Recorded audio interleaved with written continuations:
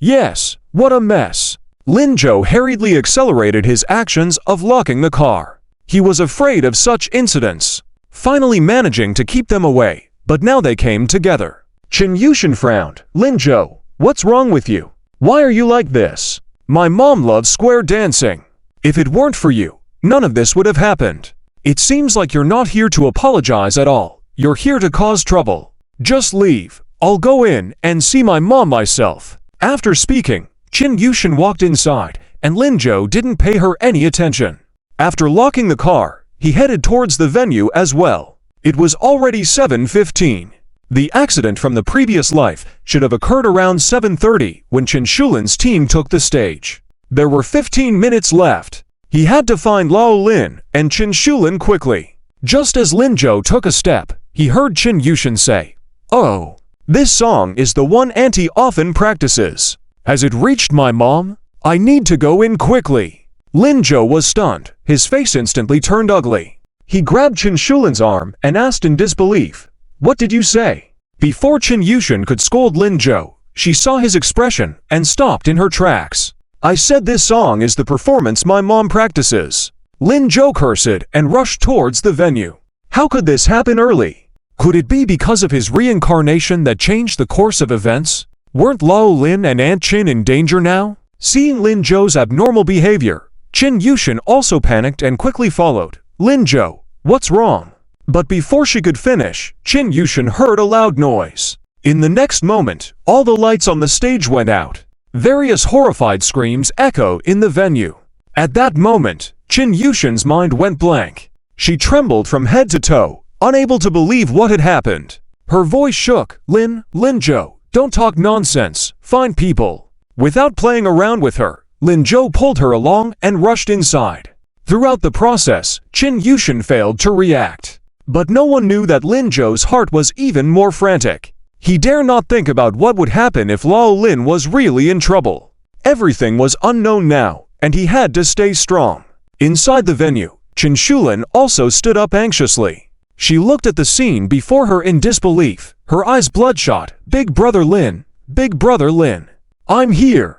Lin Changzhang stood up and held Chen Shulin's hand tightly. "I'm here. What do we do? What do we do? It's collapsed, Shulian, and my sisters." Originally, it was time for them to make a collective appearance and strike a pose. Just as Chen Shulin was about to relax, she witnessed this scene. For a moment, she couldn't process it. "Don't be afraid, don't be afraid." Lin Changzhang was also panicking. "Let's go save people. There will be nothing wrong. Everything will be fine." "Right, let's save people. Call 120, 110. Quickly, let's go help." The two of them did their best to calm themselves down and then rushed towards the stage. Security personnel were already controlling the situation, asking non-essential people to leave. Another group quickly joined the rescue efforts. Despite the flashlights being lit, it was still dim, and nothing could be seen clearly. Lin Zhou pulled Chen Yushan against the flow of people towards the front. Along the way, they did not see the figures of Lin Changzheng and Chen Shulin. With no phones and no way to contact anyone, they pushed through to the stage area and saw the mess on the ground with no one in sight. Chen Yushan, biting her lip to prevent herself from crying, finally couldn't hold back anymore, completely panicked. "Mom, where are you? I'm Zhao Ocean. Mom, answer me." After shouting for a few times, the young girl suddenly broke down emotionally, squatting on the ground and crying. Lin Zhou didn't stop her. He suppressed the palpitations in his heart, calmly surveying the surroundings. He saw that someone had already made a call, and rescue personnel were carrying out the injured. Lin Zhou tensed. "Lao Lin." After calling out once, he finally discovered Chen Shulin and Lin Changzheng helping the injured person. The two of them seemed to not notice him, too busy to be interrupted. Lin Zhou tried, but ultimately didn't go over to disturb them, standing behind Chen Yushan watching them busily. His anxious heart finally settled down. Having experienced a lifetime, finally having a new life, he was more afraid of losing than anyone else. But he couldn't fall apart. At that moment, watching them, Lin Zhou suddenly smiled. Luckily, they were all there. Lao Lin, Aunt Chin, Tia, all there. And the little classmate. Everything was progressing in a good direction. Otherwise, he wouldn't know how to face himself in this lifetime. After tending to an injured person, Lin Changzheng also noticed Lin Zhou. He walked quickly over. "You brat, why are you here?" Lin Zhou smiled and hugged Lin Changzheng. "Lao Lin, you're okay, that's great. Really great." Lin Changzheng scolded, but reluctantly pulled Lin Zhou out of his embrace. "What are you doing? Why are you being so sentimental, a grown man acting like this? Quickly, look at your sister. Zhao Ocean is crying so much. How can you not take care of her?" Saying that, Lin Changzheng was about to go. "Comfort Qin Yushan." But Lin Zhou stopped him. "Don't go."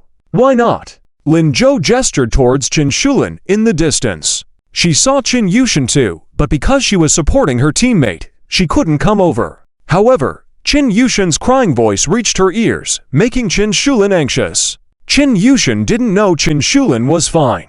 In that moment of breakdown, her mind turned into a mess. Right now, she regretted deeply, regretted not listening to Lin Zhou, regretted always being at odds with Lin Zhou, regretted not communicating with her mom normally, causing their relationship to drift apart, regretted often making her mom angry. Even more regretful, she didn't grow up according to her mom's wishes. She always told herself to protect her mom, but every time, it was her mom protecting her. Thinking about this, Qin Yushan couldn't control her emotions. She knelt on the ground, crying loudly. "Mom, Mom, where are you? Mom, do you hear Zhao Ocean calling you? Mom, Zhao Ocean won't make you angry again. Mom, Zhao Ocean will listen well. Wear the flowery, colorful clothes you bought for me. Mom, Zhao Ocean will grow her hair long when she goes back. Be a good girl. Mom, Zhao Ocean never told you, but..." Actually, those are all things Zhao Ocean likes. Zhao Ocean likes dolls, likes floral dresses, likes hair clips, likes blush lipstick. Zhao Ocean likes everything. Will you agree? Will you agree? I'll show them to you, okay? I won't be naughty anymore. I'll learn from my brother. I'll be a good sister to my brother. I'll listen to my brother's words, Mom. As her crying reached its climax, it turned into sobbing. She never opened her eyes, but moved many people around her. They all stood beside her, not speaking, not mocking. Someone couldn't help but cover their eyes, tears streaming down their cheeks. What a good child! Her mom, where was she? Qin Shulin finally finished her task, ran over, and clearly heard these words. She wanted to hug Qin Yushan, but suddenly couldn't move her feet. Her daughter ... that little one, crying, laughing, the girl rubbing against her in joy in her arms. She had grown up. She thought she understood her daughter well enough, but in reality, she was far from it. She didn't even know these things. They said mother and daughter understood each other, but on the road of her growing up, they seemed to be moving farther apart. But today, it seemed closer. She stood behind Qin Yushan like this, calling out to her repeatedly. At some point, Lin Zhou walked over to them. He squatted down, gently patting Qin Yushan's shoulder. "Tia tia." Hearing Lin Zhou's voice, Qin Yushan broke down again. She almost uncontrollably rushed into Lin Zhou's arms. Tears wet Lin Zhou's clothes. "Brother, I was wrong. I really was wrong. I won't dare anymore. Can you ask my mom to agree? I'll listen. I'll be good from now on." Lin Zhou patted her again, comforting her. "Really? Hum. The little girl choked up, nodding vigorously. "Okay, then I'll help you call for mom." Qin Yushan hesitated, tears still on her face. "What?" Lin Zhou didn't tease her anymore, pointing behind Qin Yushan. "Look back." Qin Yushan stopped crying, turned her head. When she saw Qin Shulin, she froze. She heard her mom's gentle voice, "Zhao Ocean."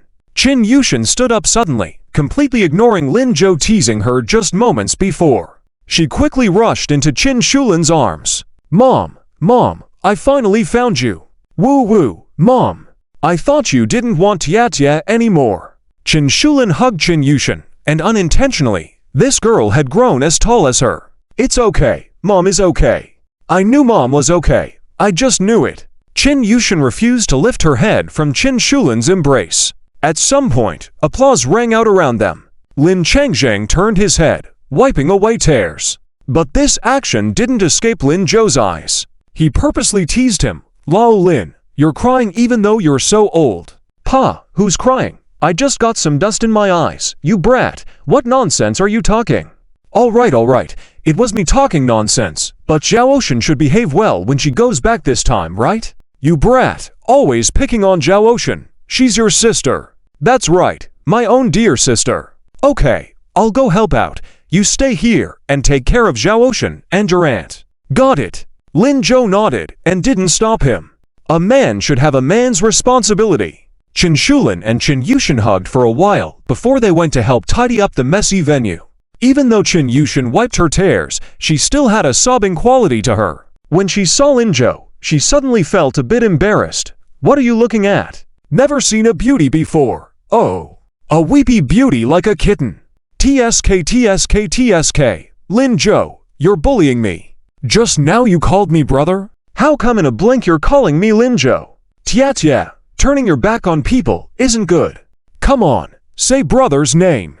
Do you want to die, Lin Zhou? Qin Yushin picked up a stone from the ground, planning to throw it at Lin Zhou. But when it reached her hand, she changed her mind and threw the used tissue with a runny nose instead. Seeing Lin Zhou laugh, Qin Yushin suddenly quieted down. She calmly looked at Lin Zhou. After a moment, she smiled and said, Lin Zhou, thank you. Lin Zhou was about to say something when he suddenly heard Lin Changzhang shouting, not far away. Medic, anyone know first aid? Quick, someone, a person here has a sudden cardiac arrest. The ambulance still hasn't arrived. The whole scene is chaotic, but no one dares to move forward. Lin Zhou quickly ran over with Qin Yushin. In his past life, he only remembered Qin Shulin being injured and didn't pay attention to whether anyone died in the accident. But now, cardiac arrest. This can be a big deal. If they can't save her, she be gone. When he walked up, he saw Qin Shulin crying beside the injured person. Qin Yushin also saw the person lying on the ground and in panic said, Aunt Yuyu. Why is it Aunt Yuyu, Mom? Beside them, the injured Zhang Shulian was comforting Qin Shulin. Shulin, don't cry. You did your best. This is my fault. If I and Yuyu had listened to you, if I made her pay more attention, nothing would have happened. Yuyu was the woman who was bad-mouthing Qin Shulin before she went on stage. Before the competition, Zhang Shulian was actually paying attention to the stage. That's why when others went on stage, she stood by the stage watching. After confirming there was no problem, she relaxed a bit, thinking she was being overly cautious. So when Yuyu spoke those words, Zhang Shulian didn't pay attention to them, nor did she warn her. But she still had some grudges in her heart. During the competition, Zhang Shulian kept an eye on the stage. Yuyu was different. She paid no attention to the stage at all and sneered at Qin Shulin. When the stage collapsed, she didn't react at all. Yuyu herself had heart problems, and this time she not only got injured, but also got scared, fainting directly. The rest of the team only had minor injuries. She was the most severe. Lin Changzhang shouted a few times, and many people came over, but they all shook their heads, saying they didn't know what to do. Qin Yushin was getting anxious. Lin Zhou. She didn't notice herself. She had already taken Lin Zhou as her backbone. At this time, the first person she called out was Lin Zhou. Lin Zhou had a serious face and shook his head. He didn't know how to help with first aid either. He had just trying to trigger a rebirth benefit. But it was no use. His mind and body had no reaction. He really didn't know what to do. Just when everyone was at a loss, suddenly Lin Zhou heard a clear voice, I'll do it. Everyone made way. Lin Zhou saw Zun Nianku standing behind the crowd, panting heavily. She looked tired, her thick bangs still covering half of her face. She was wearing a baggy school uniform and looked thin and weak. But when she spoke, she no longer sounded cautious. She stood there firmly, and every word she said was clear and powerful. I'll give it a try. Qin Yushin and Qin Shulin both glanced at Lin Zhou. Isn't she? Not having seen Zun Nianku before, Lin Changzhang was a bit worried. Young lady, first aid is very complicated. Can you handle it? Zun Nianku nodded. No problem. My grandpa also has this kind of illness. When I took care of him in the hospital, I learned from the nurses. Her grandpa had been sick for many years. The doctors said that this disease could be normal until it flares up, then it's life-threatening and requires immediate first aid. That's why Zun Nianku learned it over and over again. She was afraid that one day her grandpa would suddenly leave her, leaving only her grandma and little brother. In that case, she didn't know what to do.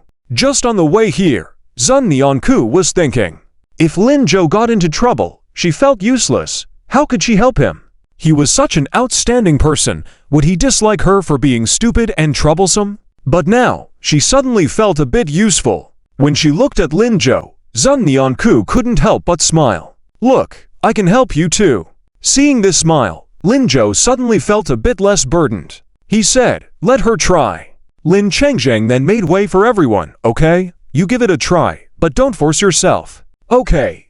Sun Neonku nodded seriously. For cardiac arrest, you need to do CPR. Sun Neonku walked up to Ziyuyu, rolled up her sleeves, and straddled her. Her hands were intertwined in the most professional manner, pressing hard.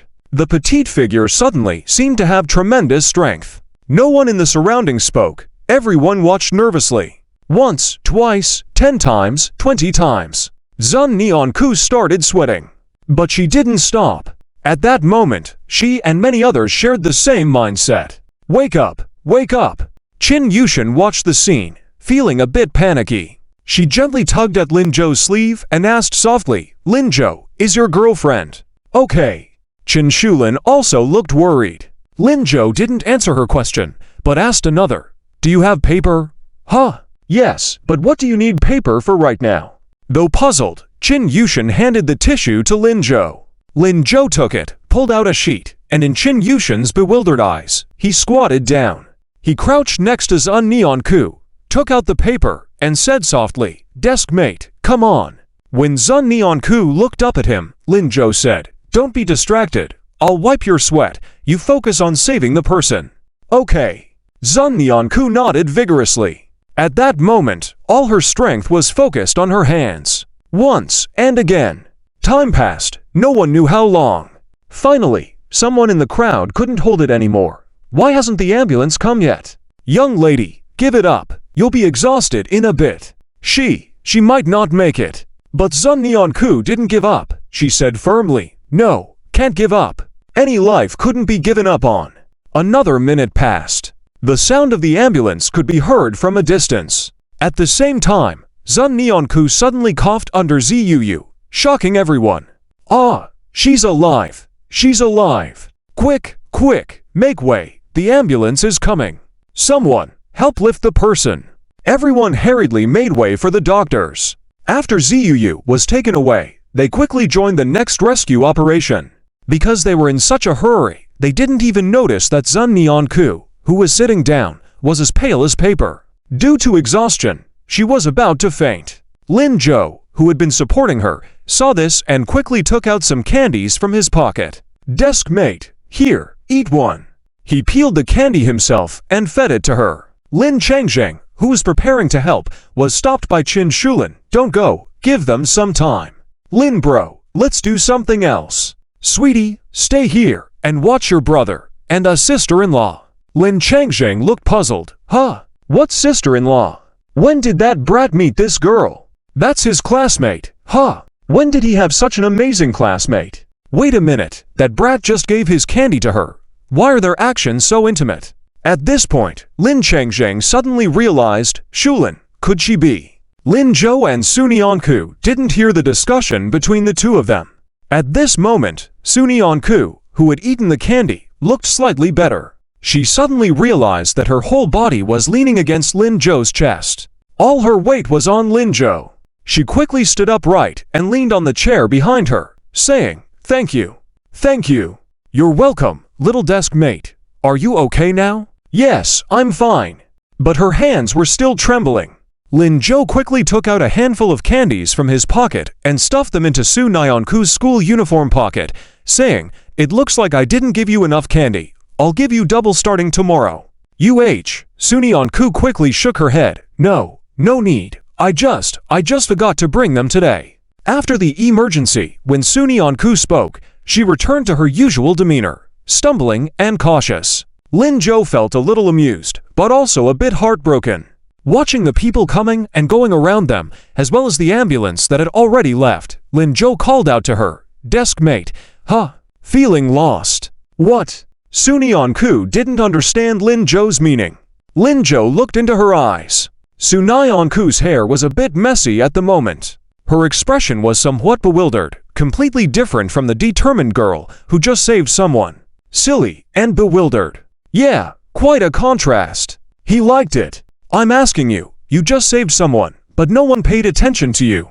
Do you feel lost? Sunyeon-ku quickly shook her head. No, not at all. Really? Yes, they are all busy. You see, it's so chaotic here. Except for the one just now. I can't do anything. I can't help at all. They don't need to worry about me, as long as that auntie gets better. Lin Zhou's heart was touched as he listened. He had been thinking about how to comfort her, but now it seemed he was overthinking it. When he looked at Sunyeon-ku again, he smiled gently. What a kind girl. When others do good deeds, they want the world to know. But she didn't care at all. She just hoped the person she saved would be fine. God had been kind to him, letting him see her kindness before he died, letting him live again to make up for regrets, and keeping such a good girl by his side. He had to cherish her. That's good. What do you want to eat later? I'll buy it for you. Oh, no need. Today, you saved someone, so I'll treat you to dinner. It's only right. Sunyeon-ku didn't know how to refuse. She lowered her head and didn't speak anymore. But after a moment, she raised her head again. Lin Zhou. Yeah. Did I help you today? I mean, did I help you at all? The girl's eyes sparkled, and Lin Zhou could almost see the galaxy of anticipation within them. In that moment, Lin Zhou suddenly froze. Could this little girl be? He almost blurted out, yes, you helped a lot. The girl heaved a sigh of relief, and her face immediately lit up with a smile. Even her eyes turned into crescent moons. That's good. I guess I also helped Lin Zhou a bit. She said the last sentence softly, but Lin Zhou still heard it clearly. His heart was deeply moved once again. So, she was doing all this to help him. In her eyes, because she helped him, other people's lack of attention didn't matter at all. As long as she could help Lin Zhou, everything was fine. In that moment, Lin Zhou felt a sweet breeze blowing towards his heart. He couldn't help but stand up straight and reach out his hand. He wanted to hold on to that breeze and keep her close to him. Sunyeon-ku noticed Lin Zhou's movement and tensed up all over. She shrank her neck and looked at Lin Zhou. You. Just then, there was a sudden click sound from beside them. Both of them were taken aback. Lin Zhou turned his head and followed the source of the sound, only to see Qin Yushin, who was struggling to cover her eyes, but still leaving a gap between her fingers. She was squatting not far from them, holding a fallen chair in her hand, looking embarrassed. I didn't mean to. Do you believe me? Lin Zhou. Qin Yushin, seeing no response from him, hurriedly explained, Uncle Lin and Auntie asked me to keep an eye on you, afraid that you might be in danger, so I was carefully hiding nearby. I really didn't mean it. How about this, Lin Zhou, you continue? Just pretend I'm not here. Once again, Lin Zhou was speechless. The good atmosphere was ruined. Could they still continue? Sunyeon-ku finally breathed a sigh of relief and seized the opportunity, saying, how about we go eat? Lin Zhou, I'm hungry. Either way, regardless of if she was hungry or not, it was better to eat first. If they stayed here longer, and Lin Zhou actually hugged her, what would happen?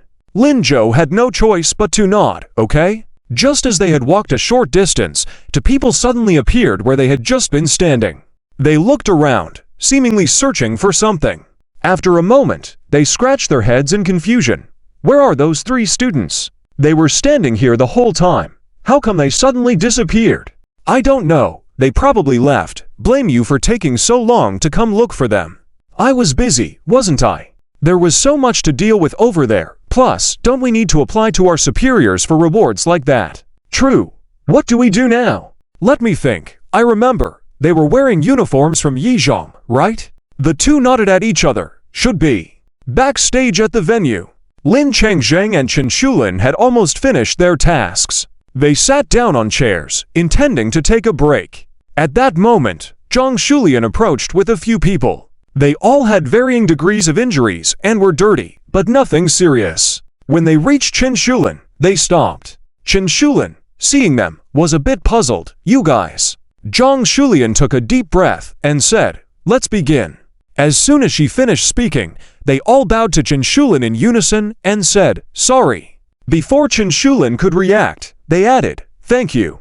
Chen Shulin stood up in a panic and quickly helped Zhang Shulian up, saying, Shulian, and all of you, please get up and don't be like this. But no one stood up. Chen Shulin became anxious. No need to thank me. Really no need to thank me. We're all sisters, and this is what I should do. If you don't get up, I will bow to you too. With that, she actually bowed. Lin Changzheng, seeing this, also stood up and said, "Everyone, listen to me. Please get up. What's this behavior? Everyone is exhausted.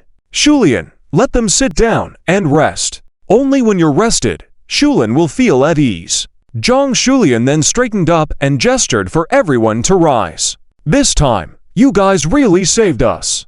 I actually didn't achieve anything." Chen Shulin felt a bit ashamed about this. Zhang Shulian shook her head and said, "No, you did a lot. Actually, though we didn't admit it before, except for Ruyu, we all took your words to heart. We just had a mentality of luck. Because of that, when the accident happened, we moved away, so we didn't suffer serious injuries. Otherwise, we might have been just like Ruyu." As she spoke, Zhang Shulian almost shed tears. The others quickly chimed in, "Yes, Shulin, we really need to thank you this time. If it weren't for you, I don't know if I would have seen my granddaughter again." "Same here. My chubby grandson was just born." Seeing how earnest everyone was, Chen Shulin didn't know what to say. She hesitated, bowed her head, thinking of their prejudice against Lin Changzheng. So she added, "Actually, you shouldn't thank me for this matter. Someone reminded me, that's why I knew." "Ah, right. Shulin, I remember you mentioned this before. Someone told you about it. Who was that? Who's so amazing? How does he know everything? Tell us quickly, so we can also thank that person." Chen Shulin said, "He was passing by here, felt something was off, and told me." "That person." She glanced at Lin Changzheng and said, "It's Lin Bro's son, Lin Zhou." "What? Lin Zhou? How can it be him?" Everyone wanted to say something, but hesitated and remained silent. They had always considered him useless, yet he ended up saving them. They even ridiculed Chen Shulin for insisting on being with Lin Changzheng. Only now did they realize that they were the fools themselves. "We understand, Shulin. We will thank him. Also, in terms of your work, we've already communicated and the leader said to give you double your previous salary to reassure you." "Okay." Chen Shulin didn't refuse. After the others left, Chen Shulin leaned against Lin Changzheng, saying, "Brother Lin, it was Zizhou who saved me. If it weren't for him, she would have been injured on stage like the others. Maybe she wouldn't have been so lucky and might not have seen tomorrow's sun." Lin Changzheng hugged her shoulder and gently patted her, saying, "It's nothing. We are family now, and he did what he should. Then I should thank him too. From today, whatever Zizhou likes to eat, I will cook for him. You'll spoil him that way. He's my child. What's wrong with spoiling him?" "Ha ha, true. But where is this child?" "Oh, he just took his classmates and Zhao Ocean out to dinner." Lin Changzheng looked puzzled. "Dinner? But I haven't talked properly with his classmate." "No, his little girlfriend."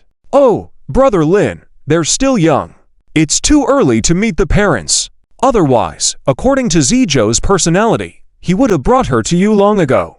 Don't rush, wait a bit, or you'll scare the girl away." Lin Changzheng nodded. "Right, that makes sense." Chen Shulin added, "Of course, when did I ever say something unreasonable? Shulin, I see you and Zhao Ocean alike. She's my daughter, it should be normal."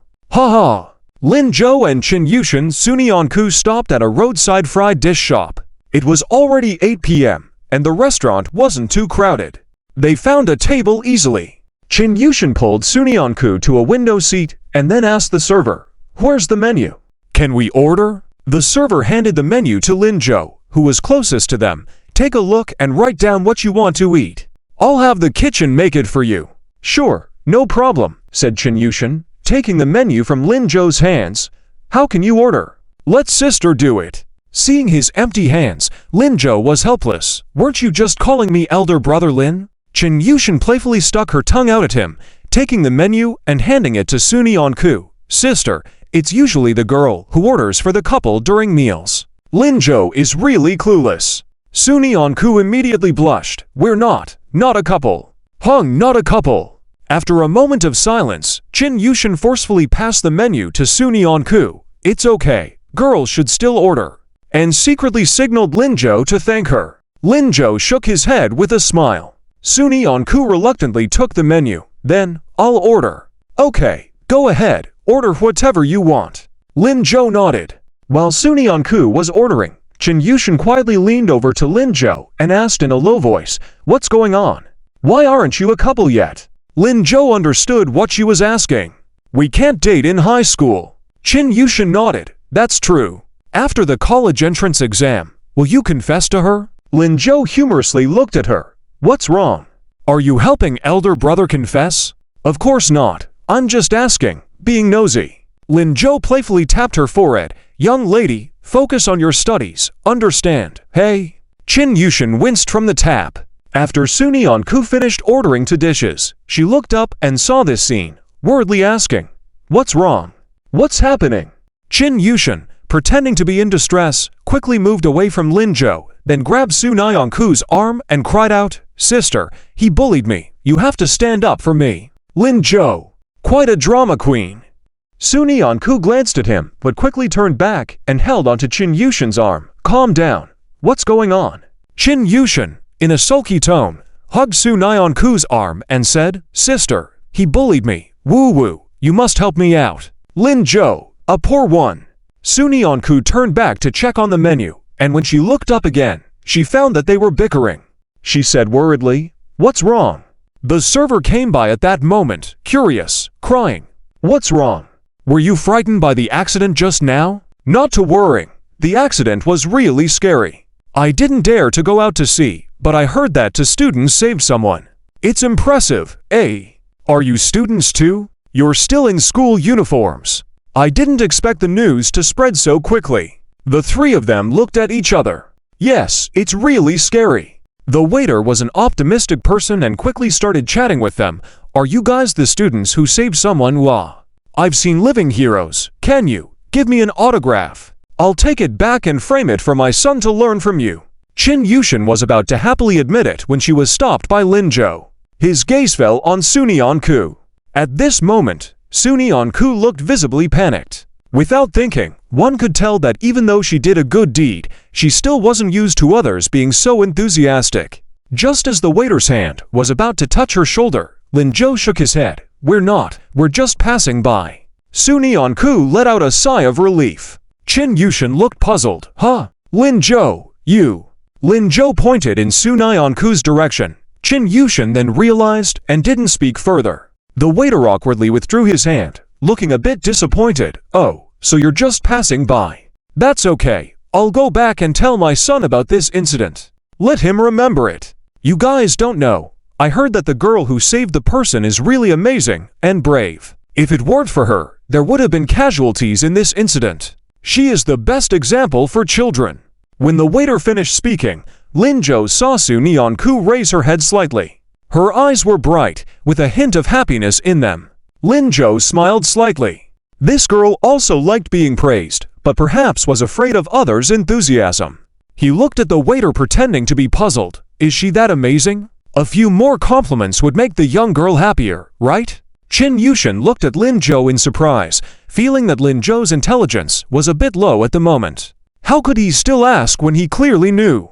But Sun Yanku was slightly surprised. When her gaze met Lin Zhou's, she heard the waiter say, "Of course, the whole street was talking about it just now, and some people were shouting that they wanted to see the hero, but unfortunately, they were too late. The little hero had left already." Sun Yanku felt her heart tremble slightly. Could her single action have such a big impact? Lin Zhou saw her reaction and jokingly said, "Then I should also take her as my example." Sun Yanku was once again surprised. What did Lin Zhou mean by taking her as an example? He had helped her countless times. Shouldn't she be the one taking him as an example? Yes, haha.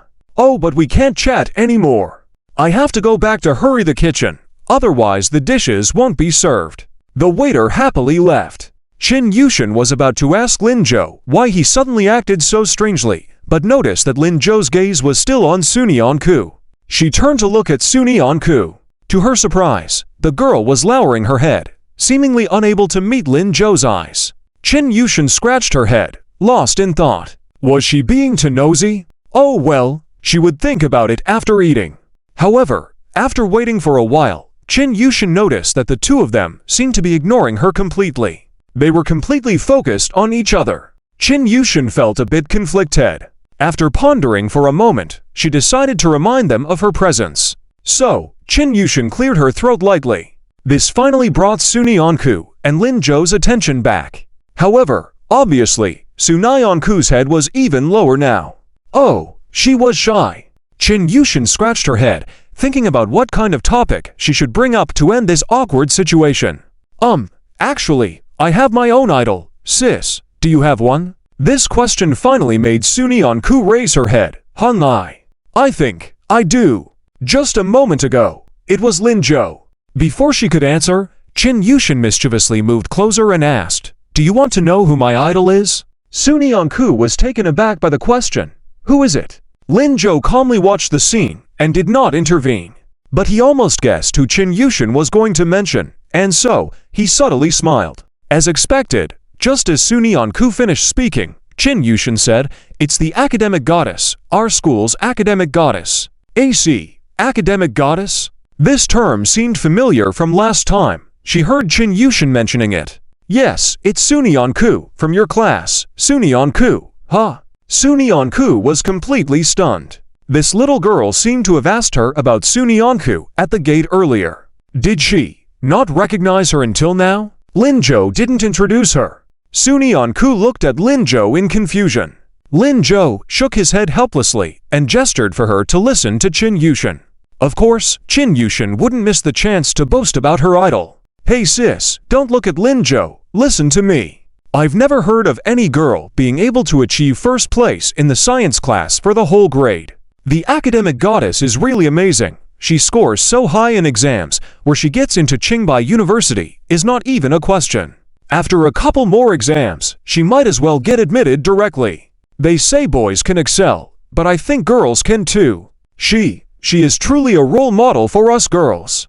As Sunyeonku listened to these praises about herself, she felt a strange sensation in her heart. She felt happy, yet embarrassed. She glanced at Lin Zhou once more, careful not to meet his gaze, and timidly asked, "Is she really that good?" Yes, she's really outstanding.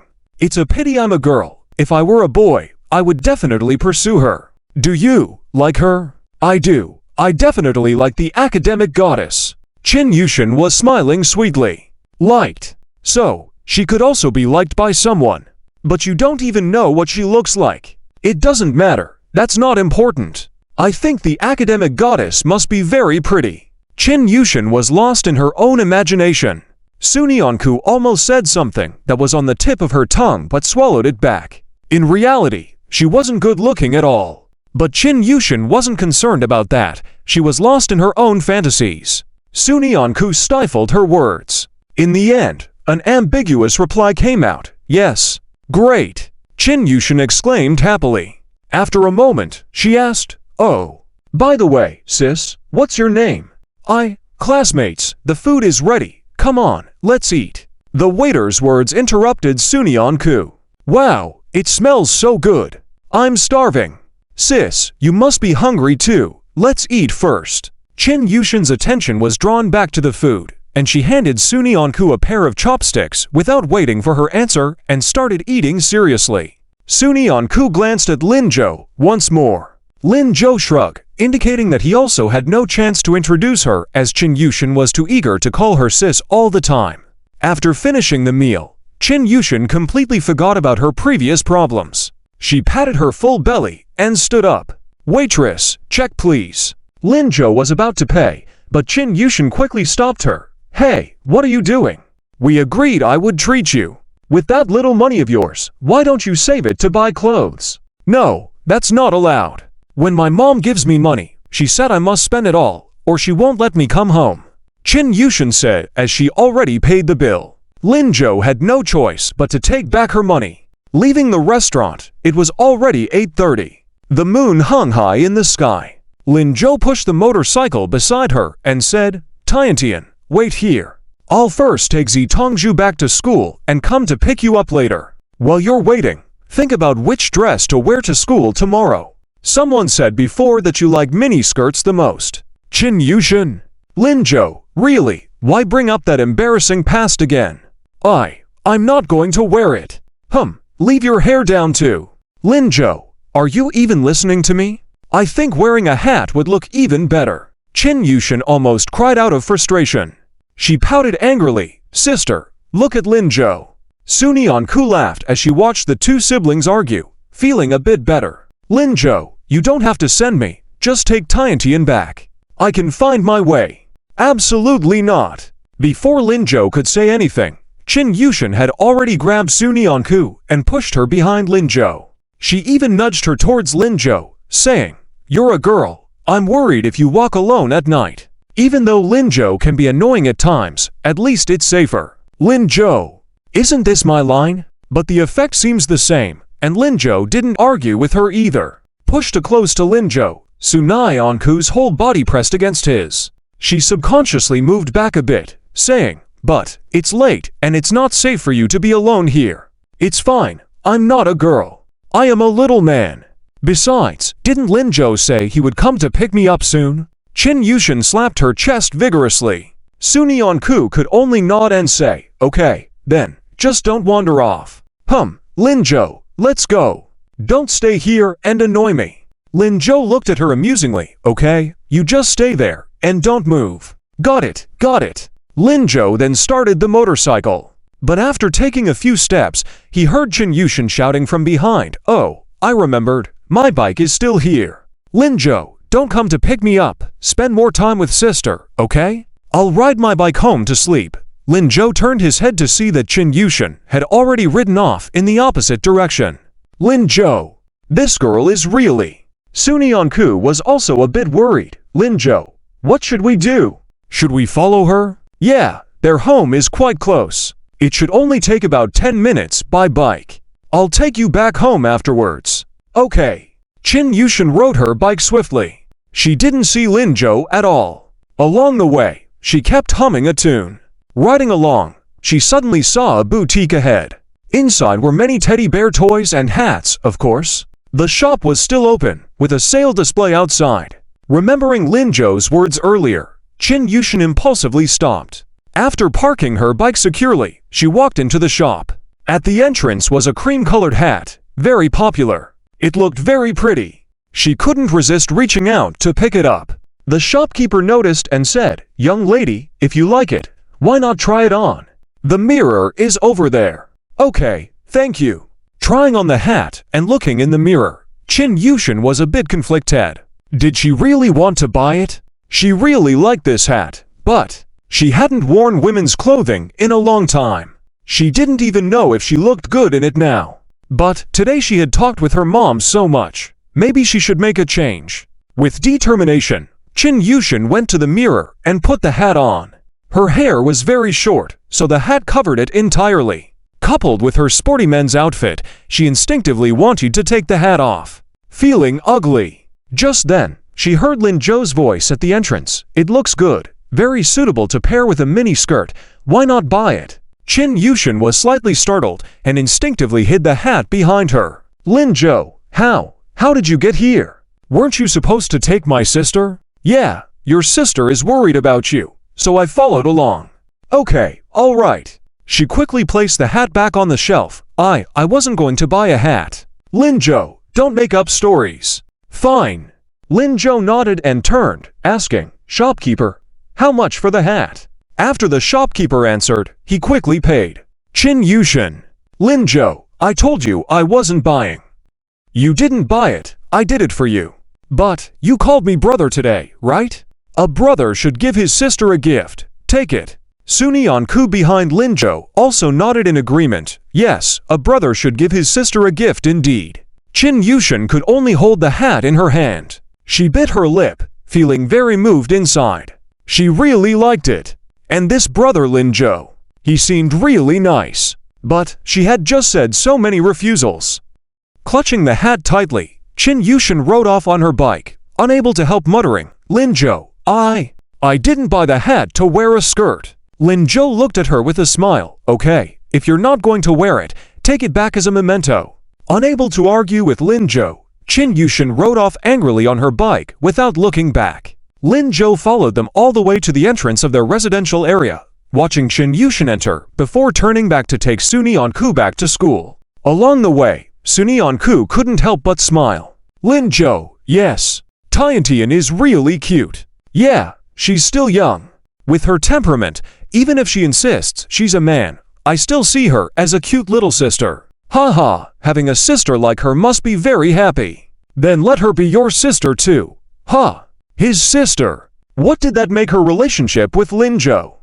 Thinking about this, Sunyeon-ku hastily tapped Lin-jo from behind. Although she didn't lean on his shoulder, Lin-jo's shoulder seemed really broad. After dropping Sunyeon-ku back at school, Lin-jo turned back to his house. Lin Changjang and Chin Shulin were having dinner. Everyone was tired today, so Chin Shulin only cooked noodles. Seeing Lin-jo come back and head straight upstairs, Lin Changjang couldn't help but call out to him, "Hey, kid, what's the matter? Can't you say hi to your old man when you're back?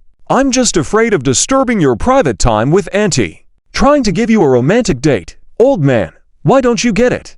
Don't mess around. Where are the two of them?" Tiantian went home, and my classmate went back to school. That's fine. Lin Changjang picked up his noodles and approached Lin-jo, reaching out to gently pat his shoulder. Oh.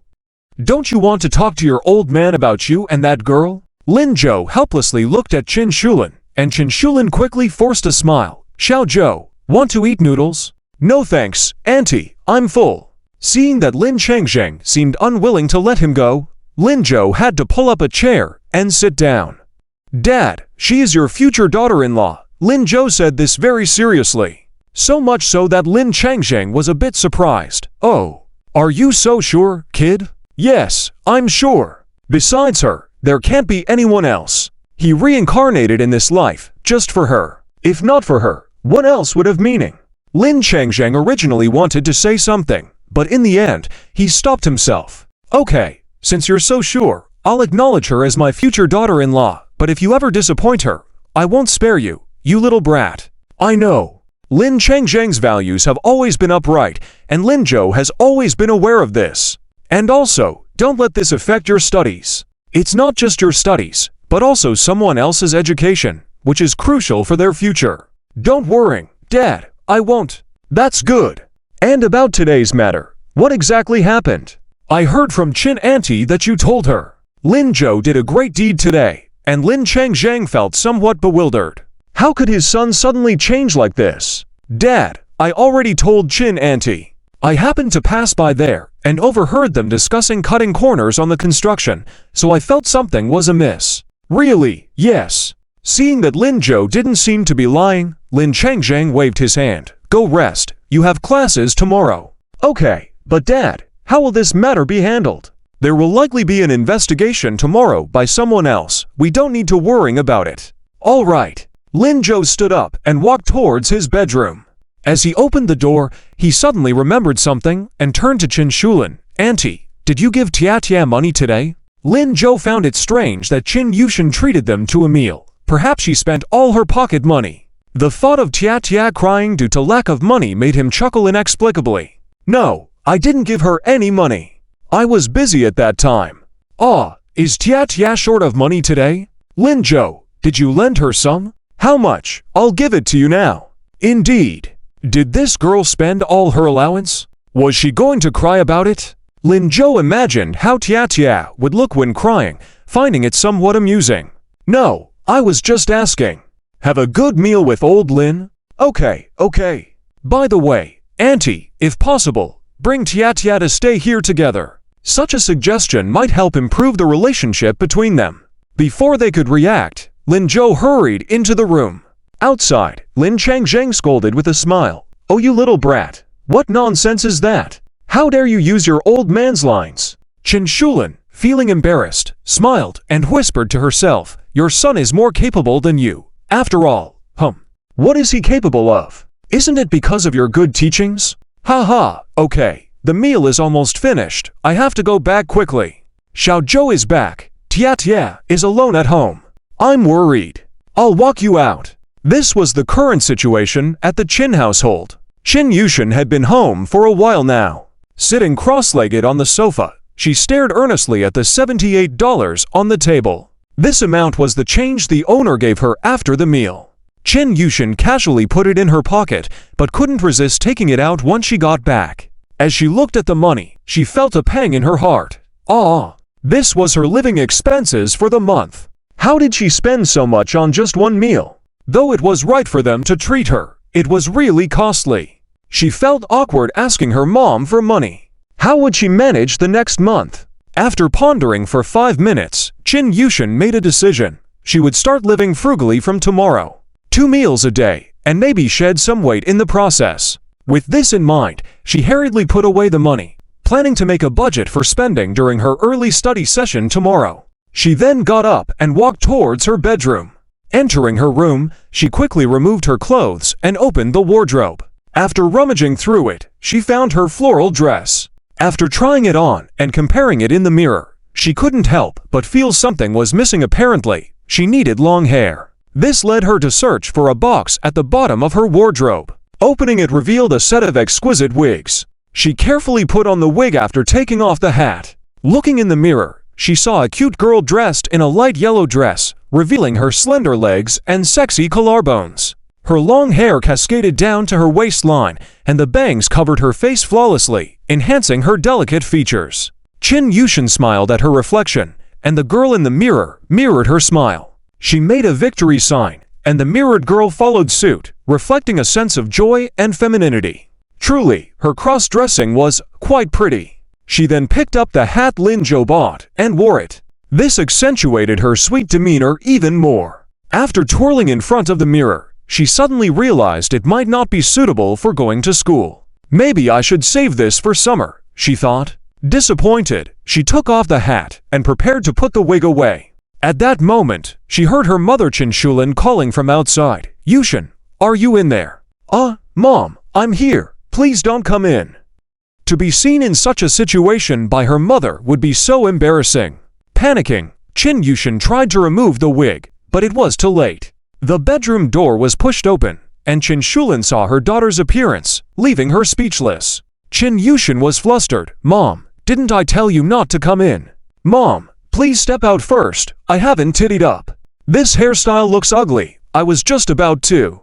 It's not ugly, her mother interrupted, brushing her hair back carefully. Upon observing her daughter, Chin Shulin suddenly felt the bittersweet emotion of watching her daughter grow up. You're not ugly at all. You look great. Really? Yes. Chin Shulin nodded. Chin Yushin still found it hard to believe. But Mom, you always see me in boys' clothes. Isn't this hairstyle a little awkward? Chin Shulin shook her head and ran her hand through Yushin's hair. Not awkward at all. My lovely daughter, you're the most beautiful, and even this hairstyle suits you.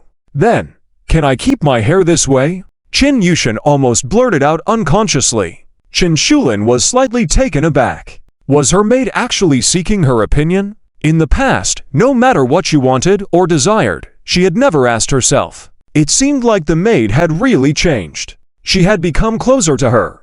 Thinking of this, Chin Shulin was particularly happy. Good, of course that's good. Well, then let's keep it long starting today. Chin Yushin happily hugged Chin Shulin. Mom, Zitia hasn't kept long hair for a long time.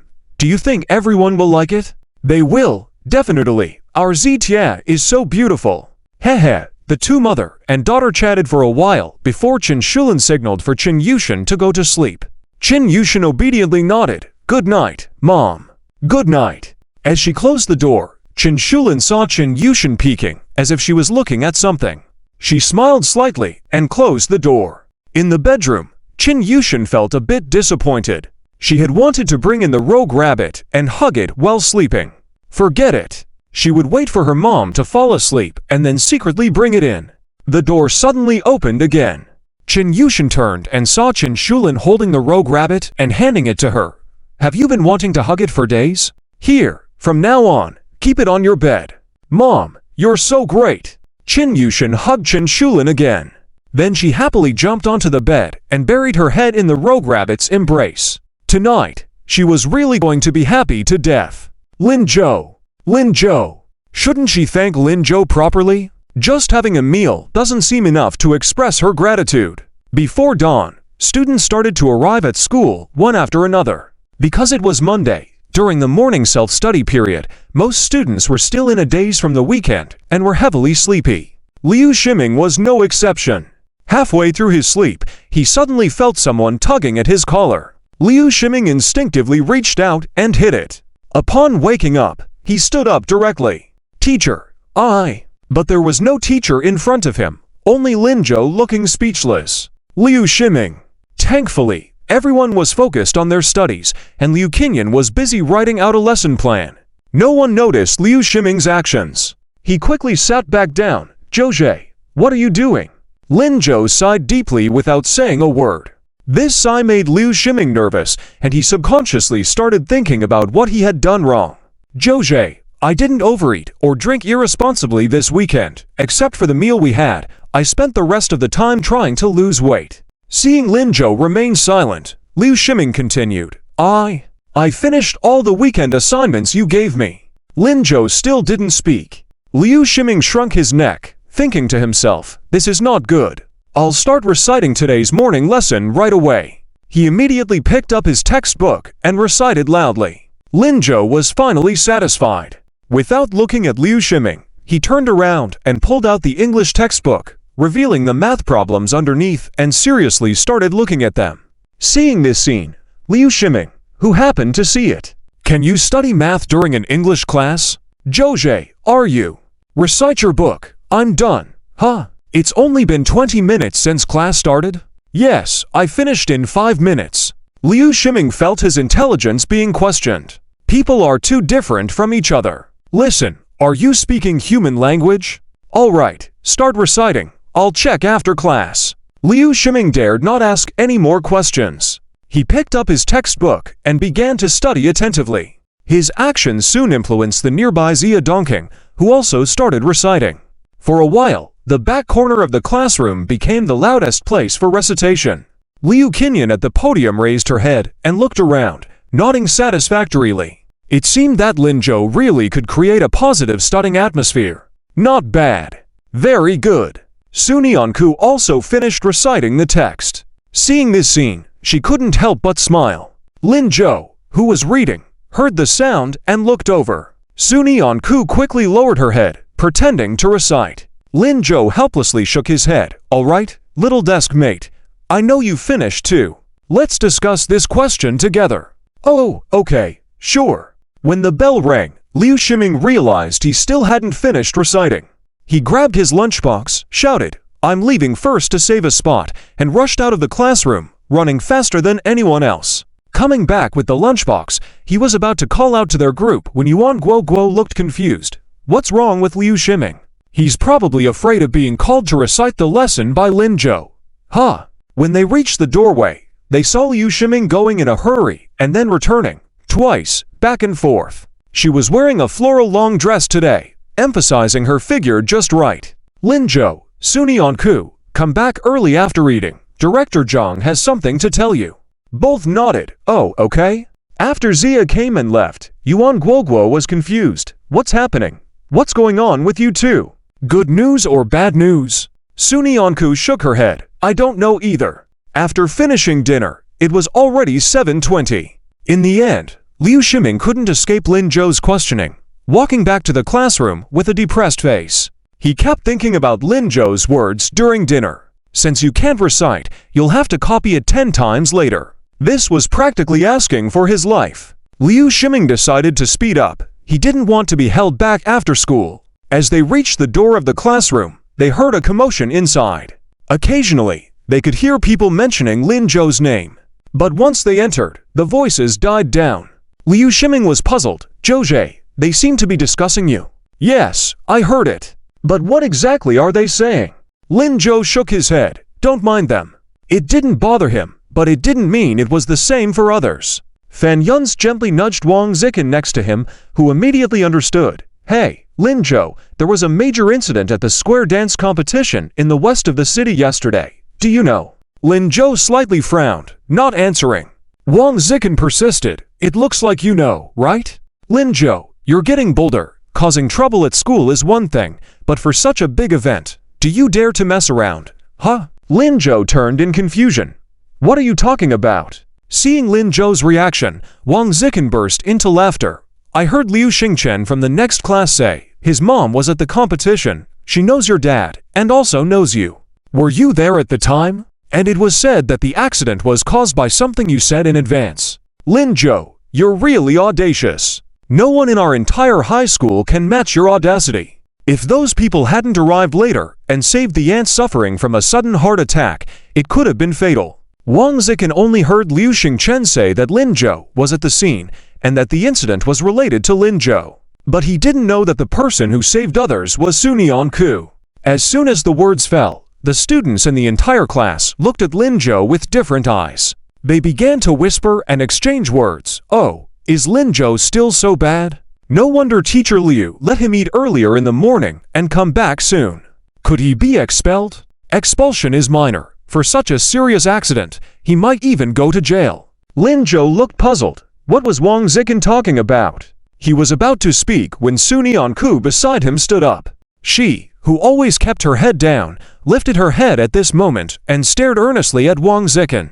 When she spoke, she no longer hesitated. Linjo did nothing wrong. He went to help. You are tarnishing Linjo. You must apologize to Linjo. Wang Zikin was surprised that Sunion Ku, who usually didn't speak, was now becoming assertive. After all, he was a top student and still felt a bit scared. However, under the hint from Fan Yun's eyes, Wang Zikin stood up again. Are you slandering Linjo? How did I smear Linjo? Miss Su, you just came to the class and don't know about Linjo's situation. He has done all sorts of bad things. It's normal for such a big mistake to happen this time. He never did that. Sunion Ku was outraged. She, who never scolded anyone, now felt wronged. How could they tarnish Linjo like this? Clearly, Linjo is so good and excellent, always willing to help. Clearly, Linjo is so kind. How could they be so unreasonable? You must apologize to him. Sunion Ku did not see that behind her, Qian Guoguo and Liu Shiming were stunned. This was also the first time they had seen Sunion Ku like this. For a moment, they forgot to react. And Linjo turned his gaze towards her. Returning to this moment, this was the second time he saw his desk partner so determined to deal with the situation. The first time was because of him. The second time was still because of him. What kind of merit does he have? The abusive voices around him seemed unimportant now. Linjo suddenly realized, in his eyes, there was only Sunion Ku. He could no longer tolerate other people or hear other voices. Seeing Sunion Ku persisting like this, Wang Zikin felt somewhat unsure, but he refused to miss this opportunity to mock Linjo. How do you know he didn't do it? Because Sunion Ku lowered her head and was suddenly at a loss for words. Should she admit that she was with Linjo over the weekend? But if she said that, she would definitely be misunderstood. These classmates often gossiped, talking in a very harsh tone. When she started studying at this school, she told herself to keep a low profile, not to provoke anyone. Only in this way could she avoid being bullied and focus on studying. She never liked her affairs being made public. But now, why can't say it, right? Miss Su, you were deceived by Linjo. Because I was also at the scene. Sunion Ku couldn't help it, her voice raised a few notches. I was there. I know how the accident happened, and I also know that this has nothing to do with Linjo. He and Lin's father were helping to save people, so you are tarnishing Linjo. The classroom was very quiet. Every word of Sunion Ku clearly reached everyone's ears. People looked at each other. Some began to doubt Wang Zikin. He instantly felt that his dignity was being trampled on. Wang Zikin was very aggrieved. Even if they study together, the incident at the square dance event is true. Linjo was really there. It's because of him that. Do you think I don't know about that matter? Where did you get the information linking it to Linjo? Wang Zikin, spreading rumors with malicious intent, also has to take responsibility. With that, Wang Zikin dared not speak anymore. Zhang Shuqi waved his hand. All right, sit down. Today I'm here for this matter. There were 10 minutes left before class. Zhang Shuqi glanced around, first coldly snorted, then smiled. Linjo, Sunion Ku, come up here. The two looked at each other and walked slowly to the platform. Teacher, what's the matter? Nothing, just wait a moment. After saying that, Zhang Shuqi made a call. Then he looked at the two. The more he looked, the happier he became. Not bad, not bad. Really good. Everyone? What's with Zhang Shuqi's expression? What is he up to?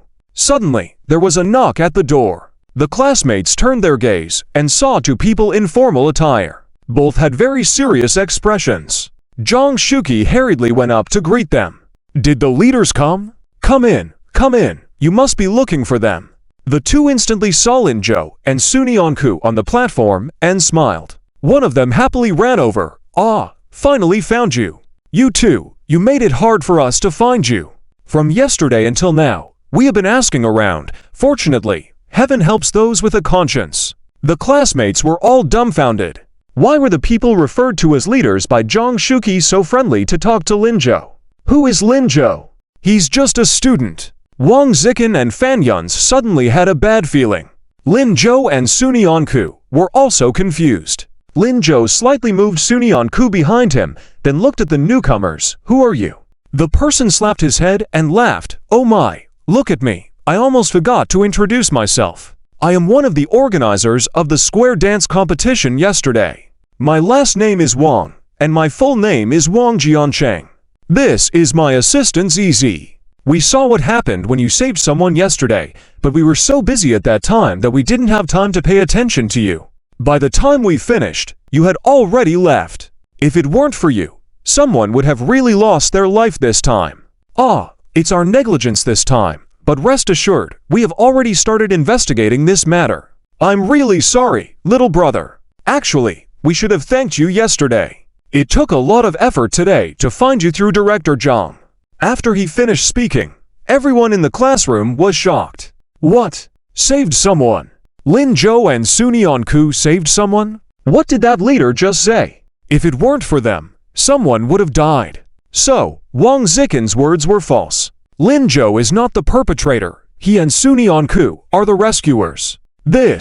When they looked at Lin Zhou again, their classmates' eyes showed some admiration. Some even started pointing fingers at Wang Zikin. Wang Zikin's face instantly turned very ugly. He lowered his head, almost burying himself in the desk. How could this happen? It shouldn't be like this. Fan Yuns also clenched his fists tightly. Deceived again. Fooled by Lin Zhou again. Damn it. Finally, Liu Shiming in the back also finally reacted.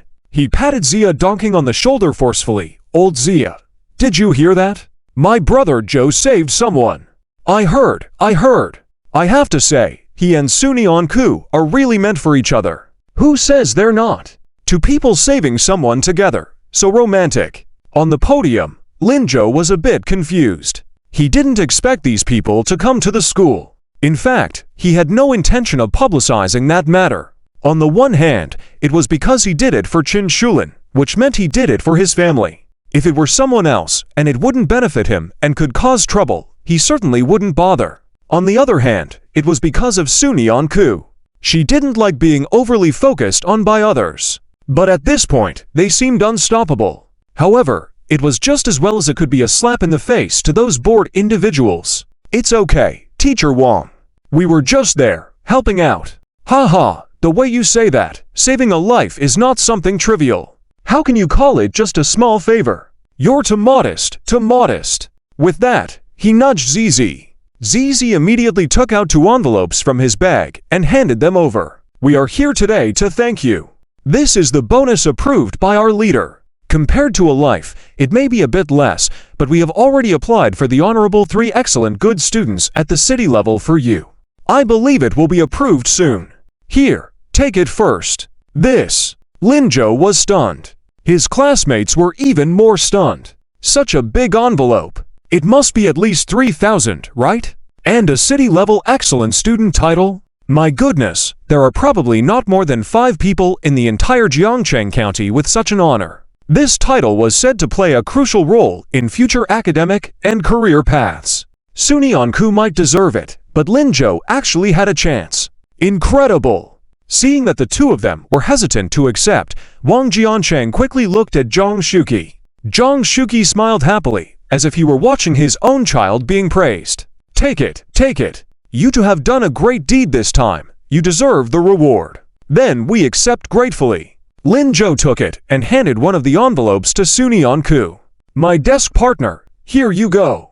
Suni Onku took the envelope, still a little dazed. The envelope was thick. It must be full of money. Could she also earn money now? Could she repay Miss Liu's money soon? Could she also invite Lin Zhou to dinner? Thinking of this, Su Nianku felt happy. However, Wang Jiancheng was in a bit of a dilemma.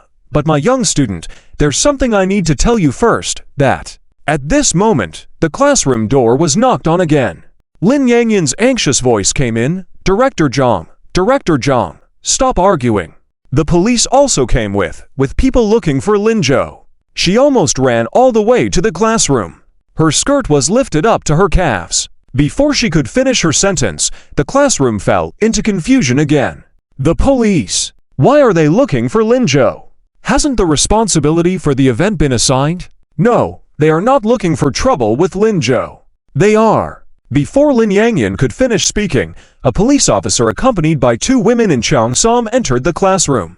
The policeman was holding a brightly colored brocade flag.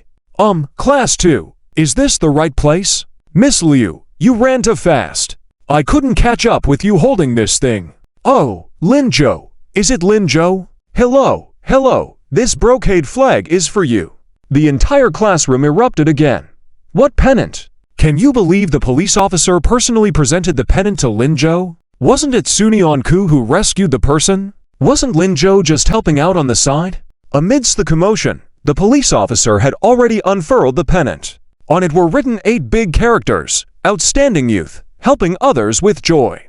Although Lin Zhou felt proud of this scene, he still felt embarrassed. Why do people nowadays like getting out pennants so much? It really looks a bit tacky. But now was not the time to dwell on this. He asked, "Officer, did you make a mistake in delivering this? However you calculate it, it should be for the person next to him." Wang Jiancheng beside him was also very puzzled. "Officer Zhou, what is this about?" The person in police uniform looked about 20 years old, but being called police officer uncle did not feel awkward at all and answered quite naturally, "No, I didn't make a mistake. This is for you." Seeing Lin Zhou hesitating to accept, the police officer had no choice but to push the middle-aged woman behind him forward.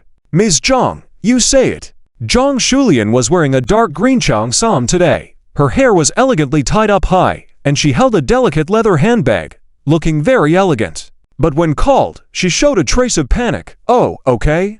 Walking up to Lin Zhou, she took the pennant from the police officer's hand and placed the handbag on the nearby desk, holding the pennant in her hands and respectfully looking at Lin Zhou. "Lin Zhou, you probably don't know me. I am Zhang Shulian, the deputy team leader of Qin Shulin's team."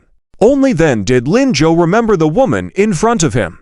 Yesterday, she had helped him after an accident. Her hair was messy, her face covered in dust, standing next to Qin Shulin to assist her. Having been quite scared, she was dressed up today, and he didn't recognize her at first glance. "Oh, Auntie, it's you?" "Yes, this pennant is a gift from the sisters in our team for you. Yesterday, because of your timely warning, the 10 of us in the group might have been injured worse than Ziruyu. Maybe even someone would have died on the spot. Although we don't quite believe in Qin Shulin, we still left a guard up, so in the end, only minor injuries were sustained. Originally today, they all wanted to thank you, but some are still in the hospital, and we were afraid it would disrupt the students' learning in the school, so I came as a representative. We have already informed the police station, and they also said you should be rewarded. Take it." Every word Zhang Shulian said was clear and audible to everyone present. Wang Jiancheng looked at Lin Zhou in shock. You warned them."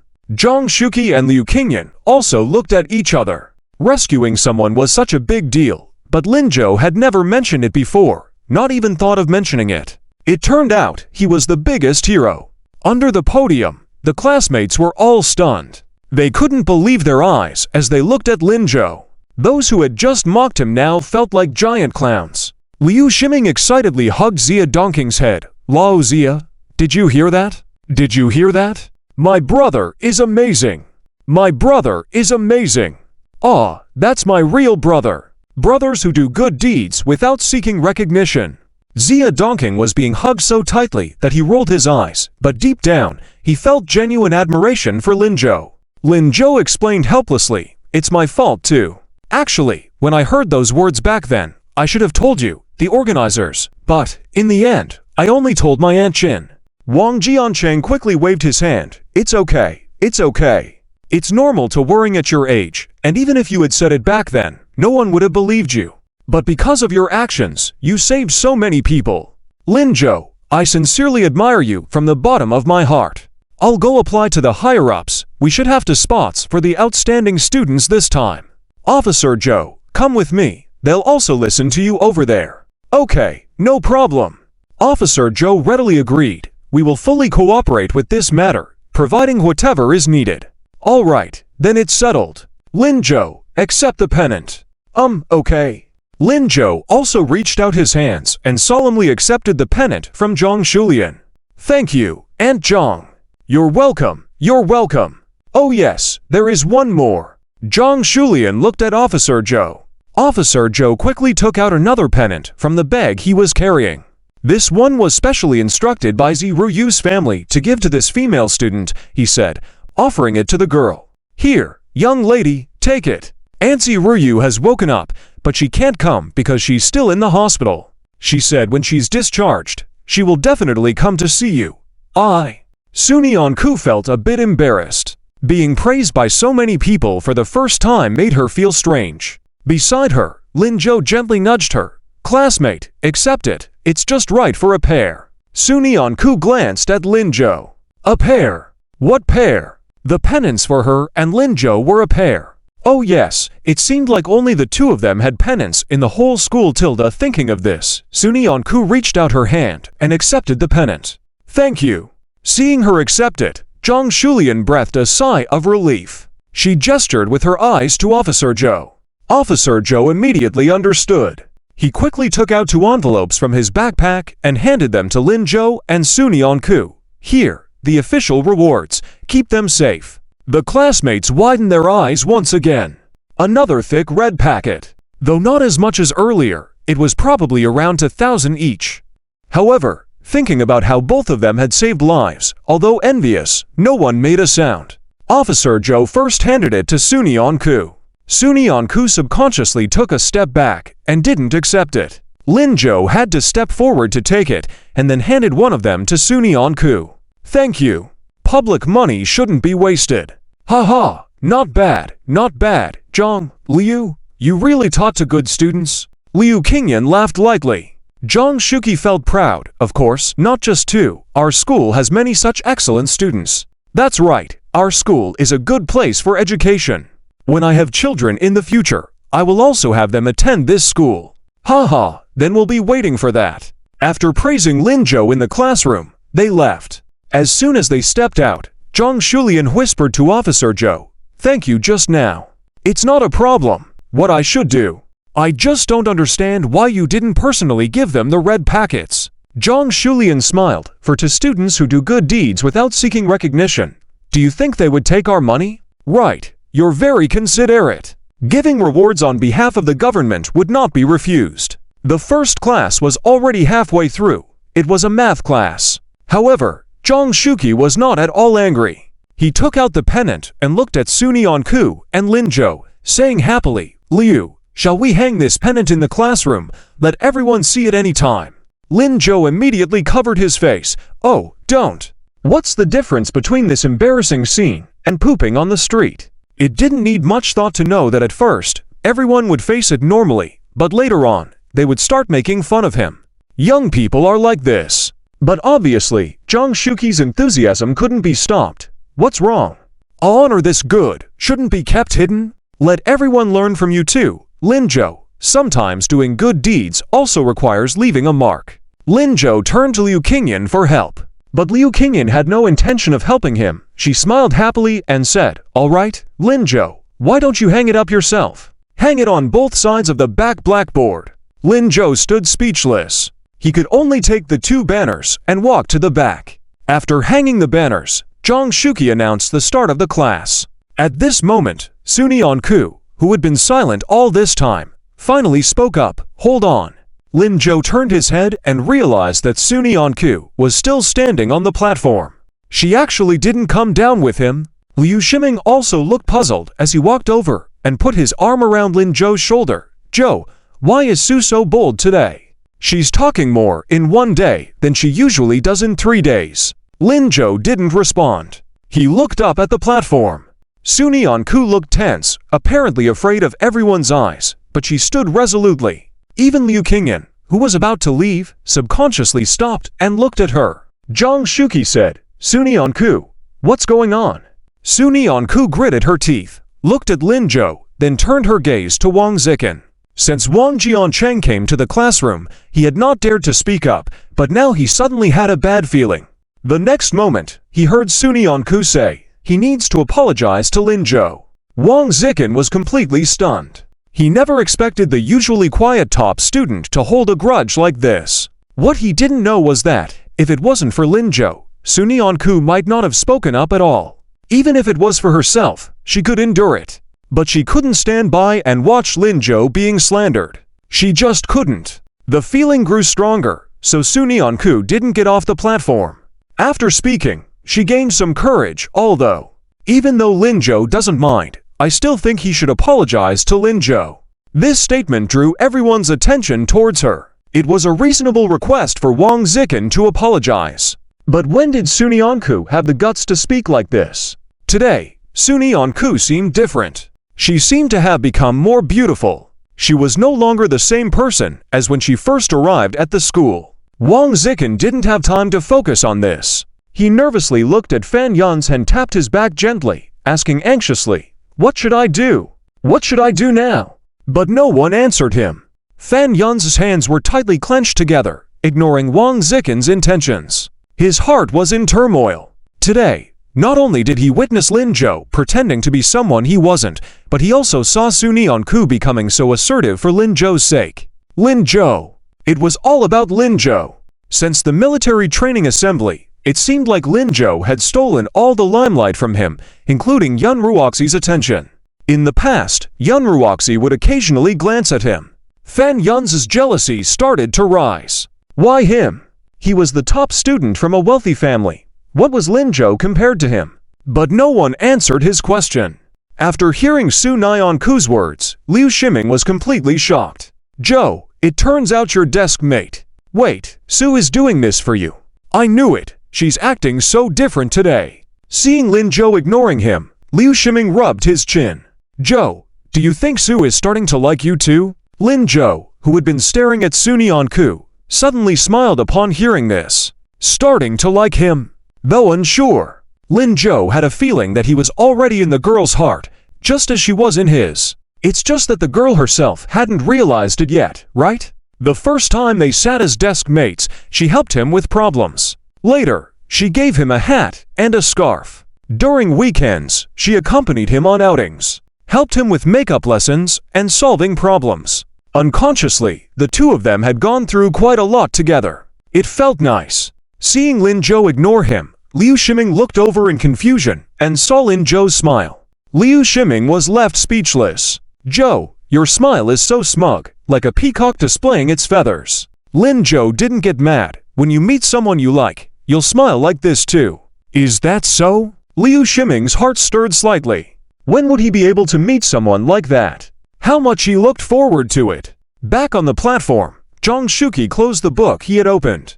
"That's right, I got so excited earlier, I forgot about this matter. Wang Zikin, you should indeed apologize to Lin Zhou.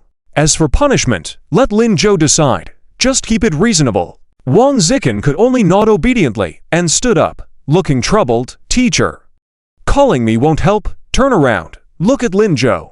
Wang Zikin realized that no one was on his side. He could only hang his head and turn towards the back. Although feeling extremely aggrieved, everyone was looking at him, especially Lin Zhou. He wasn't sitting but stood there, calmly observing him. Wang Zikin felt like he was about to be executed. He forced himself to speak softly, "I'm sorry." Hearing this, Liu Ximing became very angry. "Hey, you kid, are you whispering? Show some sincerity. Speak up. We can't hear you." No one spoke up for Wang Zikin. He dared not raise his head and shouted again, "I'm sorry. I'm sorry, I was wrong. I shouldn't have spread false information about Lin Zhou. Lin Zhou, please forgive me. As for punishment, maybe we can forget about it. I might not be able to handle it. How about this? I'll treat you to dinner to make up for it." This time, everyone heard it clearly. All eyes turned towards Lin Zhou, waiting for his response.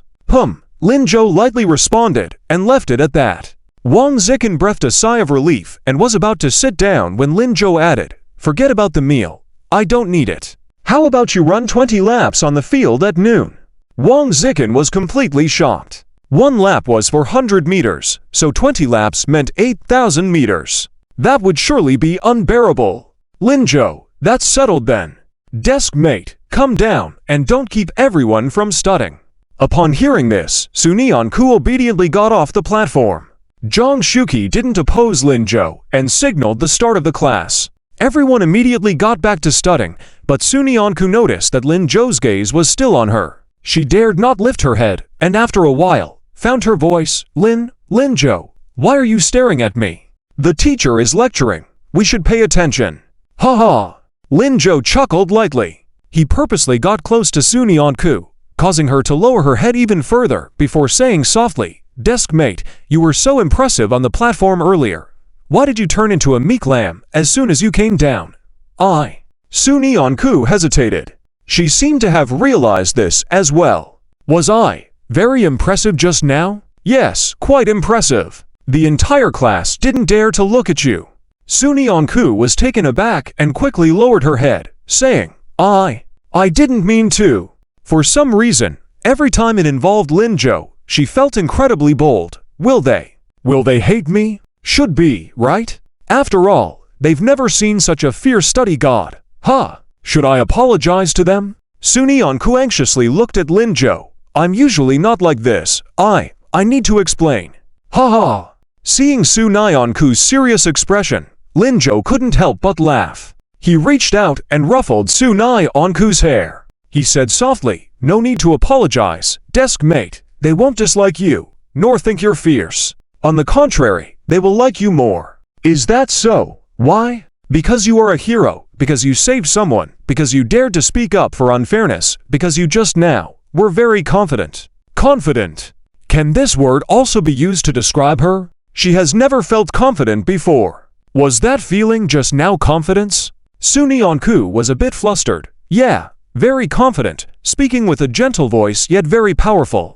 Deskmate, remember this feeling. In the future, when bullied, fight back like this. When someone wants to talk to you, also raise your head high. Look into their eyes. Speak confidently. Is that okay? Lin Zhou nodded. Yes, definitely okay. Most people are bullies and will back down when confronted. Besides, my deskmate is so good at studying and so pretty, others won't dare to bully you, and many will want to be friends with you. Pretty. What's going on with Lin Zhou today? Why does he keep using these inexplicable words to describe her? Does she even come close to being pretty? Deskmate, how long has it been since you looked in the mirror? When you go back to the dorm tonight, take out a mirror, tie up your hair, and take a good look at yourself. Look at yourself, see how pretty you are. Lin Zhou smiled slightly. Su Nianku quickly looked down. Is Lin Zhou complimenting her? But confidence and beauty, can't you really embody those qualities? This lesson was delayed for too long, so it didn't last for very long. Wang Zikin, who had been sulking the whole class, stood up quickly. He needed to go out and vent. This time, he didn't even shout for Fan Yun's. When he reached the door, he saw a person with a bowl haircut running towards him. Wang Zikin, wait, I have something to tell you. It was Liu Xingchen. Wang Zikin was furious as soon as he saw him. You dare to come here? It was because of this guy that he dared to boldly say those words. He thought he could mess with Lin Zhou, but ended up falling into his own trap. WHWH. What's wrong? Wang Zikin, you seem upset. Wang Zikin's face turned red with anger, but he couldn't let out the embarrassing incident, so he swallowed it down. He endured and endured, then said ferociously, What? Speak up. It's like this. What I told you while eating breakfast today wasn't complete. That Lin Zhou in your class, he wasn't out to harm anyone. He was actually there to help. My mom and them want to thank him. Wang Zikin, why does your face keep getting darker? Are you sick, Lu? Crossing. Chen.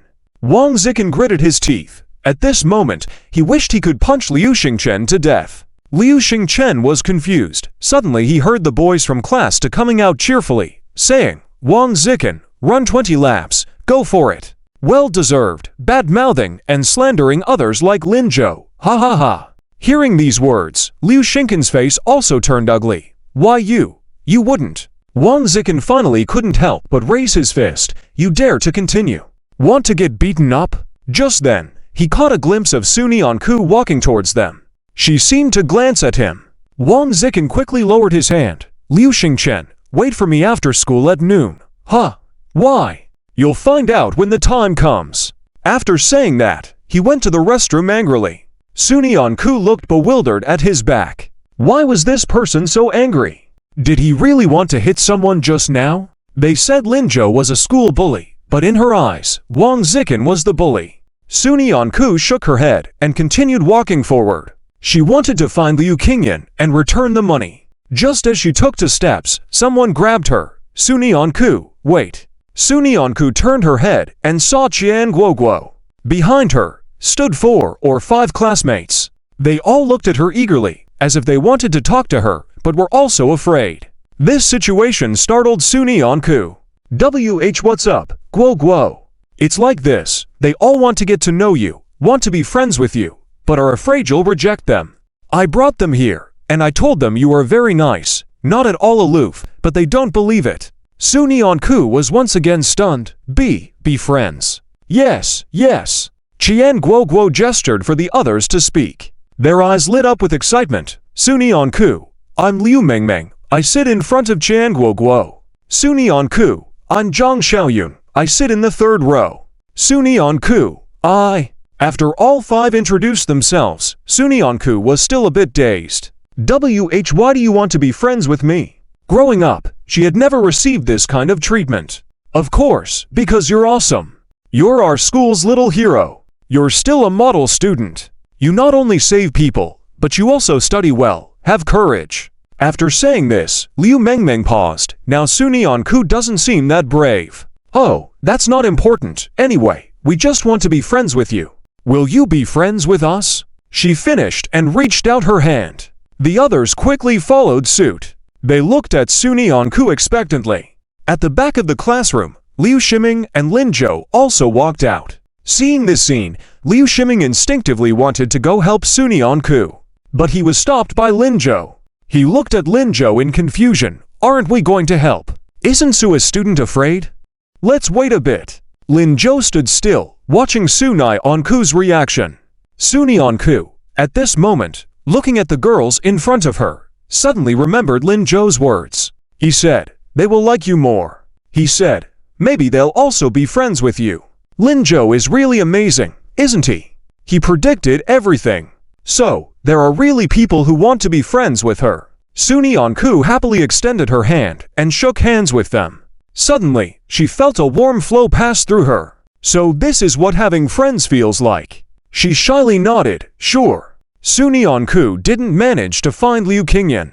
She was surrounded by a few new friends chattering for about 7 or 8 minutes. It wasn't until the teacher for the 2nd class entered the classroom that they let her go. Although Su Nianku hardly said a few words throughout the whole process, listening to them talk made her feel happy. In the end, she was still pushed into the classroom by a few people. After everyone left, a girl named Li Xian continued holding onto Su Nianku's hand. She was the last of the 5 to introduce herself, and also the one who spoke the least among them. Tall, with an oval face, big eyes, not as skinny as Su Nianku, and with a prominent figure. Although she couldn't compare to Yun Ruoxi from Class 3, in their class, she could still be considered a flower-level character. Su Nianku realized that she seemed unwilling to leave and curiously asked, Li Xian, do you have something else to say? I. Li Xian lowered her head, blushing slightly. Seeing that their classmates had all taken their seats, she cautiously asked, Su Nianku, are we friends now? Yes. Su Nianku nodded. Li Xian lowered her head even more, looked in the direction behind Su Nianku, then leaned close to Su Nianku's ear. Can you help me ask if Lin Zhou has a girlfriend? Huh? Su Nianku opened her mouth, momentarily forgetting how to react. Lin Zhou, does he have a girlfriend? Why would she ask that? Li Xian didn't even look at Su Nianku's reaction.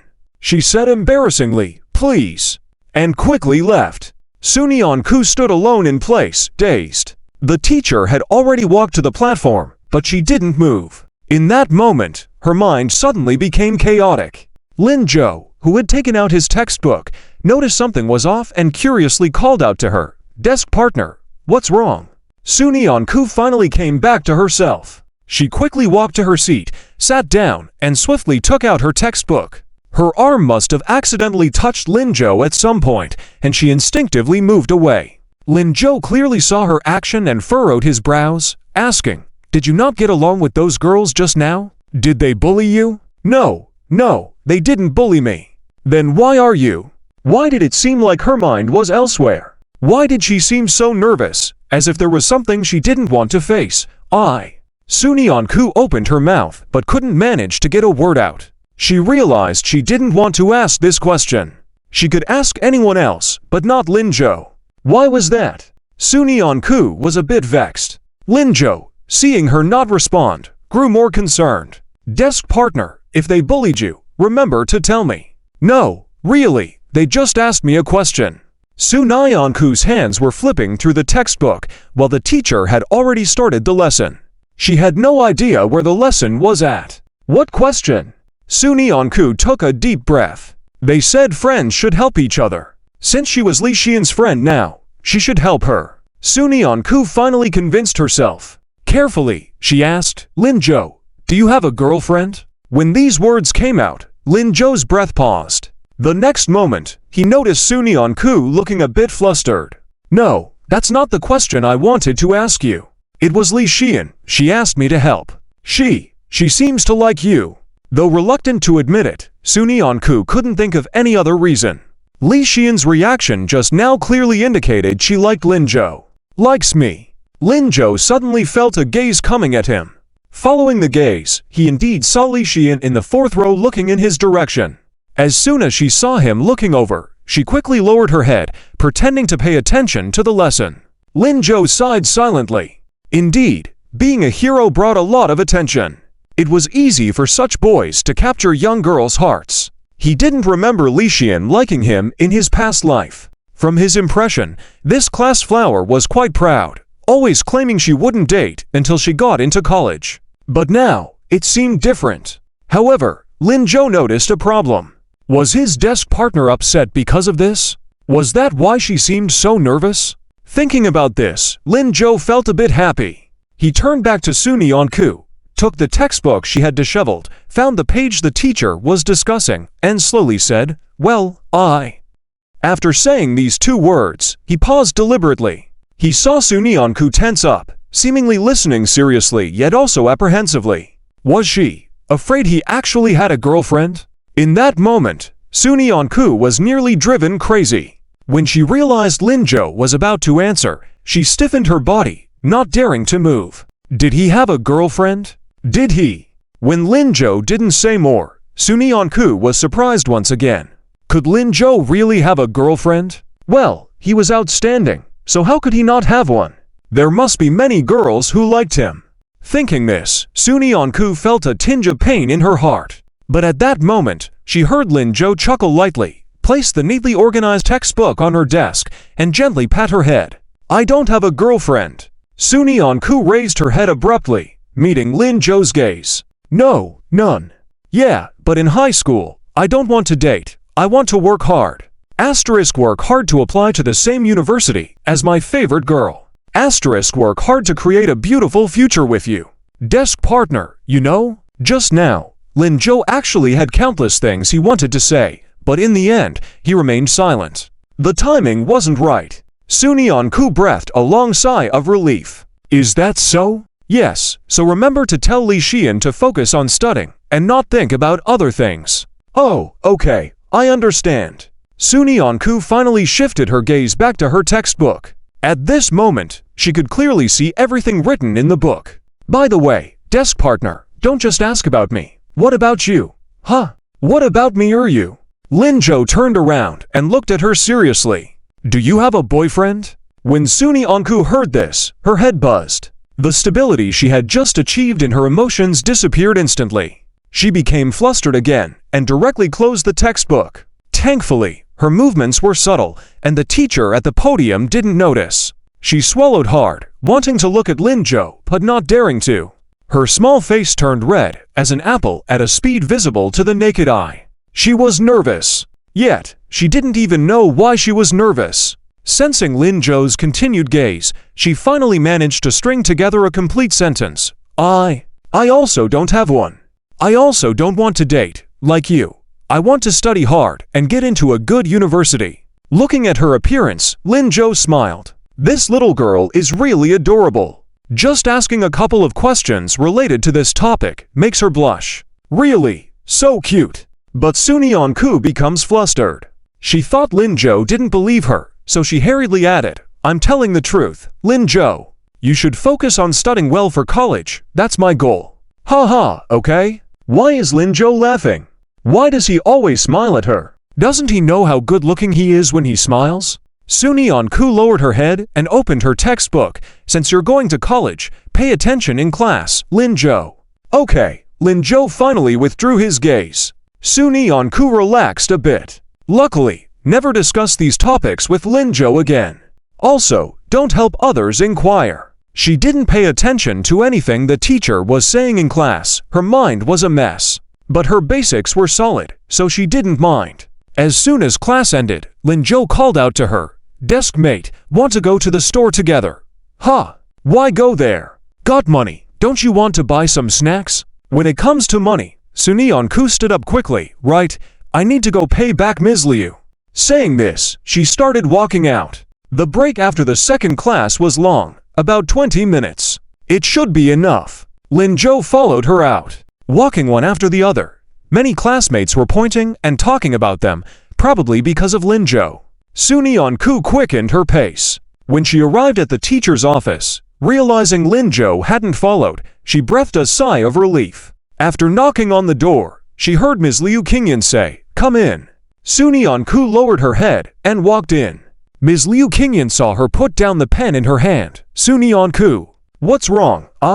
Sunyanku was about to speak when Lin Zhou's words echoed in her mind. When talking to someone, hold your head high, look at the other person's eyes, speak confidently. Sunyanku clenched her hands, took a deep breath, and raised her head.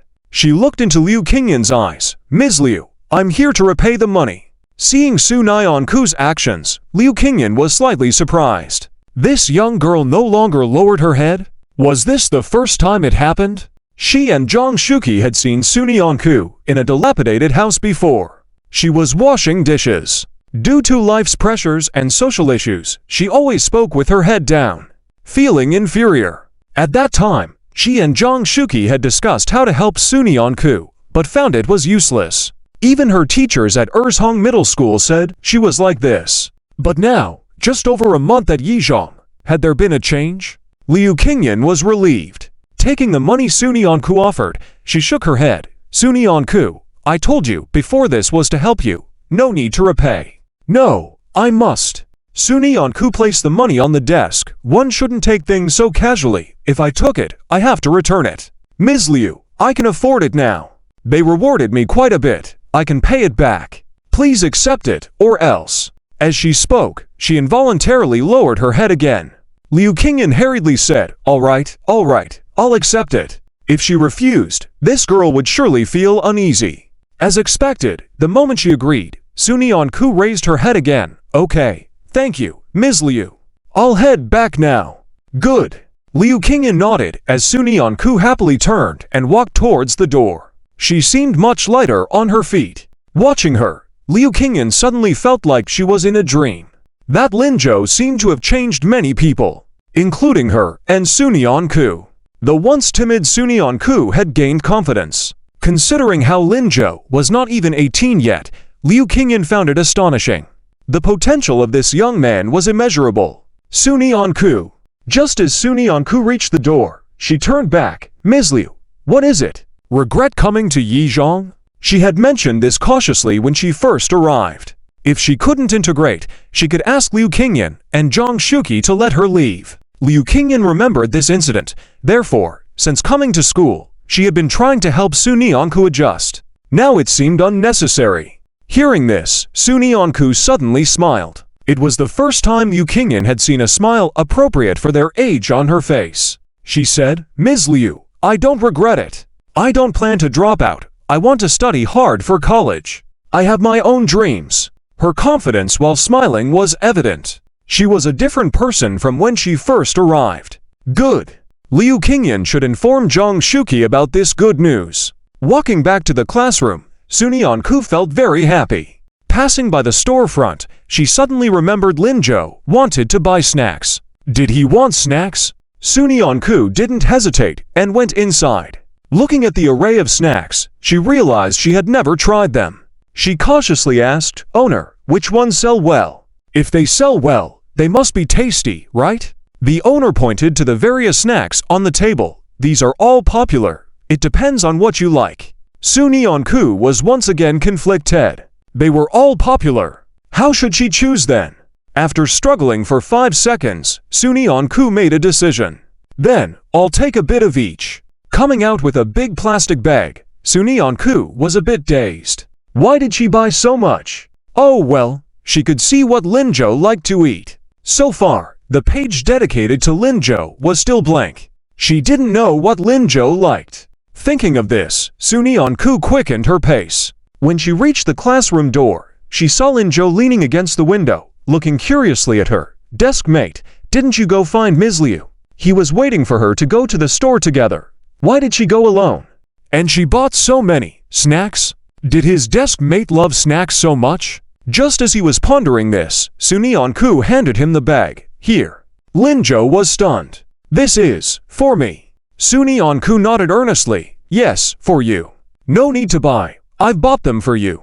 For a moment, Lin Zhou felt like he was being pampered. The feeling was strangely satisfying. However, soon he felt a pang of heartache. She couldn't bear spending money on meals for herself, yet she bought so much for him. While the snacks weren't expensive, it still added up to around 20 or 30 yuan. It might not be much for him, but for her, Lin Zhou felt a twinge in his heart. He suddenly felt a mixture of emotions. He had only wanted an excuse to buy her snacks. Lin Zhou didn't respond when he saw him. Sun Yanku curiously looked at him. "Zhou, what's wrong? You don't like these. Should I go buy more?" "No." Lin Zhou quickly reached out. "I love them." "That's good. That's good." Sun Yanku decided that this morning, he would pay close attention to Lin Zhou, see what he really liked to eat, and buy it exclusively for him in the future. "Let's go in first and put away the snacks." "Okay." Lin Zhou nodded. Before putting down the snacks, Lin Zhou suddenly heard a commotion at the classroom door. "Wow, a beauty! So pretty, even prettier than Yun Ruoshi. Who is she?" "She's my new goddess." Liu Shiming, who was sleeping next to him, somehow heard this in his dream and immediately stood up, mechanically walking towards the door. "Where's the beauty?" At the same time, Fan Yun's, who had just come back from outside, also saw the newcomer. He tittied up his clothes and walked over in an extremely gentlemanly manner, saying, "Hello, classmate, I am the study committee member of our class. Who are you looking for? Do you need help?" Although he had always liked Yun Ruoshi, who wouldn't want to start a conversation with such a beautiful girl? It's human nature. If he could leave a good impression, that would be even better. Fan Yun's arrival made the boys who wanted to approach the girl step back. Although Fan Yun's was not as handsome as Lin Zhou, among ordinary boys, he was considered a representative of good looks. If it weren't for his crush on Yun Ruoshi, many girls would definitely like him. At their age, looks and wealth are everything. Fan Yunza had both, making it clear that they were not rivals. However, Liu Shiming wasn't happy. Why are there bootlickers everywhere? It was fine when he was being a bootlicker in front of Yun Ruoshi, but now he wanted to approach other pretty girls too. Unacceptable. Just as he was about to intervene, the girl said, "Oh, I'm looking for Lin Zhou. Can you help me call him?" Fan Yun's, his face instantly darkened. How come she's looking for Lin Zhou? How did Lin Zhou meet such a beautiful girl? The boys around them almost burst into laughter. Although Wang Zikin had initiated things in the morning, everyone in class knew that Wang Zikin was Fan Yun's follower. What he said actually represented Fan Yun's. Fan Yun's and Lin Zhou did not get along, a fact known to everyone. But now, such a beautiful girl was ignoring Fan Yun's and only looking for Lin Zhou. Another drama was unfolding to be witnessed. "He's not here." Who said he's not here? Liu Shiming also chuckled. Even though they weren't looking for him, if they were looking for Lin Zhou, he could totally accept it. After all, Lin Zhou was his real brother, and if Lin Zhou wins, it's like he wins too. Lin Zhou hitting Fan Yun's would be like him hitting Fan Yun's. He walked over directly, saying, "Hello, I'm Lin Zhou's friend, Liu Shiming. I can help you find Lin Zhou." "Oh, then please help me call him, okay?" Lin Zhou had already put the food away in the desk. Seeing this scene, he smiled helplessly. When his gaze fell on the girl, Lin Zhou felt some relief. The girl was wearing a school uniform with a pleated skirt and white shoes. Her long hair flowed behind her, and she had two cute dimples when she smiled. On top of her head was a cute beige hat that was currently very popular. Different from Yun Ruoji's aloofness, this was simply a killer for young boys, exuding a refreshing and pure atmosphere. The boys around were stunned. Fan Yun's eyes seemed to be spewing fire. Liu Shiming also walked to Lin Zhou's side and muttered softly, "Brother Zhou, can you do me a favor? Such a beautiful girl, if you must reject her, please don't be too harsh. It would be great if you could give her my contact information. I'm counting on you, Brother Zhou." Knowing that Lin Zhou only had eyes for Suni Onku, Liu Shiming had been nagging. Little did he know that before he finished speaking, Lin Zhou said, "Get lost." Liu Shiming, "Brother Zhou, aren't you with your little tablemate?" Lin Zhou rolled his eyes dramatically, then shouted to the girl outside, "Sweet, why are you here?" Liu Shiming, "What's going on?" "Sweet, Qin Yushin, Lin Zhou's sister, the tomboy." Damn. When Qin Yushin saw Lin Zhou, she walked over happily. Then she excitedly spun in front of him. Lin Zhou, do I look good today?" She had hesitated for a long time when she got up in the morning, changed several times, and finally decided on wearing a school uniform, a wig, and a hat to school. She received unanimous praise in the classroom, but she still felt a bit nervous. During this break, she wanted Lin Zhou to see her. Lin Zhou looked her up and down. It had to be said, she did look pretty good. But, so-so, Lin Zhou, you're too much. Can't you compliment me a little? I spent a long time getting ready. All right, fine. You look good, really good. Qin Yushin nearly cried. Lin Zhou, you're so perfunctory. Everyone around, except for Liu Shiming, was shocked. Especially Fan Yun's. He huffed and said, "Lin Zhou, aren't you afraid? Yun Ruoshi will get mad." "What does her getting mad have to do with me?" Fan Yun's opened his mouth, not knowing how to retort for a while. "Aren't you afraid your tablemate will get mad too?" Lin Zhou had recently become very close to Suni Onku, and everyone could see that. Fan Yun's wanted to provoke Lin Zhou and remind the girl in front of him that this person was unreliable. But as soon as he said that, Suni Onku walked out, and the cute girl in front of Lin Zhou walked happily to her and took her arm, saying, Sister, you're here too. Do you think I look pretty?" Suni Onku nodded seriously. "Yes, pretty. Really? Yes, very beautiful. Even more beautiful than Li Xian in their class." "Haha, I knew it, Lin Zhou. See, even sister said I look good." Fan Yun's was speechless once again. At that moment, he felt so unnecessary here, like a clown. Fan Yun's walked back to the classroom in anger. Lin Zhou helplessly looked at the two affectionate girls. "Little tablemate, you shouldn't spoil her like this, she get conceited." "Is that so?" Suni Onku thought seriously for a moment before answering. "In that case, it's not good." "Lin Zhou, you." Qin Yushin was infuriated. She quickly threw the lunchbox that she had placed by the windowsill at Lin Zhou, pouting and said, "I won't talk to you. Hurry up and go inside. I want to talk to sister for a bit." With that, she leaned her head on Suni Onku's shoulder, appearing like two sisters. Lin Zhou had no choice but to take the lunchbox. As he left, he said, "Don't bully sister, got it?"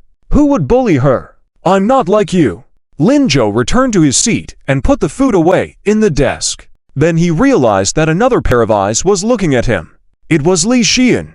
It may have been because the back door area was too lively that Li Xian's attention was drawn over. At this moment, she was earnestly watching them, specifically watching Lin Zhou.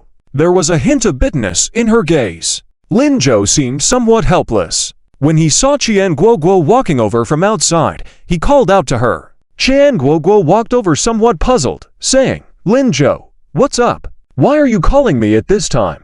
Usually, except for meal times and evening self-study time, they rarely talked together. Lin Jo had never sought her out unless she came to see Sunyeon-ku. Do me a favor. Ah, you still need my help with something? What is it? Qian was happy, as opportunities to help Lin Jo were rare. Help me tell Li Xian that I have a girlfriend. Ah, Li Xian, you have a girlfriend now. Did you confess to Sunyeon-ku? When did you two get together? After asking 100,000 twice, Qian suddenly realized. Oh, I see. Lin Jo, sorry, I introduced them to each other. It's okay. Little Deskmate should indeed have more friends. You can introduce a few more. All right. Qian nodded. I know what to do. As she returned to her seat, she looked in Sunyeon-ku's direction.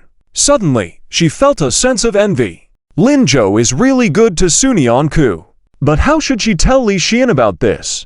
Sunyeon-ku was led outside the classroom by Chin Yushin. They stopped only when they couldn't see Lin Jo anymore. But Chin Yushin was still worried and kept earnestly looking behind Sunyeon-ku. This action puzzled Sunyeon-ku, who asked, Yushin, what are you looking at? Checking if Lin Jo is eavesdropping. He probably wouldn't be eavesdropping. You can't be sure, he often teases me. Sunyeon-ku couldn't help but smile. That's because you're cute. I don't want to be cute. I want to be an aloof goddess.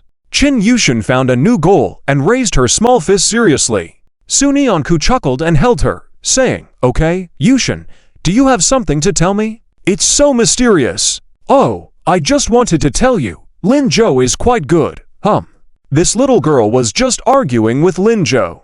Although he can be annoying and tease me often, I know he means well. He wants me to be myself again.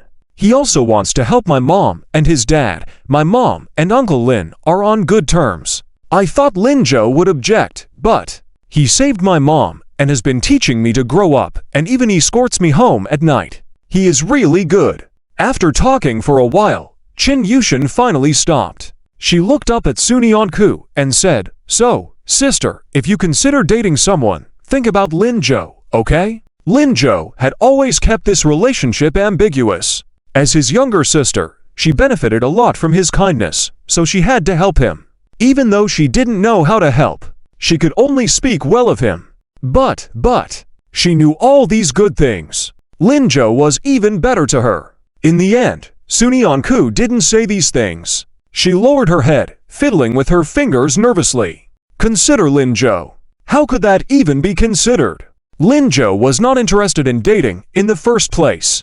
And was she suitable to date someone like Lin Jo in her current state? He was so outstanding.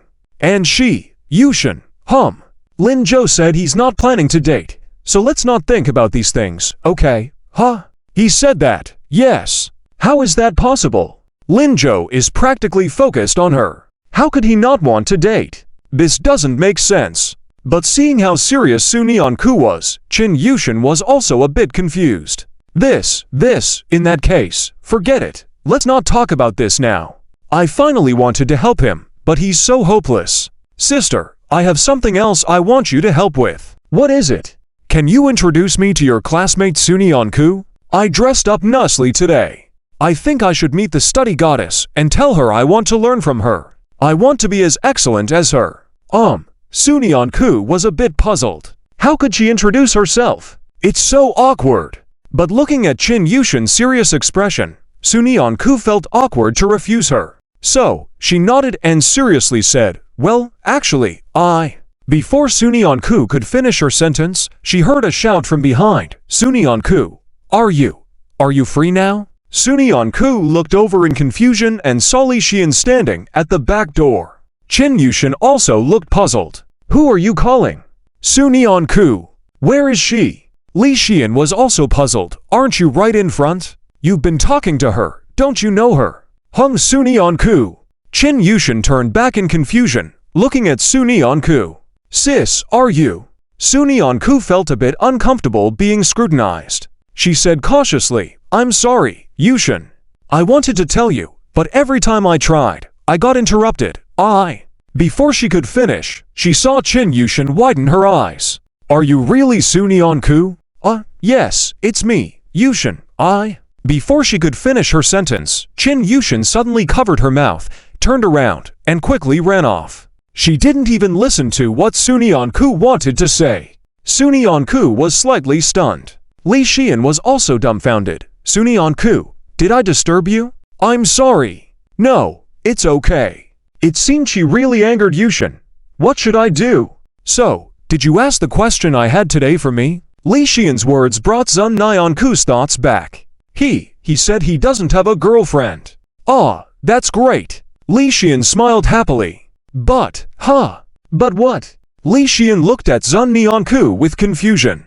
Sunyeon-ku bit her lip, unsure of how to say it. She looked at her, the words on the tip of her tongue, but didn't know how to say them.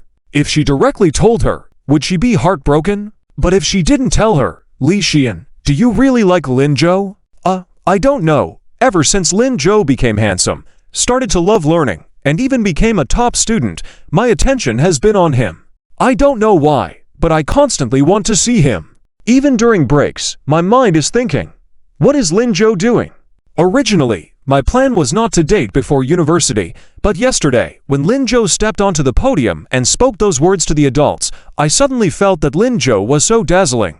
He's like the sun, shining in my heart. Seeing him, walking with him, even if he simply passes by me, I feel so happy. I feel like now, my eyes are full of him. Lee Xian lowered her head at this point. I feel like I might be starting to like him, and I don't want to control it. Sunyeon-ku, have you ever had this feeling? What feeling? The feeling of liking someone. Just like I said. Sunyeon-ku was stunned. Her mind was full of Lee Xian's words just now. Attention is on him. Thinking about him even during breaks, being happy when with him. He's so dazzling, like the sun. My eyes are full of him. Is this what liking someone is like? If that's the case, then oneself. Sunyeon-ku's heart suddenly skipped a beat, and she quickly lowered her head. The answer in her mind was on the verge of surfacing, but she stubbornly said, No, I haven't. It's a pity. This feeling is wonderful. Lee Xian held Sunyeon-ku's hand again, eyes filled with anticipation. You were about to say, but what? But, Sunyeon-ku took a deep breath. After a moment, she said, but Lin Zhou said he doesn't want to date, he wants to focus on studying and getting into a good university. Lee Xian's eyes visibly turned disappointed. Did he really say that? Yes, he did. Sunyeon-ku let out a sigh of relief, but seeing Lee Xian's expression, she felt a twinge of heartache. Lee Xian, don't be upset. Yeah, I'm not upset. The girl raised her head, and the sense of loss suddenly vanished. Lin Zhou is so outstanding, it's normal for him to think this way. His mindset is destined to be different from ours. This is the Lin Zhou I like. I will work hard. It's just graduating from university, right?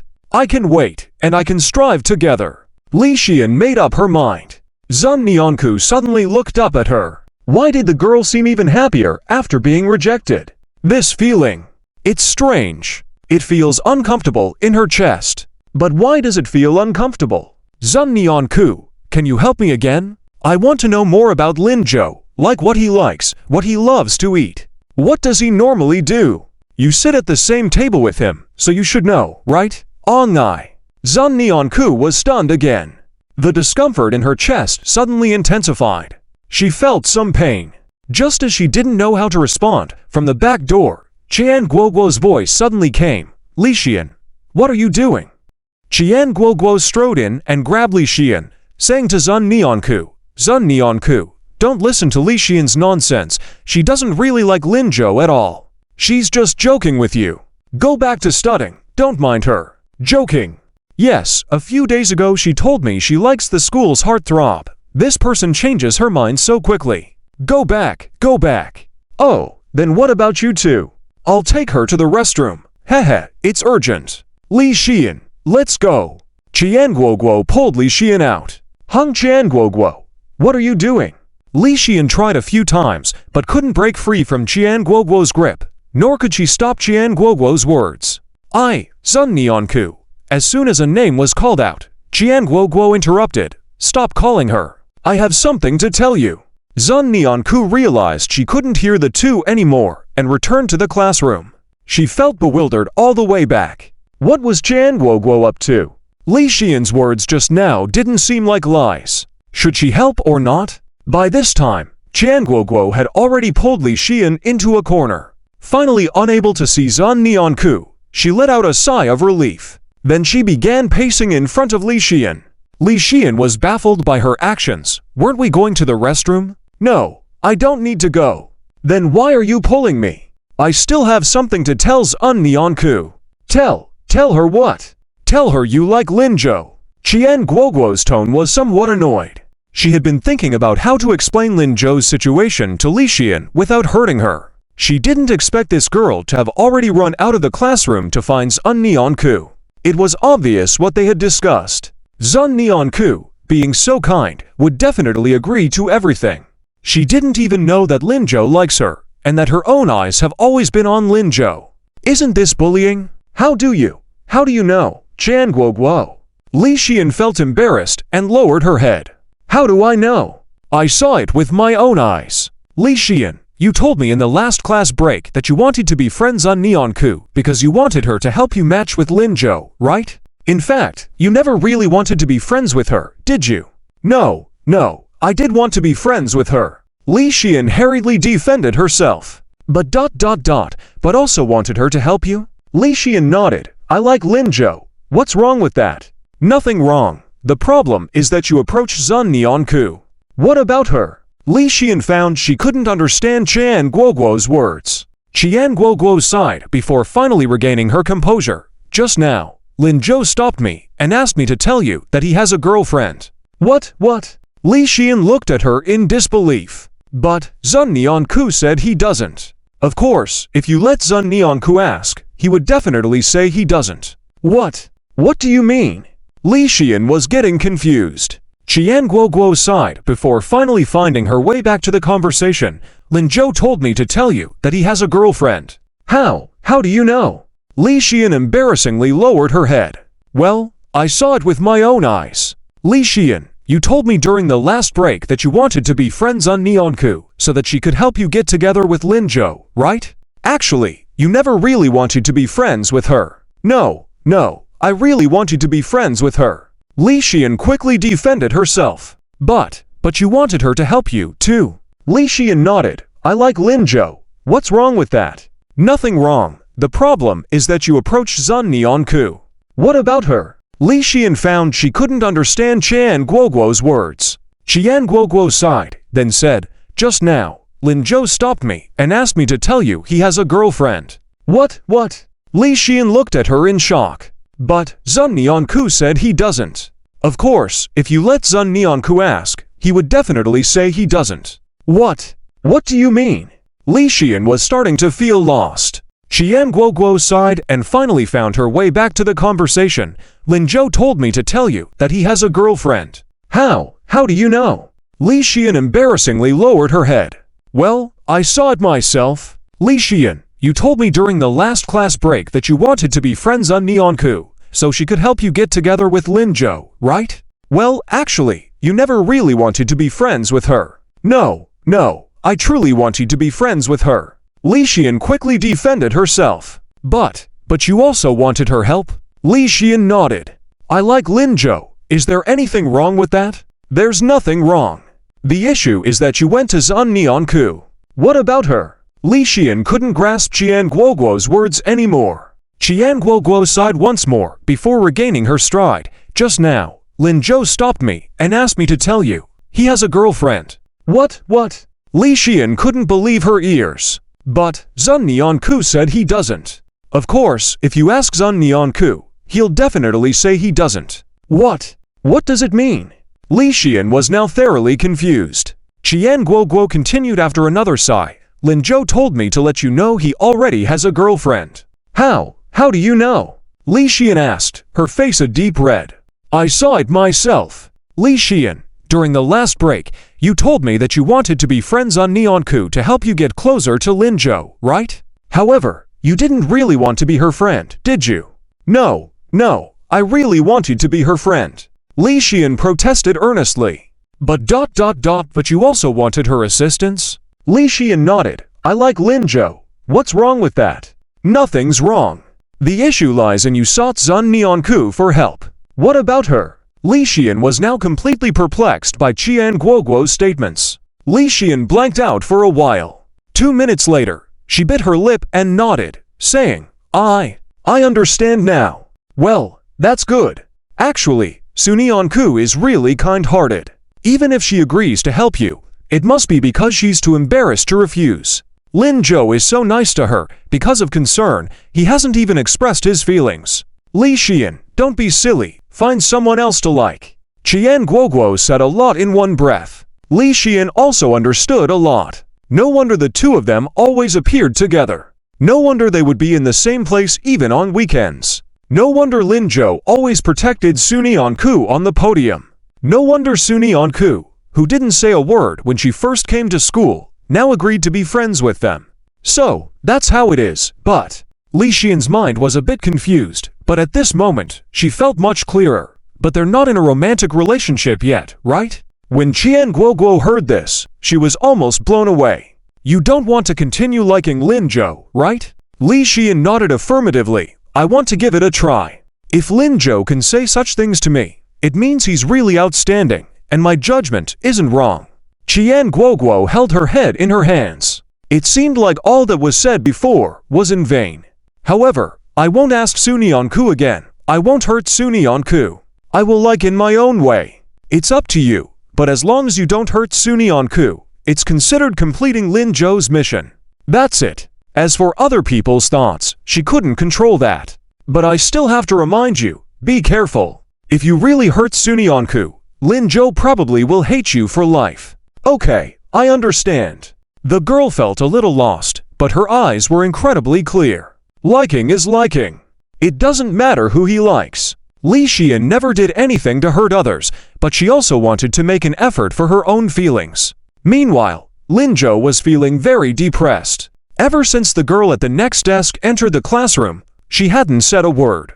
She was leaning on the table, seemingly lost in thought. Lin Zhou had initially wanted to let her calm down on her own, but it didn't seem to work. It was almost time for class to start, and she hadn't come back to her senses. Sweet and Lovely should not be bullying Sunyanku, right? What's wrong, girl at the next desk? Lin Zhou finally couldn't help but ask. Sunyanku shook her head. It's nothing.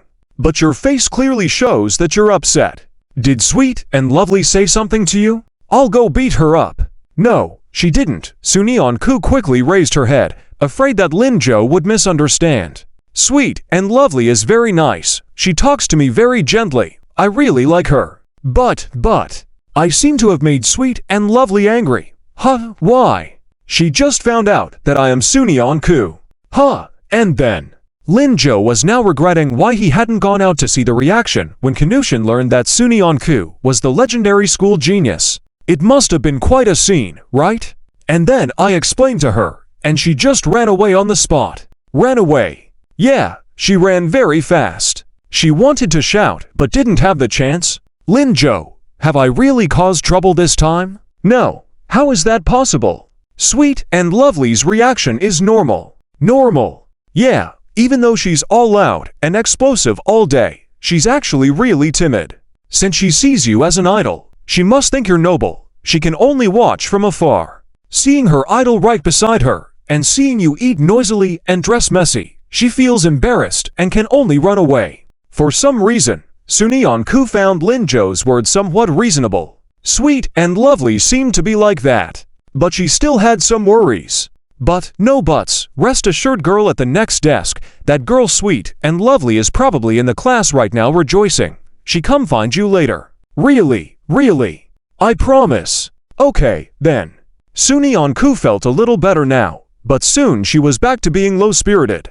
Lin Zhou was about to ask why, but then Qian Guoguo and Li Xian walked in. Qian Guoguo was walking in front, still seeming a bit angry. Li Xian followed behind, her eyes shining. And that light was directed towards his position. Lin Zhou was stunned. Li Xian and Qian Guoguo? Could it be? Being handsome is really troublesome. Lin Zhou ignored Li Xian and looked at Sunyanku. Girl at the next desk, did Li Xian come looking for you again? Sunyanku wanted to shake her head, but she heard Lin Zhou say, tell the truth. Sunyanku could only nod. She did come looking for me. What for? Lin Zhou frowned. Suni Onku hurriedly shook her head. No, I didn't agree. Qian Guoguo took her away, and Qian Guoguo also said that Li Xian's liking towards you is fake. She said just a few days ago she liked the school's most handsome boy. Don't take it to heart. Don't worry about it. Lin Zhou quickly concluded that Qian Guoguo was quite smart. But, after pondering for a while, Suni Onku said, I think Li Xian might really like you. Lin Zhou, you? I don't like her, and I never will. Lin Zhou said quite naturally. Girl at the next desk, have you forgotten? I need to focus on studying. Upon hearing this, Suni Onku finally relaxed a bit. Study well. When she opened up, Lin Zhou took out a snack from the desk. He took out a pack of potato chips, tore it open, and handed a piece to Suni Onku, saying, Here, have a snack. This was bought for you. I can't finish it on my own. Let's eat together. Well, okay. Suni Onku tentatively reached out and took a piece. Beside them, Liu Shiming saw this and excitedly leaned over. How come Brother Joe has something delicious and didn't call me? Let me have some too. His hand hadn't reached the bag yet, but Lin Zhou slapped it open with a loud bang. Don't eat. Liu Shiming winced in pain. Brother Joe, why are you so violent? The girl next to me bought it for me. Do you want to eat? No, I won't eat. Won't dare. After Liu Shiming said this, he heard Suni Onku frown and say, these chips taste awful. The flavor is so strange. Yuck. Taste awful. Lin Zhou instinctively tasted a piece, then, without hesitation, threw the chips and packaging at Liu Shiming. Here, eat it. It's a cheap deal for you. After that, he took out a pack of instant noodles from the desk. Liu Shiming.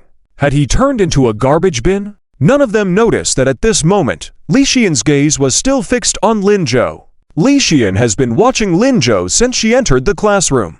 After a discussion with Qian Guoguo just now, she suddenly felt that Lin Zhou was even more outstanding. He knew how to be considerate and how to reject others. Unlike those scumbags who lead others on while talking to several people at once. As she continued watching, she felt that her judgment was indeed quite accurate. She couldn't take her eyes off him. Until she saw Lin Zhou constantly feeding Suni Onku. At that moment, it seemed like Lin Zhou's eyes only had Suni Onku in them. The first bag of potato chips seemed to taste bad, so Lin Zhou gave it to someone else. He then took out a bag of chili. After tearing it open, he ate one himself before handing it to Suni Onku. He was smiling at that time. Li Xian saw Suni Onku cautiously taking the chili stick, taking a bite, and getting overwhelmed by the spiciness. Lin Zhou quickly handed her his water bottle. After taking a sip, Suni Onku seemed to feel better. Then, she started eating the second chili stick. Although she needed to drink water after each bite, she seemed to enjoy it. After finishing one stick, she asked Lin Zhou for a second one. While she was eating, Lin Zhou didn't take a single bite. He was silently watching her and taking care of her. She didn't notice him staring at her for a whole 5 minutes. Li Xian suddenly felt a bit sour and heavy-hearted. Could Lin Zhou really not have room for anyone else in his eyes? She kept watching until her deskmate asked her, Li Xian, what are you looking at? It's chemistry next class. Why do you have a language textbook? Li Xian realized that she picked up the wrong textbook. She quickly put away the language textbook and exchanged it for the chemistry one. After that, she didn't look at him again. Qian Guoguo was right. It really hurts. Lin Zhou gave Suni Onku a third chili stick, finally feeling relieved that she wasn't staring at him anymore. Lin Zhou breathed a sigh of relief. It seemed like his tactics weren't working, so he could only subtly show more excellence to make Li Xian leave on her own. She was a nice girl, kind-hearted, good at studying, and sensible. Unfortunately, he already had a little deskmate and didn't plan on engaging with any other girl. Lin Zhou, what's wrong? Suni Onku, with a mouthful of red chili stick, noticed Lin Zhou spacing out suddenly and curiously glanced over. Nothing. Why aren't you eating? This chili stick is really delicious. I'll eat soon. Lin Zhou then took out a chili stick and tasted it. Indeed, the flavor was good. No wonder the little deskmate loved it. Although junk food wasn't healthy, at their age, and considering how thin the little deskmate was, Lin Zhou didn't refuse anything she wanted to eat. Lowering his head, he seriously studied the label of the chili stick and made a mental note of it. Just then, Sunyeon-ku let out a small "ah." "It's really spicy." Lin Jo turned around to see her lip more red than before, and a bit of chili on her lips. Combined with her fair face, she was truly enticing. More importantly, there was a bit of chili stuck at the corner of her mouth. The little deskmate was sticking her tongue out, repeatedly licking. That action made Lin Jo pause for a moment. Suddenly spacing out, Sunyeon-ku realized that Lin Jo seemed to be looking in her direction again. She got a bit anxious. Lin Jo, what are you looking at? Is there something on my face?" She quickly touched her face. A piece of chili flake near her lip got smeared across her face. Lin Jo immediately smiled. Unable to resist, he reached out his hand. "Don't move." "Huh? What's wrong? Is there really something on my face? I'll wipe it myself." Sunyeon-ku instinctively hurried to wipe it off. Her mind was filled with memories of Lin Jo helping her wipe rice grains off her face last time. She couldn't let that happen again. She could do it herself. She definitely could. But she couldn't see the chili flakes on her face multiplied, creating a messy sight in a short while. Lin Jo simply wanted to laugh. "Little kitty, forget it. The more you wipe, the messier it gets. Let me do it." This time, he didn't directly use his hand. Although he wanted to, the little deskmate might not agree. Lin Jo took out a tissue and Sunyeon-ku didn't resist this time. Carefully, Lin Jo placed the tissue on her face. Despite the paper barrier, Sunyeon-ku could feel the warmth of Lin Jo's hand. It felt so real. Her heart started beating rapidly, and unconsciously, she grabbed the edge of the table. This stopped her instinct to move away. Lin Jo was doing this for her own good. She had to stop hiding, or else Lin Jo would definitely misunderstand something. After wiping her face, Lin Jo looked at her for a moment. Seeing that her face was also red, he smiled and was about to retract his hand. Sunyeon-ku finally relaxed a bit, loosening her grip on the table. However, at that moment, Lin Jo noticed a bit of chili on Sunyeon-ku's lip too. Almost instinctively, Lin Jo said, "Wait. What's wrong?" Sunyeon-ku's hand returned to the table. "There's still more. Don't move, I'll help you."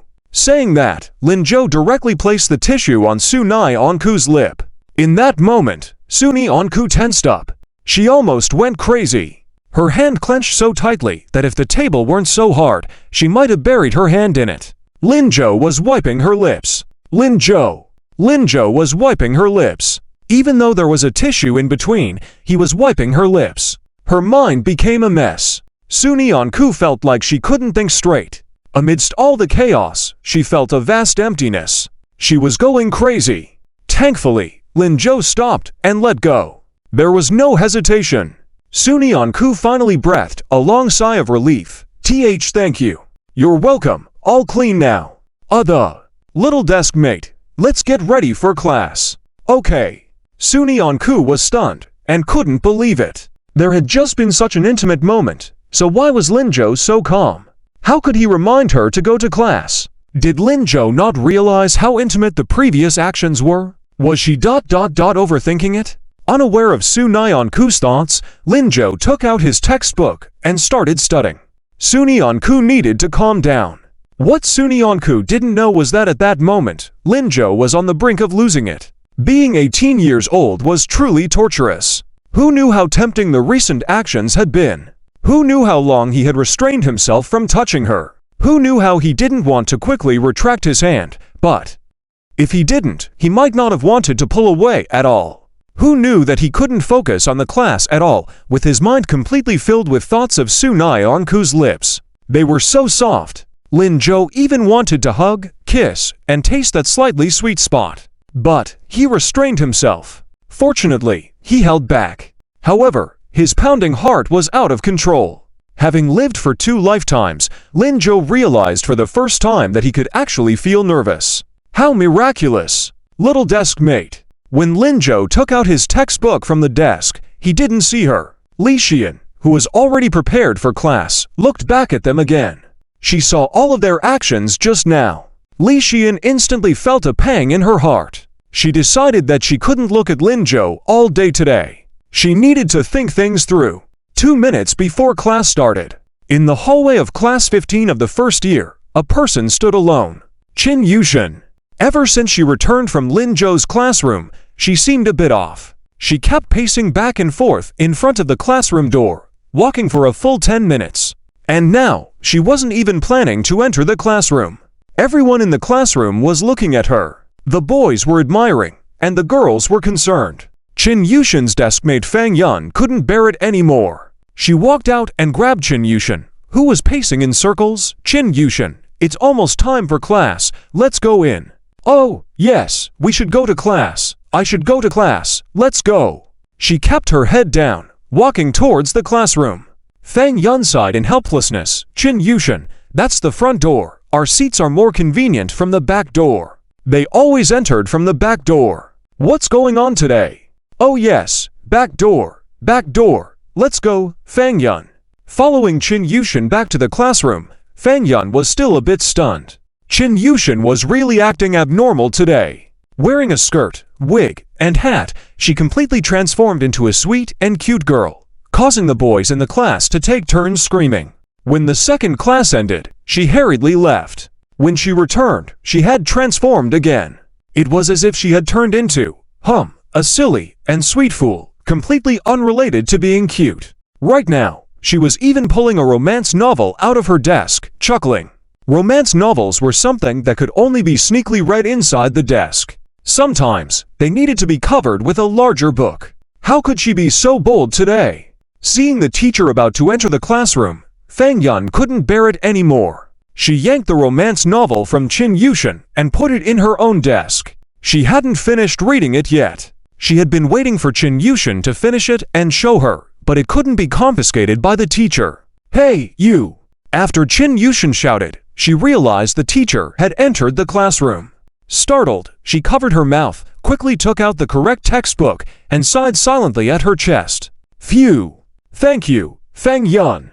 Fang Yun thought Qin Yushin had finally returned to normal, shaking her head. You're welcome.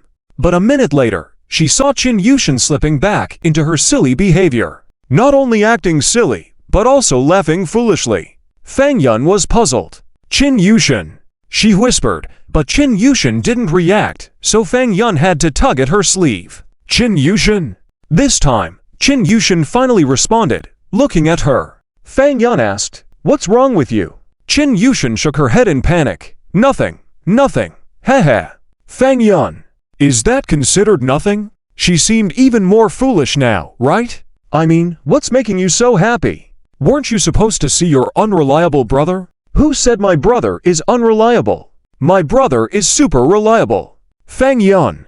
Wasn't it just the other day she was crying and saying her mom had found a stepfather for her who she liked, but the stepfather had a crazy brother whom she hated. For that, Fang Yun even helped her plan on how to make that brother better and how to protect Qin's mother. It was only a few days later. How did he suddenly become a very good brother? Qin Yushin, are you sure you're not running a fever? No, I'm fine. Then, Fang Yun, have you ever seen your own idol? Qin Yushin's sudden question left Fang Yun speechless. Idol? Like Jay Shu? No, someone you admire a lot. Someone I admire. Fang Yun shook her head. Are you talking about Zushin who sits nearby? Because each class teacher had been saying that Suni Onku had become the heavenly being in the hearts of all female students at the school. They all silently took her as their role model and worked hard towards her. Oh, yeah. Fang Yun shook her head. I haven't seen her. Zushin is so superior. How could I possibly see her? But, I saw her ha. With a few consecutive laughs, Qin Yushin noticed the teacher who was writing on the board turned around and looked in their direction. She quickly lowered her head, covering her lips. Her voice also softened a lot. I saw her. Hey. Fang Yun was puzzled. What do you mean? You saw the Zushin? Yeah. Hey.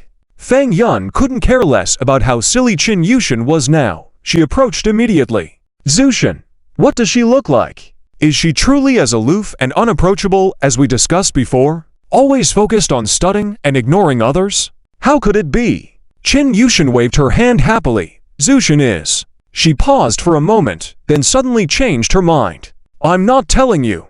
Fang Yun felt like her heart had been scratched by a cat. Ever since she had started to idolize Zushin, she had been discussing Zushin with Qin Yushin every day, fantasizing about what Zushin was like. And now, Chin Yushin, that annoying girl, was refusing to tell her, which was just too much. She tugged at Chin Yushin's sleeve, acting cute. Sweetie, good sweetie, can you tell me? How about a bag of snacks? I'll buy you one after class. When she heard this, Chin Yushin's heart pounded. All right, deal. Afterward, she leaned closer to Fang Yun and began describing Zushin. She's gentle, kind, understanding, and extremely brave. Very good to everyone. Ah, is she really like that? How come she was completely different from the Zushin they had imagined? They had imagined her to be quite aloof. Yeah, when she speaks, she's without airs, very considerate. She's a very good sister. So good. Fang Yun was mesmerized. Didn't we misjudge our idol? Of course not. She's such a good person and lives up to the title of an idol. Wait, Chin Yushin, you just saw Zushin once. How do you already know what she's like? Because she is my brother's desk mate. As soon as she thought of this, Chin Yushin felt particularly proud. Model student, idol. She actually had such a good relationship with her older brother. Suddenly, she felt having an older brother was really nice. At this moment, Fang Yun was already shocked. What? Your brother? Is your brother classmates with you? Yes, yes. Your brother, who is a bad student. No, my brother isn't a bad student anymore. He's doing really well in his studies now. He even scored 150 points in the last math test. Isn't that copied? It's not. Fang Yun, how can you say that? My brother earned it with his own ability. Copying wasn't what you said, right? What's going on? Fang Yun choked. Chin Yushin, did your brother give you a love potion recently? No, he didn't. I just suddenly felt good about my brother. He even gave me a nice hat. Is it the one on your head? Yes, isn't it pretty? It does look good. But wait, Chin Yushin, did you start wearing girls' clothing because of your brother? Chin Yushin earnestly nodded. Yes, my brother said I would look pretty in girls' clothes, and the fact proves he was right. Heh. Fang Yun felt that this girl was very changeable to a point of speechlessness. She looked Chin Yushin up and down, trying to confirm if she had been enchanted. How did she suddenly become a fan of her brother? The previous Chin Yushin was not like this. My brother also. Okay, stop talking about your brother. Isn't your idol the model student? Why do you keep talking about your brother? Hun, do I? What do you think? Chin Yushin fell silent. She realized that she had indeed been talking about her brother all along. However, the goodness of her brother seemed never-ending. Model student, because you got to know her through your brother, right? Chin Yushin nodded, then shook her head. It's little desk mate. Huh? What's the difference? Of course, there's a difference. Little desk mate and desk mate are definitely different. Little desk mate, this term. Chin Yushin stopped halfway. Fang Yun looked puzzled. What's wrong with little desk mate? Oh, you don't understand. Forget it. I won't explain to you. The term little desk mate naturally indicates intimacy. Only my brother can be called that way. My brother's little desk mate, the person my brother likes, is the model student. My brother has a good eye. Chin Yushin felt even more that having an older brother was great. Fang Yun was a bit puzzled. She realized that Chin Yushin had once again brought the conversation back to her brother. Fang Yun decided to quickly change the subject. Since you've seen the model student, why aren't you happy? Because. Chin Yushin slumped over the table, her smile disappearing, replaced by a faint sadness. Because, actually, I already knew the model student before, but I didn't know it was her. I used to act rowdy in front of her, still in boyish clothes that didn't look good, and, as she spoke, Chin Yushin was close to tears. Others always show their best side when meeting their idols. Why did she? Just because of that, yes. That's not something to be sad about at all. Didn't you say the model student is very nice? She probably wouldn't care about these things, right? She doesn't care. Chin Yushin mumbled to herself, then remembered what happened after meeting Suni on Ku. It seemed like she really didn't care. Even if he was a tomboy, he was still willing to be nice to her and play with her. She definitely wouldn't care. But, as soon as I found out it was her, I ran away. Chin Yushin, you also have such a cowardly side. I didn't see that in you. Hey, don't make fun of me, okay? Help me think about what to do now. I need to make up for it quickly. Let me think. Fang Yun thought for a moment, then suddenly had an idea. You should go find her again. Say you had an urgent matter and had to leave earlier, but you actually really like her. Is that okay? It will definitely work. Qin Yushin bit her lip. Then I'll find a chance to try. Thank you, Fang Yun. You're welcome. You're welcome. If you really want to thank me, find a chance for me to meet the model student too.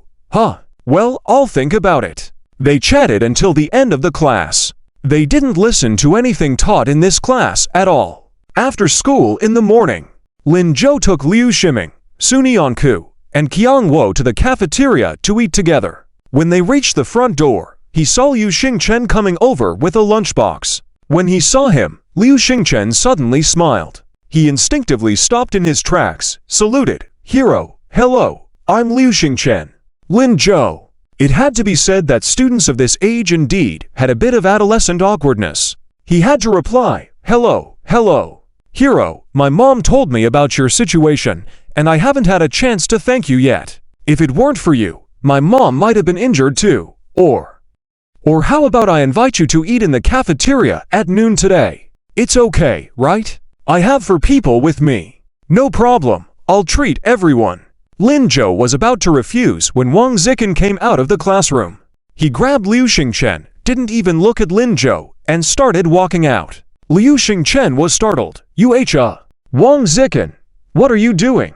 Where are you taking me? The playground. Why to the playground? Wang Zikin did not reply, but his actions did not stop. Liu Xingchen had to shout, Hero, it seems I won't be able to eat today. Maybe next time. I'll definitely treat you next time. Lin Zhou waved his hand. Go ahead. The other 3 watched the scene, puzzled. Sun Yanku was a bit worried. Lin Zhou, won't Wang Zikin and Liu Xingchen fight? After all, today it was Liu Xingchen who told Wang Zikin about Lin Zhou's situation. Now, Wang Zikin was going to run 20 laps because of this. His temper might not be very good. It's okay, they won't fight. If they were going to fight, they would have already done it in the classroom. But Wang Zikin probably asked Liu Xingchen to accompany him to run 20 laps. Don't worry, running won't kill anyone. Let's go eat first. Okay. The group then walked to the cafeteria together. By this time, Liu Xingchen was already going crazy. As soon as he arrived at the playground, he was pushed onto the track by Wang Zikin. Before he could react, Wang Zikin started getting into running position. Seeing Liu Xingchen motionless, he turned his head to look at him, slightly squinting his eyes. This action startled Liu Xingchen. He could only accompany him and smile. Wang Zikin, let's talk first. If I did something wrong, I apologize. What else are you going to say? No need to apologize. Then what's this about? Wang Zikin gestured with his eyes. Can't you see it? We're running laps. Don't buts. This misinformation was caused by you. Won't you run with me? Liu Xingchen was scared to tears on the spot. That's 20 laps. Are you trying to kill me? I'm sorry, Brother Chen. I didn't explain clearly. Look, Lin Zhou isn't here either. He can't see, so don't run. Wang Zikin looked coldly at Liu Xingchen. Although I may be a bit muddled, I never lie. If it's 20 laps, then it's 20 laps. Not one less. But, Brother Chen, stop the nonsense and let's go. Without waiting for Liu Xingchen to finish, Wang Zikin pushed him and started running ahead. Liu Xingchen could only wail and run. It's not that he didn't want to retort, but he wasn't as tall or as strong as Wang Zikin. He couldn't possibly win. Meanwhile, Lin Zhou and a few others had already arrived at the cafeteria. They lined up together to get their food. Unbeknownst to them, not far away, 2 girls were sneaking around and chatting. Qin Yushin, holding her food container, glanced around anxiously. Why haven't I seen my brother yet? Fang Yun sighed softly. Oh, what are you looking for your brother for? Weren't you here to show me the study god? Wherever my brother is, the study god is too. Fang Yun was a bit confused. The study god has lunch with your brother? Yes, they sit at the same table. Oh, Fang Yun was still puzzled. Boys and girls don't usually eat together unless they're dating. The study god ... couldn't be dating Qin Yushin's brother, right? As this thought crossed her mind, Fang Yun quickly shook her head. It couldn't be, absolutely not. The study god is so studious. How could they be in a relationship? Being in a relationship would hinder their studies. Perhaps they really just eat together. As she pondered, Fang Yun suddenly heard Qin Yushin's exclamation, "Ah, there he is. Where is he?" Fang Yun hurried over, adjusting her glasses. Qin Yushin pointed in Lin Zhou's direction, "Over there." Fang Yun gaped in amazement. "Wow, he's such a handsome guy." "Yeah, my brother is super handsome." Someone praised Lin Zhou, even more pleased than themselves. Fang Yun rolled her eyes. All right, quit boasting. Is the girl behind your brother the study god?" Lin Zhou had a guy in front of him. It was just a girl behind him. Yes, that's the study god." Fang Yun was pleasantly surprised. The study god was wearing glasses like her, but she was tall and looked scholarly. Holding her food container, she appeared as if she was carrying textbooks. She truly is the study god. Fang Yun couldn't help but marvel in her mind. She quickly grabbed Qin Yushin's arm. "Let's go. Introduce me to the study god." "Huh, no." Qin Yushin refused, taking a step back. "Why? I haven't figured out how to tell the study god that I skipped class today. Just be honest." "No, that's too embarrassing, right? I can't say I ran because I was scared, can I? I need to think of another excuse." Qin Yushin paced anxiously. "How should I say it? How can I say it without being awkward? Oh, I'm so dumb." The line was getting closer to Lin Zhou. Sunyanku was standing obediently. Qian Guoguo and Liu Shiming couldn't help but discuss, "Do you think Wang Zikin really will run 20 laps? Of course, the punishment must be strictly enforced. But after running 20 laps, wouldn't he miss class? Won't he be hungry?" "Liu Shiming, I didn't expect you to be so compassionate. Why don't you run for him?" No, I don't have that kind of stamina. I live for this meal all day. Besides, he shouldn't eat too much during this meal. Boat brother will kill me." Liu Shiming grumbled. Since Lin Zhou told him about needing to lose weight, his diet had been under control. Eating with Lin Zhou every day, he couldn't be lazy. However, losing over 10 kilograms had indeed improved his strength and spirit. Hearing his grumbling, Lin Zhou was about to turn around to say something when he suddenly saw a girl swaying, not far away. He chuckled and nudged Sunyanku. "Little Deskmate, you see what I see." Sunyanku turned her head and saw Qin Yushin. She laughed. "Why is Yushin just circling around?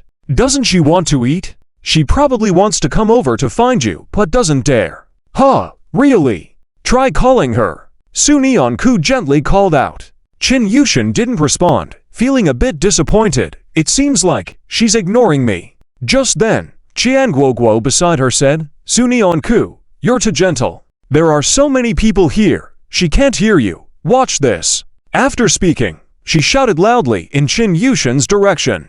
Qin Yushin looked up and saw a row of 4 people silently staring at her. Feeling embarrassed, Qin Yushin couldn't dwell on it. She pulled Fang Yun and walked over there, giggling foolishly. Big brother, big sister. What a coincidence. Lin Zhou. This girl was clearly here on purpose. Completely unaware of this, Sunyanku nodded. Indeed, quite a coincidence. The conversation stalled. In a hurry, Qin Yushin pushed Fang Yun forward. Sister, this is my classmate. She wants to get to know you." Her name is Fang Yun." Fang Yun, who was silently excited, ... She had just been contemplating leaving without speaking or just saying hello quickly. After all, this was the study god. Though she wanted to meet the study god, talking to her made her nervous. But at this moment, she could only muster up the courage to stand straight and say, "Hello, study god, I'm Fang Yun. Gotta make a good impression on the study god." Observing their interaction, Sunyanku couldn't help but smile. Are all the little girls nowadays this cute? "Hello, I'm Sunyanku. I know, hehe, our homeroom teacher often mentions you. Study god, you're the role model for our class." "Is that so?" Sunyanku felt a bit embarrassed. Yes, the teacher tells us to learn from you, study god." "How about," Fang Yun, feeling more comfortable after chatting with Sunyanku a couple of times and realizing she wasn't standoffish, became bolder. "How about, you teach me your study methods. I want to be a study god too." How do you teach that?" She understands the questions almost at a glance. In fact, she doesn't understand why others don't. Sun Yanku was at a loss for words, so she turned to Lin Zhou for help. Fang Yun was surprised to see Sun Yanku's actions. How come Zushen suddenly looked towards Qin Yushin's brother? And the look in his eyes seemed to carry some pleading and reliance. Although Qin Yushin's brother was indeed very good-looking, shouldn't Zushen be more aloof? While she was pondering this, she saw Qin Yushin's brother looking towards them and said, "We're about to get our food. Do you both want to eat together? I'll help you carry the trays." "Huh? No, it's okay." Before she could finish her sentence, Fang Yun's lunchbox was taken away. Lin Zhou then reached out towards Qin Yushin and said, "Give it to me." Qin Yushin instinctively waved her hand. "No, it's fine. I'll do it myself." Eating together with her sister would mean facing that problem. How awkward. Lin Zhou signaled for Qin Yushin to look behind her. "Do you want to go line up?" "Yushin, when did you become so obedient?" Qin Yushin felt a push and immediately handed her lunchbox to Lin Zhou, saying, "I'm not being obedient. Here, you carry it for me." Lin Zhou accepted the lunchbox and gestured to them, "You to go wait over there." As they sat down, Fang Yun was still somewhat puzzled. She tugged at Qin Yushin's sleeve and asked, "Qin Yushin, why did Zushen look at your brother, and then your brother offered to carry our trays?" Qin Yushin sighed. "Can't you see what's going on?" "Huh? See what?" "Because I didn't know how to respond to you. I sought help from my brother, and he immediately helped. Look at you now. Can you even talk to my sister?" "But Zushen didn't say anything." "Does he need to? They have such good chemistry. With just a look, my brother understands." But even if they're just tablemates, can their relationship be that good? How come we don't have that kind of understanding?" Qin Yushin said. "Fang Yun, have you considered the possibility that they might not just be tablemates, huh?" Fang Yun suddenly felt like her brain wasn't enough. What kind of relationship do they have then?" Qin Yushin rolled her eyes. "You've read so many romance novels, don't you understand this?" "Romance novels? Romance? What does that have to do with it?" "Oh no, they're a boy and a girl. Wait, really?" Fang Yun was shocked and wide-eyed, barely believing it. Qin Yushin nodded at her. Fang Yun felt like her whole being was exploding. She glanced at Qin Yushin, speechless, as she swallowed nervously. "But isn't dating not allowed in our school?" "Then why doesn't our school allow dating?" "Because it affects our studies." "Do you see them affecting their studies?" Fang Yun choked again. "Can this be allowed?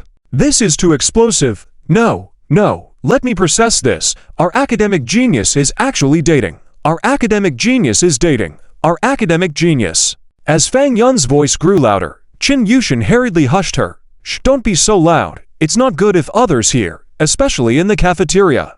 "Oh, right." Fang Yun sat down, holding back her pounding heart. Then she asked Qin Yushin in confusion, "But how could Zushen be dating and asking your brother for help? Isn't your brother a bottom student and school bully? Shouldn't they be with a top student instead? How is my brother a bottom student?" Upon hearing this, Qin Yushin immediately sounded annoyed. He scored full marks in the math model exam. He helped the whole class improve by 50 spots. He's even chosen to participate in math competitions. Do you still consider him a bottom student? Fang Yun was stunned. Is he really that outstanding? Why haven't you mentioned this before? Well, Qin Yushin was a bit embarrassed. She herself didn't initially believe it, so she didn't tell Fang Yun about these accomplishments. Later, because of the interactions with Lin Zhou and the matters with her mother, she seemed to have forgotten to mention these things. Forget it, my brother is really impressive. Plus, don't you think my brother's looks are much better than the campus heartthrob? Fang Yun suddenly found herself unable to argue. Before meeting Lin Zhou, she had always believed the campus heartthrob was the most handsome. But now, it seemed like the heartthrob wasn't as good-looking anymore. It appeared that it was time for the school to reevaluate the campus heartthrob. But I still think your brother is not worthy of Zushen. Fang Yun concluded in her mind. After all, Zushen held a special place in her heart as an idol. Her idol, of course, was someone no ordinary guy could match. Qin Yushin was exasperated. If even my brother isn't good enough for Zushen, then who in our school is? Of course, no one is good enough. Qin Yushin had nothing to say. She suddenly realized that Lin Zhou hadn't even confessed to Sun Yanku yet. Although they looked like a couple, at least in her mind, they were already a couple. But in reality, something was missing. Was it because of this? Did her brother feel unworthy and thus refrain from confessing? Or did he feel he wasn't outstanding enough? Oh, this stubborn head of his. So smart usually. Why does he seem so foolish now? It seemed like her assistance as his sister wasn't enough. Chin Yushin resolved to push harder. But now, the first issue was how to manage her relationship with her sister. What should she do? Feeling agitated, Chin Yushin scratched her head. At that moment, she saw Linzhou and the others returning with their lunchboxes. Aside from theirs, it seemed like her brother had gotten 2 extra trays of food. Chin Yushin looked puzzled. Her lunchbox was in Su Nyanku's hands. As she saw Su Nyanku approach, Chin Yushin quickly stood up. She reorganized her hair, which she had messed up. After doing all that, she forced a smile, extending her hands to receive the lunchbox Su Nyanku handed to her, saying, "Thank you, sister." After that, she grabbed her lunchbox and pulled Fang Yun along, ready to run. She didn't feel like eating with them just yet. But as she took a few steps, she heard Su Nyanku say, "Yushin, do you have something urgent again?" "Huh? Something urgent? You didn't finish your morning task yet, huh?" Chin Yushin was a bit bewildered. "I saw how fast you were running this morning. Did you not finish the assignment the teacher gave you?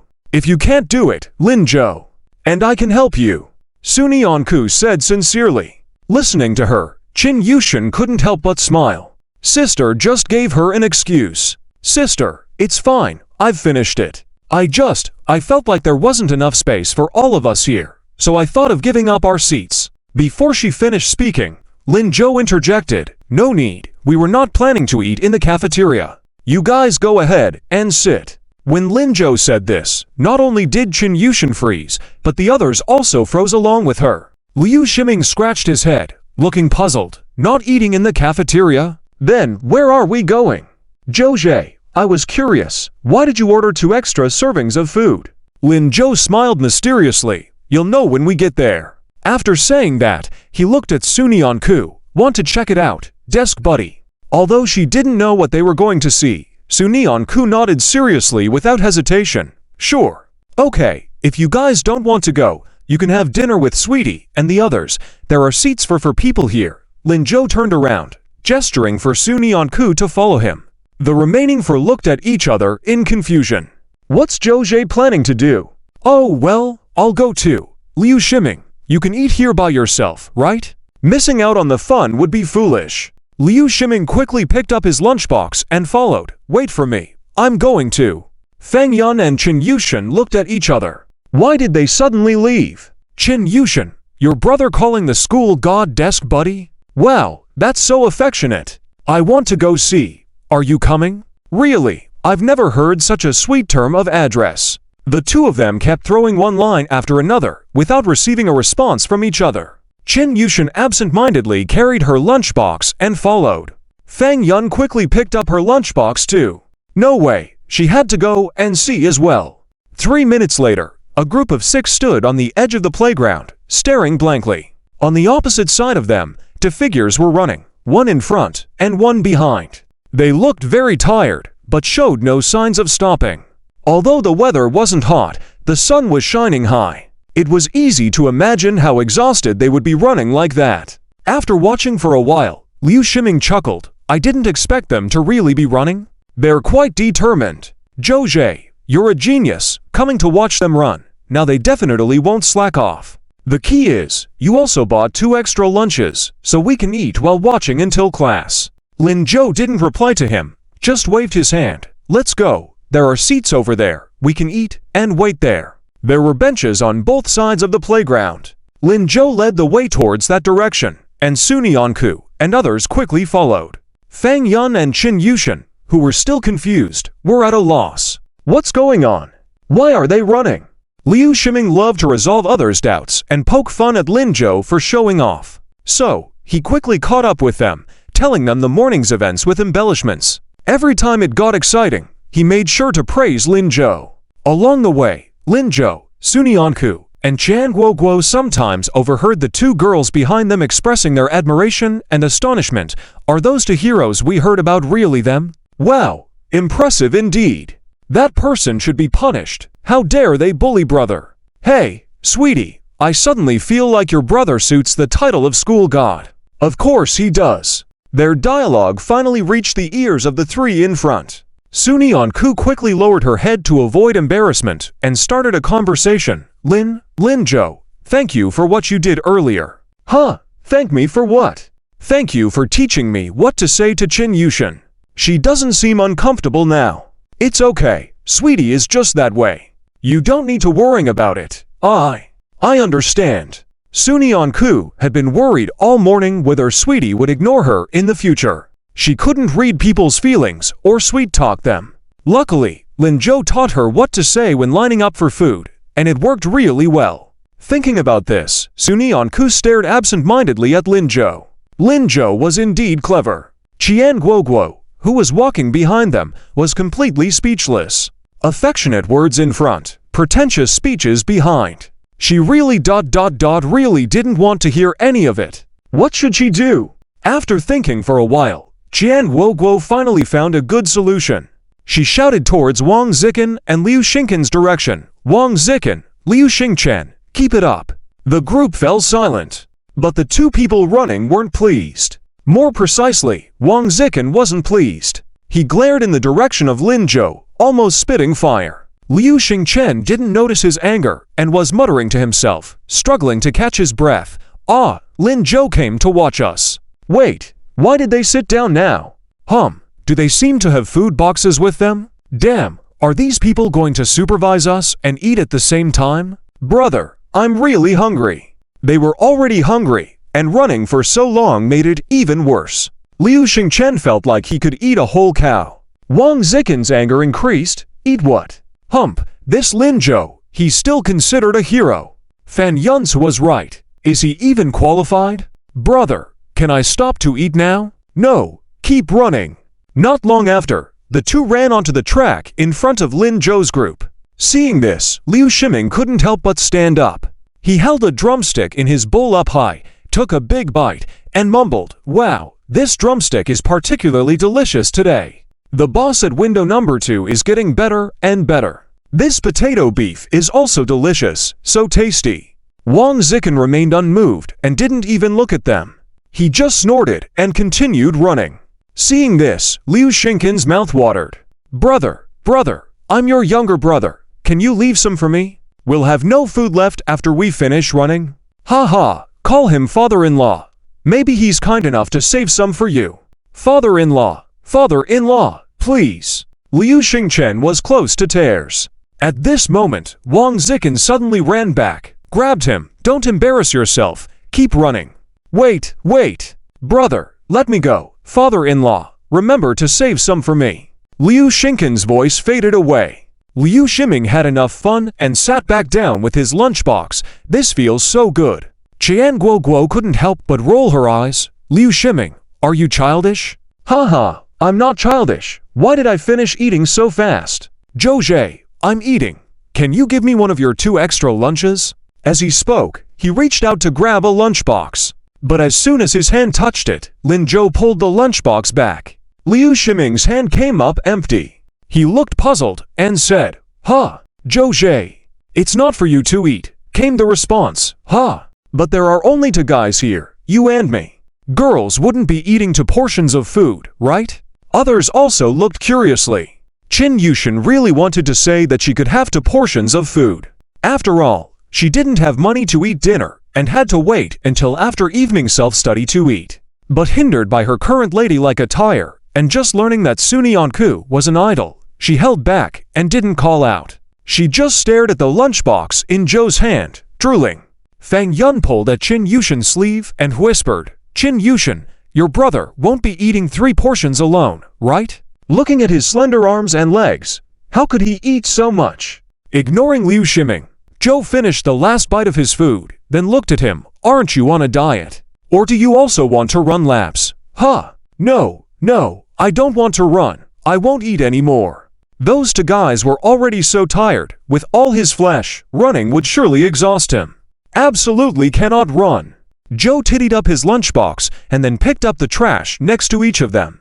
Finally, with 2 portions of packed food in one hand and trash in the other, he headed to the edge of the runway. Liu Ximing muttered to himself, why is Zhou acting so funny? Student Su, What is Joe doing? Suni Onku shook her head. I don't know. You don't even know. Amidst the conversation, several girls had finished eating. After cleaning up, they came to stand beside Joe. At the same time, on the track, Liu Xingchen and Wang Zikin were already on their 6th lap. Liu Xingchen had almost used up all his strength, walking and stopping, gasping heavily. Brother Zikin, can't you take a break? Run later. It's so tiring now. Not having eaten lunch, his stomach had started growling. Especially watching others eat, the chewing motion was enough to make one's mouth water uncontrollably. Liu Xingchen felt he was about to collapse. Wang Zikin also wanted to rest, but he couldn't. Joe was watching from the sidelines. Especially now, this guy was standing on the edge of the runway. What's the matter? Didn't he find it enough to supervise from the resting area? Does he want to mock him on the track, huh? He definitely couldn't allow himself to be mocked again. Wang Zikin gritted his teeth, wiped his sweat with his sleeve, and continued running. As he approached Joe, Wang Zikin started to accelerate. Behind him, Liu Xingchen, chasing after, was close to tears.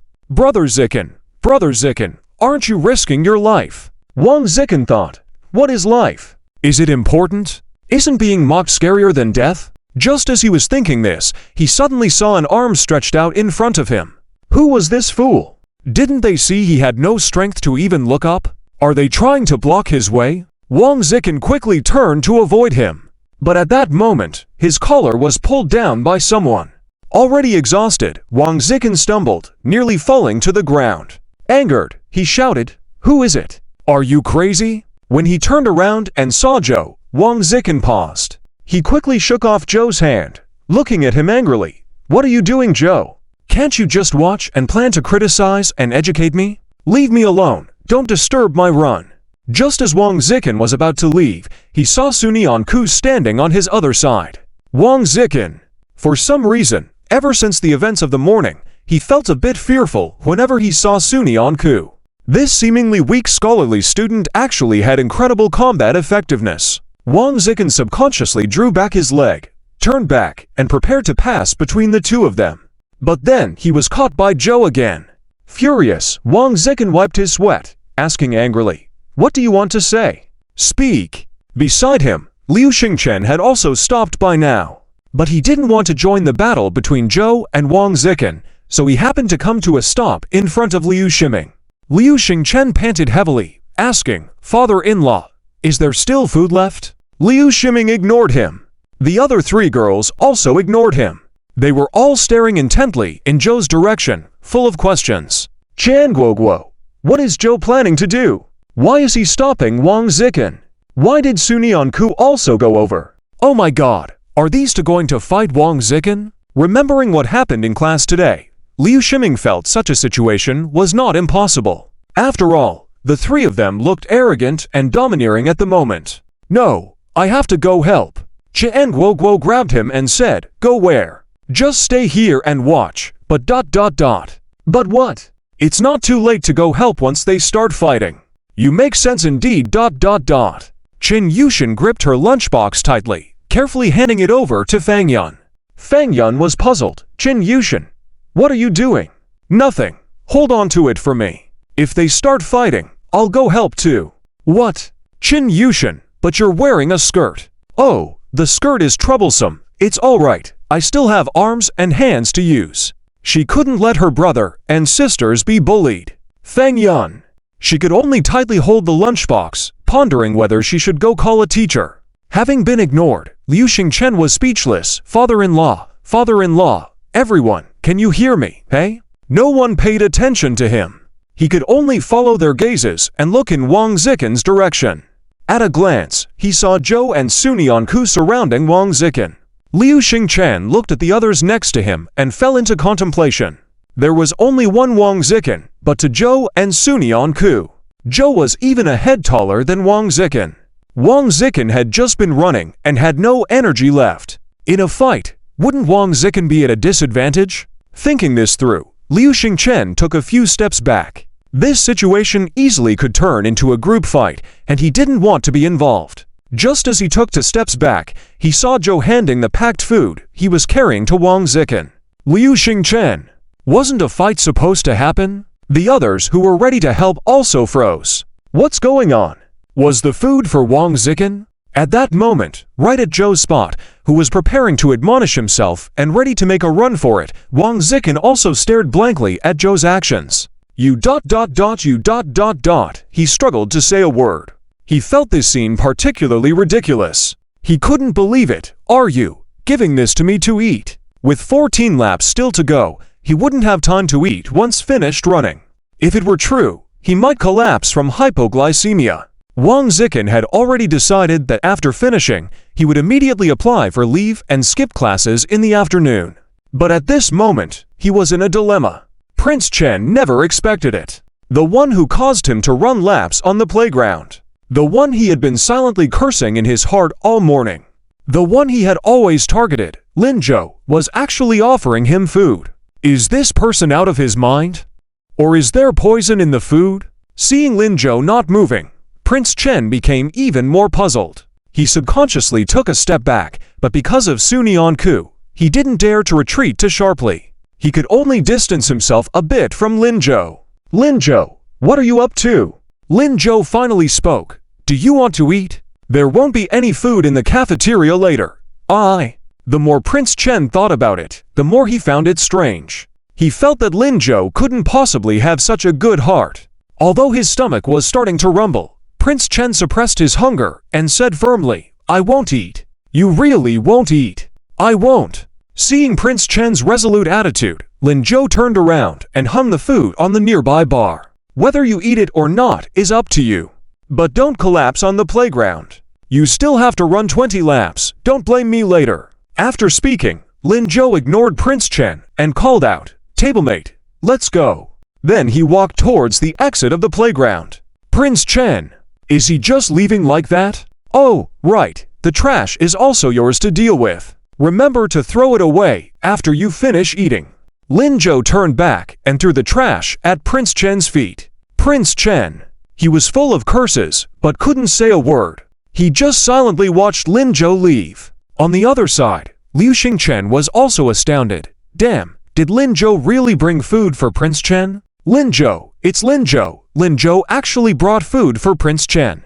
People of their age, in case of a conflict, would at least take a few days to reconcile. And for conflicts as deep as between Prince Chen and Lin Zhou, it probably wouldn't be resolved in a whole semester. Perhaps they would remain silent all the time. But ... after causing a scene in the morning, he brought food for Prince Chen at noon. Lin Zhou. Is he so kind? The four people who were also stunned at the moment finally realized. Liu Ximing patted Liu Xingken's shoulder and sighed for not being able to fight. What are you standing there for? That food is for you too. He finally understood why Lin Zhou didn't let him eat. He had bought 2 portions. Though he punished Prince Chen, he still had the thought to care for him. Liu Ximing suddenly felt that having Lin Zhou as a friend, he was not at a loss. Money Guo, let's go too. Okay. Money Guo smiled as she looked at the backs of Su Nianku and Lin Zhou. The group of friends thrown together by chance truly got along well. Chen Yushan quickly took the lunchbox from Fang Yun and chased after them, saying, Hurry, Fang Yun, we might not catch up with my brother later. Fang Yun was still dazed, not yet recovered from what she had just witnessed. As they walked, she asked in confusion, Your brother bought lunch for those 2 big guys. Yes, but aren't they because of your brother? That's why my brother is really good. He is the best brother in the world. Chen Yushan was showing off this time, and Fang Yun did not argue. This senior, indeed, was not bad. Such generosity is not something everyone can achieve. Lin Zhou and Su Nianku, who were walking in front, were far ahead of the others. Su Nianku was a bit further away from Lin Zhou. At this moment, she couldn't help but smile as she watched Lin Zhou's back. Hearing her laughter, Lin Zhou turned back in confusion. Tablemate, why are you laughing? Nothing. I just knew you would do this. So you followed me just now? Yes. Su Nianku nodded seriously. When Lin Zhou started walking towards the track field earlier, she followed him without hesitation. This way, she managed to intercept Prince Chen. Aren't you afraid I will really fight? Not afraid. If you really fight, I will fight with you. Haha, Tablemate, can you fight too? Su Nianku thought for a while, then suddenly felt a bit sad. I don't think I can fight, But Linzhou, I can learn. This way, I can help Linzhou, right? She said it seriously, as if she really intended to learn. Linzhou was amused by her sincerity. Haha, tablemate, no need to learn. You are fine as you are. But, if we encounter danger, I will protect you. But I want to protect you too, Linzhou. Can you teach me when you have time? I also want to protect Linzhou. Linzhou, upon hearing this, felt a slight tremor in his heart. Protect him. Tablemate, such a delicate person, actually said she wants to protect him. Even if it means learning how to fight, she doesn't see any problem. How can she be so good? Linzhou gently tousled her hair. All right, I'll teach you. Sunyanku smiled happily. It's a deal. Yes, it's a deal. They smiled at each other, quickened their pace. On the road, they kept talking. But Linzhou, why did you bring food for Prince Chen? Because I'm afraid he'll starve. Ha! I don't believe starving for a day will kill him. Ha ha, you know that. Actually, it's because Prince Chen isn't that bad of a person. In his previous life, Prince Chen went to work to support his family after his family went bankrupt and didn't finish university. He dedicated himself to his family. Later, he didn't really do anything wrong. He was just a simple and ordinary person.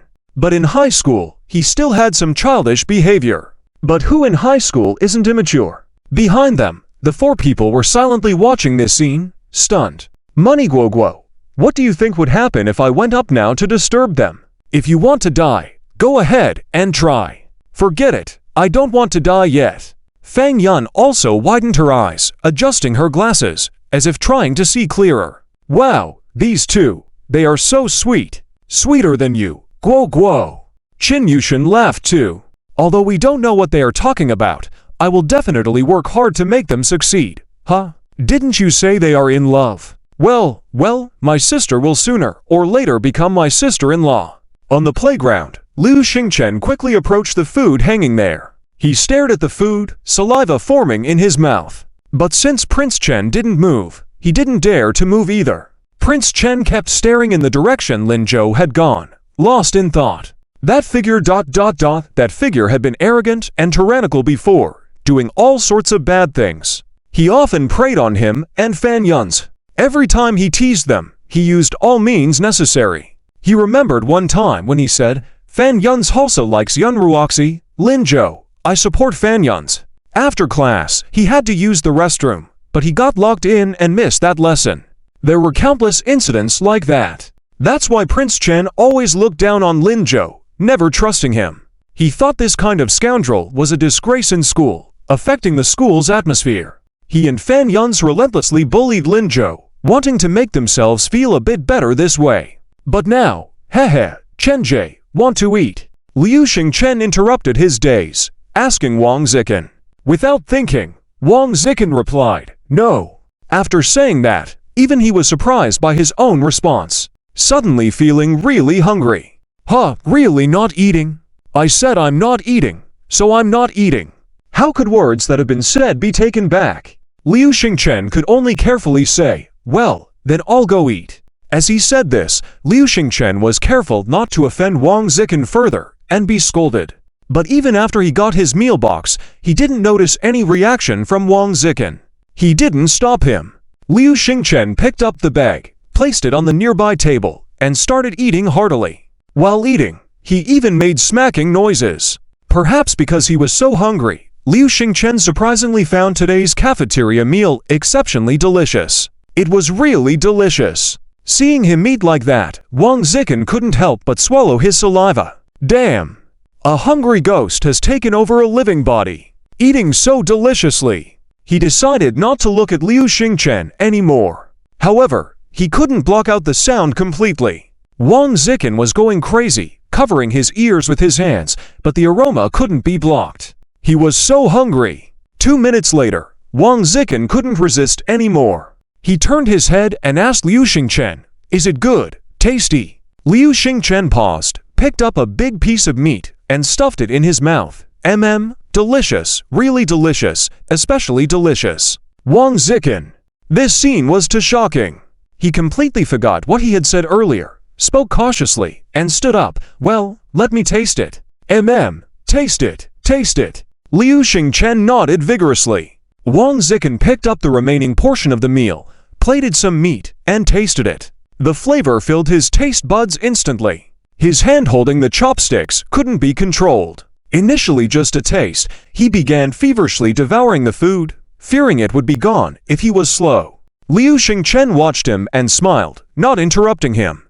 Only when he finished the meal did Wang Zikin stop. He burped, looking at the empty box, feeling somewhat unsatisfied. Seeing Liu Xingchen looking at him, Wang Zikin awkwardly said, "Yeah, it's really good. Yeah, delicious, Seeing Wang Zikin finally speaking calmly, Liu Xingchen moved closer and decided to enlighten Wang Zikin. "Chenjie, see, I was right? Lin Zhou is really good. He was a bit bad before, but people change. Look at him now, so don't hold a grudge. Such a good person is actually suitable to be friends with." Upon hearing this, Wang Zikin stood up awkwardly. "Who wants to be friends with him? Liu Xingchen, did he buy you with a meal? Liu Xingchen didn't know what to say for a moment. Wang Zikin persisted, "I'm not as foolish as you. Just a meal, and you start getting close to others. You are really embarrassing." After saying that, Wang Zikin turned around and left. He even picked up the trash on the ground, threw it in the bin, and continued running. 14 more laps to go. Liu Xingchen watched his actions without saying a word. Thought he wouldn't be bought. Forgetting to run together, not throwing away trash. People always say one thing and mean another. I wonder how long Wang Zikin can keep this up. At this moment, Wang Zikin had reached the entrance of the field. Looking out, he couldn't see Lin Zhou and his friends anymore. All he could think about were Liu Xingchen's words. Lin Zhou is really good indeed. Such a good person, is suitable for friendship. Don't hold a grudge against him. Was he really holding a grudge against Lin Zhou? Surely not. Was he that petty? What's with that Lin Zhou guy? He used to like Yun Ruoxi, but suddenly he didn't. He used to tease him and fan Yun's every day, but now he doesn't. He used to be a little rascal, but now he's a top student. And a hero who helps others willingly. This Lin Zhou, he didn't recognize at all. Maybe it's because of the newcomer, Suni Anku. Can one person really change another? Why doesn't he believe it? What's going on here? What's going on here? Wang Zikin kept mumbling in circles, but didn't figure it out. But he did realize one thing. He's so immature now. Those actions are so childish. Why does he target Lin Zhou every day? Isn't that what elementary students do? But he's a high school student. Outside the cafeteria, the returning group stood by the sink, preparing to clean their meal boxes since most had gone back to classrooms. No one was competing with them. Qin Yushin took the opportunity to quickly approach Suni Anku. "Sister, let me wash for you." Suni Anku hesitated. No need. I'll wash it myself." "Huh? No, it's the same washing one or two. Just give it to me." She grabbed Suni Anku's lunchbox directly. Seeing this scene, Liu Ximing, who was watching, also approached. "Huh? Sister, I'm brother to your brother, so I'm also your brother. Help me wash too." His hand was about to reach Qin Yushin, but was pulled back by Qian Guoguo. "Liu Ximing, did you break your hand? Wash it yourself." Liu Ximing suddenly realized that Qian Guoguo seemed to be getting tougher lately. It's really troublesome. Seeing this scene, Qin Yushin, feeling grateful, gave Qian Guoguo a grateful look and walked over to Lin Zhou.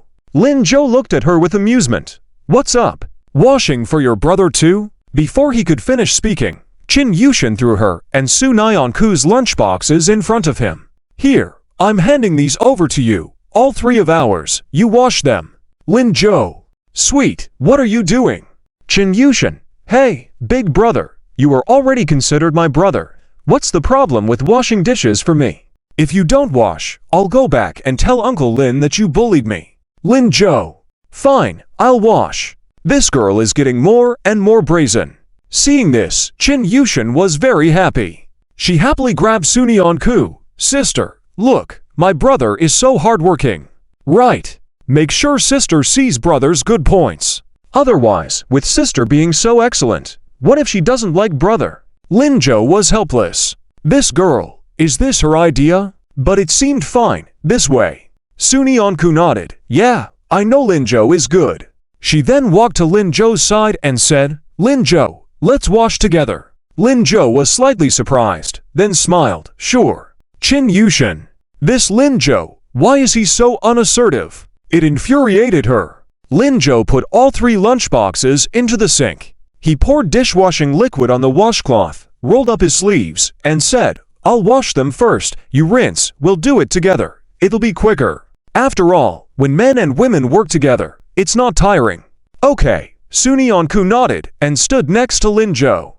At this moment, Chin Yushin suddenly felt a bit unnecessary. Her lunchbox was in Lin Jo's hands, also a bit unnecessary. She originally intended to teach Lin Jo to help Sunyeonku wash the dishes and had not planned on letting Lin Jo wash her dishes. Chin Yushin felt conflicted.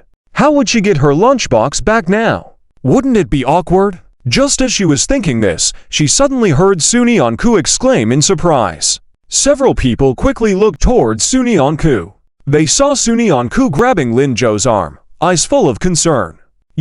What happened to your wrist? There were clear bite marks on Lin Jo's wrist. Seeing this, Chin Yushin's scalp tingled instantly. She almost forgot that on the first day she went to Lin Jo's house. Before leaving, she bit Lin Jo. With so much busyness in the past few days, she had not apologized to Lin Jo. Why had Lin Jo never mentioned it at all? It must have hurt a lot. But, at that time, Lin Jo didn't utter a word. Chin Yushin felt awful about herself. What should she do? It's been so long. Is apologizing too late now? Would her sister and everyone else hate her? Chin Yushin's mind was in chaos. Lin Jo also didn't expect Sunyeonku's reaction to be so significant. The bite mark on his arm stopped hurting the next day, and he had even forgotten about it. But now, the girl beside him was holding on to him, looking at him with what seemed like tears in her eyes. She was distressed. Distressed for herself. Realizing this, Lin Jo quickly reassured her, It's okay. It's okay. Little classmate, don't be afraid. Don't be afraid. It's just a little dog bite. Nothing serious. While saying this, Lin Jo also glanced at Chin Yushin, indicating her not to come closer. Chin Yushin was puzzled. A dog bite. Although Lin Jo scolded her, he was also defending her, knowing that his sister was his idol, knowing how important he was in her eyes. Therefore, he didn't want her to talk. Why was he such a good brother? Could she really be a good sister for him? Beside them, Fang Yun also approached and casually remarked beside Chin Yushin, a dog.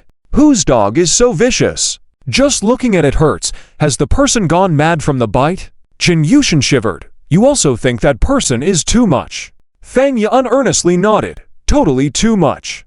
Don't you think so? Chin Yushin gritted her teeth and said nothing.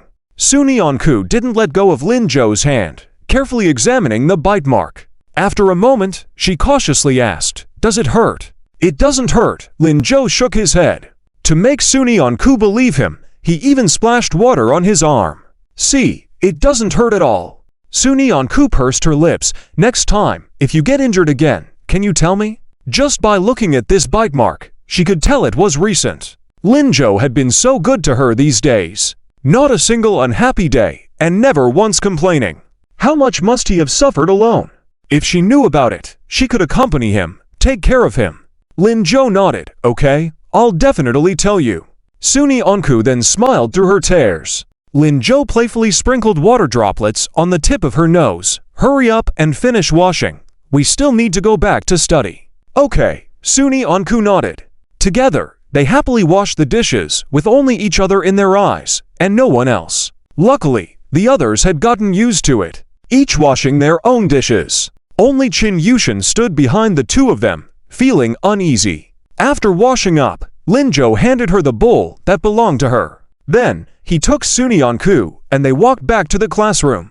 Fang Yun came over and patted the confused Chin Yushin. Hey, leaving already? Having a good brother is great. You don't even have to wash the dishes, unlike me. Before she could finish her words, she saw Chin Yushin quickly rush forward. Fang Yun was shocked. Hey, weren't you not supposed to disturb them? But Chin Yushin didn't care. She caught up with the two of them and called out, Lin Jo, sister, wait for me. Lin Jo and Sunyeonku turned around and saw Chin Yushin standing seriously. It seemed like she had something to say. The two looked at each other, and Sunyeonku asked, What's wrong? Tia. Chin Yushin gritted her teeth.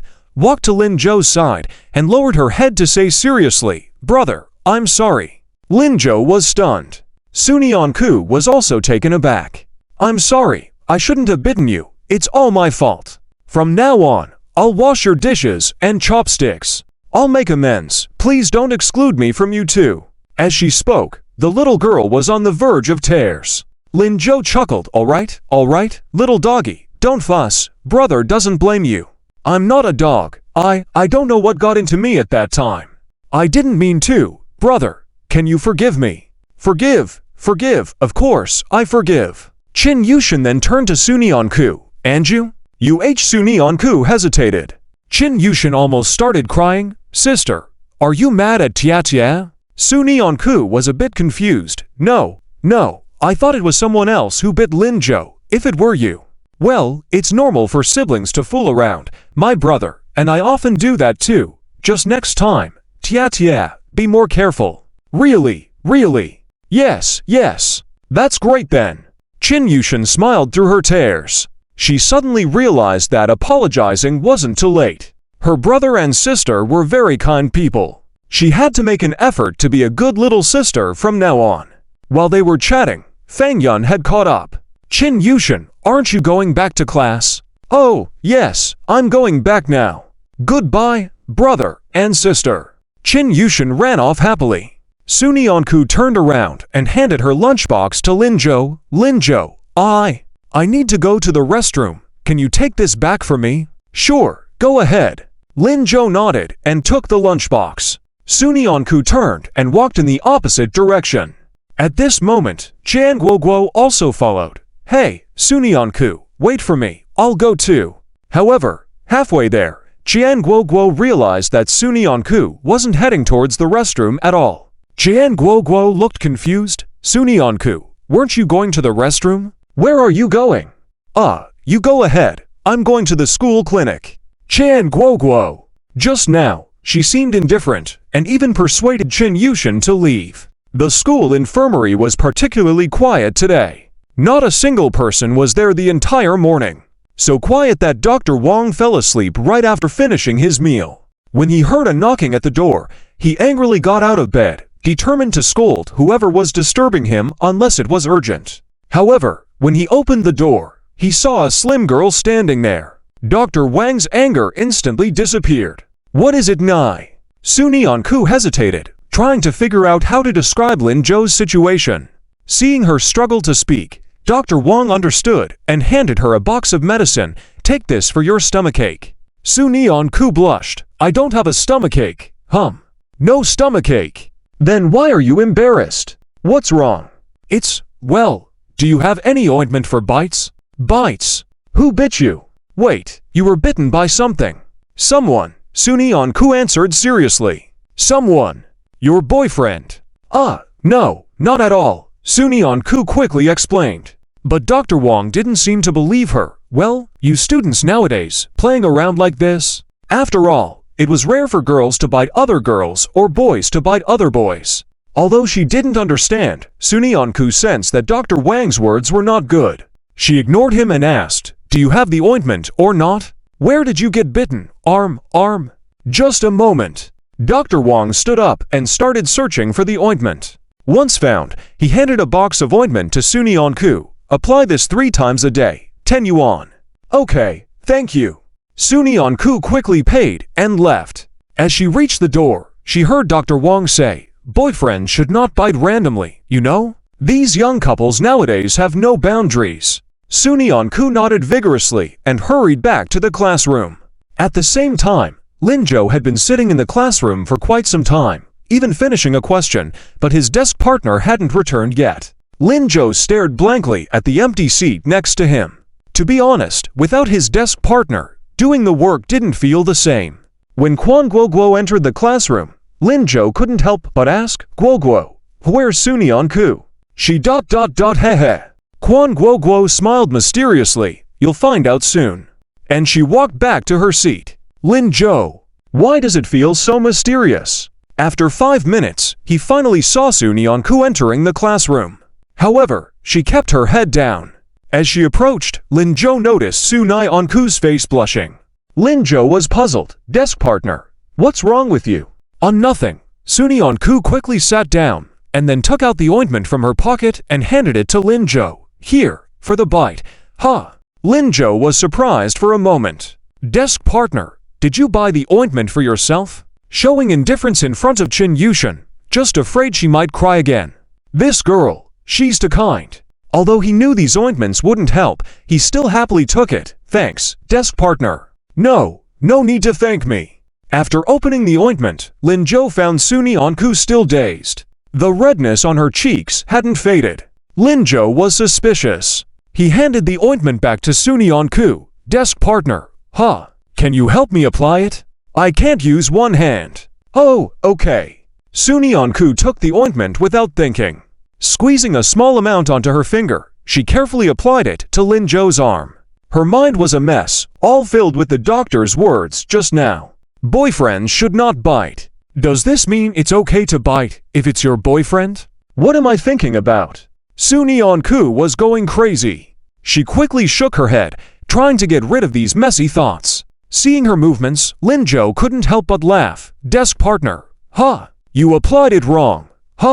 Sunyeon-ku quickly looked down and realized she had applied all the ointment on a spot where Linjo wasn't injured. Sunyeon-ku panicked. She squeezed out some ointment again and reapplied it to the wound. The ointment felt cool. Coupled with the delicate fingers of his desk partner, it was quite comforting. Linjo felt quite enjoyable. Desk partner, what were you thinking just now? Nothing. Did the doctor say something to you? Sunyeon-ku shook her head in panic. No, nothing. Oh, Linjo picked up a cup of water and drank. Watching his actions, Sunyeon-ku unintentionally blurted out, Linjo, is it okay for boyfriends to bite? Theft. Linjo spluttered water everywhere. He looked at Sunyeon-ku in shock. He also stacked the books on the desk as if that could block others from hearing the conversation. Desk partner, what are you? What are you saying? Sunyeon-ku lowered her head in a panic. I mean, the doctor said boyfriends shouldn't bite. I didn't understand what he meant.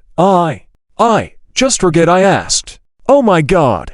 What nonsense was she talking about? Why was her mind turning into mush around Linjo? What was she even asking? The doctor. The doctor is right. Boyfriends should not bite. But it's not that they can't bite. It's just. Linjo tried to figure out how to explain this issue to Sunyeon-ku. But after a moment, he gave up. Because trying to explain would only confuse them both and torture himself. Just thinking about the word bite was driving him crazy. What kind of nonsense did that doctor say? He decided, forget it. Desk partner, don't dwell on this, okay? Don't listen to the doctor in the future, got it? What if she got the wrong idea from the doctor? Sunyeon-ku shook her head. Linjo exploded. His desk partner had this hobby too. Just then, Sunyeon-ku said, if you get hurt again, I'll have to go to him. I won't get hurt again. Okay, then I won't go. In the front row, Fanyuns, who had returned after dinner, had been keeping an eye on Linjo. Seeing the two applying ointment, he was burning with jealousy. Gazing at the classroom, he noticed the acknowledgement of their good deeds hanging prominently in the room from being honored as exemplary students.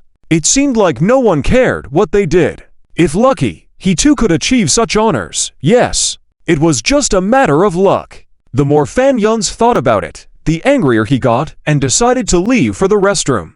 As he approached the door, he saw Wang Zikin coming towards him, sweating profusely and looking very disheveled. Fanyuns quickly approached him. Wang Zikin, don't go back to the classroom yet. Let's go to the restroom first and discuss how to deal with Linjo next time. Wang Zikin was slightly puzzled and unconsciously said, Fanyuns, I'm hungry. Feeling hungry. After you're done in the bathroom, go to the convenience store to buy instant noodles. I have a great idea.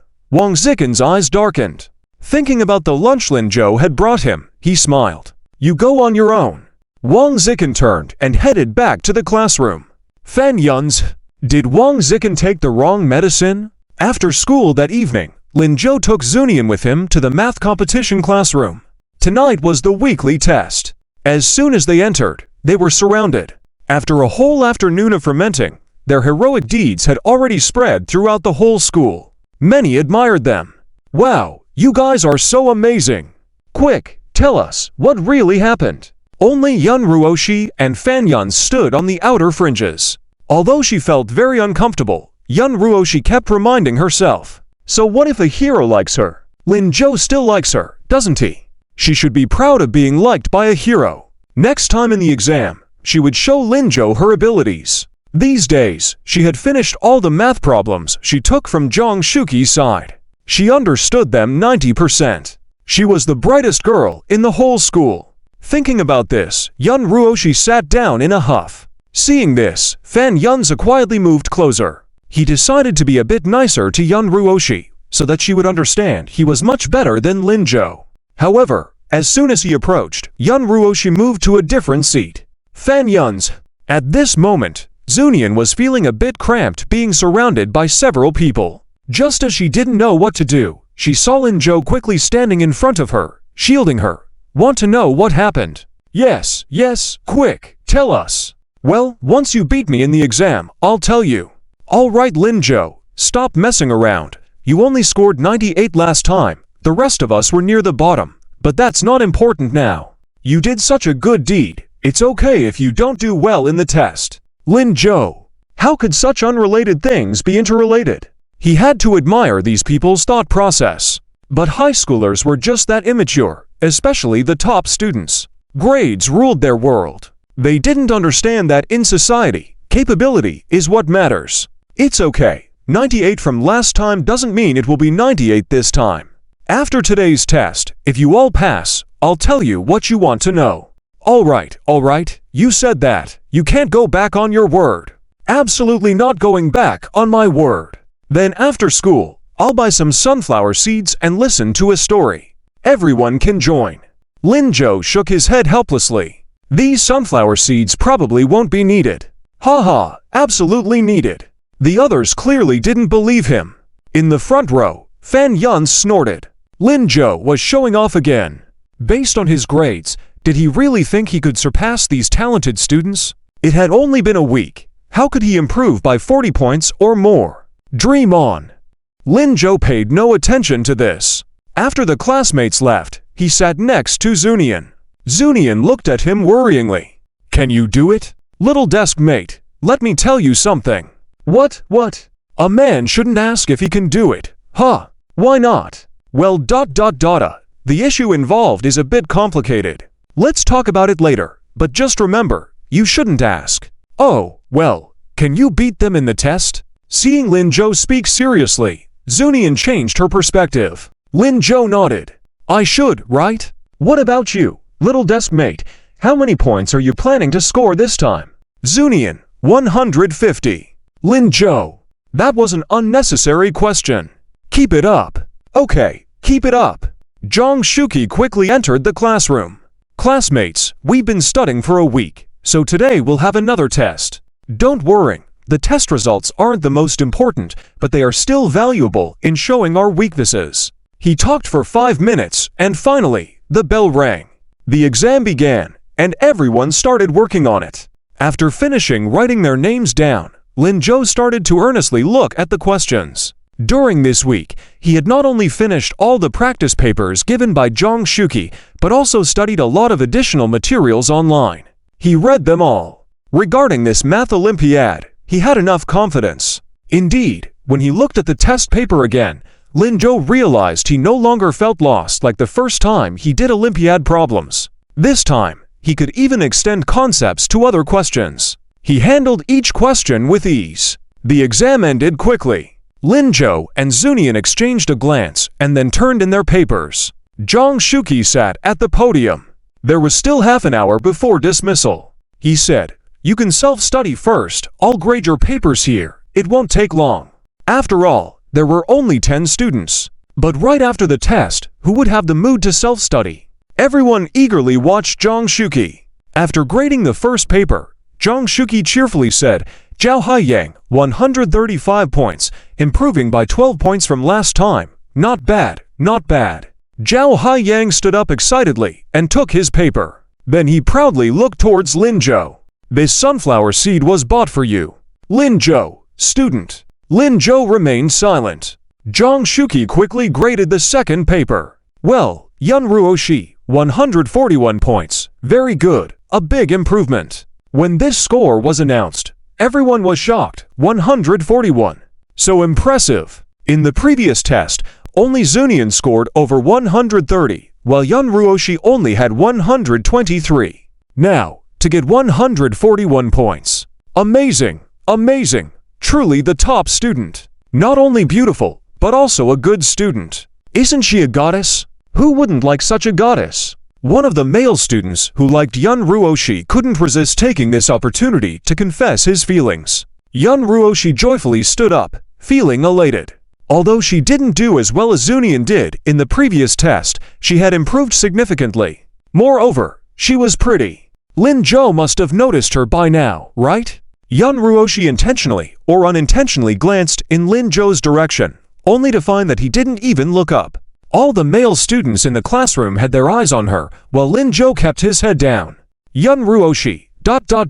She clenched the test paper in her hand, almost tearing it. At this moment, someone next to her shouted, "Goddess, please take a look at your test paper." Yun Ruoshi reappeared her smile and politely handed over the paper. Even if she was angry, she couldn't ruin the goddess's image. "Thank you, goddess." "You're welcome." Yun Ruoshi smiled. "Look, she's so generous, so gentle, so kind." Why didn't Lin Zhou look at her? Before Yun Ruoshi could understand this reasoning, Zhang Shuqi shouted again, "Zunian, 150 points. This test paper is simply perfect. Everyone, take a look. You can learn a lot from it." As soon as this was said, the whole classroom burst into excitement. "Another 150? Impressive, impressive. Let me see, let me see.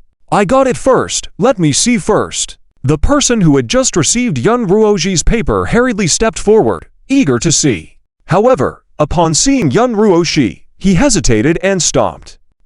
Goddess, I still prefer looking at your test paper." Shu Nianku ran a bit slower. The test paper passed from Zhang Shuqi's hand to the hands of the classmates. She couldn't get it, hesitated in place for a while, tried several times, but still didn't have the courage to walk into the crowd to get back her test paper. After all, at this moment, they were looking at their test papers as if they were treasures. She was not sure if she entered the crowd, she would also be surrounded. She could only awkwardly look at Lin Zhou. Lin Zhou, next time I will definitely run faster and show you the test paper first." "All right," Lin Zhou nodded, smiling at her. "This small desk is too cute. He must be the first to show the test paper." How could he not agree to this? Lin Zhou patted the seat next to him, indicating Shu Nianku to sit down. "You should sit down first. They will give it to you after they finish reading." "Okay." At this moment, only Fan Yun's and Lin Zhou's test papers were left uncorrected. Fan Yun's deliberately stood up, stretched lazily. I wonder how many marks I can get this time. Ruoshi, what score do you think is appropriate for me?" Yun Ruoxi ignored him. Next to him, a male student who had a better relationship with Fan Yun stood up. "Fan J, haven't you been practicing questions all the time recently? You could at least get around 140 marks, right?" 140 marks. Well, that's okay. As long as it's close to what Ruoxi gets, I'll be satisfied. This week, he has been practicing a lot day and night. During the exam, he found the questions very easy. Except for the last big question, he knew how to do the rest. This time, apart from Yun Ruoxi and Shu Nianku, no one scored above 140 points. As long as he scores above 140 himself, he will definitely be cheered on by everyone just like them.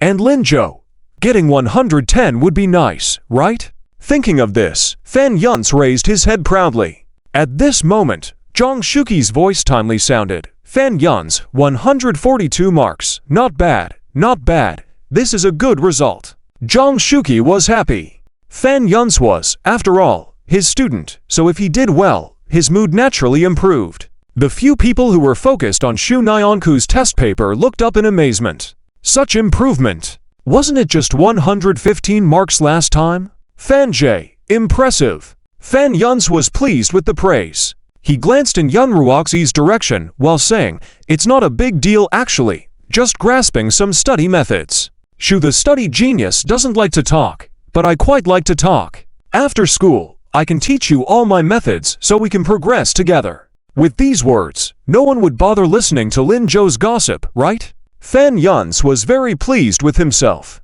Unfortunately, Yun Ruoxi still didn't spare him a glance. He felt a bit defeated but quickly cheered up when he saw Lin Zhou. No matter what, as long as he surpassed Lin Zhou, he would be happy. All right.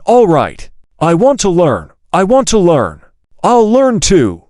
The boys didn't realize that Fan Yun's was intentionally targeting Lin Zhou and happily followed suit. Lin Zhou watched this scene and smiled without saying a word. After a moment, he stood up.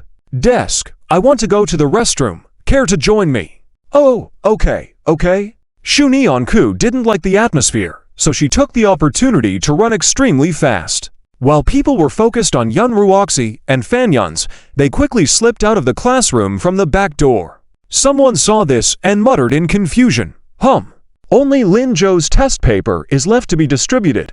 Why did he leave? The student who had a good relationship with Fan Yun's also looked up, chuckled lightly, probably thought he didn't do well, didn't want to embarrass himself. After all, before the exam, he made some big claims. That could be, but there was no need to run.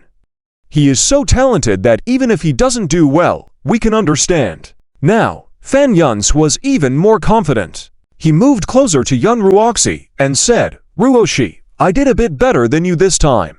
I can share my study experience with you. Before he could finish, Zhang Shuqi stood up directly from the podium. He didn't notice Lin Zhou leaving and was simply holding the test paper, laughing. Good. Ha. To think this question could be solved this way. Why didn't I think of it? Lin Zhou, can you come up and explain? How did you figure it out? Fan Yun's hand froze. Everyone quietly watched Zhang Shuqi. Nobody answered. The classroom fell silent. Zhang Shuqi's reaction was greater than when he was correcting any test paper. Did Lin Zhou also do well this time? Zhang Shuqi then looked up. Where's Lin Zhou? He probably went to the restroom. Oh, this kid. Why go at this time? Oh well, he'll probably come back after I finish grading his paper. Teacher, you haven't finished? Yeah, just finished the first question. Everyone breathed a sigh of relief. Luckily, the first question could be good, but the following questions might not necessarily be correct. After all, the later questions were more difficult. Fan Yun's also relaxed, chuckling. All that fuss. Lin Zhou always likes to take shortcuts, unlike us, who are down to earth. Ruoxi. He didn't finish his sentence as Zhang Shuqi shouted again. Excellent. The solution to the second question is indeed unique. Very good. Everyone.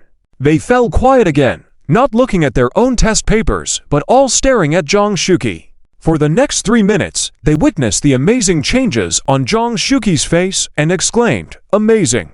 This can also be solved like this. This solution is also correct. This question. Finally, Zhang Shuqi frowned. Fan Yunza hurriedly asked, did he get the last question wrong? If Lin Zhou got that question wrong, his score couldn't possibly surpass his. But to his surprise, Zhang Shuqi shook his head quickly. No, it's just that for this question, Lin Zhou used the simplest method, similar to several other students who got it right. There was nothing remarkable compared to the previous questions. Fan Yun's. Everyone was confused. Just because his method was different from ours, you sighed. Teacher, don't you think that hurts our self-esteem? Zhang Shuqi seemed to realize his words were off and explained, Oh, this approach is also good, but Lin Zhou's method in the previous questions was indeed better. That is the meaning of math. It can vary greatly, but in the end, it sticks to the essence. Lin Zhou really grasped the essence. Everyone. Teacher, are you trying to console us? Are you still praising Lin Zhou? Ahem. Let's not talk about that anymore. Where's Lin Zhou? Why isn't he back yet? Lin Zhou did not actually go to the restroom. After wandering around the restroom door, Lin Zhou led Su Neonku to the convenience store. He casually picked up the spicy strips that Su Neonku loved the most today, grabbed a bottle of mineral water, paid, and headed out. Deskmate, do you want to eat something before going back? Aren't we supposed to go to the restroom? That's just an excuse. Let's take a stroll before going back, okay? Fine, okay? Su Neonku didn't ask for the reason. As long as it was a decision made by Lin Zhou, she felt it was right. So, she obediently followed him. Lin Zhou opened the spicy strips, handed them to her, and she obediently started eating. After strolling around the campus for 5 minutes, Lin Zhou felt it was about time. Zhang Bapi must have finished correcting his own exam paper by now. He must have also asked about his whereabouts multiple times, making sure every classmate remembered his grades. Lin Zhou then turned to the blushing Sunyan-ku. "Deskmate, shall we go back?" "Oh, okay, sure, very spicy, haha." Lin Zhou opened the mineral water and handed it to her. Sunyan-ku quickly took a few sips, following Lin Zhou. Upon entering the classroom, Lin Zhou noticed that everyone's gaze had indeed fallen on him as expected. The shock from the crowd, the admiration from Zhang Shuqi, the anger from Fan Yun's, and the adoration from Yun Ruoxi. Adoration? How could she have such an expression?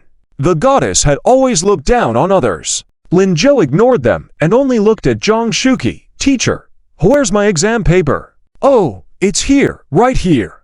Zhang Shuqi walked down from the platform and handed him the test paper. He patted Lin Zhou's shoulder warmly. "Lin Zhou, you sly little guy. Well done. I'm not going to evaluate this time. You do it. Your thinking is much more active than mine. They'll probably prefer to learn from you." Lin Zhou spread out the test paper. 150 points were prominently displayed. Sunyan-ku next to him was stunned. Lin Zhou also got full marks. After a moment, she smiled at Lin Zhou's back. She knew Lin Zhou could do it. Lin Zhou was also very satisfied with his grade. He said, "Let me talk. Can I talk according to my way?" Sure, of course." Zhang Shuqi nodded repeatedly. Lin Zhou smiled. "All right, then, who wanted to buy sunflower seeds just now? Go buy some, we'll eat and talk, since there are only a few of us. Stay if you want to listen. There won't be any heroic stories, but there are some solving methods. Those who don't want to listen can leave on their own."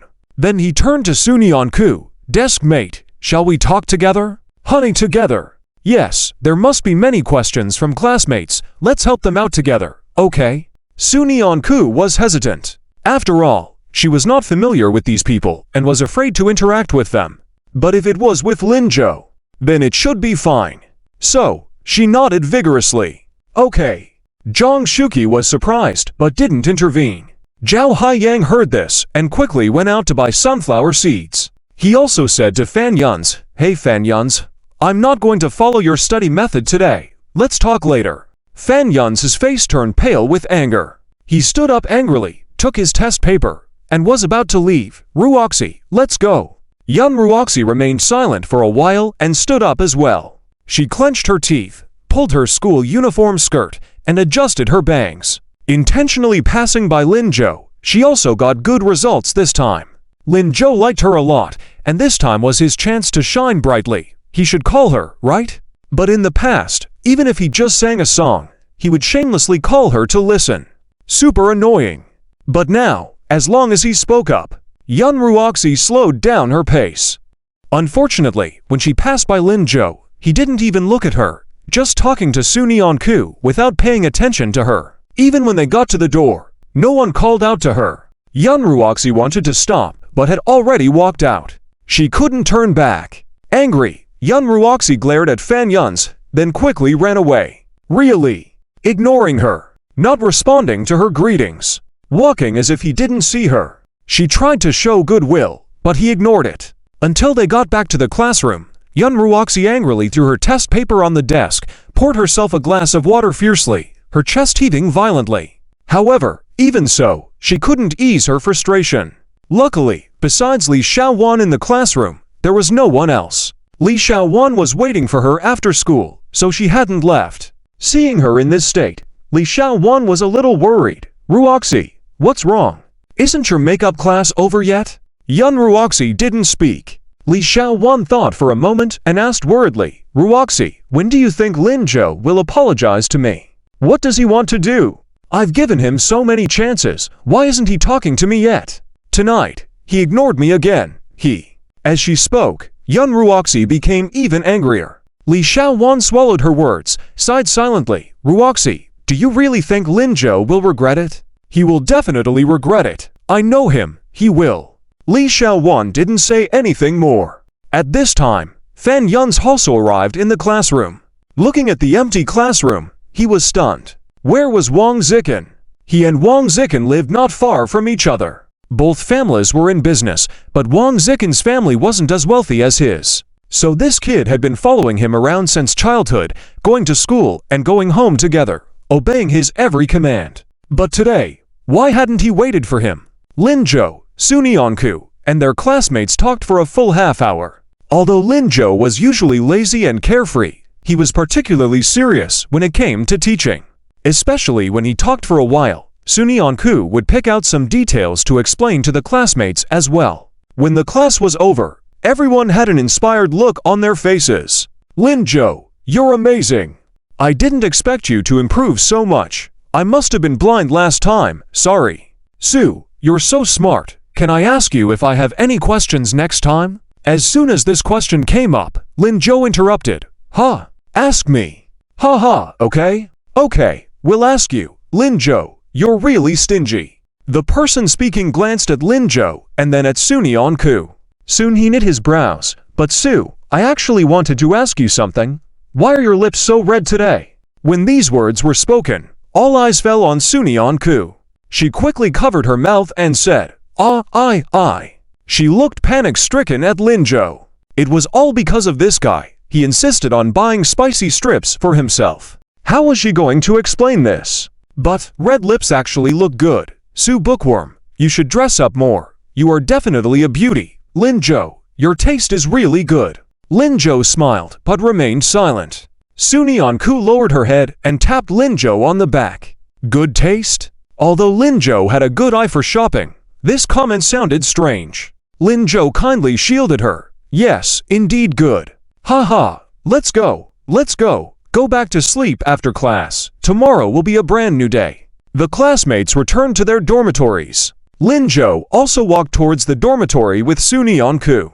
Halfway through, he heard Sunyanku say, Lin Zhou, next time you can't eat spicy strips.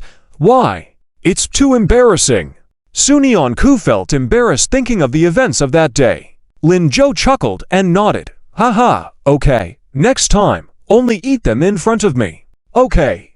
Sunyanku quickly agreed. But then, she felt something was off. In front of him only? Did that mean she would have to be alone with Lin Zhou more often in the future? Lin Zhou, that's settled. Go back to sleep, little desk mate. Lin Zhou reached out, patted her head, and noticed her red lips and red cheeks were particularly cute. Lin Zhou couldn't resist pinching Sunyanku's cheek, making her face even redder. The streetlights had almost turned off, and there was no one around. Lin Zhou pinching himself at this time was.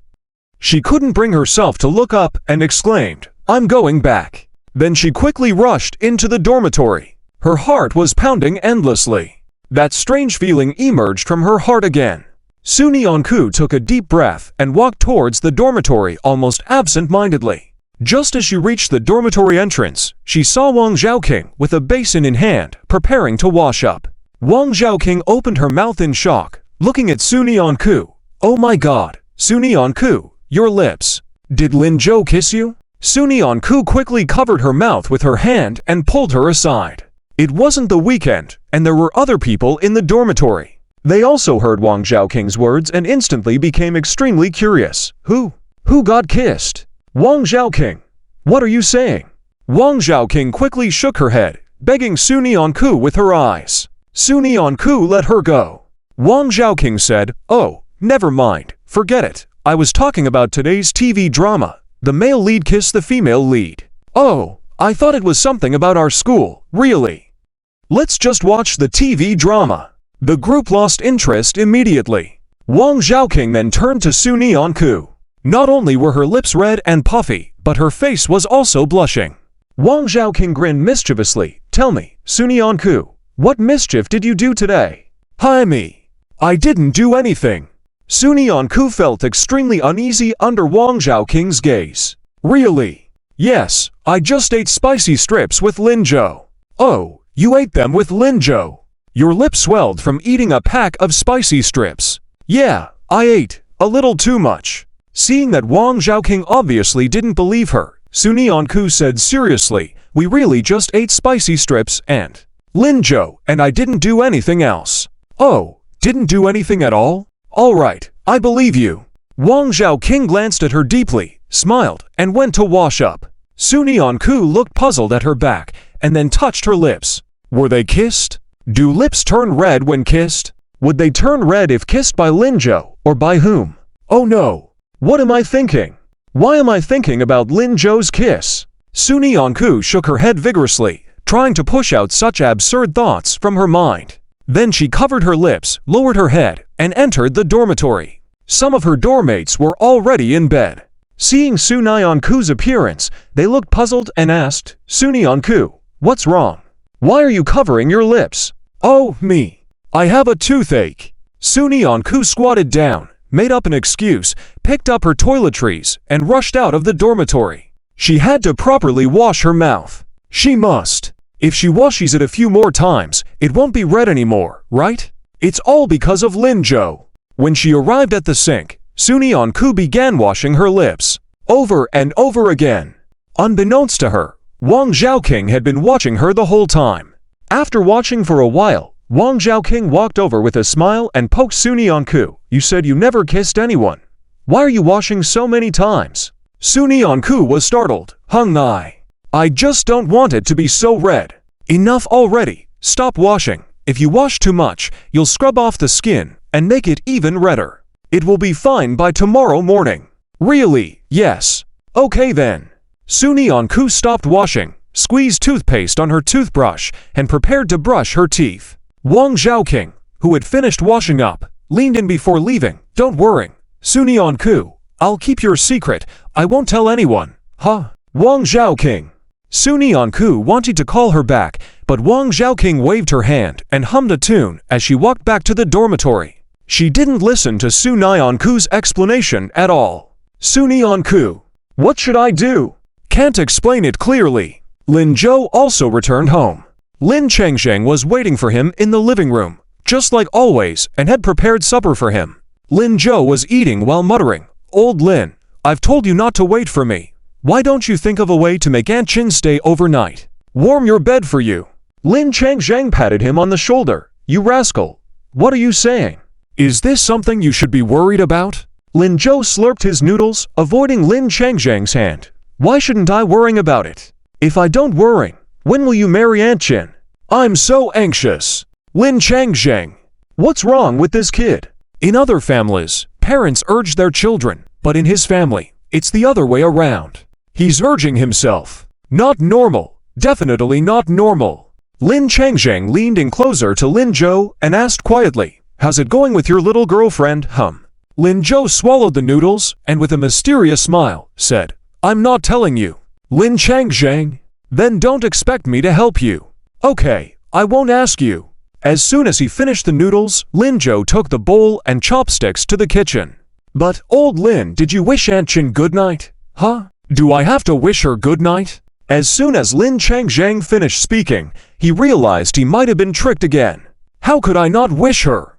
Do I not wish her good night every day? Lin Zhou knew he was lying and chuckled. To have a successful relationship, you need to share more about your daily life. Don't worry about the cost. Think about it. A text message costs only 1 cent. But Aunt Chin is priceless. Chat more when there's nothing wrong. Things will progress faster. You know quite a lot. Go to sleep now. Lin Zhou was ushered upstairs by Lin Chengsheng, who then washed the dishes. Back in his room, after thinking for a while, he took out his pager. Lin Chengsheng held the pager for a while, not knowing what to send. He felt that just saying goodnight was too mundane and too sentimental. Despite his age, he still needed to maintain his dignity. But what Lin Zhou said seemed right. Qin Shulin was more important than anything.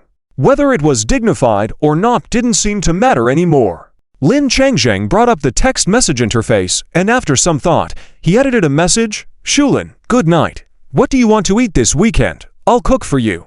Qin Shulin received a salary raise due to her square dancing team's activities and even received recognition, making her in a great mood. Naturally, she wanted to celebrate. But after sending the message, Lin Chengsheng felt conflicted. Despite knowing Qin Shulin for such a long time, they seemed to have never sent text messages, only communicating by phone. Just being reminded by that kid, he started feeling sentimental. What if Shulin sees it and thinks he's gone crazy in the middle of the night? Lin Changzheng quickly picked up the pager again, trying to see if he could delete the message. Just then, the phone rang with a message alert. Seeing it was from Qin Shulin, Lin Changzheng nervously stood up. Just as he was about to open it, his hand shook, and the pager fell to the ground with a crash. Lin Changzheng, stunned for a second, he quickly picked up the phone from the ground, only to find the screen black. Lin Changzheng was speechless once again. No matter how he pressed the buttons, the pager had no response. Could it be out of battery? But he had just charged it in the afternoon. Lin Changzheng took out the charger, planning to try charging it again. He plugged it in for a long time, but there was still no response. Lin Changzheng felt hopeless and placed the pager on the table. He lay on the couch, lost in thought. If only he hadn't listened to that kid. Not only was his pager broken, but he also had no idea what Shulin had replied. What if she mentions it in person someday, saying he was being sentimental? How embarrassing would that be? Lin Changzheng sighed quietly, thinking about taking the pager to be repaired the next day. Maybe it could still be used. But that night, with Qin Shulin's unread message on his mind, Lin Changzheng was unable to sleep. Meanwhile, at the Qin residence, Qin Yushin was devouring a chicken leg. Hungry from not having dinner, she couldn't resist. Seeing her mother smiling at her phone, Qin Yushin, with a mouthful of oily food, approached her. "Mom, what are you doing?" "Nothing, nothing." Qin Shulin hurriedly put the phone away, looking somewhat embarrassed. Qin Yushin tilted her head, observing her mother's behavior, which seemed shy. Qin Yushin chuckled. "Mom, did Uncle Lin message you?" "Absolutely not." "Oh, let me guess.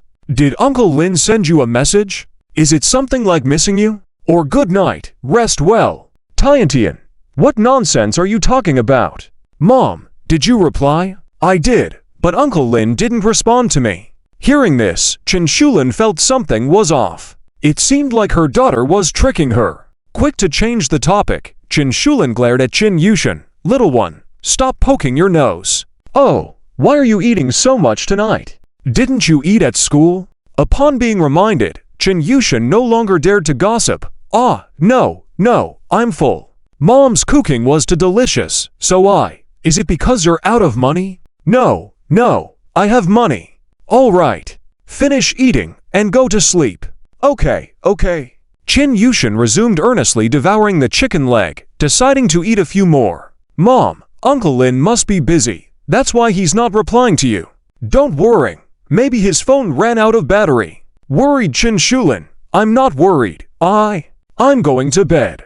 She rushed back inside flustered, but wearing a smile on her face. This old Lin had actually learned to chat and talk sweetly. Just a pity. Why hasn't he replied to her messages, feeling anxious? In another place, at the girls' dormitory in a high school, Suni On-ku tossed and turned in bed for a long time, feeling wide awake. Her roommates were already asleep.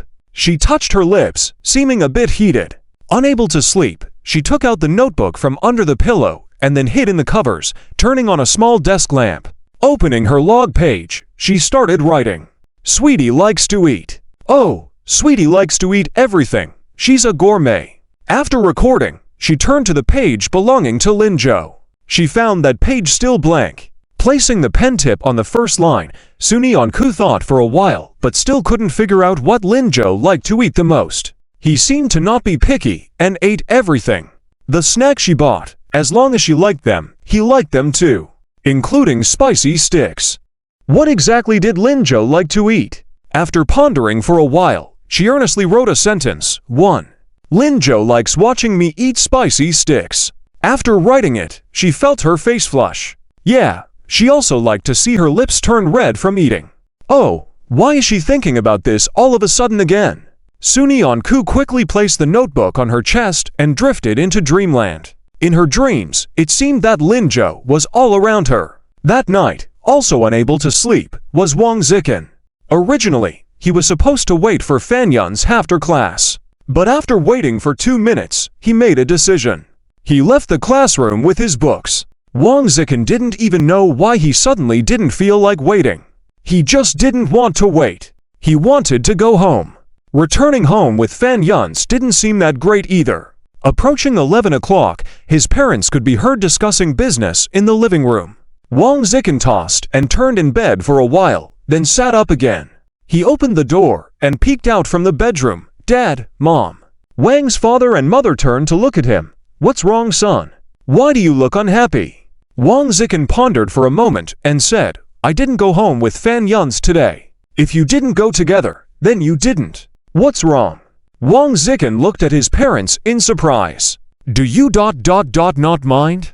Their families had business connections with Fan's family. Therefore, he had intentionally befriended Fan Yun since he was young to get closer and be friendly with him. Why would we mind? What's wrong? Are you having a falling out with that child? No? Wang Zikin shook his head. It's not a falling out. I just don't want to be friends with him anymore. But in doing so, it might affect things at home. Taking courage, Wang Zikin voiced his thoughts. He lowered his head, waiting for his parents' judgment. To his surprise, right after he spoke, Wang's father began laughing. Oh, how could that affect anything at home? Who you want to be friends with is your choice, and if you don't want to, that's your freedom. Wang Zikin looked up in amazement. But what about the family business? The business is something that your mom and I should consider, not something you should worry about. You're still young, just turned 18, with a bright future ahead of you. Why make yourself suffer because of what's happening at home? Furthermore, your mom and I are working so hard because we want you to be free. Don't worry, your dad is capable and won't fail. As for you, go ahead and hang out with friends whom you think are worth teaching. That Fan Yun's, I've always felt he's arrogant. You used to follow him around, so I thought you enjoyed being with him. Since you don't want to, then just forget about it. Upon hearing this, Wang Zikin was instantly delighted. I understand, Dad. Well, go to bed early. Okay. That night, Wang Zikin slept soundly. The next morning, he got up early, a whole half hour earlier than usual. This surprised Wang's mom, who anxiously looked at her son. Zikin, what are you doing? Wang Zikin packed his school bag and happily said, Gotta study. Isn't the college entrance exam coming up soon? Wang's mom looked at Wang Zikin in shock. Wang Zikin said, Can you believe it, Mom? A boy in our class went from being ranked last to 22nd in the entire class. Though I might not be able to achieve that, I want to try my best. Even after Wang Zikin left, Wang's mom was still a bit puzzled. Is this kid on something? Wang Zikin rode his bike at full speed. Today, he had to arrive at the classroom earlier than Lin Zhou.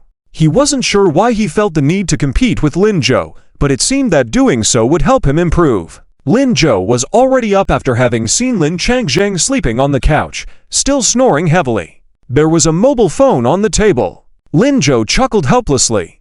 Did he fall asleep on the couch after chatting for a while last night? What did they even talk about? Lin Zhou was curious. He walked cautiously to the table, picked up the mobile phone carefully, intending to sneak a peek. However, upon opening the phone, he found no response. Is it broken? Lin Zhou was about to look for a charger when suddenly, Lin Changzheng, who was deeply asleep, almost jumped up from the bed. He snatched the mobile phone from Lin Zhou's hands with an extremely tense expression. Lin Zhou, what are you doing? Hurry up and go to school. You, HMPH, how dare you peek at your old man's privacy? Do you want a beating? Lin Zhou reluctantly said, All right, I'll go now. But was that really private? Did Lin Changzheng's phone really break? As Lin Zhou walked away, Lin Changzheng breathed a sigh of relief. Luckily, he wasn't caught. Otherwise, knowing Lin Zhou's nature, he would definitely ask for money. This boy had just earned a bonus. He shouldn't be allowed to spend it however he pleased. Better to save it for himself. As for the mobile phone, it could be fixed. Lin Changzheng thought to himself. He placed the mobile phone back in its place and prepared breakfast. On the other side, Fan Yun's also left the house. His house was next to Wang Zikin's. As he passed by Wang Zikin's house, Fan Yun subconsciously wanted to call out to Wang Zikin. However, he found no one at the door. Just as he was puzzled, Wang Zikin's mom opened the door. Fan Yun called out, Auntie. Wang's mom nodded and said, Oh, it's Ziji. Zikin has already left. Left already? Yes, he said he went to school to study. Oh, thank you, Auntie. Fan Yun also headed towards the school. The more he walked, the more he found Wang Zikin's behavior strange. Within half a day, the news of Lin Zhou scoring 150 on the test had spread throughout the school. Everyone interested in math competitions knew about it. During class, many people gathered at the door of class 2, looking at the classmate who had just saved someone and scored a full mark, the academic overachiever and hero. Fan Yun's face turned blue with anger. He wanted to complain to Wang Zikin about this, but Wang Zikin was either studying or doing his homework, not paying attention. After the second class, Fan Yun was completely furious. Wang Zikin, what exactly are you doing? Wang Zikin raised his head and replied calmly, studying. What else? Fan Yun said, come on, let's go to the restroom. His patience in this class was running thin. Wang Zikin lowered his head and said calmly, I'm not going. Fan Yun said, Wang Zikin, do you really plan to just let this slide after Lin Zhou made you run 20 laps on the playground as punishment? What else can I do? Get revenge. Fight back. But Fan Yun's, we can't compete with Lin Zhou in studying. Our reputation doesn't match his. Can we win? Fan Yun's choked up, feeling even more uncomfortable. He coldly hummed and walked out. Wang Zikin looked at his back and sighed silently. Sigh, why do we have to worry so much about Lin Zhou? After a moment, he immersed himself back in the sea of questions. Qin Yushan also brought Lin Zhou his meal for the day. After receiving it and thanking her, Lin Zhou gestured for her to go back. But the girl stood at the doorway, hesitating, unwilling to leave. Lin Zhou was puzzled. Yushan, what's wrong? After hesitating for a while, Qin Yushan, without looking at Lin Zhou, handed him a tube of ointment. Here, this is for you. If it's really bad, let your sister apply it for you.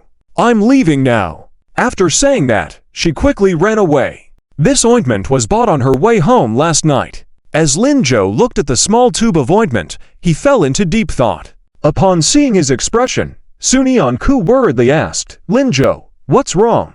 Did Yushan give you a tube of ointment too? Yeah, she did.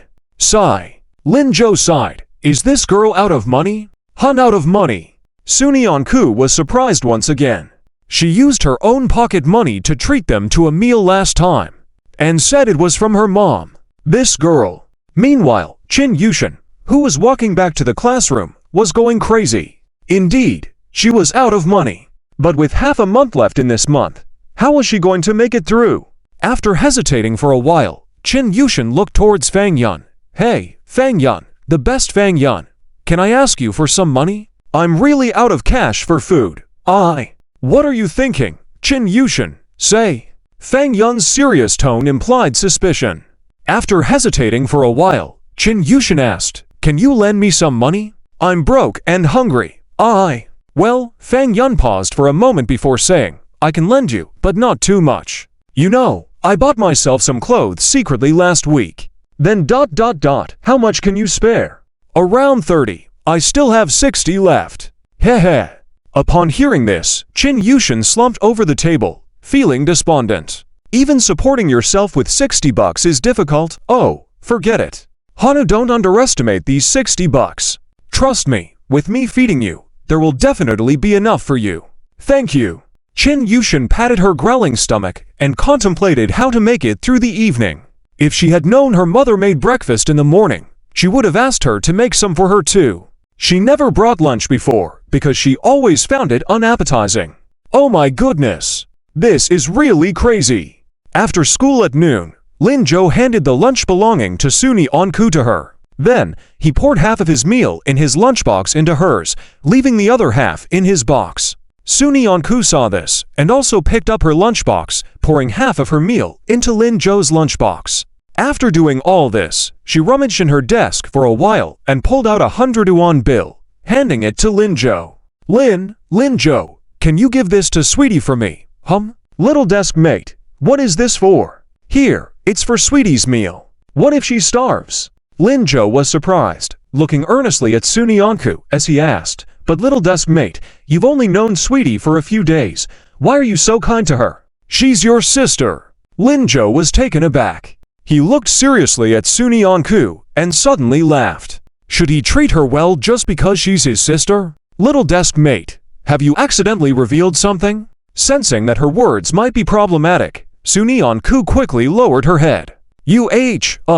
I also really like Sweetie. I don't want her to go hungry. Lin Zhou nodded, but you don't need to give it, see. Lin Zhou opened the compartment of his lunchbox, revealing 100 yuan bill he had stuffed in earlier. I already gave it. Okay, that's fine then. But Lin Zhou, if you run out of money for food, I can treat you? Sun Yanku hurriedly added. Lin Zhou chuckled. Haha, alright. If I run out of money for food, you'll feed me. Feed. This term sounds strange. However, it's Lin Zhou's words. Is it okay to feed him then? Sun Yanku was about to respond when she saw Lin Zhou carrying his lunchbox and leaving. She watched his back, lost in thought. At the entrance of Class 1 to 5, there were many people gathered at this moment. Some had already returned with their lunches, and some were waiting for the seniors to finish eating before heading out. Lin Zhou's arrival caused quite a stir. Wow, handsome guy. Indeed, so handsome. Hey, who do you think this handsome guy is here to look for? No idea. Can we get his contact on WeChat? Amidst the talks, they saw a girl with determination walking up to him, blushing and looking down, asking, Classmate, may I add you on WeChat? This question left everyone stunned. Isn't that Luo Qianing from Class 6, the school goddess? Indeed, she used to be our high school beauty once, right? Well, not anymore. Now it's our classmate Qin Yushan. Oh well, that's not important. Look at that. She's going to exchange contact information now. Impressive, so bold. Will the handsome guy agree? Who knows? Who would refuse such a good-looking girl? As they were speaking, the handsome guy replied, Sorry, I already have a girlfriend. The crowd. They immediately showed disappointed expressions. But soon, envy crept in. Oh my, he actually admitted to having a girlfriend. The guys in our class with partners usually don't admit it. Who is the lucky girl? No idea. Luo Qianing's face darkened a bit. She stood awkwardly for a while, then adjusted her hair with defiance and asked, Is she prettier than me? She was considered the most beautiful girl in high school, ranking top among others. Except for the senior girlie Unruoxi in grade 12, she never believed she lost to anyone else. Oh right, there's also Qin Yushan. But that girl wears a wig. Who knows if she looks good with her real hair? Well, in my opinion, she's 10,000 times prettier than you. Luo Qianing, her face turning darker. The surrounding classmates were also shocked. What nonsense is this guy saying? Even if she's prettier, she couldn't possibly be 10,000 times better looking than Luo Qianing. The exaggeration seemed too far-fetched, right? As Luo Qianing was about to retort, she suddenly saw the handsome guy motioning behind her, saying, Sweetie, can it be? Turning around, Luo Qianing saw Qin Yushan happily waving and running towards them. Brother, why are you here? Brother. This time, not only Luo Qianing, but also the surrounding classmates were shocked. What's going on? If it's Qin Yushan, then indeed, she seems to be more beautiful than Luo Qianing. For a moment, everyone's eyes were on Luo Qianing. The future school beauty star had indeed met her match. Is your girlfriend Qin Yushan? No? Lin Zhou replied bluntly. Qin Yushan also looked puzzled. Me? What? Girlfriend? I'm not his girlfriend. He's my brother. Luo Qianing. So you're saying your girlfriend is 10,000 times prettier than me? Lin Zhou thought seriously for a moment and nodded. Yes, indeed, even prettier than Qin Yushan. Qin Yushan blinked and echoed, My brother's girlfriend? Naturally, she's 10,000 times prettier than me. Luo Qianing, are you asking my brother for his contact information? You're late. Luo Qianing. She was close to tears. Covering her face, she ran back to her classroom. The onlookers around were speechless. They went back to their respective classrooms. Lin Zhou then handed the lunchbox to Qin Yushan saying, Here, it's for you. Hung lunch. Qin Yushan's eyes lit up. She was starving by the time she saw Lin Zhou again. As she was about to open the lunchbox, she suddenly noticed the red bill in the compartment. She instinctively opened it and found a 100 yuan bill. The moment when she took out the $100, Qin Yutian's nose tingled and she almost teared up. Her brother found out that she didn't have money. Afraid that she might not accept it, he had purposely hidden it in the compartment and secretly gave it to her. Her brother is so kind.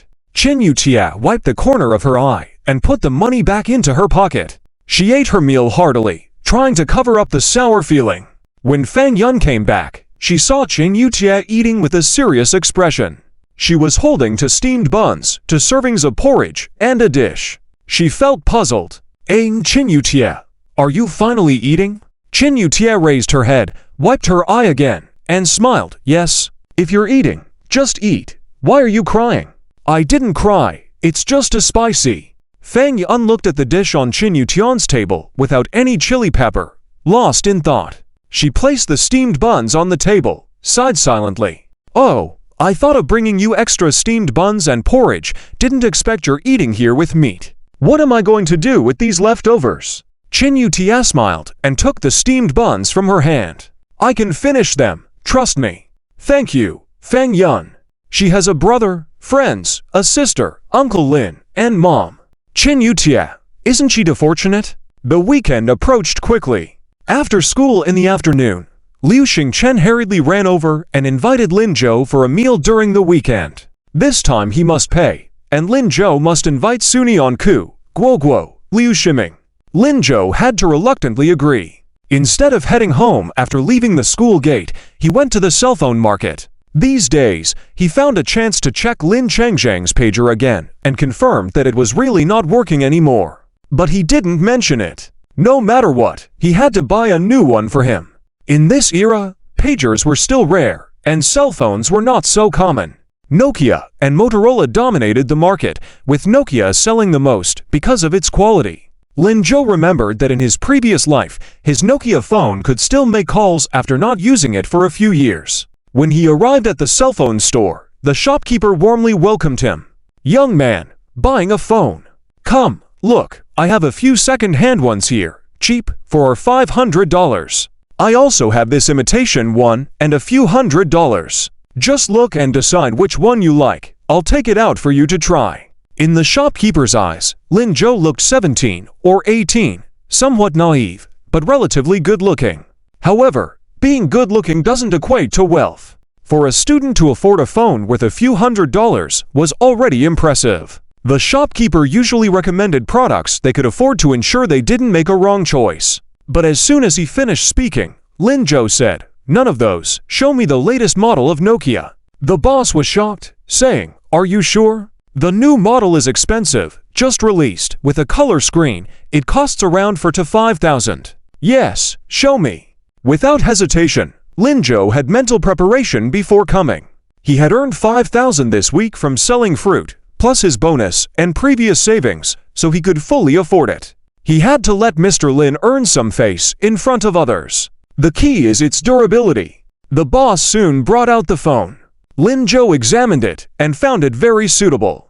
How much is it? 4,008. The shopkeeper was surprised that Lin Zhou dared to ask, stammering a bit. 4,000, I'll take one. Ah, was he bargaining? Did kids nowadays have such boldness? Will you sell it? If not, I'll go elsewhere. In a hurry. The sky was turning dark, and if he didn't return soon, Mr. Lin would worry.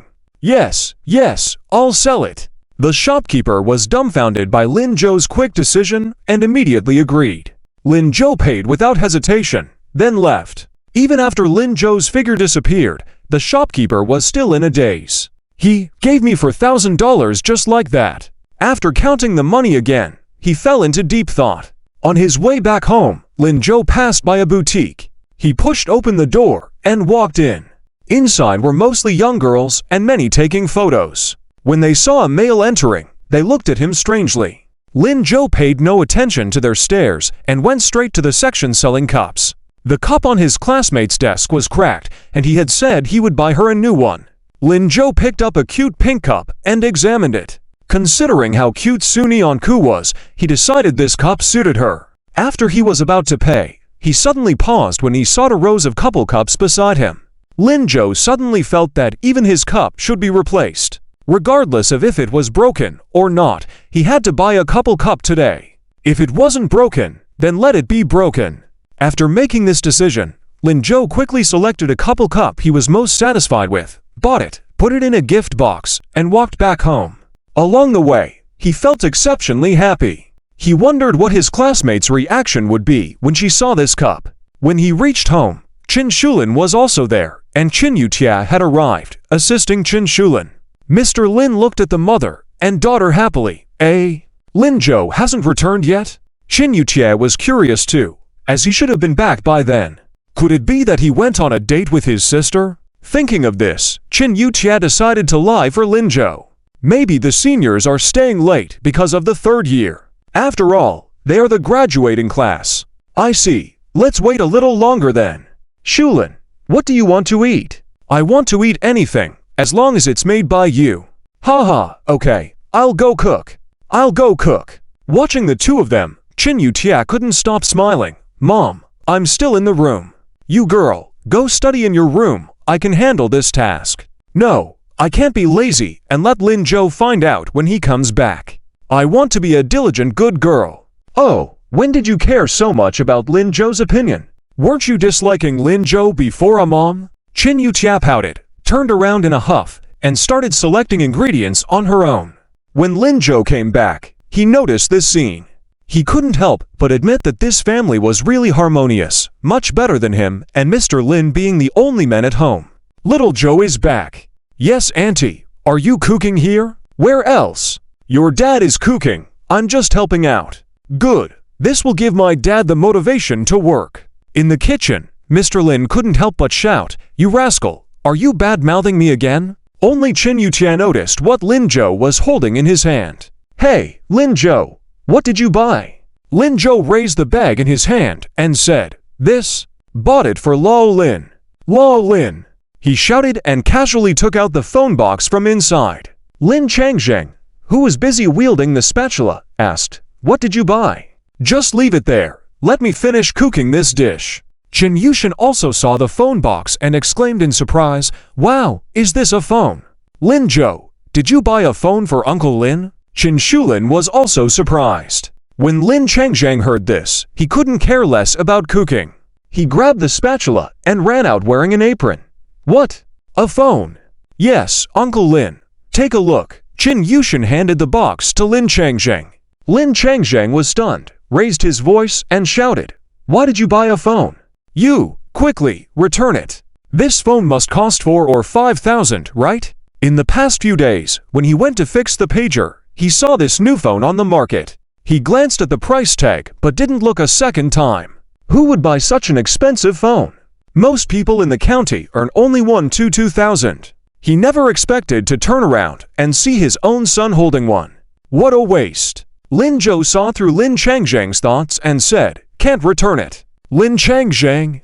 He handed the spatula to Qin Yushin and took the phone box from her hand. Without asking if Qin Yushin knew how to cook, he pulled Lin Zhou and headed out. Which phone store is so shady? Come on, I'll take you to return it. They must allow returns. If they don't, I won't be back today. Shulin, watch over the dishes. Enjoy with Yushin first. We might come back late. You, where did you get the money to buy such an expensive phone? Lin Zhou tried to break free but couldn't, so he said, "The bonus they gave us for this case." As for the fruit incident, Lin Zhou didn't plan on telling Lao Lin yet. Although Lao Lin had accepted the small profits he made from his previous business, he had always emphasized the need for him to study well. Now mentioning this might make Lin Changzheng worrying and lose sleep at night, fearing he wasn't focusing on his studies. When the time was right, he would slowly tell him, "Even if it's a bonus, you shouldn't be spending it like this. It was supposed to be for your education, and you spend 5,000 in one go. Dad, isn't money meant to be spent? Besides, wasn't your phone broken? You, snooping into your old man's privacy. Huh? Who said my phone was broken? My phone is fine. I went to get it fixed." Lin Changzheng was furious and determined to return the phone. Lin Zhou had no choice but to look to Qin Shulin for help. Qin Shulin stood up and intentionally said, "Lin big brother, I testify, indeed cannot return it." Shulin, how do you know? Anyway, I have to go and check. Our kid is still a minor. Spending so much money as a minor, shouldn't I be able to return it? Qin Shulin turned around, smiled, and took out a phone box from her bag, "Because I bought one today too." Huh? Lin Changzheng turned his head and saw that other than the color being different, everything else was exactly the same as the box. Once again he was shocked. You bought one too, yes? Why did you get a black one? You should use a white one, right? Lin Zhou bought a white one, which is unisex, but black is more suitable for males. This one was bought for you. Huh? Lin Changzheng felt his brain wasn't enough. You bought it for me. Yes, when I bought it today, the seller told me it's non-returnable, only exchangeable within 15 days if it malfunctions. I just didn't expect I mistakenly bought the same one as our little Joe. But how did you know my phone was broken? Lin Zhou might have glanced at it when he wasn't paying attention, but Qin Shulin hadn't. Qin Shulin smiled. Lin, big brother, the more you try to hide things, the more they can't be hidden. That day, when I messaged you, you still haven't replied to me until now. Sometimes, you don't even know what I've sent, do you? Feeling touched by the truth, Lin Changzheng was conflicted. It was true. After having the phone repaired for 3 or 4 days, when it was finally fixed, everything inside was gone. Qin Shulin's number, he had always remembered. But now, my phone has been fixed. Shulin, why don't you come with us, and we can try to return it together? Before Lin Changzheng could finish, Lin Zhou said, don't return it. He took the phone from Lin Changzheng and gave it to Qin Shulin. Then he took the black phone from Qin Shulin and handed it to Lin Changzheng. There, Dad, you can use the black one that Auntie bought for you. Auntie, you can use this white one, it suits you well. Your old-fashioned pager is fixed now, so let me use it for a while. I'm graduating soon, and I could use it. Lin Zhou took the pager from his pocket. All right, it's decided. Dad, you and Aunt Qin use these couple phones, right? Couple phones? Yes, one black, one white. Isn't it perfect? Lin Changzheng was stunned, but suddenly found Lin Zhou's suggestion reasonable. But it's still too expensive. He hesitated. Don't worry about it, Dad. If I can earn these 5,000, I can quickly earn more. Spend a little more, no problem. I'm not stingy. Qin Shulin reluctantly agreed. I never thought I'd end up buying a phone for myself. Little Joe, thank you. You're welcome. Feel free to come to our house more often. No, come back here often. I feel like when you're around, even Lao Lin listens more. Haha, alright, I'll come often.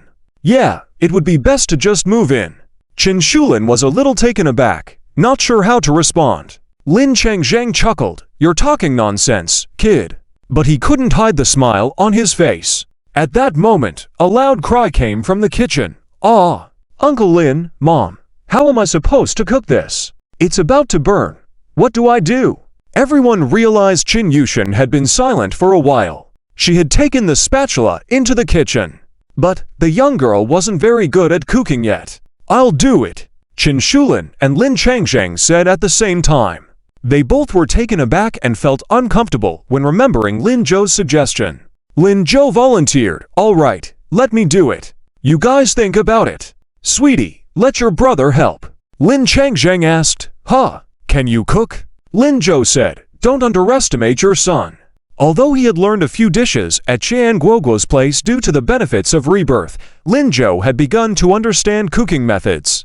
At least he shouldn't burn the pot this time, right? Qin Yushin saw Lin Zhou come in. It was like catching a lifeline, hurriedly handing the spatula to him. Quick, quick, I can't take it anymore. Lin Zhou took the spatula, playfully tapping her head. Aren't you supposed to be able to do anything? How come you can't even cook? Then he started stir-frying.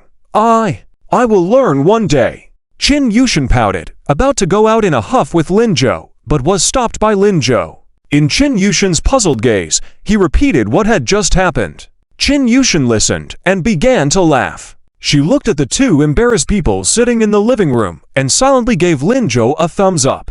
Big brother is really amazing. Sunday came quickly. Lin Zhou changed his clothes early in the morning, then carried the gift for Suni Onku and left. Liu Shiming was already waiting for him at the door. Seeing him, he couldn't help but exclaim, Zhou, you're getting more and more presentable these days. Taking off his school uniform and putting on casual clothes, Lin Zhou became even more handsome. Coupled with his sense of style, he easily outshone most high school students. The two rode the motorbike to the restaurant designated by Liu Xingchen. Li Spicy Hot Pot. Lin Zhou could understand why Liu Shiming invited them to eat hot pot. On the one hand, because there were many people and they didn't have much money during their school days, hot pot was cheap. On the other hand, because they were tired of eating various pig foods at school every day. Hot pot, which can be sour, spicy, and numbing, easily satisfied most people's tastes. After sending Liu Shiming off, Lin Zhou rode his motorbike to pick up Su Nianku. At this moment, Su Nianku was already standing at the school gate. Today, she was wearing a school uniform skirt with a white long-sleeve t-shirt and white shoes. Her hair was tied up high. At this moment, she was trying hard to pull her skirt down.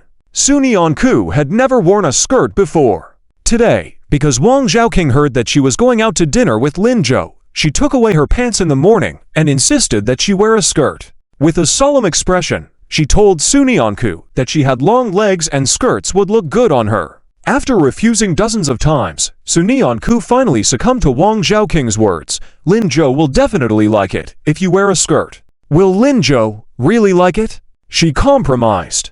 After putting on the skirt, Wang Zhaoqing even wanted to style her hair, but was firmly rejected by Su Nianku. Lin Zhou had said that he couldn't stand her bangs being styled up, as that was too against the rules. Although she didn't understand what Lin Zhou meant by saying that, he wouldn't harm her. It's just that at this moment, Su Nianku felt uncomfortable. This skirt was too short, wasn't it? Why doesn't it even reach her knees? Why did she wear this? It's terrible. People passing by, Su Nianku always felt they were looking at her with strange eyes. She wanted to pull her skirt down, but obviously, it was not working. Thinking about going back to change clothes, she was afraid of being laughed at by Wang Zhaoqing. Su Nianku hesitated in place for a while, gritted her teeth, and decided to continue like this and discuss it with Lin Zhou later. She remembered the address Liu Xingchen mentioned and glanced at the roadside. When she got off from school on Friday, Lin Zhou seemed to have not said he would come to pick her up. Then she'd just go by herself. It shouldn't be too far. Thinking so, Su Nianku began to walk towards the direction of Li Ji's spicy hot pot. Lin Zhou was riding his motorbike, looking straight ahead. When he was close to the school gate, he suddenly felt something was wrong. The person who just passed by him ... Was it his desk mate? Lin Zhou stopped the motorcycle. He turned around and took a look. He smiled immediately. Indeed, she was wearing a skirt today. That posture of walking with a lowered head, was she scared? Lin Zhou quickly turned the motorcycle around and followed Su Nianku cautiously. His speed was extremely slow. Su Nianku was lost in her own world and didn't see him. However, Lin Zhou noticed all her subtle movements. She kept pulling her skirt down. Occasionally, she checked if the skirt was too short. She kept her head down, occasionally kicking a stone on the ground. She wanted to play with her hair, but because of her braid, she ultimately let it go. Lin Zhou watched her and couldn't help but laugh. There were several times he wanted to call out to her, but he gave up. He wanted to see what cuteness his desk mate still had. At that moment, he saw a utility pole in front of his desk mate. She seemed completely unaware and was about to bump into it, still walking forward. Lin Zhou was about to shout out to her, but he suddenly saw her speeding up her pace. So, before Lin Zhou could call out, he saw Su Nianku fiercely bump into the utility pole. He laughed abruptly. Su Nianku was also puzzled. She had finally made up her mind to speed up, not to let her classmates wait too long. Besides, she couldn't let Lin Zhou see her in such a puzzled state. Otherwise, it would be too embarrassing. However, as soon as she took a step faster, she found herself bumping into the utility pole. She rubbed her head, the pain was still lingering, and then she heard laughter. Before she could turn around, she heard Lin Zhou's laughter. "Desk mate, why are you so clumsy?" Su Nianku. She dumbly raised her head and even forgot to rub her forehead. She watched Lin Zhou walk over from behind her, moving her hand away. Then he rubbed his hand and touched her forehead. He gently stroked it, and she was stunned. "How did you catch up to me from behind? Wouldn't it be like he saw me completely earlier? Oh god, need to die." Su Nianku couldn't help but clench her legs, trying to hide the changes from Lin Zhou. But before she could finish her movements, she heard Lin Zhou say, It looks good. Huh. I mean the skirt looks good. Desk mate. You look good in a skirt." Su Nianku closed her eyes and felt like she was suffocating. "Well, Wang Zhaoqing made me wear it. She hid my clothes. I had to wear it." She lowered her head, explaining in a panic. However, she felt that the explanation was ridiculous, especially when she saw Lin Zhou staring at her. Sunyeon-ku kept her head down and muttered softly, Linjo, do you believe? Ha ha. Linjo couldn't help but laugh. Sunyeon-ku tightened the hand, holding the hem of her skirt, quickly lowering her head. Full of regret. She knew wearing a skirt was strange. Even Linjo made fun of her. Well, I believe. Linjo's voice suddenly came from above. Sunyeon-ku slightly startled, raising her head. You really be. The word lie hadn't even finished when Linjo kept stifling a laugh. Sunyeon-ku. This guy Linjo, is he teasing her? He clearly doesn't believe it. This lame excuse. No one would believe it. After all, who would only have one pair of pants and one skirt? Even if Wang Zhaoqing stole her pants, she should have other clothes. How did she have a brain freeze at that time and actually put on the skirt? Sunyeon-ku pulled down the skirt again. All right, Deskmate, it looks really nice. I'm not lying. You're the best dressed in this school uniform skirt. Sunyeon-ku gritted her teeth, not believing it at all. Linjo, don't tease me. You'll know when you see Kyungwoo and them later. Linjo sighed quietly in his heart. Sunyeon-ku probably didn't know how good her long legs looked when she dressed like this. Although he didn't want to share with others, the deskmate was clearly starting to lose confidence again. So, let her be confident. After all, it's just a look. They can't touch anyway. Seeing Sunyeon-ku still not happy, Linjo decided to change the subject. Deskmate, is your head still hurting? Sunyeon-ku shook her head. No, it's not hurting anymore. Then get on. Can't keep them waiting too long. Okay. Sunyeon-ku nodded and walked towards the motorcycle. But when standing beside the motorcycle, she fell into a daze again. How do I sit on it? If she straddles it, won't it be revealing? But sitting sideways. She must hold on to Linjo, or she might fall. Sunyeon-ku was going crazy. Today she truly gave herself a big problem. Not knowing what to do, she heard Linjo say, Deskmate, what's wrong? Turning her head, she saw Sunyeon-ku looking lost. Linjo suddenly understood. He started laughing. It seems that there are many advantages to the deskmate wearing a skirt. She should thank Wang Zhaoqing again. In the dormitory, Wang Zhaoqing, who was happily reading a romance novel, sneezed quietly. Who's talking about me? Wang Zhaoqing rubbed her nose. Could it be Sunyeon-ku cursing at me? No, it shouldn't be. She wouldn't curse at this hour. Probably having a sweet time with Linjo, right? What if Linjo comes to pick her up on a motorcycle again? With thoughts of that scene, Wang Zhaoqing couldn't help but laugh. She reopened the novel The Dominant School Grossfall for me and started reading it seriously. Need to learn some skills, use other methods to help them next time. Yeah, it's not because she loves reading novels. Wang Zhaoqing found a great excuse for herself, immersed in the novel with a silly smile on her face. Meanwhile, Sunyeon-ku, conflicted, looked at the back seat of the motorcycle, then at Linjo, and said seriously, What if I walk? You ride. That won't do. How could he miss this opportunity? They'll be mad if we're late. But, no buts, deskmate, hurry up, hop on, sit sideways, hold on to my coat, I'll ride slowly, just like last time. All right. Sunyeon-ku nodded. Carefully lifting her leg, once she sat down, she tried to get comfortable before saying, Linjo, go slowly. Okay. Linjo felt the tension from the person behind him. But she really only held on to her coat. Linjo thought for a moment, then handed over the gift bag he had been carrying. Deskmate, can you hold this for me? It's hard to ride with it in my hand. Oh, okay. Sunyeon-ku nodded and took it. She didn't even think about how Linjo had passed it to her when he arrived. But as soon as she held it, Sunyeon-ku faced a dilemma. She only had two hands. Sitting sideways required both hands to hold onto Linjo to be somewhat safe. After a while, she came up with a solution. She hung the bag on her wrist, then grabbed the edge of Linjo's coat. Be careful, it's fragile. Sunyeon-ku hesitated, quickly moving the hand with the gift slightly away. All right? Linjo was satisfied. Hold on well, let's go. Okay. The motorcycle slowly moved out, Linjo driving at the slowest speed. Sunyeon-ku didn't feel as bumpy, so she relaxed a bit and thought to stabilize what Linjo called fragile. After all, it was his thing, and Sunyeon-ku couldn't allow any mishaps. But just then, a motorcycle came whizzing in front of them. Lin Zhou turned quickly, and Su Nianku didn't react in time.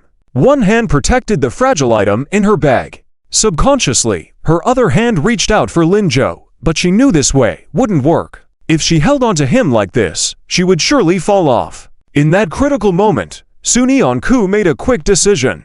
She hugged Lin Zhou around the waist. In that moment, the motorcycle also came to a stop. Su Nianku, still anxious, only realized her actions after a while. She quickly let go of Lin Zhou, anxious to assure him, "It's okay, Lin Zhou, the fragile item is fine." At the same time, she heard Lin Zhou's anxious voice, "Deskmate, you're alright?" Su Nianku shook her head, "I'm fine too." "That's good, sorry, I wasn't paying attention just now. Luckily you're smart to know to hold on to me." Hold on to him. Su Nianku was slightly stunned and lowered her head. "Lin Zhou, maybe we should. We have to hurry, no time to waste." Lin Zhou interrupted her before she could finish. "Deskmate, don't worry, I'll definitely ride slower this time." "Oh, okay." Su Nianku then got back on the motorcycle, holding onto Lin Zhou's coat tightly around the waist. After about 3 minutes, without any mishaps, Su Nianku began to relax. Just as she was about to release both of her hands from Lin Zhou, she heard him shout, "Deskmate, be careful." Su Nianku almost instinctively closed her eyes, reaching out and hugging him. Shortly after, a car rushed past them. Su Nianku was terrified. Riding in a skirt was indeed too dangerous. Lin Zhou, did my fault delay you riding?" No, I told you last time, I just learned and don't ride well." This won't do, etc. Deskmate, just keep hugging me." Su Nianku raised her head, eyes wide open. What did Lin Zhou just say? To keep hugging him. Hug him.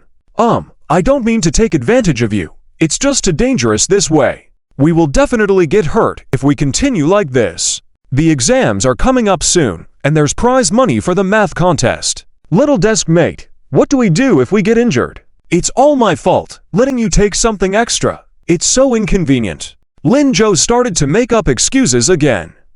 Don't worry, we're purely considering safety. There are no other emotions involved. Just think of me as a utility pole, hugging for safety. When we get closer, I'll stop the car so you can let go. When we get to school, I won't tell anyone.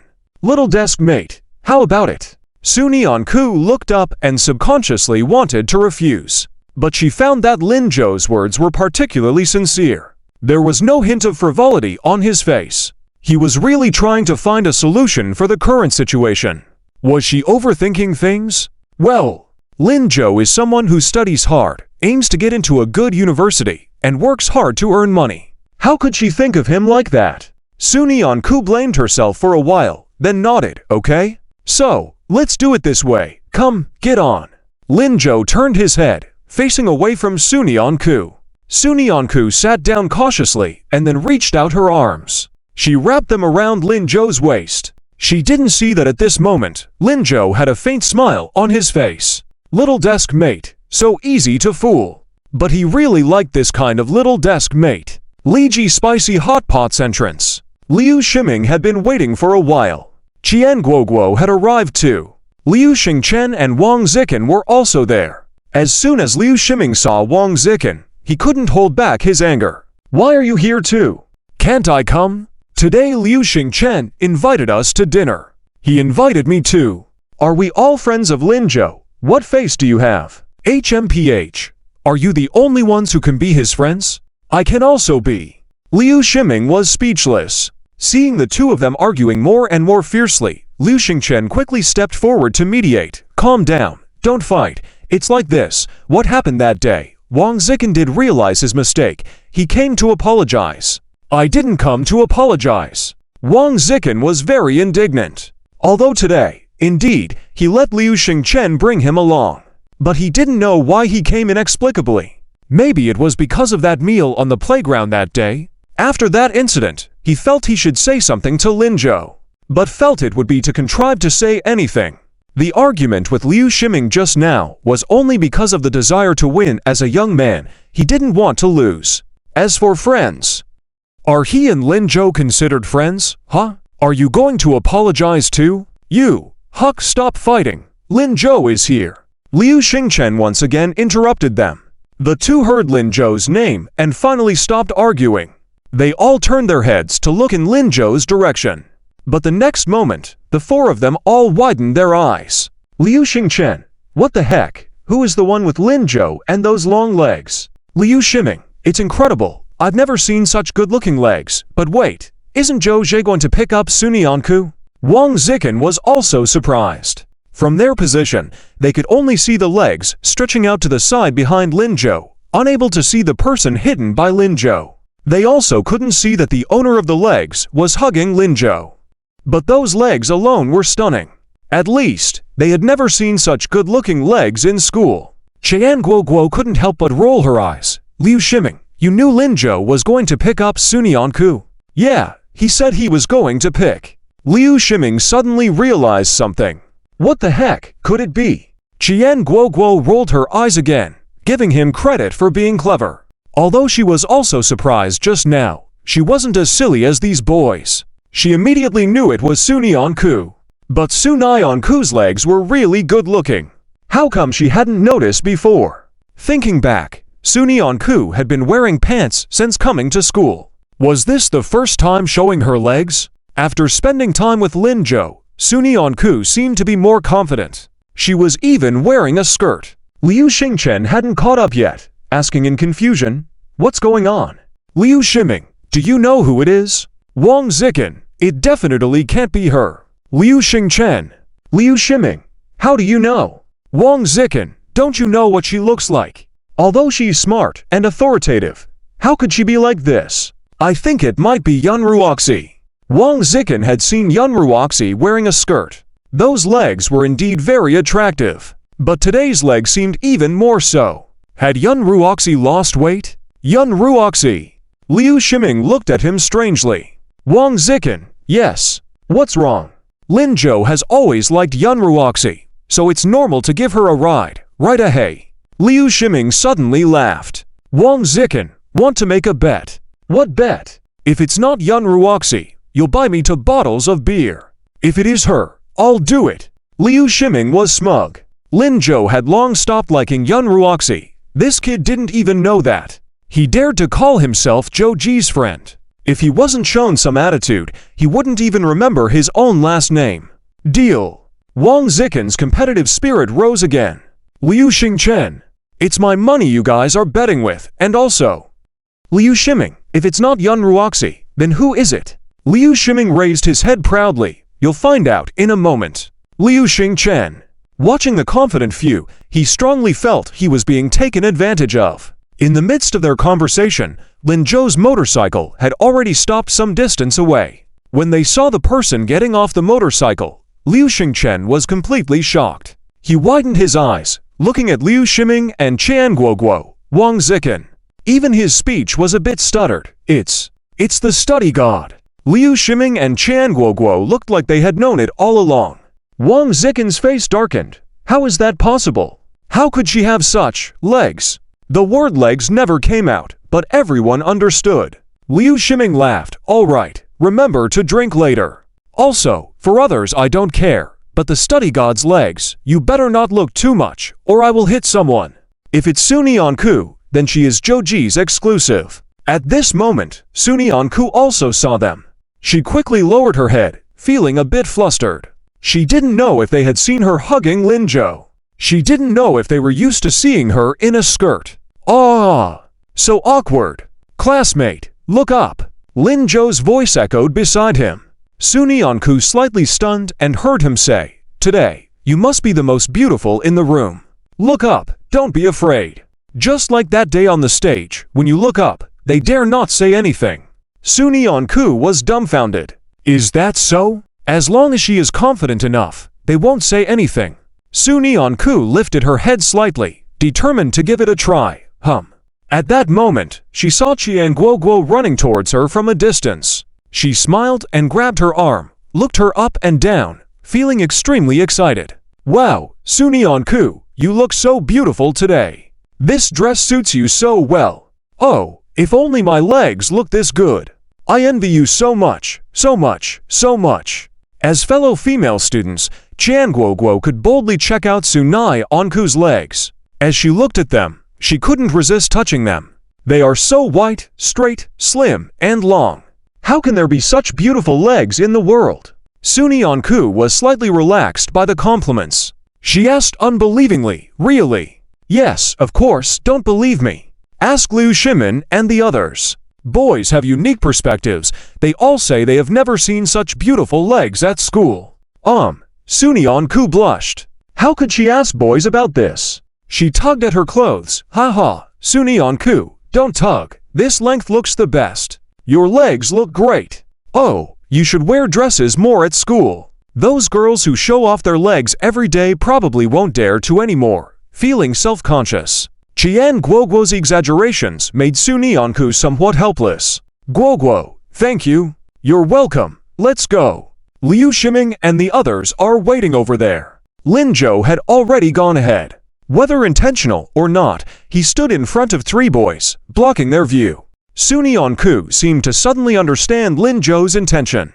She straightened her chest, took a deep breath, and walked forward seriously with Qian Guoguo. Qian Guoguo was slightly stunned. Hey, Suni Onku, why did you suddenly? Is this not good? Good, very good. This is how you should walk. The newfound confidence in Suni Onku made Qian Guoguo feel a sense of aloofness that kept others at bay, like a cool beauty as described in novels. Fortunately, she was by Sunai Onku's side and didn't feel like a stranger. She linked her arm with Sunai Onku's. Let's go, On the other side, although warned by Liu Shiming, Liu Xingchen and Wang Zikin couldn't help but glance in Sunai Onku's direction after Lin Zhou blocked their view. Unable to resist, Liu Xingchen tugged at Lin Zhou's arm. Hero, move aside. I want to see another hero. Lin Zhou's expression turned cold. But Liu Xingchen didn't notice Lin Zhou's change in mood. He earnestly explained, it's Suni Onku, you just brought her. Didn't you see her beautiful legs? They're so gorgeous. Feeling a shoulder tap, Liu Shimin looked puzzled at Lin Zhou, holding his shoulder. Hero, what's up? Lin Zhou, can I have double portions of the spicy hot pot today? Sure, but Hero, why? Also, double the beard, After the meal, let's go shopping. Liu gentlemen, you're footing the bill today, right? Liu Xingchen was dumbfounded. Seeing Lin Zhou turn to welcome Suni Onku, he finally felt less pain in his shoulder. He tapped Liu Shimin in confusion. Father-in-law, what's wrong with the hero? He seems very angry. Liu Shimin. He looked at Wang Zikin in confusion. Brother Zikin. Wang Zikin completely ignored him, turning to look in surprise at Liu Shimin, speaking words he couldn't even believe himself. Does Lin Zhou like Suni Onku? Liu Xingchen was stunned again. Who likes who? Ignoring the two, Liu Shimin went up to Lin Zhou, patted his shoulder, and greeted Suni Onku. Student Su, you look beautiful today. Praised again. Suni Onku glanced at Lin Zhou before nodding slightly. Thank you. Behind them, Wang Zikin watched this scene and suddenly understood. He finally realized why Lin Zhou had changed suddenly. It turned out he really didn't like Yunruoxi anymore. Did this change because of Suni Onku? Thinking this way, the provocations and foolish actions he and Fan Yun's aimed at Lin Zhou seemed ridiculous. Fan Yun still refused to believe that Lin Zhou didn't like Yunruoxi anymore. Moreover, Yunruoxi didn't believe it either. He had heard Fan Yun say several times that Lin Zhou had even admitted it himself. He said that this guy had become cunning and skilled at playing games. But now, wasn't it real? Wang Zikin suddenly felt like more of an idiot, no, more like a clown jumping around nonsensically in front of Lin Zhou for months without him even noticing. Just as he was going crazy with this thought, he saw Lin Zhou greeting him and gesturing for him to enter a shop. Wang Zikin followed suit. He realized that Lin Zhou hadn't even asked why he had come or cared about his past pestering and antics. When did Lin Zhou become so mature? Compared to Fan Yun's, Lin Zhou seemed to be in a completely different league, right? Once inside, everyone took their seats. Liu Xingchen finally regained his senses in amazement. Everyone, this is the hot pot you chose. Just choose what you want to eat, and come with me. Lin Zhou looked up and saw a display cabinet full of various dishes priced by weight. Although he found something strange about it, he couldn't exactly pinpoint it. Ignoring this odd feeling, he whispered, Classmate, come, let's choose together. Oh, okay. Su Neon-ku got up, went to the door, picked up a basin and tongs. Lin Jo followed behind her. When she hesitated in front of the beef balls, Su Neon-ku left without taking any and chose the cabbage instead. Lin Jo then went to the beef balls and unconsciously picked a few more. Then he saw her standing in front of the intestines and eventually chose bean sprouts. Lin Jo, on the other hand, picked intestines too. When they finished selecting, Lin Jo's basin was filled with meat, while Su Neon-ku's bowl contained all vegetables. When it came to weighing, Liu Xingchen was stunned. Seeing someone all skin and bones he could understand, but all meat. Hero, what's wrong? I like to eat meat. Is there a problem? No, absolutely no problem. He had never seen someone eat hot pot eating only meat before. And the pair that only ate vegetables, truly magical. After everyone had finished weighing, Liu Xingchen took care of the bill. The others sat down individually. Just then, they suddenly heard a clear voice from the door. Lin Jo. It's really you. The person who arrived is Li Xian. Lin Jo furrowed his brows slightly. Qian Guoguo also curiously looked towards Liu Xingchen. Liu Xingchen was already standing up happily from his seat. Li Xian, you're back. Like I said last time, I will take care of your family business. I brought my classmates to eat. Heh. As he spoke, he scratched his head, looking somewhat foolish. Lin Jo looked at Liu Xingchen, then at Li Xian, and immediately understood. Liu Xingchen must like Li Xian, right? He shook his head helplessly. Young love during one's youth is always so pure. To create a chance encounter, they would go to great lengths. However, this time, Liu Xingchen might be disappointed. Li Xian seemed to ignore Liu Xingchen. She carried a basket of vegetables and quickly bypassed him, coming to Lin Jo's side. I didn't expect you guys to come for dinner. If I had known, I wouldn't have gone out to buy vegetables. I would have stayed to personally welcome you. Li Xian was particularly happy. She was thinking about how to get closer to Lin Jo, and unexpectedly they came to their family store. Li Xian decided to make a good impression of herself. Su Neon-ku stared blankly at the scene, feeling a bit strange. Wasn't Li Xian just joking around? Why was she constantly looking at Lin Jo, not even noticing when Liu Xingchen spoke to her? Ignored by Liu Xingchen, who didn't seem to be angry, he scratched his head and sat down. But his gaze never left Li Xian. Lin Jo paid no attention to Li Xian. He turned his head towards Su Neon-ku. Deskmate, I suddenly remembered a math problem I can't solve. Want to discuss it together? Sure. Su Neon-ku nodded seriously. Lin Jo began to quickly search in his mind for the recent math problems he had seen, picked one randomly, and asked Su Neon-ku. Their conversation was very quiet, and no one else heard or paid attention. But Li Xian noticed. It seemed like Lin Jo was completely ignoring her. How could this be? She became anxious. Just as she was about to speak up, she heard Liu Ximing say, Li class rep, is this store yours? Yes? I didn't realize. Li class rep not only looks beautiful, but is also a small second-generation rich kid. In this era, most parents were workers. Running a shop meant their family had some wealth. Li Xian felt a bit embarrassed and lowered her head. Her gaze intentionally or unintentionally looked towards Lin Jo again. He probably heard the praise from Liu Ximing too, right? Li Xian knew that Lin Jo came from an average family, and Su Neon-ku's family was even more average, to the point of being described as poor. Although she didn't look down on them, at this age, Li Xian still had some of her own pride. She thought that Lin Jo choosing her was more suitable than choosing Su Neon-ku. It's just a small shop. It's not small. It exceeds 80 to 90% of the students in our class. Liu Ximing concluded.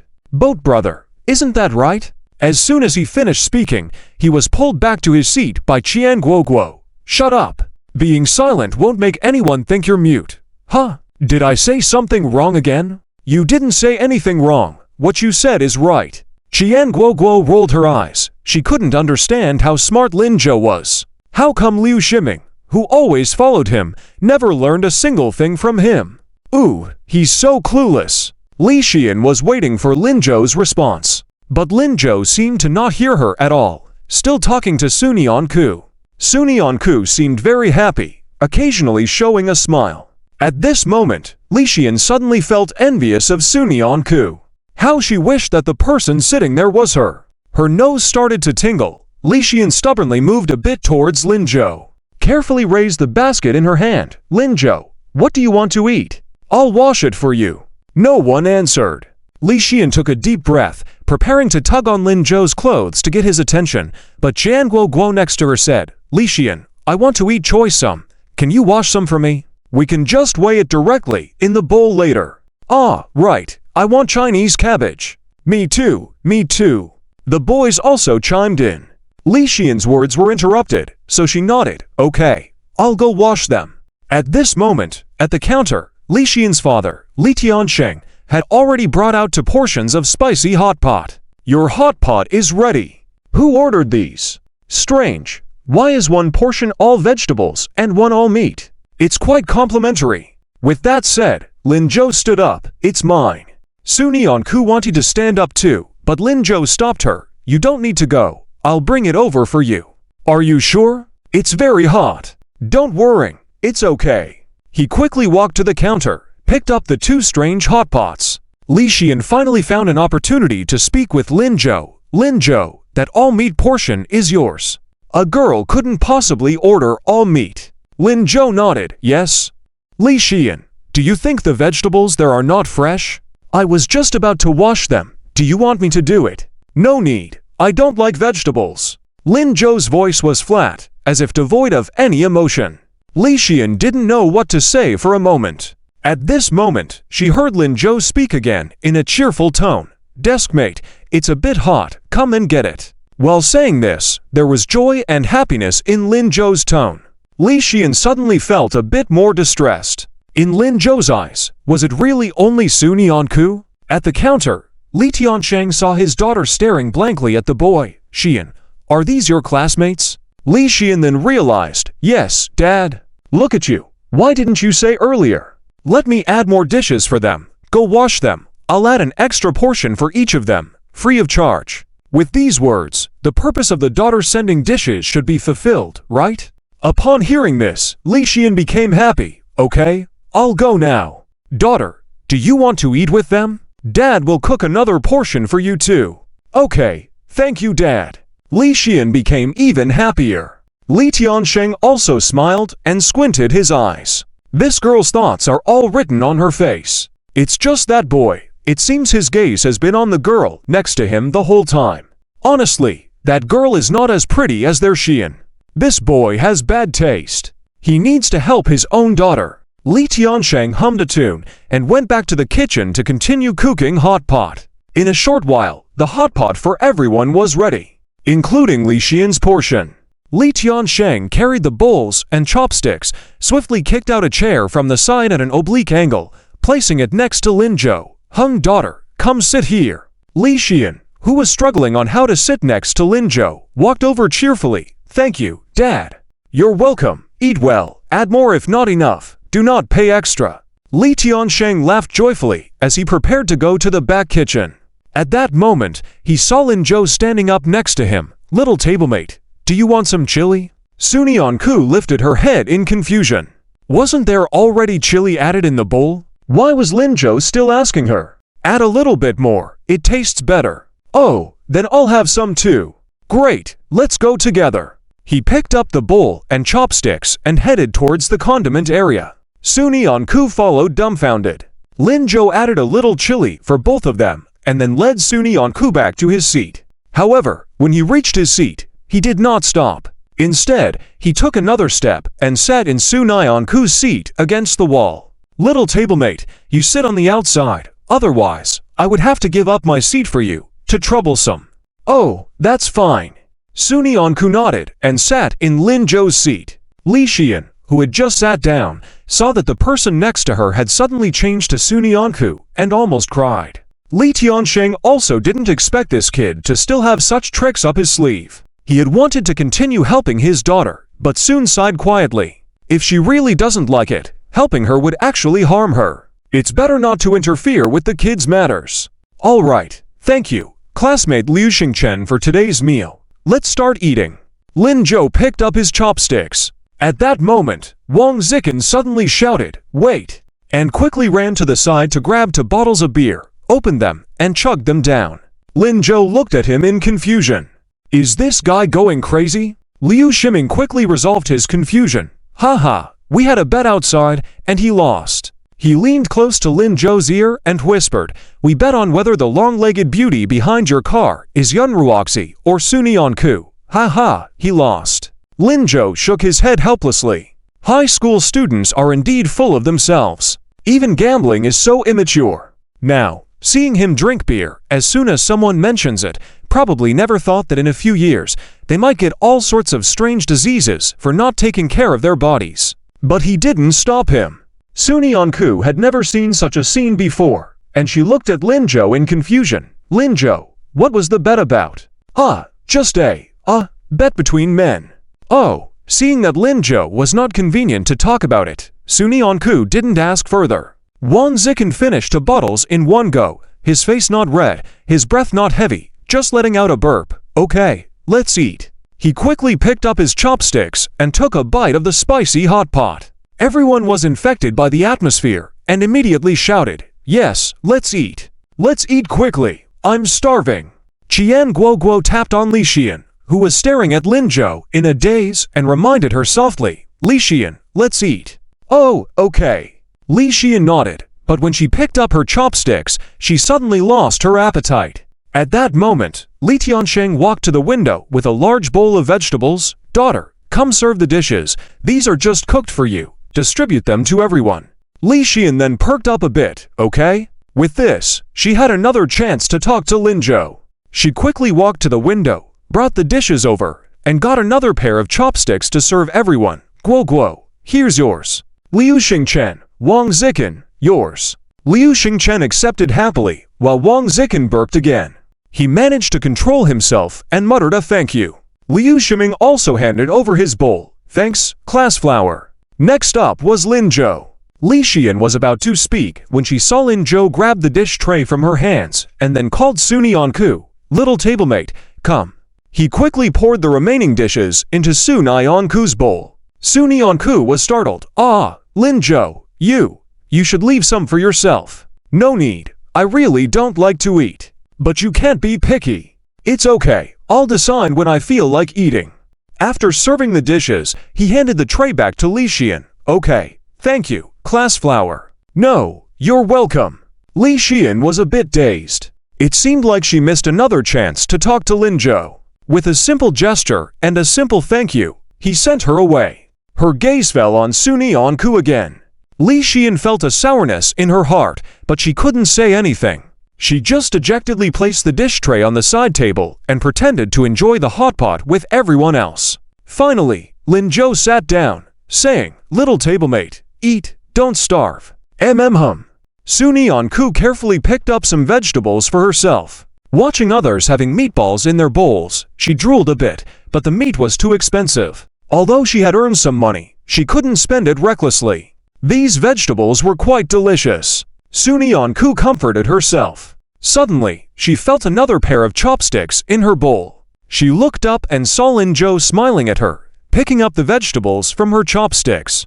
I suddenly felt hungry seeing them eat. Little tablemate, may I try them? Then, to everyone's surprise, he put the vegetables from Sunyanku's chopsticks into his bowl and ate them expressionlessly. Everyone? Who was it that just said 3 times that they didn't like to eat vegetables? Sunyanku was also astonished. She had just brought the dish to her lips. Why did Lin Zhou just eat like that? There were still plenty of dishes in the bowl. Why didn't he get something fresh? Lin Zhou completely ignored her gaze. After taking a few bites, he nodded. Yeah, it does taste good. Then, he started picking more food from Sunyanku's bowl. Everyone? Li Xian was truly going crazy. She found Lin Zhou's actions extremely strange. She couldn't help but say, Lin Zhou, if you want to eat, I can ask my dad to cook. No, that's too much trouble. Little tablemate, can you finish the dish in your bowl? Sunyanku nodded in confusion. She indeed couldn't finish the large bowl of food. But, then let me have some. Lin Zhou cut off Sunyanku's words and took another large spoonful of food into his bowl. Li Xian, Lin. Before she could finish her sentence, she was pulled by Qian Guoguo. Li Xian. Li Xian turned her head and looked at Qian Guogu. Li Xian looked puzzled. Yes, is that so? Qian Guogu said, just watch. Lin Zhou will soon start giving his meat and vegetables to Sunion Ku. As soon as Qian Guoguo's words fell, Li Xian saw it. Lin Zhou really did pick the vegetables from his own bowl and put them next to Sunion Ku, then carefully picked up the meatballs and sausages and placed them in Sunion Ku's bowl. While he was picking, he explained, well, since you are not eating your vegetables and I can't finish my meat, I'll give them to you instead, so it's not wasted. Every word he said was casual, as if he wasn't doing it intentionally. The boys around them were astonished. Can one really do this? Qian Guoguo couldn't help but remind Li Xian. Do you know why Lin Zhou keeps emphasizing that he doesn't like eating vegetables? Why? He's not saying it for us to hear. He's saying it for Sunion Ku to hear. Ah, because only in this way, Sunion Ku won't doubt that he only ordered meat dishes and he can rightfully eat Sunion Ku's vegetables while giving his meat to her. When picking dishes just now, Sunion Ku only chose vegetables. Lin Zhou followed behind her. He chose after seeing what Sunion Ku chose. Li Xian, do you feel his good intentions towards Sunion Ku Kai? Li Xian opened her mouth but didn't answer. She felt it. She had felt it since they were in the classroom. It's just that she couldn't let go. Today's series of events, along with every conversation with Lin Zhou, seemed to be proving it to her. Lin Zhou won't like anyone. But why is that? Is Sunion Ku really that great? Qian Guoguo seemed to sense her doubts and whispered again, although Sunion Ku is poor, timid, and average-looking, have you heard the saying, beauty is in the eye of the beholder? Li Xian widened her eyes suddenly. Yes, beauty is in the eye of the beholder. If one truly likes someone, they wouldn't care about anything else, just that they like them. Her actions just now seemed really childish. Ah, let's eat. Don't think about these things. Qian Guoguo shook her head and started eating. Li Xian picked up her chopsticks and took a bite. Today's spicy hot pot seemed different from usual, a bit sour. At the same time, Sunion Ku was also stunned. She watched in disbelief as Lin Zhou picked away most of the food from her bowl, then added various meat dishes to hers, feeling a bit lost. Lin Zhou, is this enough? I can't finish it. It's fine, eat more, gain some weight, it looks better on you. Sunion Ku dared not speak, just silently watched Lin Zhou picking food. Liu Xingchen, Liu Shiming, Qian Guoguo, and the others had already lowered their heads, pretending not to see anything. Otherwise, this meal would be impossible to eat. Too sour. Li Xian occasionally glanced at the two, but didn't lift her head. Only Wang Zikin, burping and eating his food. After 2 minutes, he couldn't help but shout at Lin Zhou, do you like Sunion Ku? As soon as this was said, everyone present froze, including Lin Zhou and Sunion Ku. Sunion Ku had just taken a bite of a meatball, and half of it dropped from her chopsticks. What did Wang Zikin just say? Lin Zhou likes her. Lin Zhou set down his clenched fist and frowned at Wang Zikin.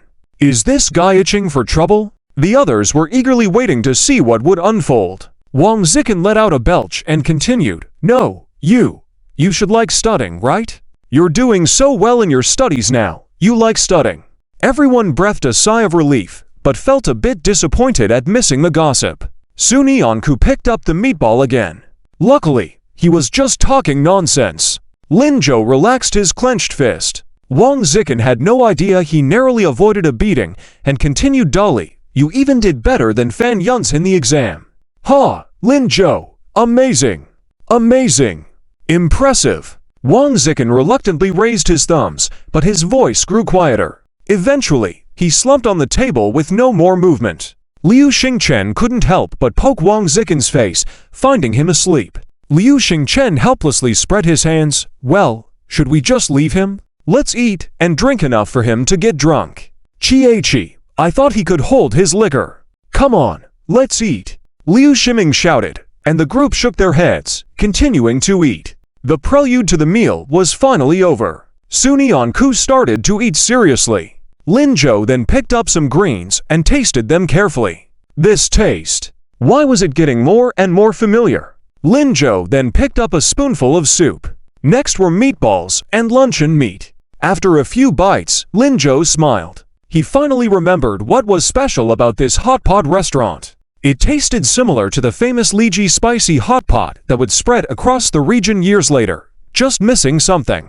This self-selecting hot pot model was likely the first in their small county. Other hot pot restaurants had fixed side dishes and prices, just like having a bowl of clay pot noodles. And this hot pot place, though sold by weight, had separate prices for vegetables and meat. Vegetables were cheap, while meat was a bit pricier. This was also the reason why Sunyeonku only chose vegetables. The girl was reluctant to spend money. Lin-jo was too focused on the meat dishes she liked and didn't think about this aspect. On further thought, the boss of lychee spicy hot pot seemed to have originated from their Gyeongchang county. Li Xian. Lin-jo decided to confirm it. Li Xian was a bit startled, paused her movements, and said, "Yes?" Lin-jo actually called her. For the entire meal, Lin-jo finally spoke to her. Li Xian was especially happy. "What's up?" May I ask, what's your dad's name?" Li Xian hesitated for a moment and then told Lin-jo. After all, she didn't have any other chance to talk to him. "My dad's name is Li Tiansheng." Li Tiansheng? Just as expected. The owner of lychee spicy hot pot was named Li Tiansheng. Only to think that now he was just the owner of a small spicy hot pot restaurant. Even more unexpectedly, the taste of this hot pot seemed undeveloped. The sales model had issues, and there weren't many people in the restaurant. It was already 12:30, and they were the only ones eating there. After some contemplation, Lin-jo turned to Sunyeonku. "Tablemate, do you like eating hot pot at this place?" "I like it." Sunyeonku took another bite of the sausage and looked at Lin-jo with a satisfied expression, saying, "It's really delicious." As Sunyeonku spoke, Lin-jo suddenly felt that a piece of text appeared in his mind. Li's spicy hot pot, unique recipe, asterisk asterisk asterisk asterisk asterisk method, asterisk asterisk asterisk asterisk asterisk asterisk. Just as expected. As long as the little classmate liked it, he would automatically receive the recipe. Lin-jo was very pleased with this reborn benefit. He roughly glanced at it and saw that the recipe was written very comprehensively. If he were to transcribe it, it would fill at least one full A4 page. "As long as you like it, let's continue eating." Lin-jo picked up his chopsticks and finished the remaining food in his bowl. Everyone looked at each other, unable to guess what Lin-jo was thinking. After finishing the meal and seeing that there were no other customers in the restaurant, Lin-jo gestured to everyone to tidy up the table and the floor. Li Xian took out a deck of cards again and divided into groups to play. Sunyeonku was initially not good at it, but Lin-jo gave her some guidance. The girl quickly learned and became almost unbeatable. The others were no match for her. Liu Shiming was not satisfied and kept pushing Sunyeonku to play again and again. After a few rounds, his face was covered with notes. Li Xian also temporarily forgot her troubles and got along well with everyone. Seeing everyone having fun, Lin-jo stood up and walked towards the back of the kitchen. Li Tiansheng was portly and looked like a chef. He had a towel hanging on him and was dozing off in a chair. The pot was boiling, but there were no customers. Lin-jo circled the pot and then spooned out a bit of soup to taste. The most important part of hot pot is the soup. The bowl he had outside was already heavily seasoned. After tasting the soup from the pot, and with the boost from the reborn benefit, he quickly understood what was missing from the soup. Just as he was about to wake up Li Tiansheng, he saw Li Tiansheng waking up on his own, observing his actions with a puzzled look. "Classmate, what are you doing here? Haven't you eaten enough? Do you want something else? Let me cook for you." Although the boy seemed to dislike his daughter, Li Tiansheng had his own way of treating guests. Since he was his daughter's friend, he couldn't neglect him. "No, Uncle Li, you misunderstood. I've eaten enough. The hot pot is delicious." "Oh, as long as you've eaten enough. Then what?" "I just wanted to ask if the business in the restaurant has always been this bad." Talking about this, Li Tiansheng casually threw his towel. "It's not that. It was doing well when my father was around, but after he passed away, his skills, I didn't have enough time to fully learn, only grasp the basics. He looked out the window. "I was too clumsy. My father always hoped to expand and strengthen this hot pot restaurant, but I'm not capable. Nowadays, the business is not as good as before. I don't know how long we can hold on. We might have to close down soon." With a sigh of disappointment, Li Tiansheng looked at Lin Zhou helplessly. I didn't expect you to notice this. Maybe you have the knack for running a business. Lin Zhou smiled. I dare not claim to run a business, but I do have some ideas about the hot pot restaurant. Would you like to hear them, Uncle Li? Li Tiansheng laughed and offered a chair to Lin Zhou. Ideas? Sure. Let me hear what ideas a little kid like you has. Lin Zhou sat down without hesitation and said, Firstly, the price of vegetarian dishes and meat should be the same. A hot pot restaurant mainly makes money from vegetarian dishes. If the prices are separate, the vegetarian dishes are too cheap and essentially result in losses. By combining the prices, customers can choose what they want to eat, picking a suitable middle price that ensures people don't deliberately go for the cheaper vegetarian options, but find the meat more cost-effective. You know, meat is more filling, so if people eat meat, more will be sold. Li Tiansheng furrowed his brows. This kid seemed to make sense. Because the vegetarian and meat dishes were separated, most customers who came to eat hot pot didn't order meat dishes. With just those few vegetarian dishes, he indeed wasn't making much money. What's next? Next is about the taste. The soup base, the seasoning are crucial. Your seasoning is fine, but as you said, the soup base is not well made. But I told you, I didn't learn my father's secret recipe entirely. That's not the point, Uncle Li. The soup base is something people have researched. Forgetting about his secret recipe is fine. We can make our own soup base. Our own, yes. Li Tiansheng rubbed his chin.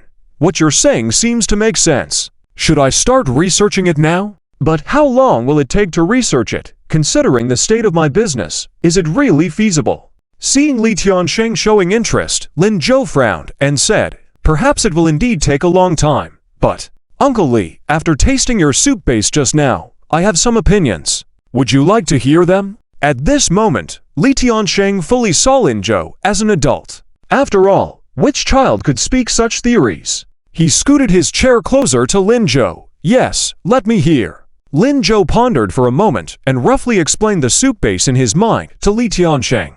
He omitted a few key points, which would be his bargaining chip. After listening to his thoughts, Li Tiansheng was astonished. This indeed sounds good. Uncle Li, you can give it a try. All right, I'll try it now. Li Tiansheng got up directly and walked quickly to the pot. But soon after, he stopped abruptly. Wait a minute, classmate, you seem quite clever. Why did you easily tell me the secret recipe? Are you doing this for my silly daughter? Lin Zhou shook his head helplessly. Xian and I are just classmates, nothing more, and won't be in the future. The reason I told you this is because I believe your hot pot restaurant will surely become very popular in the future, with chain stores opening all over the place. Even though I've told you the secret recipe, I have my own reservations as well. With my additions, the food will be even tastier and pave the way for success more easily. I'm just a student and can't do anything at the moment. My aspiration lies elsewhere, so I need someone with experience in this area to collaborate. I have my own ulterior motive. I'll give you the secret recipe, hoping you'll share the profits with me, and we can establish a cooperative relationship. Li Tiansheng laughed heartily. You're straightforward, but this business of mine is barely hanging on. Opening chain stores all over the place? Let's give it a try first. After all, we have nothing to lose. That makes sense, so I'll give it a try first. If you think it's appropriate, have Xian tell me, and I'll give you the rest of the secret recipe. In the hall, Li Xian, watching Qian Guoguo playing games, realized that Lin Zhou was missing. She looked around and saw Lin Zhou coming out from the back kitchen. Curiously, Li Xian walked over. Lin Zhou, it's nothing, just chatted with your dad for a bit. Lin Zhou replied shortly, then walked over to Su Nyanku's side and teased Liu Ximing, whose face showed almost no creases. Liu Ximing, you've lost again. Impossible, I just got the cards. How could I have lost? I don't believe it. 3 minutes later, Liu Ximing, looking at Su Nyanku, who had no cards left, was almost in tears. Su Zuiba, can you cut me some slack? Su Nyanku looked confused. I did. You asked me to let you win before, and I let you win each time.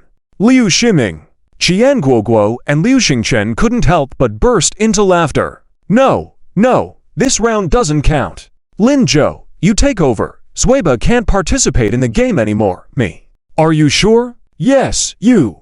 He just couldn't believe he couldn't beat Sunyeon-ku. Can he also not beat Lin-jo? Lin-jo had no choice but to take Sunyeon-ku's place and start the next round. In the kitchen, Li Xian saw Li Tiansheng suddenly busy and asked curiously, "Dad, what are you doing?" Li Tiansheng happily beckoned her over. "Daughter, come here." "Oh, Dad wants to thank you, because your dad got a treasure. After I finish these, you can help me taste it." "What?" "I may need to recall your grandfather's secret recipe." When Lin-jo explained earlier, Li Tiansheng noticed that what Lin-jo said was similar to the sequence his father used to cook. So he decided to give it a try. "Ah, did Lin-jo tell you?" "Yes, that brat is not simple." Li Xian opened her mouth but didn't say anything. Li Tiansheng saw her hesitation and sighed deeply. "Daughter, do you like that boy?" Li Xian instinctively denied. "No, I don't. I am your dad. Don't you think I can't see through your mind? But that boy may not suit you. Dad ... His eyes are glued to that girl outside, can't you see?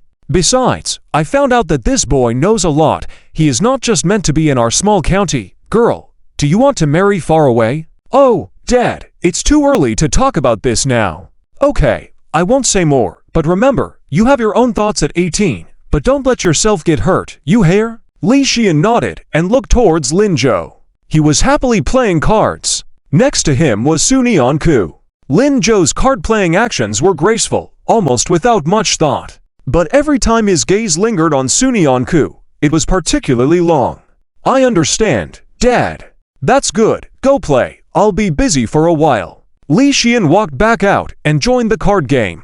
Wang Zikan woke up 3 hours later. Liu Shiming's face and body were covered in sticky notes. He looked at Sunyeon-ku and Lin-jo angrily. "You too. Bullying. Lin-jo, when did you become so good at playing cards?" "Like a track's like." Lin-jo glanced at Sunyeon-ku again. Liu Shiming. Maybe he shouldn't have asked. Fortunately, others couldn't bear to see him continue to lose, so they ended the game early. They bid goodbye and left. Liu Xingchen was responsible for sending Wang Zikan home. Li Xian originally wanted to accompany Lin-jo, but seeing Lin-jo's gaze fixed on Sunyeon-ku, after bidding farewell, she walked out alone feeling dejected, following Qian Guoguo. Li Shiming saw Lin-jo taking his motorcycle and quickly chased after him. "Hey, bro Joe, that's my motorcycle. You can run back yourself. Time to lose weight." "Huh, bro Joe, you've earned so much money. Why didn't you buy your own?" "I said, to make you lose weight." Liu Shiming was speechless. Lin-jo often took the motorcycle. He seemed to have, indeed, run quite a bit. And he had indeed lost some weight. But he really didn't want to run. Lin-jo left with Sunyeon-ku, Qian Guoguo's gaze still fixated. Qian Guoguo helplessly patted her shoulder, thinking about how nice it would be to ride on the motorcycle. "Yeah, it is." Li Xian nodded, then felt something wrong and quickly shook her head. "Guoguo, you? Ah, what a pity, it will never be yours." Qian Guoguo wasn't trying to discourage Li Xian, just felt she was nice. Wanting her to wake up earlier, she could only say these heartless words. Lin-jo now only had Sunyeon-ku in his eyes. Anyone who falls for him would feel sad. "Did you see the gift bag in Sunyeon-ku's hand?" "Yeah, isn't that Lin-jo's?" During dinner, Sunyeon-ku had mentioned that it was temporarily kept by Lin-jo. "Yes, it's Lin-jo's, but it's also Sunyeon-ku's." What does that mean?" "It's Lin-jo giving it to Sunyeon-ku, right?" Qian Guoguo chuckled, walked up to Liu Shiming, patted his seemingly desperate expression. "Let's go, your motorcycle won't be coming back." "Ah, sigh." Liu Shiming sighed silently. "Qian Guoguo, why don't you take a taxi back yourself?" "I'll run."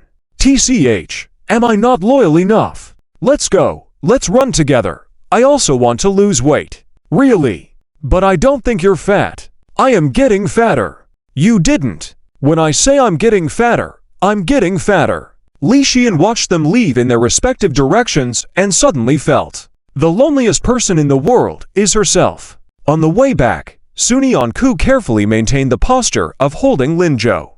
Unsurprisingly, due to a few accidents, she ended up hugging Lin-jo tightly. By the time they arrived at the dormitory, Sunyeon-ku's face was flushed. She lowered her head and jumped off the motorcycle. She handed the bag in her hand to Lin-jo. Linjo, for you. It's for you. Huh. For me. Isn't it fragile? Yes, it's a gift for you. Sunyeon-ku was stunned. She had thought the pink bag looked just like something a girl would use to carry stuff. But why this time? Linjo. Congratulations on winning the prize, getting first place in the Olympiad twice. Gift. Linjo seemed to have guessed what Sunyeon-ku wanted to ask and answered directly. Seeing Sunyeon-ku stunned again, he reached out, ruffled Sunyeon-ku's head. All right, go back, rest early, you have class tomorrow. Okay. Sunyeon-ku could only nod. As she turned to leave, the sun was still hanging in the sky. Linjo raised his hand to block the sun's reflection and gazed at the departing figure of his quiet desk mate. She looked so beautiful in her skirt. The breath of youth came rushing towards him. Rebirth. It's truly wonderful. When Sunyeon-ku returned to the dormitory, it was already 10 minutes later. She tightly clutched the bag to her chest, afraid of being seen by others. She then quietly opened the door. However, as soon as she entered, Wang Zhaoqing noticed her. Sunyeon-ku rubbed her eyes, which were already showing dark circles, in surprise as she stood up, saying, "Wow, Sunyeon-ku, what did Linjo send you this time? Show me quickly." Sunyeon-ku instinctively wanted to refuse. "No, it's nothing. I don't believe it. If Linjo didn't send you anything, why are you acting so sneaky?" Wang Zhaoqing stood up, and with a burst of strength, took the bag from Sunyeon-ku's arms and opened it. Inside was an exquisite box. Sunyeon-ku wanted to refuse, but it was too late. Luckily, there was no one else in the dormitory. When she saw the box, she was also stunned. Wang Zhaoqing asked, puzzled, "What is this?" Sunyeon-ku shook her head. "I don't know, and I haven't opened it yet." "Then, what are you waiting for? Open it quickly." Sunyeon-ku had no choice but to walk to the side of the box and carefully opened it. In the next moment, a delicate cartoon mug appeared in front of her. On the mug was a cute big-faced cat smiling at her. Wang Zhaoqing suddenly envied. "Wow, so cute." Sunyeon-ku was shocked. How did Linjo know her mug was broken? Sunyeon-ku's heart trembled slightly. In fact, her mug had not leaked yet, and she planned to continue using it for a while. But unexpectedly, Linjo was really thoughtful. Moreover, the mug was so cute she really liked it. As she picked up the mug, Sunyeon-ku was reluctant to let go of it. As she looked at it, she couldn't help but smile, even forgetting Wang Zhaoqing's presence. After a while, Wang Zhaoqing couldn't help but remind her, "Sunyeon-ku, isn't Linjo really nice to you?" "Yes," Sunyeon-ku unconsciously replied, but soon realized and reacted, "I mean, that. My mug is broken. That's why Linjo ... Is that so? But this is a couple mug." "What? A couple mug?" "Yes, can't you see? There must be another one for this mug. Guess where it is, with Linjo." Sunyeon-ku lowered her head, blushing. Don't talk nonsense." "Ha ha, Sunyeon-ku, you're so shy again." Wang Zhaoqing. Okay, let's not discuss this. So, tell me, how did Linjo react when he saw you wearing a skirt today?" He didn't react much. He just came to pick me up on his motorcycle, and then we." Wang Zhaoqing quickly caught the point. "He came on a motorcycle. Did you hug him?" "What?" Sunyeon-ku suddenly raised her voice, feeling flustered. How did Wang Zhaoqing guess everything so accurately? What to do? I'm going to bed now. I'm tired.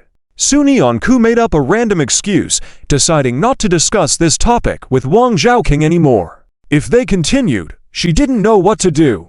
Wang Zhaoqing also didn't continue to ask. She already knew what she wanted to know, and the rest she could imagine by herself. Just the thought that because of her, these two people had a sweet afternoon made Wang Zhaoqing extremely happy. She lay on the bed, smiling foolishly, making Sunyeon-ku hug the blanket tightly. Linjo didn't rush home.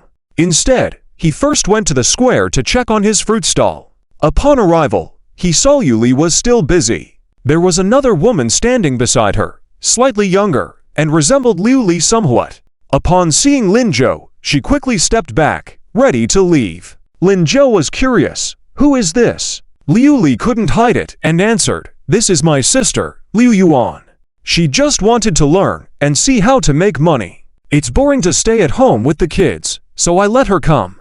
Boss, I didn't inform you in advance, sorry, but rest assured, she won't be working around here. I won't let her affect your business. Liu Yuan also apologized. Boss, I'm really sorry. I'll leave now. Hey, don't leave yet. Lin Zhou stopped her. Then, he looked at Liu Li. Is she reliable? Liu Li immediately nodded. She is reliable. Absolutely. Lin Zhou thought for a while and said, then stay here and work together. Sister Liu Li, don't worry. Teach her everything you know. Liu Li was surprised, thinking Lin Zhou was angry, and hurriedly explained, Boss, I really didn't. I know you didn't. Trust is earned, and I spoke sincerely. Teach her. I'm planning to open another stall. I need more help. Let her learn from you. The trial pay will be lower for a month. If the business goes well, the pay will be the same. This story is not over yet. Please click the next page to continue reading the exciting content. Lin Zhou thought about this matter for a while. He originally thought the fruit stall would be replaced in a few days. However, even though the profit had decreased somewhat, the business was still good. It's just that one stall on the square was not enough. He had to occupy other places in the market. Really? Liu Li and Liu Yuan were ecstatic. Yes, find a place near a school where there are many students and women. It's very suitable. But you'd have to choose it. I'll have to go to class tomorrow. Next weekend, you give me the results. Okay, no problem. The two sisters immediately agreed. Lin Zhou nodded, gave some more instructions, and then went home. Little did he know, at that moment, Li Tiansheng was ecstatic. According to the secret recipe Lin Zhou gave him, he brewed a new thick soup and had Li Xian taste it. Li Xian was amazed. Dad, it really tastes like Grandpa's. That's the taste. Haha, that's great. Let me taste it too. Li Tiansheng proudly took out a spoon and served himself some. After taking a sip, he smiled. Yes, that's the taste. However, after careful consideration, he frowned. Something's not right. Li Xian asked worriedly. What's wrong, Dad? Li Tiansheng took another sip, then furrowed his brows even more. No, this isn't right. Although it's that taste, it seems like something is missing. Li Tiansheng quickly put down the bowl, decided to brew it again. But after several attempts, the taste just wasn't right. When Li Tiansheng tasted the soup for the 5th time, sweat beaded on his forehead. Wiping it off carefully with a towel, he cautiously ladled the thick soup from the pot. It was already dark outside. The hot pot restaurant did not open that night. Li Xian also stayed here, watching for the whole afternoon. Watching her father try again and again, feeling a bit anxious with each attempt and disappointment, she spoke up as Li Tiansheng brought the spoon to his lips. Dad, this time will definitely be successful. Li Tiansheng paused, turned his head, and forced a faint smile.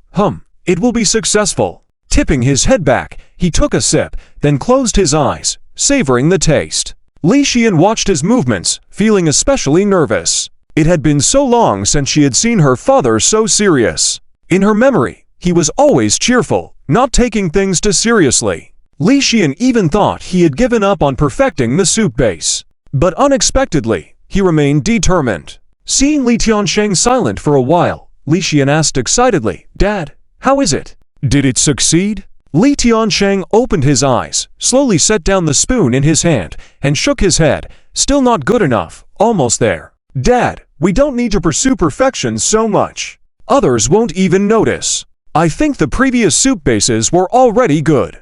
Our business will improve. Don't be so hard on yourself, Li Xian said. Li Tiansheng sighed and sat down. You don't understand, girl, you don't understand. Your grandfather's soup base is really good. He wanted to pass it on to me, but when I was young and foolish, I always thought I could achieve great things in other areas. As a result, even after your grandfather left, I was still just a small-time crook. He left hastily, and I didn't learn anything. At one point, I thought I would never succeed in my whole life. But that boy gave me hope again. How can I give up on this? This must not be given up on. Li Tiansheng looked out the window. Expanding our family's restaurant has always been your grandfather's lifelong wish. Li Tiansheng got up and turned off the stove. Sigh, tomorrow, tell Lin Zhou at school that I agree to his proposal. What? What proposal? The proposal for cooperation? Li Tiansheng began to tidy up the kitchen. Li Xian listened, feeling puzzled. Cooperation. Yes, this is between adults. You don't understand. Just tell him, that's fine. Adults? But Lin Zhou and I are the same age. Li Xian muttered. Li Tiansheng froze for a moment, turned to look at his daughter, and then smiled. Haha, right, you are the same age. I almost forgot. This kid will definitely not be ordinary in the future. He will be the second boss in our shop. Girl, you can learn more from him if you have the chance, but if you like him, better forget it. He knew better than anyone what his own daughter was like. That outstanding youth would probably never belong to her. Li Xian was stunned, realizing that Li Tiansheng was not joking. She nodded in confusion. Lin Zhou was going to be the second boss in their shop? An 18-year-old second boss? How did he become so capable? In that case, it seemed like she was really drifting further and further away from him. On Monday, Lin Zhou arrived early at school as usual. Sun Yanku was already reciting texts in the classroom. Lin Zhou carefully observed that she didn't use the new cup he had given her. He furrowed his brows, then handed her a white rabbit milk candy for the day and picked up the thermos flask from Liu Ximing's desk. Deskmate, want some water? Huh? Sun Yanku's hand tightened. Yes, yes. Here, let me pour it for you. Okay, thank you. Sun Yanku quickly handed her cracked cup on the table to Lin Zhou. Lin Zhou was suspicious. Did the desk mate feel embarrassed to use it? No. Why did she keep blocking the desk with her body? Lin Zhou tilted his head and saw the cup inside through a gap. He smiled. Was she too embarrassed to use it? He teasingly took the cup handed over by Sun Yanku and asked, just use this one. Yes, this one, Sun Yanku answered very seriously. Lin Zhou had to hold the cup and the water bottle with a smile, starting to pour water. Watching his action, Sun Yanku felt something was wrong but couldn't figure out what. Just then, Liu Ximing stood up. Brother Zhou. Before he could finish his sentence, Lin Zhou's right hand shook. The hot water splashed on his left hand. Paw! The cup in his left hand fell and shattered on the ground. Sun Yanku was shocked. She quickly stood up. Ah! Lin Zhou, are you burned? She said anxiously, pulling Lin Zhou's hand and inspecting it back and forth. At the same time, on the other side of Lin Zhou, holding a textbook, Liu Ximing looked strangely puzzled in contemplation. It seemed like he didn't even touch Lin Zhou. Was this guy setting up a scam? But looking at their expressions, Liu Ximing silently returned to his seat, deciding not to interfere. Otherwise, this kind of scam could be serious. And he definitely couldn't argue with Lin Zhou. He knew his limits. But he was curious about what Lin Zhou was up to. Unable to concentrate on his book, he gossiped looking at the two of them. When Sun Yanku nearly cried in worrying, Lin Zhou quickly reassured her. It's okay. Nothing happened. Deskmate, don't worry. You see, nothing happened at all. Really, nothing happened. Nothing at all. I just dropped it quickly, but your cup. The cup is fine. I don't need it. As long as you're not burned. Sun Yanku said anxiously, unaware she was still holding Lin Zhou's hand. When the curious student at the front turned to look and saw this scene, he cleared his throat. What are you guys doing? Sun Yanku quickly withdrew her hand. Lin Zhou burned his hand. I'm helping him check. She said anxiously, not realizing she had been holding Lin Zhou's hand. The curious student nodded, somewhat believing. Oh, is that so? Yeah. The curious student shifted his gaze away, and Sun Yanku breathed a sigh of relief. Lin Zhou, with a smile, watched her face turning red and teased, what to do? Deskmate, can't drink water now. It's okay, I can do without. Didn't you unpack the gift I gave you yesterday? Since the deskmate wouldn't say it, he brought it up himself. I did unpack it, I did. Sun Yanku lowered her head, hands entangled together. Then why not use it now? Isn't this perfect timing? It's perfect, but... Lin Zhou, Wang Zhaoqing said that it's a couple cup. Sun Yanku dare not look at Lin Zhou, but also expressed her own meaning. Lin Zhou was stunned. So this is what the little tablemate cared about. Yes. In this era, young girls are still in a stage of confusion when it comes to this kind of thing. Being too straightforward seems not good either. It's better to take it slowly. Forget it. Just don't use his own cup in the classroom. As long as the little tablemate is willing to use it, he can use it at home. Let her gradually accept it in the future. So, Lin Zhou began to talk nonsense. Nonsense, that's just an ordinary cup. Where did the couple cup come from? Huh? An ordinary cup? Yes, I thought the big cat face on top looked cute, so I bought it for you. You should smile more too. Seeing Su Nyanku's doubt, Lin Zhou continued, don't believe it. Look, if it's a couple cup, why don't I have another one here? Fortunately, he didn't bring the cup today. Speaking in panic, it was almost as if he didn't blink. Su Nyanku looked carefully and indeed found that there was no cup on Lin Zhou's side. Could it be that Wang Zhaoqing guessed wrong? In that case, can she use it herself? Then can I? Don't be polite. Take it out and use it. Otherwise, what if you get thirsty during self-study later? Before Su Nyanku could react, Lin Zhou took the cup out from her desk. He rinsed it with hot water first, then poured a full cup of water for her. Only then did he return the cup to Liu Ximing.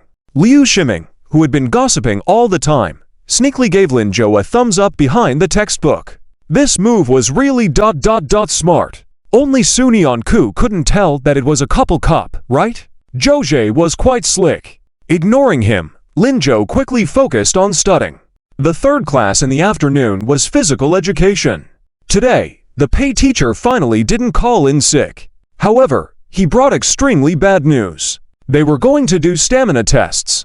A 1,000-meter run for boys and an 800-meter run for girls. When this news came out, the students in class 1 to 3 of grade 3 were all excited. Normally, pay classes were combined classes from different grades, and this class happened to be just for 1 to 3. They all expressed their displeasure. They had been neglecting physical exercise for a long time in order to catch up with their studies, and even the exercise breaks had been cancelled. Now suddenly announcing these stamina tests, isn't this asking for trouble? They felt the pay teacher must be crazy and decided to protest. Unfortunately, the protest was quickly declared ineffective by the pay teacher. Lin Zhou was also in a dilemma. Honestly, he hadn't exercised since leaving school in his previous life. After coming back, he hadn't had a pay class and had been focused on studying.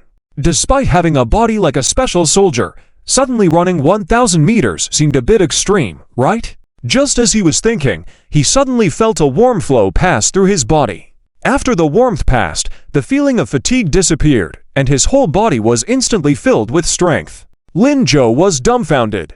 This, a reincarnation benefit. So it comes whenever you need it? In that case, he wasn't afraid of just 1,000 meters. As it was a science class, there were twice as many boys as girls in each class. So, the pay test was divided into 3 groups for each class, 2 for boys and 1 for girls. After organizing the groups and starting the test, the teacher announced the beginning. The first group was the boys from class 1. When the whistle blew, the students rushed out excitedly. The others sat around the field according to their classes, some cheering on. Class 3 and class 2 were next to each other. The moment they started, Yunruoxi's gaze fell on Lin Zhou. In past pay classes, once the class started, Lin Zhou would sneak into their class, find a spot closest to her, and try to strike up a conversation. Every time, the boys from class 2 would scold Lin Zhou for being a traitor, and the boys from 3 also looked down on him. But he never cared. Yunruoxi had never stopped him as well. After all, the honor of being stared at like that made her feel really proud. But today, Lin Zhou wasn't there. Although other boys were also looking at her, none were as bold as Lin Zhou. Yunruoxi felt really uncomfortable. The girl was from their class, and Yunruoxi tugged at her sleeve, saying, "Can we switch seats?" Switch seats. The girl looked at Yunruoxi, then at Lin Zhou, and nodded, okay? Yunruoxi finally sat in a spot, even closer to Lin Zhou. Today, she was wearing a green and white tracksuit. Because of good development, even in such a simple outfit, her chest was pronounced. She sat up a bit straighter. The boys around once again focused their gazes on her. Yunruoxi felt very proud. Would Lin Zhou be able to see her now too? She had to wait for him to come and greet her. However, at that moment, she saw Lin Zhou stand up. Passing through to rows of people, he walked over to his desk partner. Yunruoxi's face cooled down, ready to continue sitting here. Suddenly, she noticed another person sitting in Lin Zhou's empty seat. It was Li Xian. Li Xian was dressed in a similar outfit to Yun Ruoxi today, with slight differences in the patterns. Although not a school beauty, in this science class, she had a high level of attractiveness. Her presence stole some of Yun Ruoxi's attention. Yun Ruoxi frowned, straightened her chest defiantly. She couldn't lose to Li Xian. It was her pride as the school beauty. Yun Ruoxi didn't see the slight smile on Li Xian's face and how she also turned her gaze towards Lin Zhou. Lin Zhou, I can't help you too much. But if you like, I can also like you. At least, I can make sure no one disturbs you. Seeing this, Chan Guo from a distant sighed silently. Lin Zhou really ... invites peach blossoms. When Suni Anku saw Lin Zhou coming over, she was startled. You, how come you're here? Little tablemate, are you nervous? When class 1 started running, Lin Zhou noticed that Suni Anku was sitting straight with her back. She hadn't changed her posture for a few minutes. Although nothing was shown on her face, Lin Zhou could still sense that something was wrong. Suni Anku lowered her head and asked cautiously, if I don't run well ... they won't make fun of you, huh? But I'm not good at sports. Due to childhood malnutrition, her physical condition was poor. Pei class was her weakest subject. It almost always became a joke. Suni Anku was very worried. It's alright, everyone hasn't been exercising for a long time, and being a top student doesn't mean you have to be good at Pei. Don't worry, if you can finish running, that's enough. Really, don't worry. Lin Zhou ruffled Suni Anku's hair. Besides, I'm here. Suni Anku wanted to say that boys and girls weren't in the same group. But before she could finish, the front of the class suddenly became chaotic. A tall and big boy from class 3 stood up and said, "Oh, why don't we have a race between the 3 classes? Running this much isn't very interesting, is it?" This statement piqued the others' curiosity. How should we compete? What are we comparing? Since it's a test, of course we'll compare the results of the 1,000 meters race. Doesn't everyone have athletes in their class?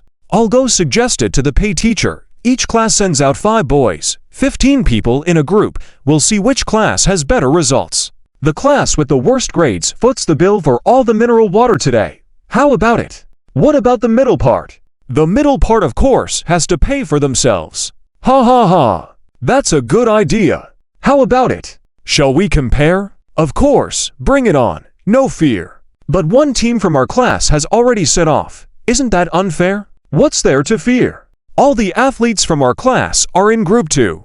The boys' competition was that simple and direct, just comparing. By this time, classes 1 and 3 had already picked out 5 athletes. 10 big guys standing at 1.8 meters tall each in front of their respective classes, each darker skinned than the last. The person in class 3 calling out for the competition was their sports committee member, named Fan Chengtao. He was one of the people involved in organizing this competition. He joyfully watched this scene unfold, especially happy. Hey, class 2, where are your people? Li Wei, is no one participating? Li Wei was the class monitor of class 2, also doubling as a sports committee member. He was not as good at studying as Fan Yun's, but had strong sports and organizational skills and was very optimistic. He rubbed his head, stood up and said, "Are you guys bullying us? Including me. We only have 4 athletes in our class. How can we compete with you?" Fan Chengtao laughed. "Haha, so the boys in your class are that weak." This immediately provoked dissatisfaction among class 2, especially Liu Ximing. He shouted the most excitedly, "Who are you calling weak? You big dummy, do you want to spar with me? TSK, fatty, with all that fat on you, you still want to compete with me, you?" Liu Ximing was about to lose his temper. Thankfully, Lin Zhou held him back, saying, "Why bother getting into a fight with him? Remember what I told you before, if a dog bites you, do you have to bite back? That makes sense, but this is so annoying." "It's okay, the class officials will figure it out, we don't have to step in." "Yeah, you're right." Liu Ximing sat back, unwillingly. Fan Chengtao's gaze fell on Li Wei again, saying, Li Wei, even though your class has only 4 athletes, but you have over 50 boys, right? Can't you pick one from the middle to join? Who says only athletes can run fast? There are some non-athletes with natural talent too. So, for those who aren't athletes, give them 10 seconds extra. How about that?" Li Wei found himself in a bind. He had no choice but to reluctantly agree. Well, okay. Fan Chengtao quickly discussed this matter with the sports teacher. Li Wei was in a dilemma. Whom to choose? Everyone. This involves the honor of our class. Who is willing to step up? This time, the entire class fell silent. Despite their earlier enthusiasm, the thought of competing against a group of athletes made them anxious. Importantly, out of the 15 members, only one wasn't an athlete, and that person would surely be the target of ridicule if selected. No one was willing to step forward. Li Wei was at a loss until he noticed Fan Yun's standing up. Li Wei was delighted. Academic committee member, will you participate? No, I just want to recommend someone. As soon as Fan Yun spoke, Lin Zhou had a bad feeling. Sure enough, the next moment, Fan Yun said, Lin Zhou. Captain, have you forgotten? Lin Zhou was once the most mischievous person in our class. His stamina seems endless. Running a kilometer shouldn't be a problem, right? Since pay classes began, Fan Yun noticed Yun Ji's gaze constantly on Lin Zhou. Frustrated for a long time, he finally found an opportunity to trouble Lin Zhou. This time, regardless of the outcome, Lin Zhou would definitely be last. This person was set. The classmates immediately turned their gazes toward Lin Zhou. Li Wei also had an epiphany, right? How could I forget about this? Lin Zhou has been excelling in his studies recently. I almost mistook him for a top student. Recalling this, he also looked at Lin Zhou. Lin Zhou, how about it? Can you run? Don't worry. You don't have to run too well. We will all work hard to bring your score up. We just can't end up last, Lin Zhou replied hesitantly. Indeed, no matter what, nothing could escape Lin Zhou. What does being seen as a top student mean? He was already a top student now. Lin Zhou reluctantly stood up. Suni Onku, who was nearby, was very worried and cautiously said, Lin Zhou. It's okay, don't worry, Lin Zhou replied in a hushed tone. He raised his head and looked at Fan Yun's, all right, let's run. It was a perfect opportunity to test the benefits of his rebirth. The classmates erupted into cheers. The students from other classes teased, Lin Zhou, ready or not? They are all athletes. Look at him, so fair-skinned and fragile. Can he handle it? Lin Zhou chuckled and said, if everything's settled, go fetch the mineral water. Don't leave us without any to drink later. Ha ha ha. Although people were laughing, they were also industrious. A group of people went to fetch mineral water. Of course, the payment was pending, awaiting the outcome. A group of 15 people went to their respective preparation areas. Upon standing in the crowd, Lin Zhou seemed even paler. In the crowd, Liu Shiming stroked his chin, feeling perplexed. It's strange. Why does Lin Zhou seem so confident? I remember his 1-kilometer record wasn't that good, was it? Yeah, really. Suni Onku looked over, concerned. Liu Shiming nodded. Yeah, it really wasn't. What should we do? I don't know either. After a moment of contemplation, Suni Onku stood up. Where are you going, Su? I'm going to cheer on Lin Zhou. Without looking back, Suni Onku headed towards the racetrack to cheer for Lin Zhou sincerely. Wait for me, I'm coming too. Qian Guo followed suit. Li Xian gritted her teeth and stood up as well. She wanted to go cheer for Lin Zhou too. Then came Yun Ruoxi. Seeing everybody going, she couldn't lag behind. Meanwhile, next to Lin Zhou, Fan Chengtao, who was warming up, looked at him with a smile. Hey, Lin Zhou, nowadays the girls like the athletes. Don't run too poorly later. Being handsome won't matter then. Is that so? Lin Zhou smiled at him. Of course, just wait. After I finish first, the girls in our class will cheer for me, and maybe your class might switch sides too. You can't embarrass your class. Before he could finish, he suddenly heard the voices of girls outside the track. Lin Zhou, go for it. And then, a second voice. Lin Zhou, go for it. A third. Fan Chengtao turned around and saw Suni Onku, Qian Guo, Li Xian. He was stunned. Aren't those your class top student and class beauty? Lin Zhou turned around and saw them. He nodded, yes. Unexpectedly, little Deskmate actually ran out to cheer for himself. He found that whenever it was about himself, little Deskmate was always at the forefront, not at all socially anxious. So, could it be understood that he was unique in little Deskmate's heart? Thinking this way, Lin Zhou couldn't help but smile. Fan Chengtao was a bit puzzled. Why weren't these girls following the script? He hadn't even finished pretending yet. Just then, Fan Chengtao's sharp eyes spotted Yun Ruoxi walking over. Yun Ruoxi was the goddess of all the boys in their class, Fan Chengtao included. Compared to the girls in class too, Yun Ruoxi had even higher looks. Fan Chengtao felt proud. Hey, Lin Zhou, look, your goddess is coming over to cheer for me. Lin Zhou liked Yun Ruoxi, but she didn't pay attention to him, as everyone in class too knew. In Fan Chengtao's view, Yun Ruoxi coming over at this moment was surely to cheer for the boys in his class. As the sports representative of Class 3, he was one of them. Let me clarify, Lin Zhou slightly turned his head, not looking at Yun Ruoxi. She's not my goddess, huh? Fan Chengtao hadn't reacted yet when he heard Yun Ruoxi softly call out, Lin Zhou. Lin Zhou still didn't turn around, but he felt exasperated.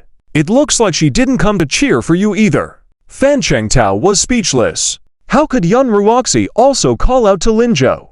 But being a goddess, Fan Chengtao didn't dare to complain, and could only say with a tough front, after all, she's a goddess. Whoever she wants to cheer for, she cheer. Lin Zhou, do you have any objections? Lin Zhou remained silent, deciding not to engage with these flatterers. After Yun Ruoxi called out to Lin Zhou, she noticed he didn't look at her. Instead, he smiled at the girls from Class 3 next to him and greeted them.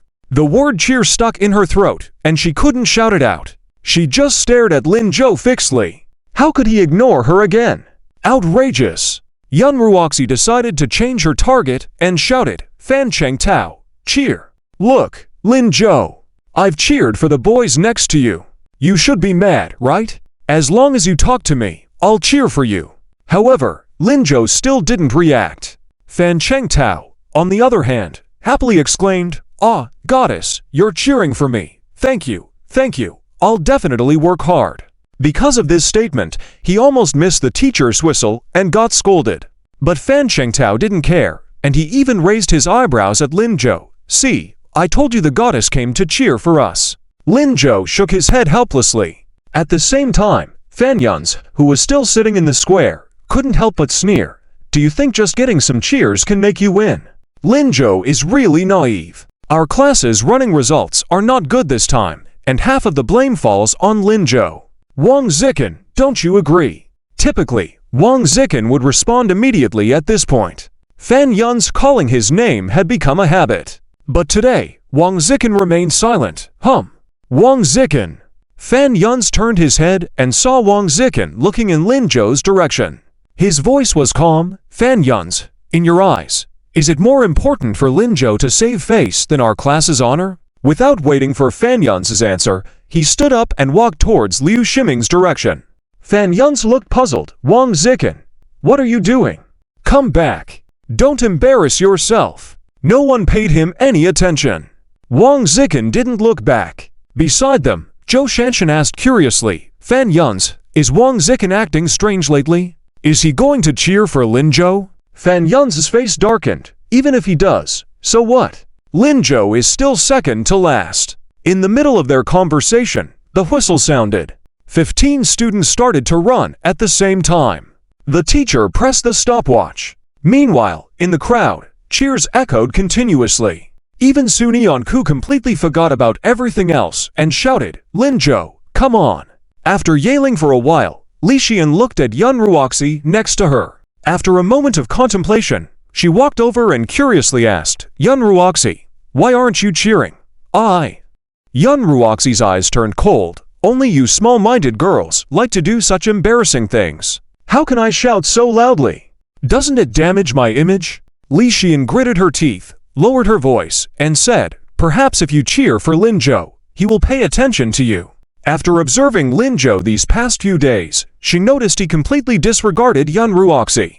It was Yun Ruoxi who kept watching his every move. Li Xian didn't understand Yun Ruoxi's behavior and felt strange. Pay attention to me. If Lin Zhou doesn't pay attention to me, that's his loss. What does it have to do with me? Li Xian, do you think I care? Her expression clearly showed she cared a lot, so how could she speak like that? How arrogant! Li Xian smiled and didn't answer her question. Then I'll go cheer for him. When she approached Qian Guoguo, she couldn't help but tap her. Qian Guoguo, who was out of breath from shouting, asked her, what's wrong?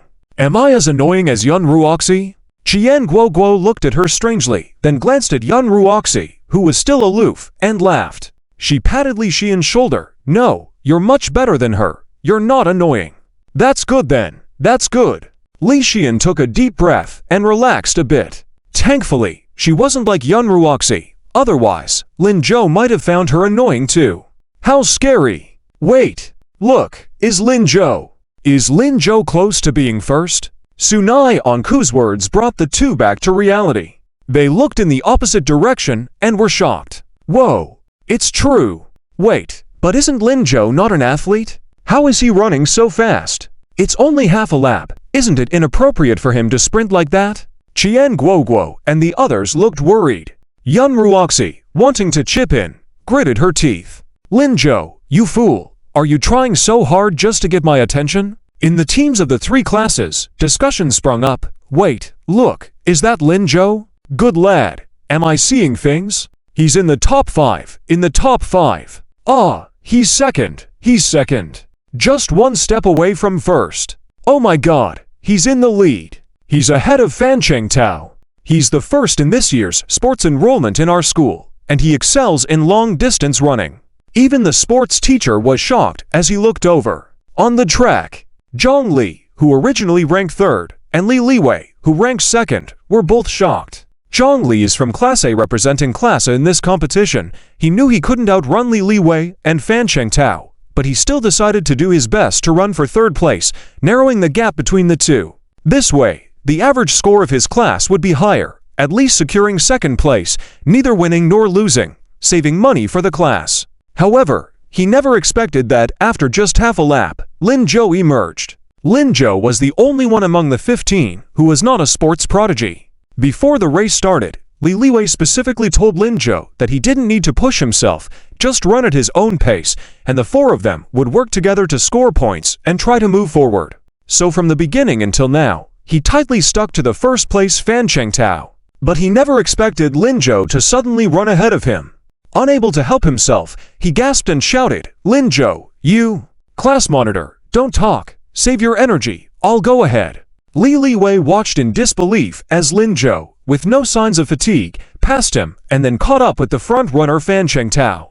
Then, he surpassed Fan Chengtao again. Li Liwei was a bit confused. But after the confusion, he realized a serious problem. Being a sports committee member himself, he was actually overtaken by someone who had never trained in sports. How could this be possible? So Li Liwei felt a surge of determination. He gritted his teeth and chased after Lin Zhou, shouting, Class 2, let's go! Fan Chengtao, who was in first place, continued to run calmly. These small conflicts meant nothing to him. He was even thinking about when he would run past the class squad, where the group of girls would scream and praise Yun Ruoxi. That would be the greatest meaning of today's race. But Fan Chengtao never expected to be overtaken just half a lap into the race, especially by Lin Zhou, whom he least favored. He looked at him in confusion. Lin Zhou, what are you doing? Running, isn't this a race? As soon as Lin Zhou started running, he felt like his body was strengthened. No matter how he ran, he didn't feel tired. Running a kilometer was a breeze. But you, Fan Chengtao couldn't understand. After a while, he cleared his mind and said, No, it's only half a lap. How did you get to first place? Did you exhaust all your energy? Don't you know that in a 1,000-meter race, you should conserve energy in the beginning and then sprint at the end? If you continue like this, you'll be caught up by the people behind you. Oh, really? I didn't know. Fan classmate, are there other rules? Tell me more. Lin Zhou slowed down a bit, maintaining a distance just ahead of Fan Chengtao. Just as Fan Chengtao was speaking, trying to overtake Lin Zhou again, Lin Zhou seemed to anticipate his move. Every time Fan Chengtao sped up, so did Lin Zhou. Fan Chengtao, what's going on with this guy? Would his spotlight be taken away by him once they reached the squad? No, he must find another opportunity. Fan classmate, what you said makes sense. Tell me more, I haven't heard enough. Fan Chengtao curiously watched Lin Zhou, feeling that he was acting strangely today. But he continued to lecture earnestly. After all, talking could distract Lin Zhou's attention, which would increase his chances of overtaking him. As he spoke, they completed half a lap. When they reached the squad area, Lin Zhou was just a step ahead of Fan Chengtao. Class 3 was in a panic. Fan Chengtao, what's going on? How come you haven't overtaken Class 2 yet? He also wanted to, but he couldn't. Fan Chengtao shouted in his heart, but on the outside, he put on a determined face. He absolutely had to overtake him. The students of Class 2 were also discussing among themselves. Lin Zhou is still in first place. Is the first lap already finished? Then do we not need to pay for our bottled water today? Probably not. Yeah, let's cheer for Lin Zhou. At that moment, the whole field echoed with cheers. The girls' voices were even louder. Lin Zhou is so handsome. Look at his muscle lines, even better than those sports students. So amazing. Even Zhou Shanshan couldn't help but shout out, nudging Fan Yuns beside her, who was in a daze. Fan Yuns, come on. Why are you so lost? Fan Yuns remained motionless, teeth clenched. This Lin Zhou. How did he get to first place? Passing by Sunyanku, Lin Zhou slightly turned his head, gave her a thumbs-up gesture. Sunyanku couldn't help but smile. Lin Zhou was really impressive. No wonder he was her desk mate. Beside her, Yun Ruoxi was almost going crazy, especially when she saw Fan Chengtao grin and bear it. Compared to Lin Zhou, the dark-skinned Fan Chengtao looked like a dancing ape. So ugly. She angrily snorted and returned to her own squad. Second lap. Lin Zhou maintained his lead over Fan Chengtao, chatting with him from time to time. Fan Chengtao hadn't found a chance to overtake Lin Zhou. He felt helpless and could only console himself. The final half lap. The final sprint was his specialty. As long as he sped up slightly during the final stretch, he would surely overtake Lin Zhou and win the final victory. At this moment, Fan Chengtao didn't want to let Class 2 pay for the bottled water of Class 1 and Class 3. As long as he didn't let Lin Zhou overtake him, he would be satisfied. Li Wei and the others closely followed, also in a tight race. They didn't notice that at this moment, a few sports teachers had gathered together, their eyes fixed on Lin Zhou. Who is that student? Why didn't I notice such a talented student before? I should have directly pulled him over for sports training. Isn't it too late now? Let's check his final score later. If possible, let him participate in next year's college entrance examination. He can also take part in sports competitions. You make a good point. Let's ask the class teacher of Class 2 later. The sports teachers were determined to recruit Lin Zhou. After all, it was also for him to attend a good university. This kid should agree to repeat a year, right? Final half lap. Fan Chengtao concentrated, gritted his teeth, prepared to sprint. At that moment, he heard Lin Zhou, who had been by his side, suddenly say, "Fan classmate, your advice has been very helpful to me. I'll go ahead now, okay?" Fan Chengtao? Before he could react, he saw Lin Zhou rushing forward like an arrow released from a bow. Fan Chengtao was completely dumbfounded. This guy, running at the same speed as himself for 2 whole laps, and still having the energy to run so fast. His sprint speed now, I can't catch up at all. Oh no. Does that mean I can only run for second place? Just as he was thinking this, he heard Lin Zhou shouting, "Class leader, Class 2, hurry up." Fan Chengtao said he is out of energy. If you push harder, you can overtake him. Fan Chengtao almost spat out blood on the ground. With Lin Zhou's shout, Li Wei and the others immediately sped up. And then, they directly surpassed Fan Chengtao. Just as Lin Zhou said, Fan Chengtao indeed had no energy left. Even if he sprinted again, he couldn't catch up at all. When Zhongli walked up to him, he couldn't help but give him a strange look and said, "Old Fan, what's wrong with you?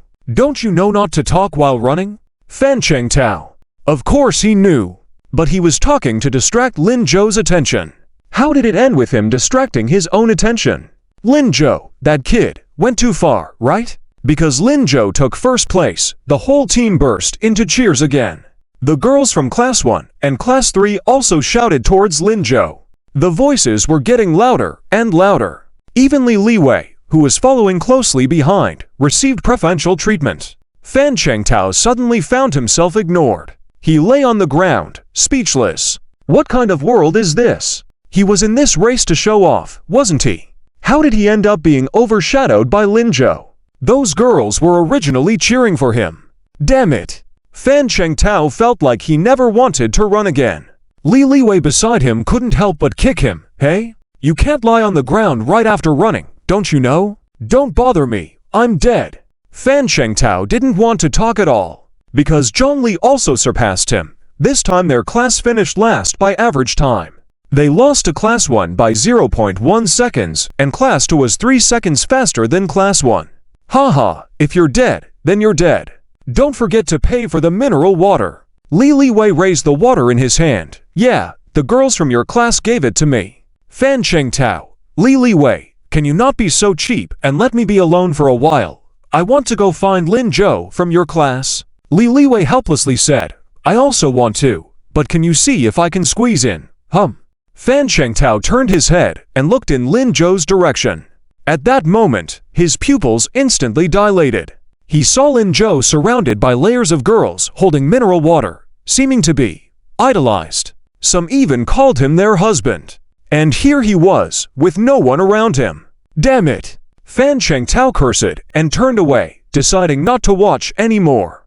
Otherwise, he would be too infuriated. Li Wei, what's going on? You don't know Lin Zhou can run this well? No, I really didn't know. Otherwise, why would I be so worried? This guy wasn't this good at running before. TCH. Fan Shengtao didn't believe any of this. He felt his young heart was greatly wounded. It was simply unbearable. Lin Zhou at this moment was awkwardly looking at the group of girls around him. If only he had known, he wouldn't have taken first place. Just a little pressure on Fan Shengtao to avoid his class finishing in last place would have been fine. But now, in this situation, it was really giving him a headache. Suni Anku, standing outside the crowd, felt lost as well. She wanted to congratulate him after Lin Zhou finished running. But when she tried to approach, the girls were much faster than her. In such a lively occasion, Suni Anku never dared to push her way in. She saw Lin Zhou smiling calmly in the crowd. Suddenly, she felt that she and Lin Zhou were in distant worlds. What she thought was within reach now seemed like a galaxy apart. Lin Zhou belonged to a radiant world, while she seemed to be crawling in the darkness. Suni Anku lowered her head, feeling lost. Maybe she shouldn't disturb him after all? At that moment, Jian Guoguo next to her tapped her arm and handed her a cup of water. Here. What's wrong?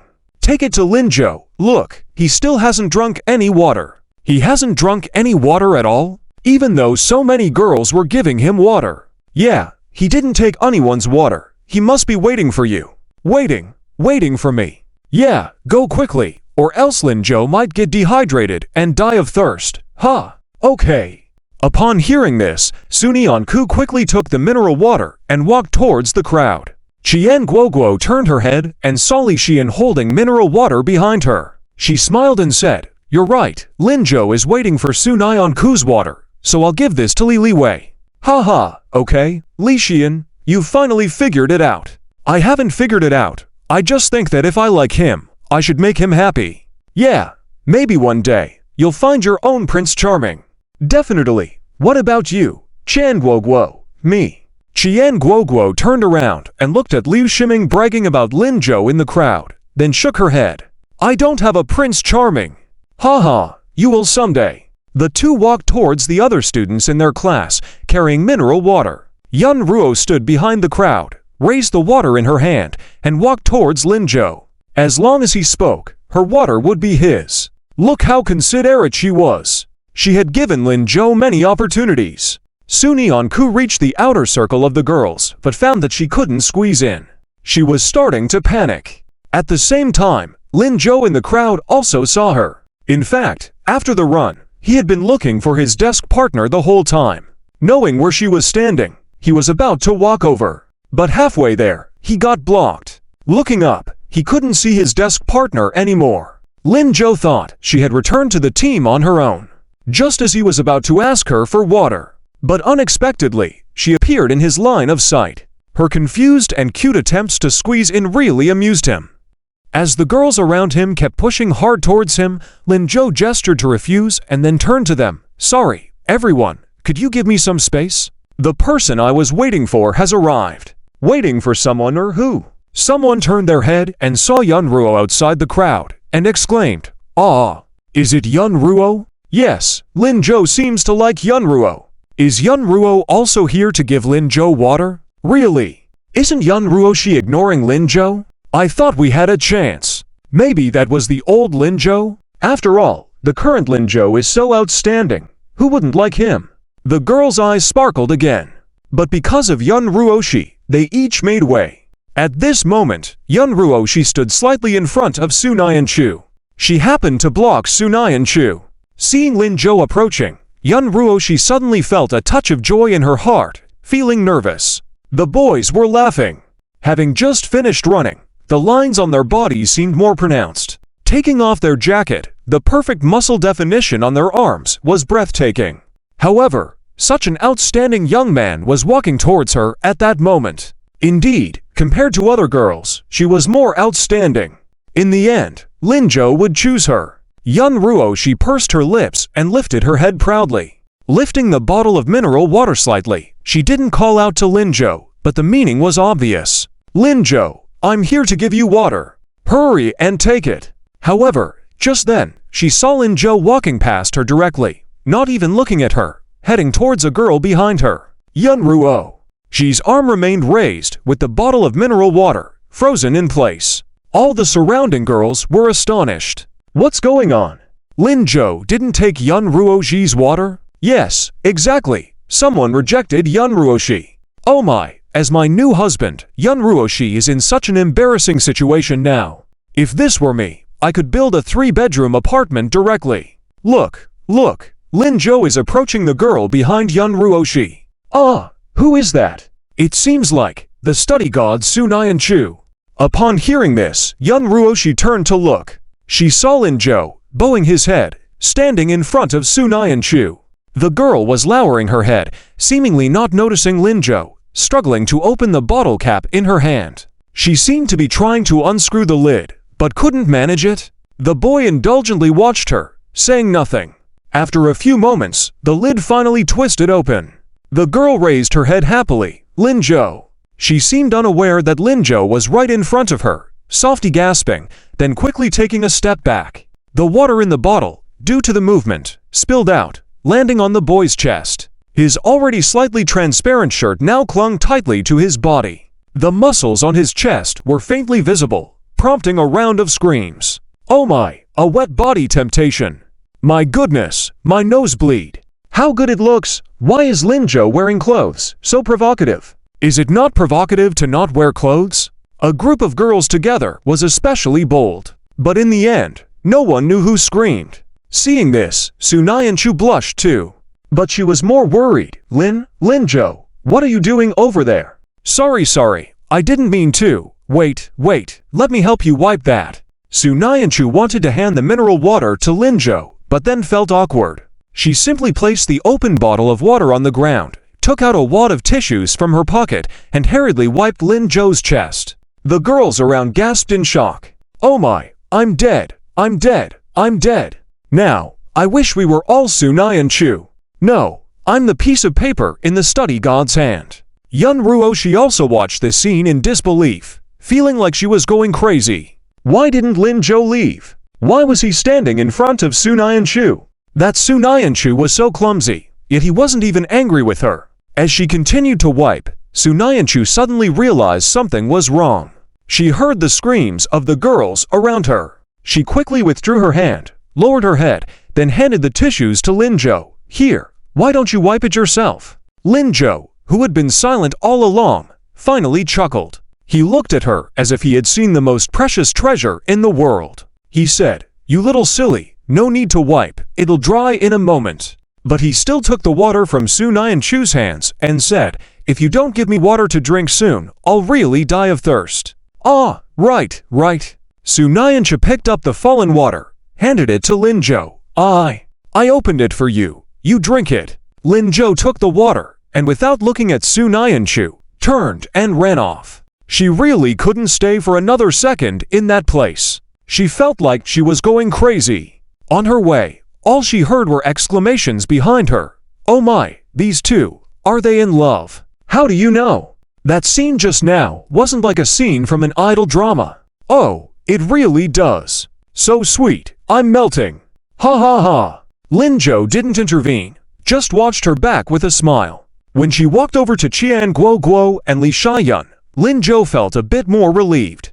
Tilting his head back, he gulped down the water. He did not see that although Su Nianchu was hiding behind Qian Guoguo and Li Xiaoyun, she was still watching him. When the boy lifted his head, the subtly raised lines on his neck were distinct. From the side, even his jawline was perfectly enticing.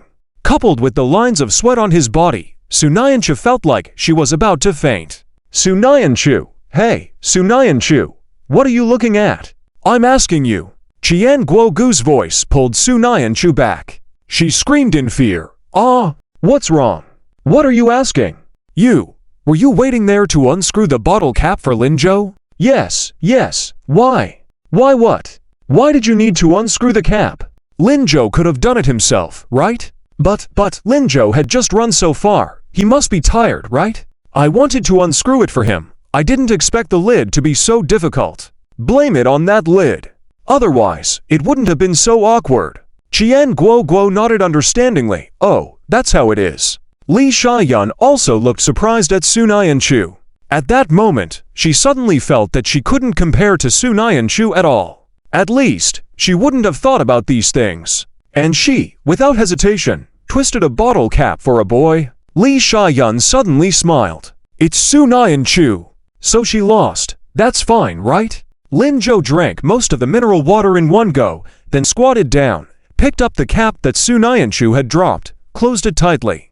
After doing all this, he stood up, heading towards his own class's team.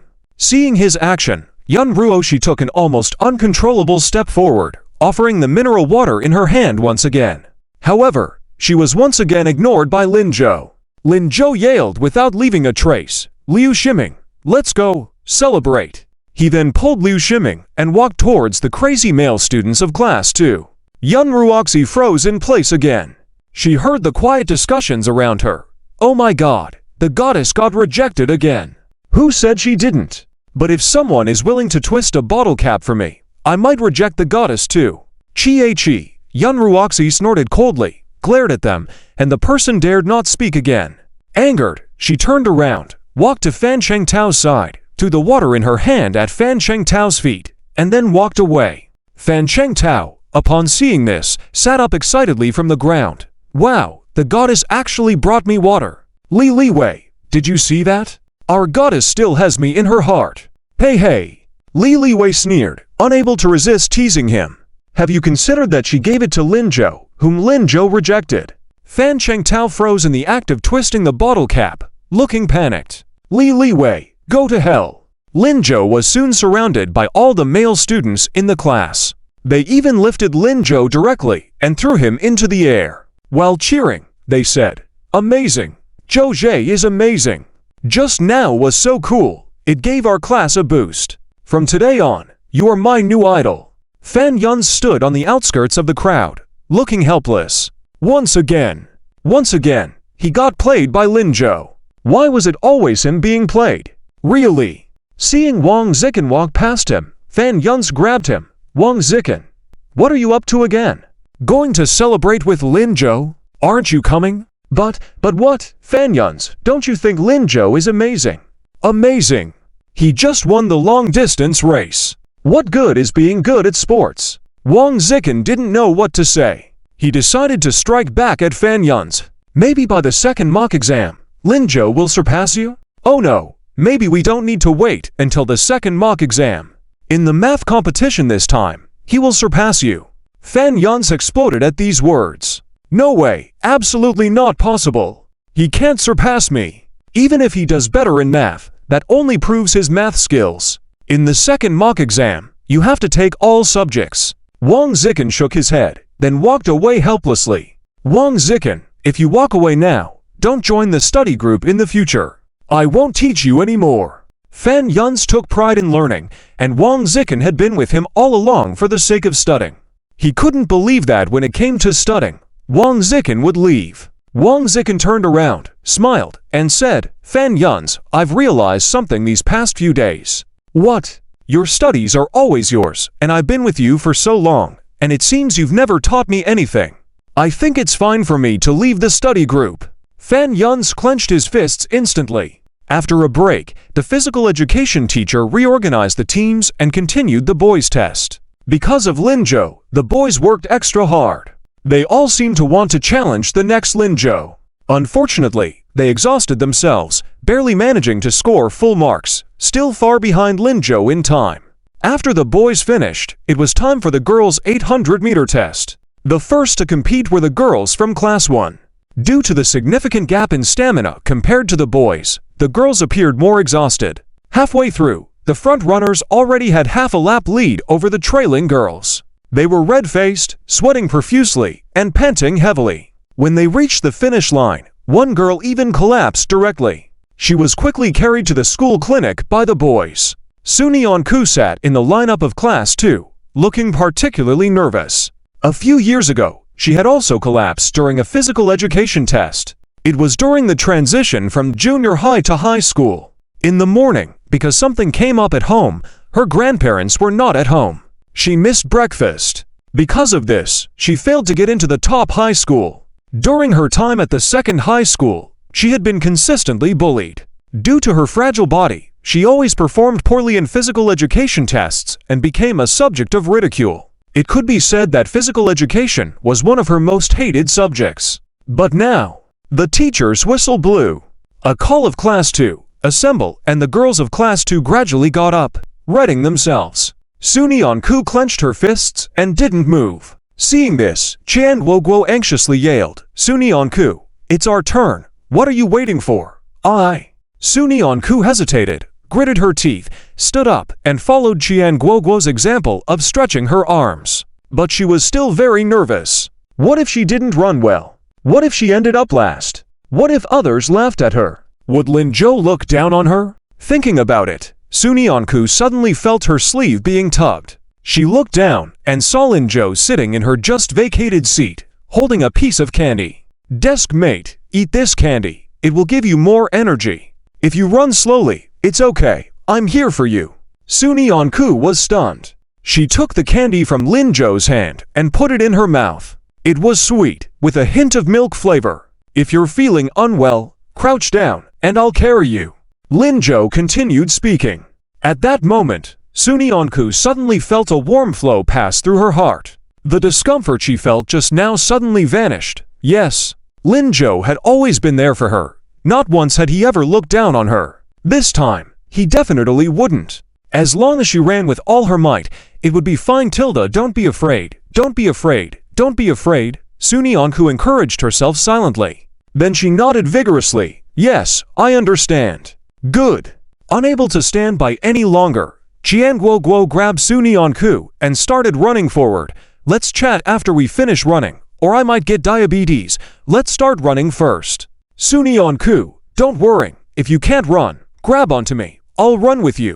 "And me." At some point, Li Xian also ran over. She smiled at Sunyeon-ku. "Sunyeon-ku, and me. I'm good at sports." Sunyeon-ku suddenly smiled, "Okay?" With them by her side, she wasn't afraid. After the preparations were done, the physical education teacher blew the whistle. The girls rushed out. Sunyeon-ku was in the middle of the pack. She clenched her fists and ran slowly. When she had completed most of the lap, she suddenly felt dizzy. Oh no! Indeed, hypoglycemia was acting up, again.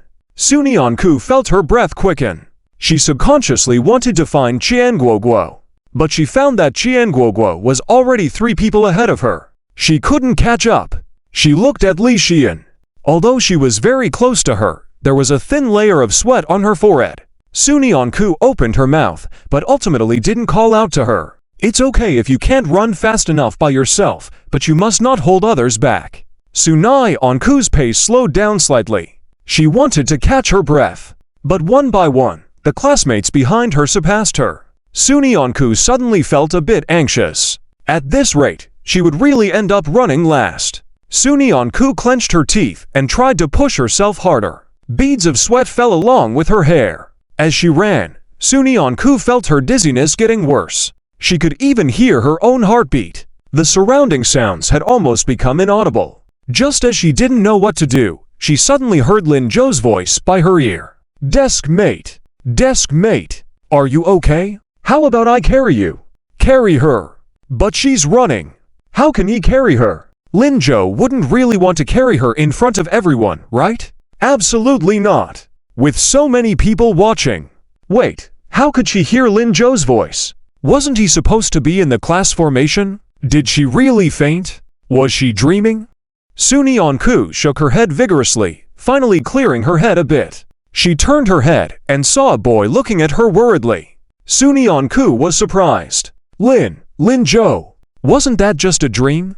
Did Linzhou really come to her side? Yes, it's me. Linzhou's expression was a bit serious. How are you? I'm fine. That's good, don't be afraid. I'll accompany you to the end. If anything happens, tell me at any time.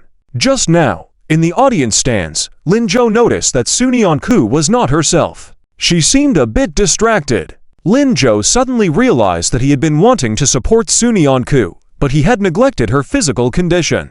Although she had eaten a bit better and her strength had recovered a bit, her body was still weakened from previous malnutrition.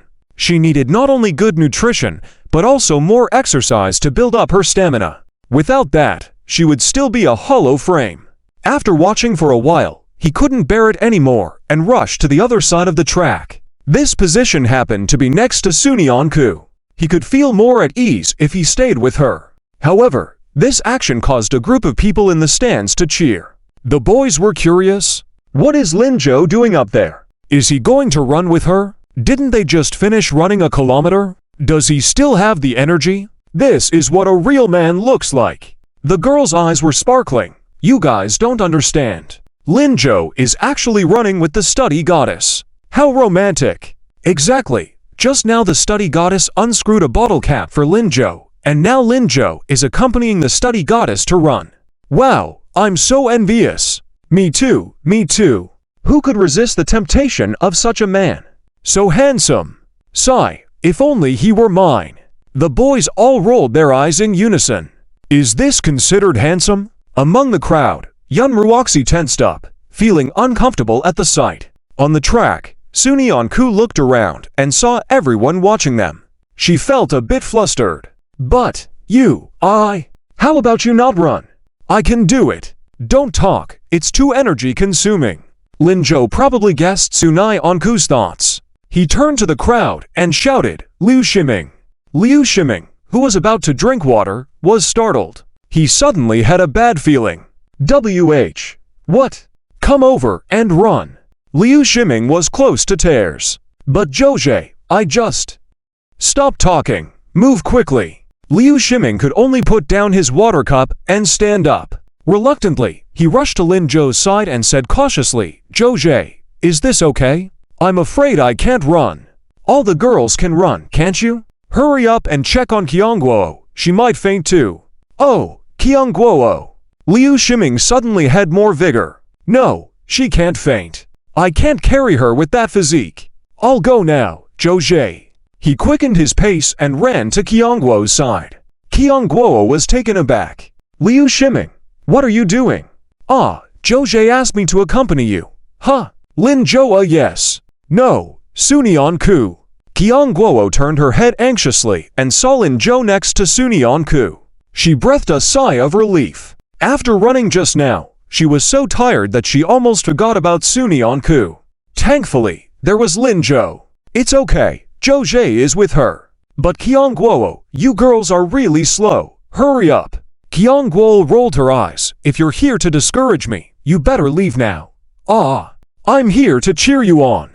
How come I don't see you cheering me? Liu Shiming suddenly put his hand to his lips and shouted to the air, Qiangguo, go for it. Then he looked sneakily at Qiangguo. See, I cheered you on, didn't I? Qiangguo, I swear, Liu Shiming, I really want to slap you. Due to Liu Shiming's shout, the gazes of the boys and girls all turned. The girls were jealous, and the boys suddenly realized, damn, Liu Shiming is brave. Is he confessing? In this way, the teacher probably won't notice anything, right? Yeah, choosing this moment to confess, it's so appropriate. They looked at each other. I have to go too, for my beloved Liu Mengmeng. Hey, wait for me, my son Xiaoyaya. And me. Li Xian, none of you can compete with me for her. She's mine. So, the boys stood up one after another and rushed to the track. But none of them hindered the girls who were running. They just happily ran to their goddesses and shouted, Liu Mengmeng, go for it! Li Xian, keep going! Zhang Xiaoyaya, you're my goddess! Let's all run together! The boys who had just passed by seemed tireless and joined the running army again. Lin Zhou watched this scene somewhat helplessly. Suni Anku also looked puzzled. What's going on with them? Nothing much. Maybe they've been inspired. Ah, inspired by what? Well, inspired by love. Deskmate, haven't you noticed? It looks like they're confessing. Confessing? Yes, confessing. Confessing only now won't be embarrassing. It won't be embarrassing? Yes, the teacher won't care. Lin Zhou chuckled lightly. Then, to Sunai Anku's shocked gaze, he shouted, Suni Anku, go for it. After all, at this moment, he was also very youthful. Hey, 18 years old. Suni Anku was stunned by Lin Zhou's actions, her whole being momentarily frozen. She felt as though her brain couldn't process what was happening. They had just been talking about everyone confessing, so why was he suddenly shouting to? Is Lin Zhou confessing? To her. Suni Anku turned her head to gaze blankly at Lin Zhou. The young man had a smile on his lips as he ran under the sunshine, looking clean and beautiful. As Suni Anku continued to watch, she felt her mind go blank. After Lin Zhou put his hand down, he saw Suni Anku standing there motionless. He jokingly knocked her on the head and said, What are you looking at? Hurry up, you're falling behind again. Ha! Oh, okay. Suddenly, Suni Anku felt a surge of energy coursing through her body. She turned her head and looked ahead on the track, speeding up a little. She sped up, and Lin Zhou followed suit. Suni Anku, in her pink and white sports top, and Lin Zhou, in black, ran side by side. In that moment, many people were moved to tears. Well, why is Suni Anku suddenly running so fast? Hey, Lin Zhou! If Lin Zhou runs with me, I can run fast too. Zhao Chan, if Lin Zhou doesn't run with you, I will. As the girls of the third class ran by, a clueless boy came running towards them. With his dark complexion, he grinned, showing off his big white teeth. Zhao Qian rolled her eyes and sped up. This guy, Zhang Chongming, was so annoying, who asked him to join in. He's not Lin Zhou. The boy happily said, Zhao Chan, see? Even when I'm here, you can run fast. Hey, wait for me. On the track, boys and girls ran one after another. The girls, who had just finished running, were shocked. At that moment, they looked at the boys from their class even more unfavorably. Why didn't you keep us company when we were running before? Look at class 2, how nice they are. The girls from class 3 also looked envious. The boys from class 3 tactfully replied, Don't worry, when you run later, we'll join in too. Always copying. You guys have no creativity at all. Meanwhile, outside the field, a group of leaders was walking out of the cafeteria. The bald man leading the way was dressed in a suit with a beer belly similar to Zhang Shuqi's, clearly of a leadership caliber. He was accompanied by Zhang Shuqi, Liu Qingyan, and some other teachers. The bald man nodded as he walked, saying, The cafeteria looks good. We must pay attention to the quality of the food, balance the nutrition, especially for the high school seniors. Just over 2 months left until the college entrance exam. The meal times aren't working well. They can stagger it to give them 5 minutes earlier to eat, make the most of their study time, and halt all unimportant activities. Zhang Shuqi nodded repeatedly. Yes, we'll implement it well. And you, little Liu, the bald man continued, although your class did well in the last exam, you can't relax. You should focus on what needs to be done. All right. Oh, and those 2 excellent students, Lin Zhou and Suni Anku, must be nurtured well, good at academics, and of good character. They will be the pride of our county. Maybe after the next exam, they can be directly admitted. Gao Zhanxiang was from the Education Bureau. He came today to present Lin Zhou and Suni Anku with the certificate and prize for their excellent student status. While inspecting the school's situation, Liu Qingyan was holding the certificate and red envelope. She smiled and said, Leaders, they are now the pride of our county. Yes, but they must not be arrogant. I know, leader, Gao Zhanxiang nodded and said, Let's go check out other areas. He put his hands behind him, preparing to leave when suddenly he heard a commotion. Frowning, Gao Zhanxiang asked, Is that coming from the field? Yes, it should be during the gym class. Alright, let's go and have a look at the field. Zhang Shuqi and Liu Qingyan exchanged glances. They remembered that this gym class was exclusively for the high school seniors. Gao Zhanxiang had just mentioned stopping unnecessary classes for the seniors. Wasn't this a perfect opportunity? Zhang Shuqi felt a bit panicked and gestured to Liu Qingyan to come up with a plan to get through this. Liu Qingyan understood and began thinking of a plan. Meanwhile, on the field, the girls' team had just finished running a lap and arrived in front of class 2. The boys who were sitting on the ground seemed conflicted. In groups of 3 to 5, they whispered to each other. Hey, Wang Xiaoxiang, don't you like Zhouyu? Why aren't you running with her Hun Lai? Wang Xiaoxiang stood up, then sat back down, scratching his head awkwardly. Someone beside him defended him, saying, Hey, do you have the right to talk about others? At least, she has someone she likes. What about you? The person speaking suddenly became speechless. But Wang Xiaoxiang's competitive spirit made him stand up excitedly. What's wrong with not liking someone? Just because I don't like someone, should I not run? I can cheer for the girls in our class together. This kind of bringing up collective interests immediately eased the tension. Several others stood up with him. Yes, let's go cheer for the girls in our class, not like them, who are small-minded. We'll go run too. Count me in. Wang Xiaoxiang also stood up, his voice small. See, count me in. This way, Zhouyu wouldn't find out he liked her, right? Anyway, he would silently cheer for her. Someone suddenly shouted, Li Liwei, as the sports committee member, it's okay to sit. Why not organize us to join too? That's right, they are all girls from our class. We should go protect them. Let's go, let's go. Fan Yun's, are you going? Fan Yun's expression turned cold. I'm not going. But before he could finish, Li Liwei shouted, Great! All of class 2, attention! Everyone, stand up! Fan Yun's, haha, old fan, looks like you can't sit this one out, right? He could only silently stand up. Li Liwei continued to shout, Attention! Right face!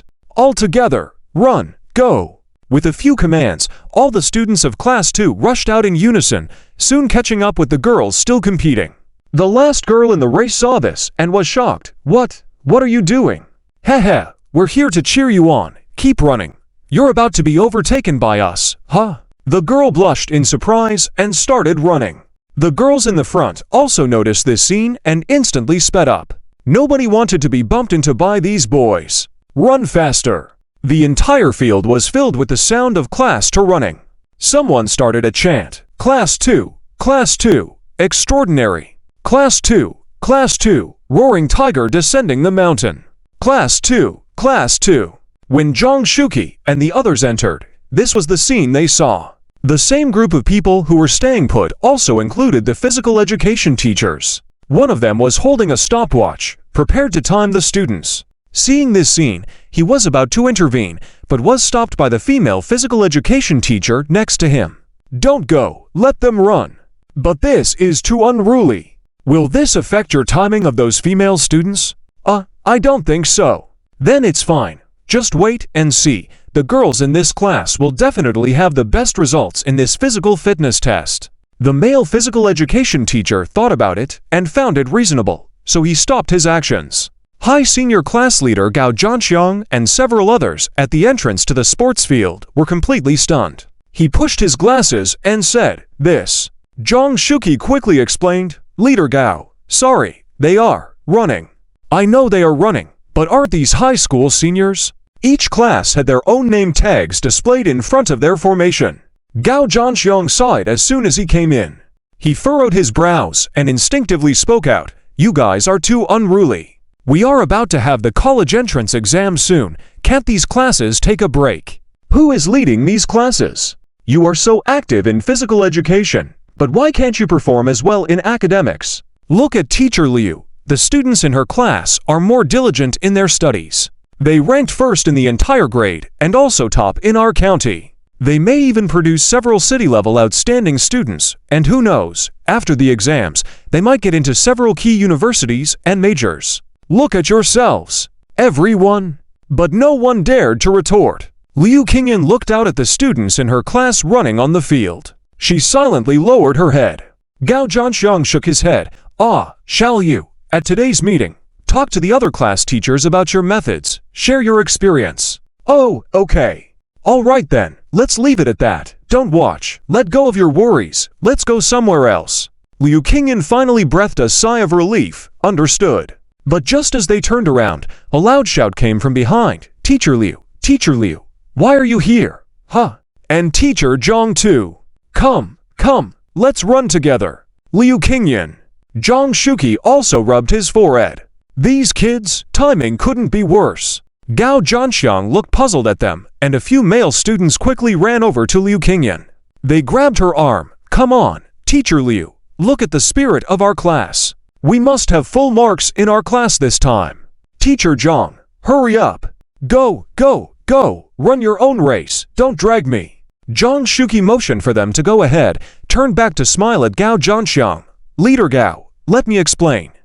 The other teachers were on the verge of bursting into laughter. The senior high school boys were so bold. Perhaps because they were about to graduate, or maybe at the age of 18, they were acting without restraint. Hearing Zhang Shuqi's words, they decided to speak kindly for him. Leader, are you the leader who came to inspect our school? Huh? Look, how good our students are in our class. This is all thanks to our teachers Liu and Zhang. Leader, remember to praise our teachers Liu and Zhang when reviewing. Zhang Shuqi and Liu Qingyan. Leader Gao. Gao Zhanxiang looked at them with confusion. Are all of you from Teacher Liu's class? Yes. Are those who are running also from your class? Yes. What about Linzhou and Sunyanku? They're also in the team. Look, in the center, the most handsome one. Haha, leader, you don't know, it's Linzhou who took the lead to run with us. Liu Qingyan covered her forehead, wishing she could disappear. Just as she was thinking about how to explain, she suddenly heard Gao Zhanxiang say, well, what are you waiting for? Hurry up and run. Teacher Liu, Teacher Zhang. Huh? Both were stunned. Why, your students are calling you, aren't you going? We're going right now. Come on, Teacher Liu, let me hold what's in your hand. Liu Qingyan quickly handed over her certificate and award money to Gao Zhanxiang and hurried to follow the students. As Zhang Shuqi walked, he glanced at Gao Zhanxiang's expression and scolded the boys. Why did you guys drag me along? Look at my physique. Can I even run? Haha, Teacher Zhang, it's precisely because of your physique that you need to run more. You brats. You all will have to run 5 more laps later. Wait until you catch up with us again. The teachers standing behind Gao Zhanxiang finally couldn't hold back their laughter. Seeing Gao Zhanxiang turn to look at them, one of them hastily said, Leader Gao, don't worry. I'll go back and cancel our class's physical education lesson. Why cancel it? Gao Zhanxiang coldly humped. Is physical education class not good? It not only trains the body, fosters bonds between students, but also relaxes the mind for better learning. Why don't you follow suit and learn well? Several teachers were puzzled. What's wrong? Can't understand what I'm saying? We can. We will learn well. Weren't you saying something else just now? The teachers were at a loss. On the sports field, there was only half a lap left. When Liu Qingyan and Zhang Shuqi joined in, the atmosphere in the second class formation became lively. The boys surrounded the two and kept teasing. Liu Qingyan had a good physical condition and ran fast, so their focus turned to Zhang Shuqi. After all, besides this moment, they had no chance to tease him. Teacher Zhang, hurry up. How can you be so slow? Teacher Zhang, even our class's heaviest girl runs faster than you. What are we going to do? Why don't you join us for morning exercises in the future? Teacher Zhang, I'll call you tomorrow morning. Zhang Shuqi, if it weren't for the leader watching, he would definitely not spare these kids. Thankfully, it was the final stretch, the sprint phase. The students ran quickly, and it didn't take long for it to end. Zhang Shuqi finally finished the painful minute, panting heavily. The physical education teacher was calculating the results of the female students. Li Liwei handed Zhang Shuqi and Liu Qingyan water and joined them. Sunyanku stood in the crowd, his cheeks red from running and sweating.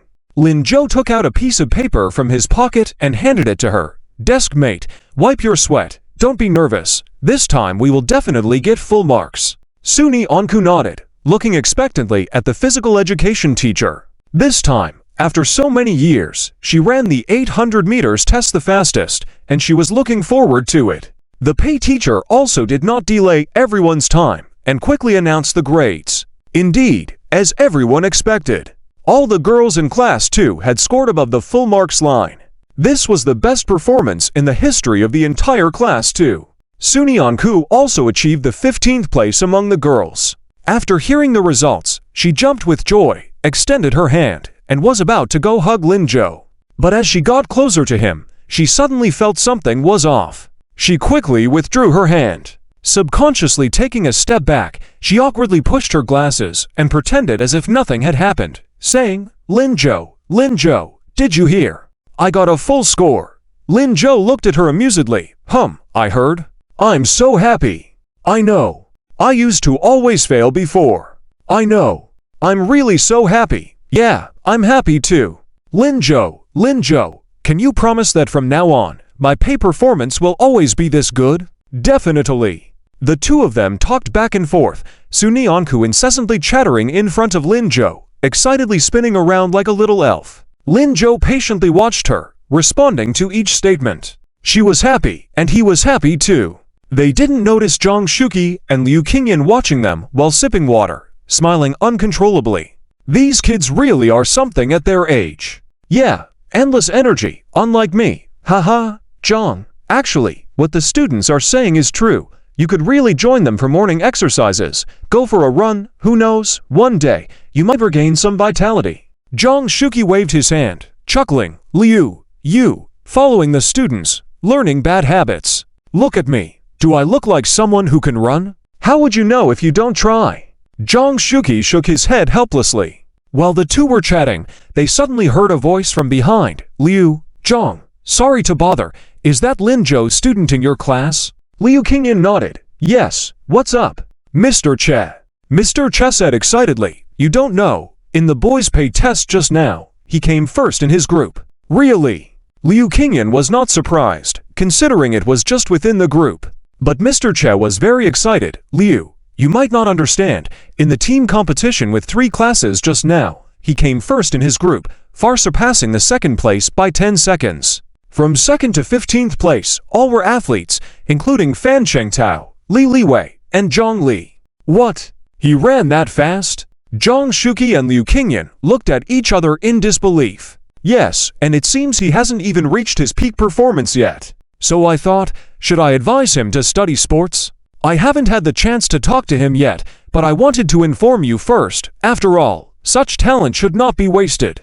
Wasn't the sports test already concluded? No, what I meant was, we could have him repeat a year. Considering that the academic exams are difficult, it's also an opportunity. Difficult. Jong Shuki and Liu Qingyan exchanged looks again. It may indeed be difficult for others, but for Lin-jo. It seems Mr. Che, you don't know about Lin-jo's situation, huh? What? What situation? Mr. Che was bewildered. He was just a PE teacher, managing multiple classes of physical education. He rarely paid attention to the students' academic grades, so he didn't know how well Lin-jo excelled academically. Liu Qingyan was about to explain when Lin-jo walked over. Liu, Zhang, you've come too. Having just chatted with Sunyeon-ku for a while, he noticed them. Lin-jo decided to come over and say hello. Liu Qingyan nodded. Yes, pulled here by our students for a run. Oh, by the way Lin, Mr. Che wants to speak with you. Mr. Che. What's up? Mr. Che repeated to Lin-jo what had just been discussed between him and Liu Qingyan. Finally, he emphasized, this is a real opportunity. I think you should consider it carefully. No need to rush with your answer. No need to consider. Lin-jo shook his head. Thank you, Mr. Che. I know you mean well, but I have my own goals this year. As he said this, his eyes landed on Sunyeon-ku. At that moment, Sunyeon-ku was chatting happily with Chan Guoguo and Li Xian. Girls always seem to have many small secrets to share, and they were joyfully conversing. And I'm sure I will definitely pass the exam. That confident, yes. Lin-jo nodded. Mr. Che noticed Lin-jo's actions and approached him, patting his shoulder. Is it because of that girl? Lin-jo smiled, not denying it. Mr. Che was shocked. You're allowing this to happen under your watch. The last part was directed at Jong Shuki and Liu Qingyan. Liu Qingyan smiled. As long as they learn well, does the reason really matter? Zhang Shuqi bluntly turned away, pretending not to have heard. Well, Mr. Che was once again in shock. It's learning so important. Liu Qingyan didn't bother, as she was naturally easygoing. Zhang Shuqi didn't care either. He was known for being strict. Just as Mr. Che was puzzled, he heard a hearty laugh behind him. Is learning important? Ha ha ha. Does being ranked first in the class count? Mr. Che was surprised, turning to see Gao Zhanxiang. During the morning meeting, it was mentioned that a leader would be visiting today to award certificates to the top students of the school. They were instructed to be polite when they saw him. With the imposing figure of the person leading a group of teachers, Mr. Chen knew for sure it was the leader. He quickly greeted, "Hello, hello, hello, are you the pay teacher?" "Ah, yes, my name is Che." "Che, let me tell you, before trying to recruit someone, you should do your homework. That girl you witnessed, Su Nianku, topped the class in the mock exams. As for the person in front of you, although overall grades may not be as good, he scored full marks in math. And he's going to participate in a math competition. He's bound to get into a good university this year. If you make him repeat a year, wouldn't you be ruining his future?" "Ah, this." Mr. Che was shocked. "Is it really that good?" "Yes, not just the academics, he excels in all aspects. I assume you know why I am here. I'm here to find these two."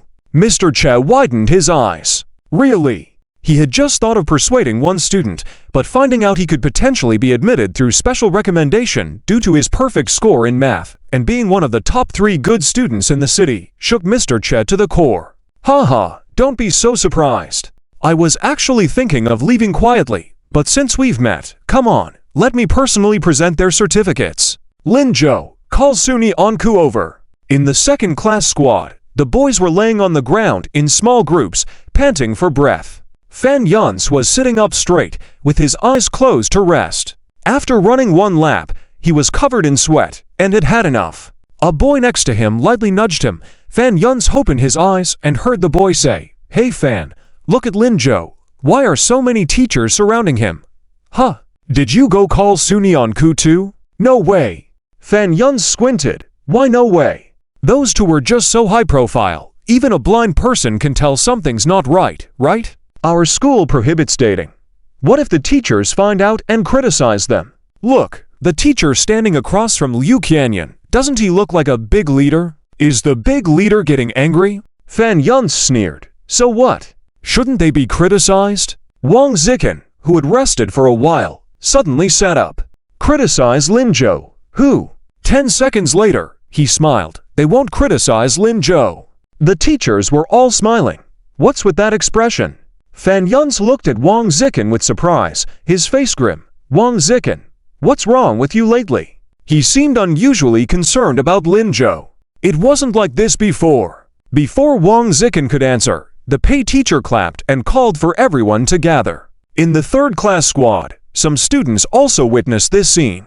The girls were whispering as they assembled. "Haha, the second class is so high profile, they're going to get scolded. It serves them right, openly dating like this, aren't they asking for trouble Yu Yanhong, weren't you just saying you were envious of Lin Zhou and Su Nianku?" Yu Yanhong ignored her. "So what? My envy doesn't mean I agree with them dating. It's against school rules, who let them be so high profile." The other girl was about to retort when Yun Ruoshi spoke up. "Who's dating?" "Lin Zhou and Su Nianku, but now, it seems like quite a few in the second class are dating." "That's nonsense." Yun Ruo. Ji's voice suddenly got louder. "Lin Zhou and Su Nianku are not dating." This startled Yu Yanhong. "Yun Ruoshi, what's gotten into you?"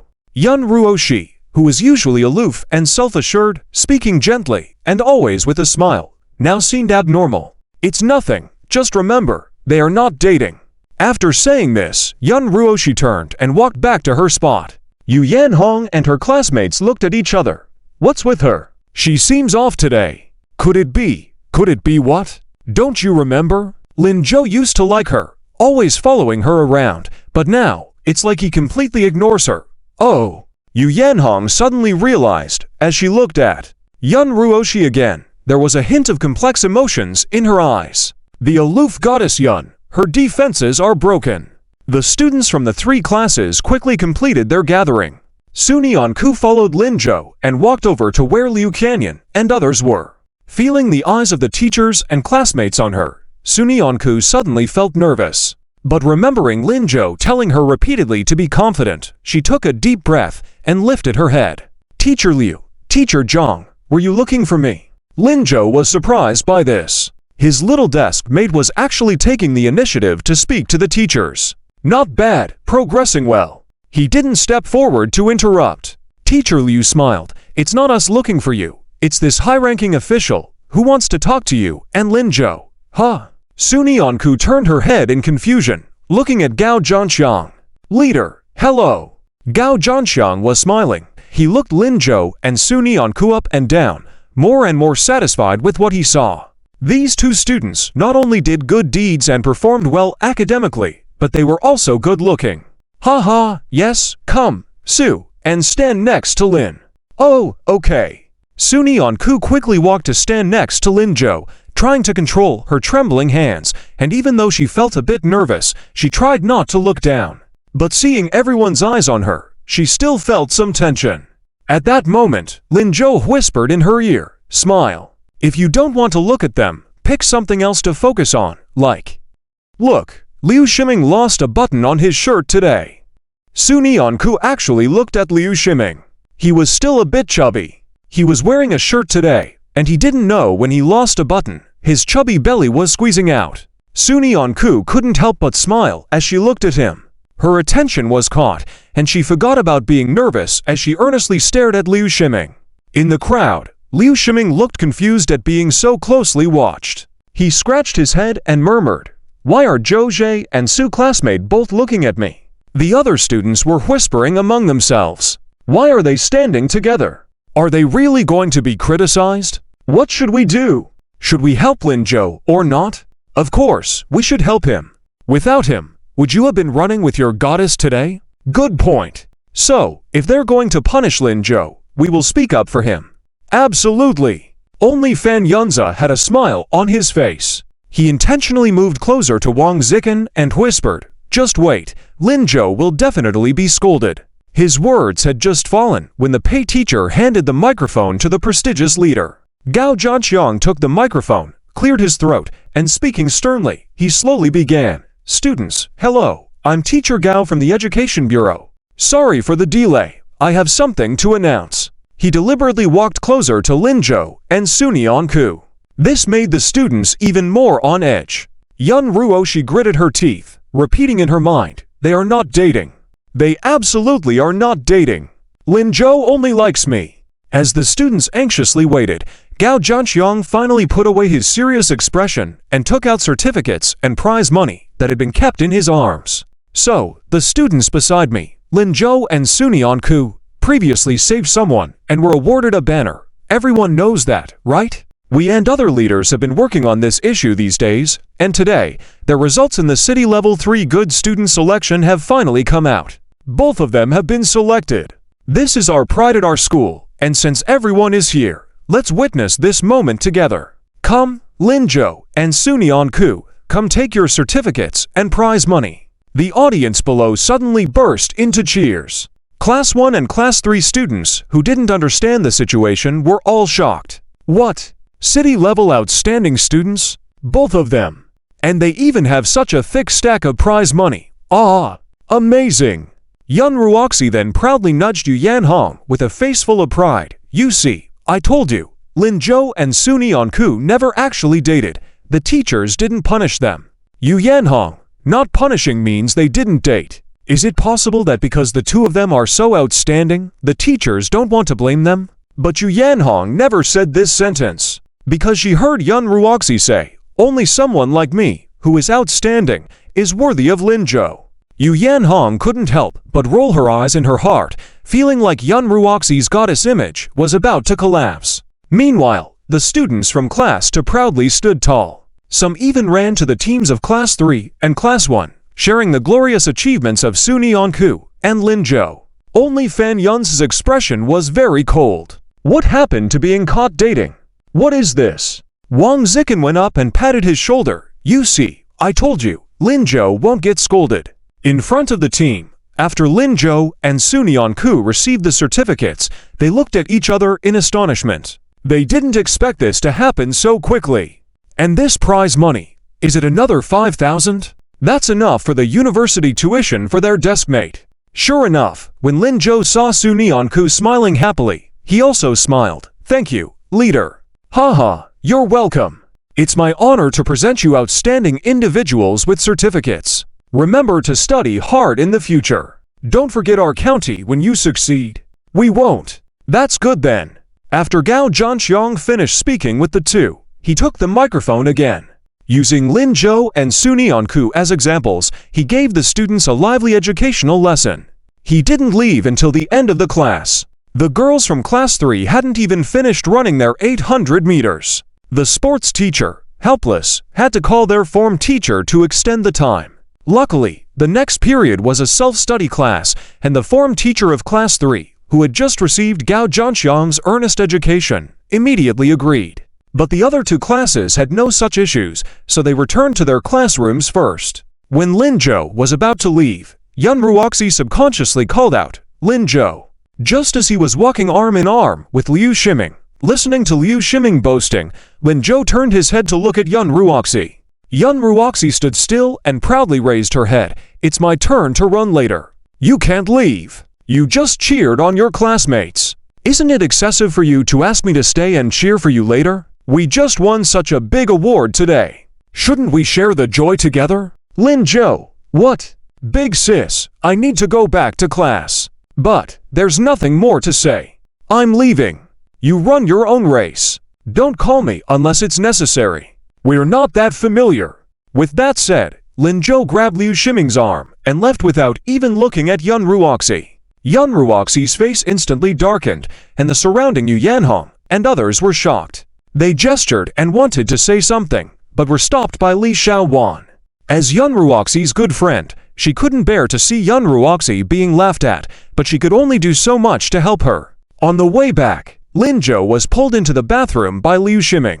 The girls also walked in groups towards the restroom. Sunyeon-ku carefully put away the certificates and prize money in her clothes and walked towards the classroom. Qian Guoguo accompanied her. They didn't notice that behind them, Li Xian was following. She declined other people's invitations and followed for 2 minutes before biting her lip and approaching Sunyeon-ku. "Sunyeon-ku, Sunyeon-ku turned her head and saw her, smiling. "What's up, Li Xian?" Li Xian stepped forward quickly, linking her arm with Sunyeon-ku's other arm. "I have something I'd like to ask for your help with." About Lin Zhou, you can actually ask him yourself." "No, this time it's not about Lin Zhou. No wait, it seems like it's still about Lin Zhou." Realizing she wasn't explaining clearly, Li Xian changed her tone. "Sunyeon-ku, you'll treat Lin Zhou well, right?" What? "What I mean is, if Lin Zhou needs help, you will be the first one to go and help him, right?" Without hesitation, Sunyeon-ku nodded seriously. "Yes, I will. Lin Zhou has been so good to her, so naturally she would. As long as Lin Zhou needs it, she can be by his side anytime." "That's good. Then I can rest assured." Li Xian suddenly smiled. As the saying goes, loving someone is not about owning them completely, but watching them be happy. Lin Zhou and Sunyeon-ku are happy together. She can see that. If Sunyeon-ku also puts Lin Zhou first, then everything is perfect. Rest assured. Sunyeon-ku was a bit puzzled by Li Xian's words. "I thought it through, Sunyeon-ku. Last time Lin Zhou said something to my dad, and my dad agreed to it, letting him visit our home when he's free. Can you help me convey this message, Why don't you say it yourself?" She felt like Li Xian was acting a bit strange today. "I'm very busy. I need to go back to study. You sit next to Lin Zhou, you mention it, okay?" "Well, okay. Thank you so much." "You're welcome." With that, Li Xian happily bounced away. It seemed like she had lightened up a lot. Seeing all of this, Qian Guoguo couldn't help but laugh. Looks like Li Xian has figured things out. Figured what out? Nothing. Let's go back to the classroom quickly, Sunyeon-ku. We have class soon. The last period was self-study. The bell rang to start the class, and Lin Zhou finally walked in from outside the classroom. Seeing this, Sunyeon-ku suddenly understood why Li Xian had asked her to talk to Lin Zhou. Coming into the classroom so late, she barely had time, right? When Sunyeon-ku kept staring at him, Lin-jo splashed the water from his hands, not get dry, onto her face. Deskmate, what's wrong? Sunyeon-ku closed her eyes and quietly repeated Li Xian's words. Lin-jo looked surprised, looking in the direction of Li Xian. It seemed like she didn't look at him during this self-study period. Well, that's good. It seems she has seen the light. In the future, if she meets a good guy, she can introduce him to Li Xian. Okay, I got it, Deskmate. I'll go after school. Okay. Sunyeon-ku picked up her pen and started working on her assignment. Beside her, Liu Shiming sneakily looked over. Hey, buddy Lin, what's your phone number? Quickly tell me, you're really something. Having a phone but not telling me first? Aren't we best buddies? Go away. Lin-jo dragged him over. Then he looked at Sunyeon-ku. Deskmate, can I borrow your pen for a moment? Seeing Sunyeon-ku's lack of reaction, Lin-jo directly held her hand that was holding a pen. Then, he earnestly wrote on the practice book in front of Sunyeon-ku. Sunyeon-ku was completely stunned, her body instantly stiffened. She tried to break free from Lin-jo's grip, but found that Lin-jo had already finished writing. The whole process was straightforward, without any frivolity. He earnestly looked at her, as if the person who had just held her hand was not him. He pointed to the words he had just written on the practice book and said seriously, remember my phone number, call me if you need anything in the future. Beside them, Liu Shiming. Lin-jae, you're giving your phone number to Su fellow student first, isn't that too much? Do you want it or not? I want it, quickly, Lin-jae, write it again for me. Sunyeon-ku stared blankly at the two of them, then looked at the phone number on her practice book and the hand that Lin-jo had just held. She was completely dazed. Lin-jo. Just a moment ago, he held his own hand and wrote down his phone number. Was she the first person to know Lin-jo's phone number? For some reason, just thinking about these things made Sunyeon-ku nervous. She even felt unfamiliar with the numbers written in the practice book. Until she heard Lin-jo's voice. Classmate, what are you daydreaming about? Have you memorized it, Hung-I? I knew you hadn't memorized it. Quick, check back in 2 minutes. Sunyeon-ku quickly looked at the numbers and obediently recited them. 03***656 for ***. 2 minutes later, she heard Lin-jo say, have you remembered it? Yes, let me recite it back to you. Sunyeon-ku obediently recited it again. Lin-jo was satisfied. Good, you need to memorize this phone number by heart in the future. Call me if you need anything. Sunyeon-ku was puzzled. Shouldn't she call 110 if there's any trouble? But she didn't dare to ask. She just silently recited the phone number several more times. At night, Lin-jo asked Jong Shuki for permission to take a day off. Without any makeup classes, he was getting ready to go to Li Tiansheng's house. Jong Shuki agreed without hesitation and also gave Sunyeon-ku a day off. He knew that with Lin-jo gone, Sunyeon-ku would not be in the mood to study. But unexpectedly, because of this day off, Yun Ruoxi and Fan Yuns also asked for the day off. Jong Shuki had no choice but to treat everyone equally. After returning Sunyeon-ku to the dormitory, Lin-jo went to the school's bike shed. Li Xian was already waiting there, riding her bike. Seeing Lin-jo approaching, she offered her bike to him. Will you take me? No, I borrowed someone else's bike. Lin-jo went to the front row where Li Xian's bike was parked and opened a bike. Let's go. Li Xian couldn't help but smile when she saw this scene. Lin-jo, does Sunyeon-ku know how good you are to her? Lin-jo slightly turned his head. What are you talking about? Nothing. Let's go. Li Xian smiled calmly, and they rode off together. Just outside the school gate, he suddenly heard someone calling, Lin-jo, wait for me. Let's go together. I have something to tell you. It was Yun Ruoxi. Lin-jo turned around and saw her wobbling on the bike, chasing after him. Lin-jo was speechless. Let's go. Li Xian nodded. Yes, but it seems like Yun Ruoxi doesn't know how to ride a bike. We don't have to worry about her. Lin-jo got on the bike and left. Yun Ruoxi, seeing this, was furious. She hurriedly pedaled faster. Lin-jo, stop. Since she didn't know how to ride a bike, when her speed increased, Yun Ruoxi fell down completely. She almost cried. Why would Lin-jo do this? How could he prefer to walk with Li Xian rather than wait for her? What does he want to do? Yun Ruoxi was unwilling. she struggled to stand up, ready to ride her bike and chase after Lin Zhou again. Suddenly, she felt a sharp pain in her ankle. Yun Ruoxi fell back to the ground. The person in front of her was blurry. Sitting alone in the dark, she felt helpless. At this moment, she suddenly saw a figure approaching in the darkness. When she looked closely, it was Lin Zhou. Yun Ruoxi smiled in surprise. "Lin Zhou, I knew you cared about me. You came back to pick me up. Shall we go home together?" Before she could finish her sentence, Yun Ruoxi saw Lin Zhou passing by her without stopping, heading straight to the campus. It was Li Xian who stopped a little further back. She sighed and tried to help Yun Ruoxi up. Due to Li Xian's presence, Yun Ruoxi's noble temperament resurfaced. "You don't need to help me. Lin Zhou will come to help me in a while." Seeing this, Li Xian sighed again. "Why bother? Did you really think Lin Zhou came back for you? Just you wait, he'll come out to meet me in a while." Li Xian was helpless at Yun Ruoxi's words. "Yun Ruoxi, why do you like Lin Zhou so much when you—" "Who says I like him? I don't. I just—" She couldn't finish her sentence. Her voice became quieter and quieter. What exactly was just? Li Xian shook her head and didn't say anything. Soon, Lin Zhou came out. Yun Ruoxi stood up in surprise and saw Fan Yun's by his side. When Lin Zhou walked past her, he didn't even glance at her. "Let's go, Li Xian. Someone will take care of her." "All right." Li Xian stood up without hesitation and followed Lin Zhou to the car. She couldn't help but look at Lin Zhou. Although he was the same age as her, he seemed so calm and composed. For Suni Onku, he rejected all the girls around him, including Yun Ruoxi, whom he used to like so much.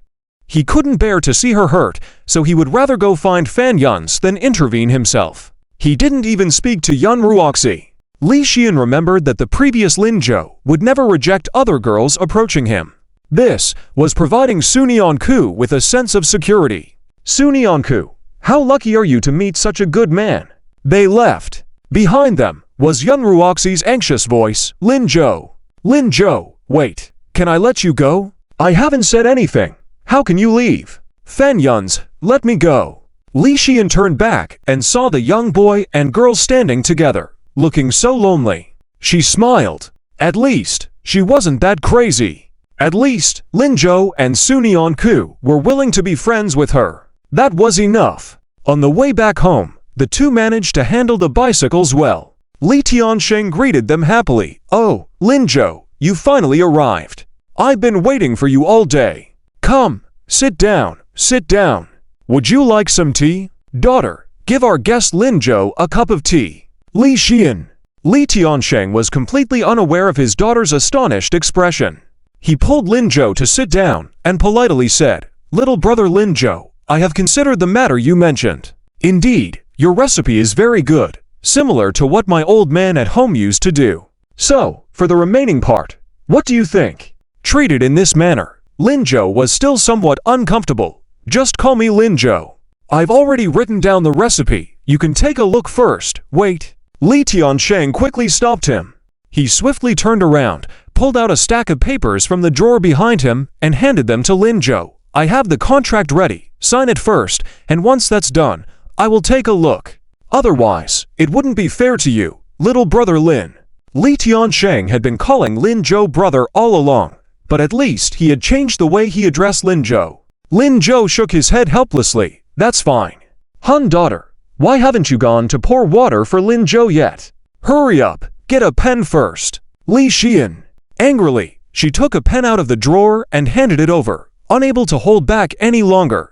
"Dad, Lin Zhou is my classmate. You call him brother, so what should I do? Isn't this messing up the generation difference? You can call him Uncle Lin." "No way." Lin Zhou quickly interrupted. "Let's stick with everyone addressing each other how they prefer. Li Xian, you can call me Lin Zhou." "That's fine enough." Li Xian pouted, then went to pour tea for the two of them.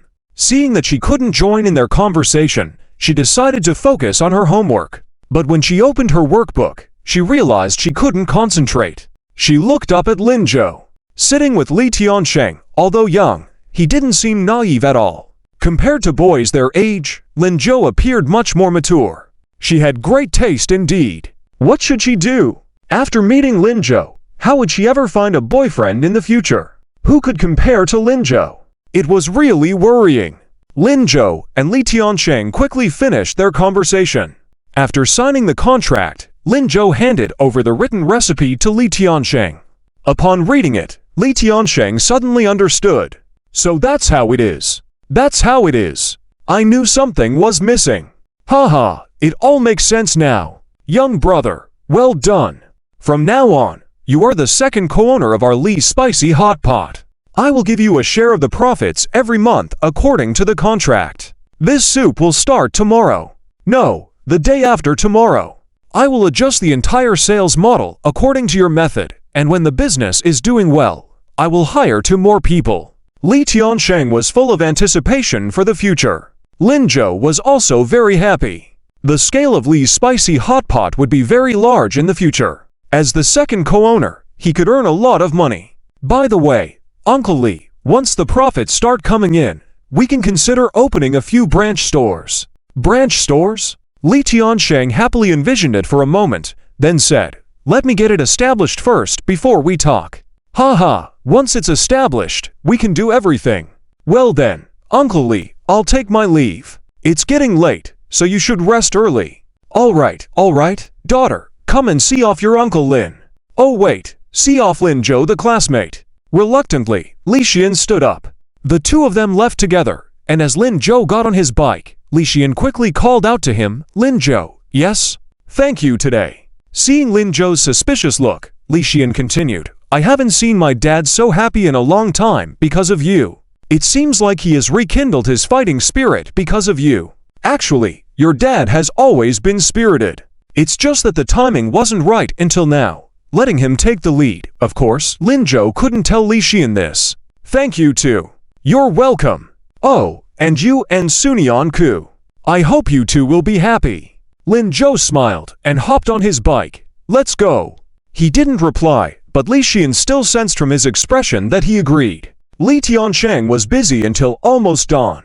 At 12:30, he had perfected the soup base. Taking a spoonful, he tasted it, and Li Tiansheng was overjoyed.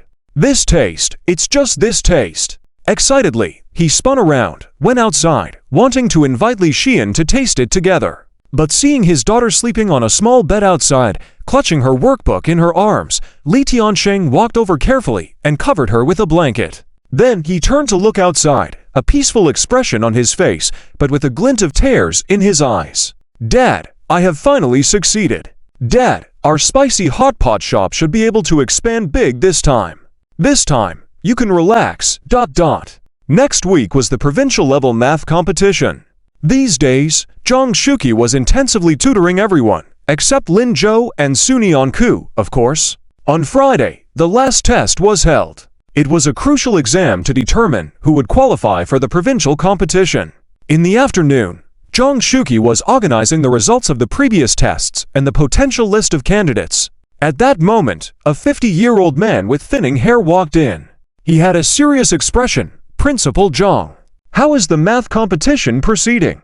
When Zhang Shuqi heard the voice, he stood up with a smile. "Oh, Principal Hu, you're back. Please, have a seat." Over the past month, Hu Tianfeng had been networking with major universities, and Zhang Shuqi was basically managing the school affairs during his absence. "Yes, I just arrived."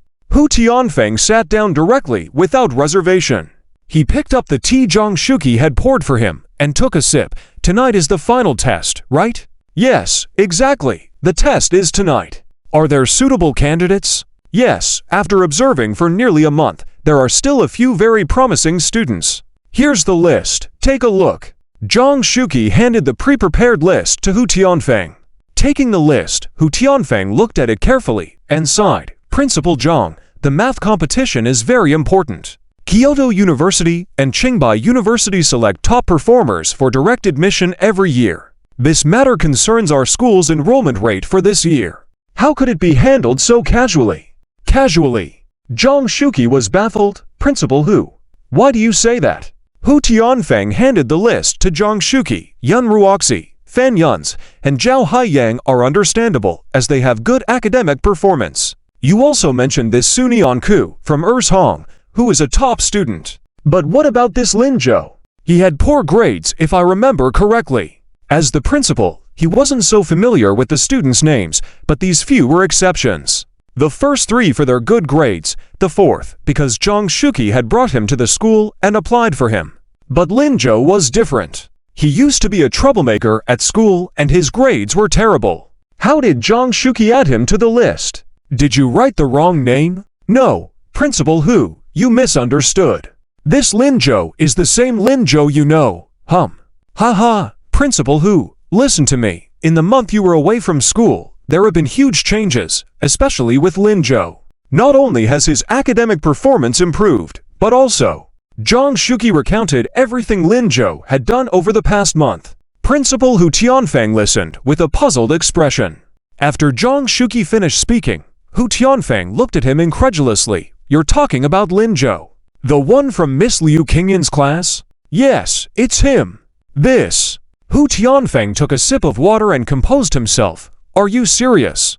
Absolutely serious. Has Linjo changed? Not exactly. It's just that this kid suddenly turned over a new leaf, right? Principal, as you've said before, we should not give up on any student. We should give them equal opportunities, even if they've gone astray. We should make efforts to bring them back. Now that Linjo is back, we can't miss this opportunity. His math skills are really good. I can guarantee that he will do well in the math competition this time. Hu Tianfang stood up after listening. He seemed unable to comprehend. He walked around Jong Shuki's office, frowning, and finally said, You were the invigilator for the exam tonight, right? Yes, that's right. I will also go. What's wrong? Any issues? No issues. All right, I just want to see what's so special about Linjo this month that you are praising him so much. Principal Hu, you don't trust Linjo. Of course, I don't believe it. You don't know about him. Well, let's drop it. We'll see tonight. After saying this, Hu Tianfang left with his hands behind his back. Jong Shuki felt a bit puzzled. Strange, Principal Hu never got involved in student matters before. He always let others handle it. What's going on today? At that moment, Miss Liu Qingyan walked in. Teacher Jong, I just saw Principal leaving your office. Yes. I was just wondering. The principal seems to have a special interest in Linjo. I hope nothing goes wrong, and Linjo must participate in the competition.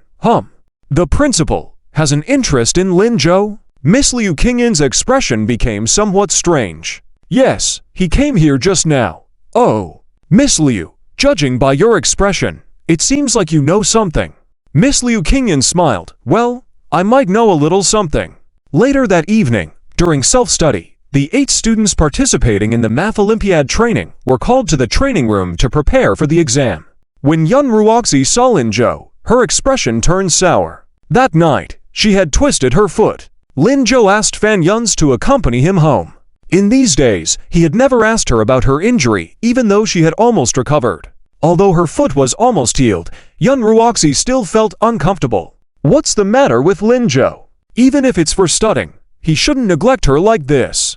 Fan Yuns, who was beside her, saw her constantly watching Linjo, felt his fist clenching. He vowed to surpass Linjo this time, and let him lose completely. Thinking about this, Fan Yuns took out some pills from his stationery bag, looked at them seriously, then picked up the mineral water beside him, ready to swallow them. Linjo, who was talking to Sunyanku, saw this and stopped him. Fan Yuns, what are you eating? Don't eat randomly, it could give you diarrhea. Although in his past life at this time, he had already been forced to leave school, he was still aware of the math competition. Because Yun Ruoxi was participating. He always inquired about Yun Ruoxi's affairs and tried to coincidentally bump into her. He later learned inadvertently that Fan Yunza had taken pills before the exams, resulting in diarrhea in the exam hall, causing him to miss the Math Olympiad competition. If he hadn't just seen Fan Yuns about to swallow the pills, Linjo wouldn't have remembered this at all. Of course, he wasn't kind-hearted, just felt that everyone had worked hard for so long. At least there should be fair competition, though Fan Yuns was unlikely to win. But Fan Yuns ignored the advice, coldly glanced at Linjo, and swallowed the pills. Linjo shook his head helplessly and smiled. Sunyanku, who was nearby, curiously asked, What's wrong? Nothing. We just lost another competitor. It's actually good. Lin Zhou playfully patted Su Nyanku's head and walked towards the classroom followed by him. Fan Yun snorted and followed behind. 10 minutes before the exam, Zhang Shuqi walked up to the platform. But everyone noticed that Zhang Shuqi didn't have any test papers with him. Just as everyone was puzzled, they saw Hu Tianfeng, with sparse hair, walking in. His expression was serious as he scanned the room. Upon seeing him, Lin Zhou, who was drinking water, almost spit it out. He endured for a while but couldn't hold back a light cough, quickly putting the water aside. Su Nyanku handed over a piece of paper, worriedly asking, "What's wrong, Lin Zhou?" "It's nothing." Despite waving his hand, Lin Zhou's expression was still off. Why did Principal Hu Tianfeng come to invigilate personally? Could it be directed at him? Just as he was thinking, Lin Zhou suddenly heard Hu Tianfeng calling out to him from the stage, "Lin Zhou, come here." He stood up, coming. Hu Tianfeng frowned. The Lin Zhou today seemed to be a bit obedient. However, he couldn't believe this was Lin Zhou's true self. "Is the person next to you Su Nyanku? Yes. And the one in front of you is Yun Ruoxi? Yes. Okay. Go sit in the last row in that corner." Lin Zhou. He glanced back. As there were only 8 people, he was currently sitting in the 3rd row. The classroom had a total of 8 rows. He had to go sit in the last row. Wasn't this differential treatment too much? "Principal Hu, are you serious?" "Yes, I will invigilate you in person. Go on." Lin Zhou sighed helplessly. He could only sigh and grab his stationery box and walk towards the last row. Su Nyanku was worried. "Lin Zhou. It's fine, little desk mate. Just focus on the exam. Don't get distracted. I won't let you down." After saying this, he smiled at Su Nyanku. Su Nyanku nodded, "Okay." Lin Zhou then walked to the back with reassurance. Fan Yun's and others looked at Lin Zhou inexplicably. Did he get into trouble again? Having the principal personally invigilate? That was the principal. Fan Yun's couldn't help but burst into laughter. This time, Lin Zhou must be under a lot of pressure. Probably, he wouldn't perform well, right? Thinking this, he felt extremely happy. Hu Tianfeng was very satisfied with this arrangement. Holding one copy of the test paper himself, he handed the others to Zhang Shuqi. "You oversee the others." Zhang Shuqi reluctantly accepted the test papers, but couldn't help asking Hu Tianfeng quietly, "Principal, isn't this treatment of Lin Zhou a bit unfair? Does that kid need fairness?" Realizing that his tone was off, Hu Tianfeng changed his words. Besides, participating in the mathematical Olympiad competition also requires a certain mental attitude. If he can't even pass this, how can he represent the school? Zhang Shuqi didn't know how to retort. After all, the person was the principal. But seeing Hu Tianfeng about to leave, Zhang Shuqi couldn't help but mutter, "Actually, your child shouldn't blame Lin Zhou." Hu Tianfeng gave Zhang Shuqi a cold glance, and Zhang Shuqi cleared his throat. "I didn't say anything. Principal, please go ahead." "But principal, if Lin Zhou does well on the exam, you can't show favoritism." "Don't worry, I'm not that kind of person." Hu Tianfeng walked towards Lin Zhou with his hands behind his back. With only a minute left before the exam, Hu Tianfeng finally handed the test paper to Lin Zhou. Then, he sat next to Lin Zhou, watching him. Lin Zhou held the test paper, not in a rush to start, but looking towards Hu Tianfeng. After a minute, he couldn't help it, leaning closer to Hu Tianfeng, whispering, "Uncle, you're being too good to me, aren't you? Go away. Who's your uncle? Do you think I'll let you off easy just because we're related? Dream on. Hurry up and take the test." Lin Zhou chuckled, Okay, uncle, don't get upset. You can be assured, they can't hear us, and they don't know I'm your nephew. Besides, you're here to personally invigilate my exam. Isn't that favoritism? It's too obvious. Hu Tianfeng is indeed Lin Zhou's uncle, the elder brother of Lin Zhou's biological mother, Hu Zhengshu. After his mother passed away, his uncle's family took good care of him and Lin Changzheng. It can be said that they cared for them meticulously. When Lin Zhou was younger, he spent several years living with his uncle's family. The relationship between Hu Tianfeng and Lin Changzheng was also good until Lin Zhou taught his 6 years younger brother how to go online. His brother's grades plummeted, ranking last in the class, and he began dyeing his hair, getting into fights, skipping classes, and dating. Hu Tianfeng is the principal of the provincial experimental high school. His wife, who is also Lin Zhou's aunt, is a teacher at the neighboring junior high school. Both of them have made significant contributions in academia. Yet, their children ended up ranking last. Who could accept this? The problem was, they couldn't control their son, who often mixed with Lin Zhou, almost receiving Lin Zhou's bad influence. This led to Hu Tianfeng being furious. He talked to Lin Changsheng about this multiple times, eventually even upsetting Lin Changsheng, who loved his son dearly. They had a big fight, and almost stopped talking to each other. Hu Tianfeng even transferred his son to another school, fearing that Lin Zhou would lead him astray again. Therefore, Hu Tianfeng never acknowledged Lin Zhou as his nephew, and didn't give him any attention, always keeping his distance and saying few words. Since his rebirth, Lin Zhou had been busy with various matters, almost forgetting about this. When he saw Hu Tianfeng at the exam venue today, he knew things were not simple. Perhaps his uncle was afraid that he would truly participate in the math Olympiad and tarnish the school's reputation. Thinking about it, the old Lin Zhou was indeed too unfocused. Nonsense! When he heard this, Hu Tianfeng couldn't control his temper. He had excellent manners throughout his life, but he could only say that he loved and hated this son left by his sister. Every time he saw him, he forgot his manners and cursed. Ridiculous! Hu Tianfeng took a deep breath, adjusted his clothing, and became serious. Okay, the exam is starting. If you don't start, you'll never get the chance. Okay. Lin Zhou finally turned around. The Math Olympiad exam consisted of 5 main questions, no sub-questions, and the test paper was the same. Lin Zhou glanced at the first question and immediately wrote a solution above it. Hu Tianfeng was stunned. He could do it just like that, without thinking. But no, after writing the solution, he paused and looked at him. Hu Tianfeng. It seemed he was overthinking. He glared at Lin Zhou, pointed at the test paper, indicating him to proceed with the questions. Lin Zhou casually approached him and whispered, "Uncle, can you do me a favor?" Hu Tianfeng was relieved that he chose the last row. They whispered, and others in the front couldn't hear. At this moment, he had a sense of fear of being caught gossiping during his student days. Hu Tianfeng deliberately distanced himself a bit from Lin Zhou. "Tell me, what favor? How about having dinner with my dad?" Hu Tianfeng and Lin Changsheng used to have a very close relationship, even closer than real brothers. They fell out due to their children.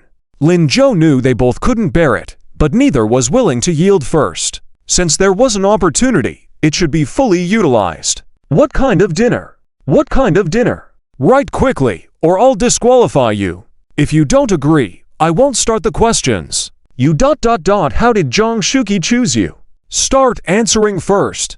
Okay then, uncle, you can't back out. Seeing Lin Zhou suddenly back to work, Hu Tianfeng decided not to disturb him.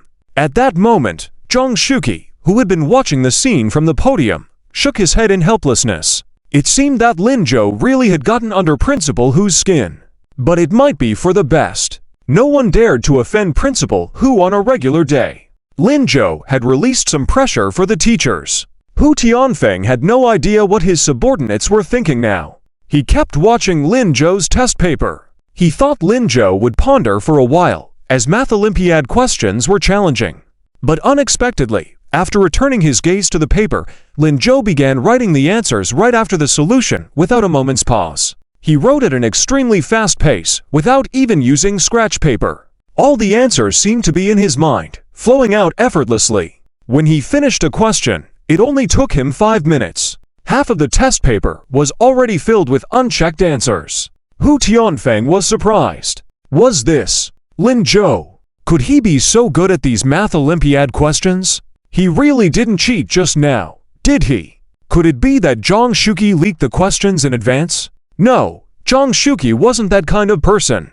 Perhaps the teacher had covered this question earlier. Thinking about this, Hu Tianfeng stood up abruptly. He walked to the front to see how other students were doing with the questions. To his astonishment, except for a student named Suni Anku, no one else had completed the first major question. No, they hadn't even finished half of it. And Sunai Anku's answers, while somewhat similar to Lin Zhou's, were written from different starting points. Hu Tianfeng was shocked. He quickly returned to the last row to check Lin Zhou's progress. Lin Zhou has already started on the second question.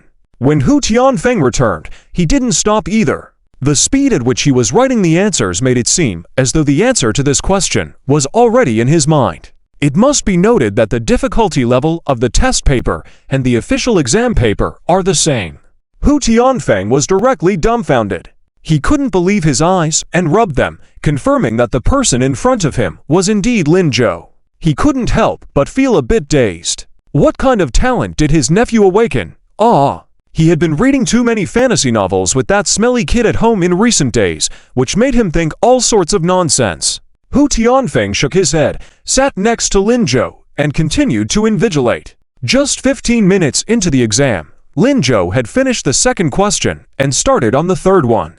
Hu Tianfeng, watching, suddenly didn't want to look anymore. Even if he were to find the math teacher in the school, it would be impossible to write this fast. This kid is abnormal. He began to look around, trying to find something to slightly shift his attention.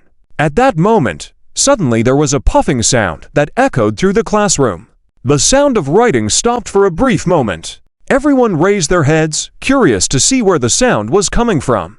Only Fan Yun's lowered his head, clutching his stomach, trying hard to endure it. Just 5 minutes into the exam, he had started feeling that something was off in his stomach. It kept making gurgling noises. But Fan Yun's didn't pay it any mind. After all, it was a test exam, and whether or not he could participate in the competition was more important than anything else. He needed to focus. Fan Yun's quickly got engrossed in the questions. However, before he could finish the first question, Fan Yun's felt his stomach getting worse. It seemed to be starting to ache slightly. The gurgling noises became more pronounced. His body seemed to be convulsing in waves. Fan Yun's was going crazy.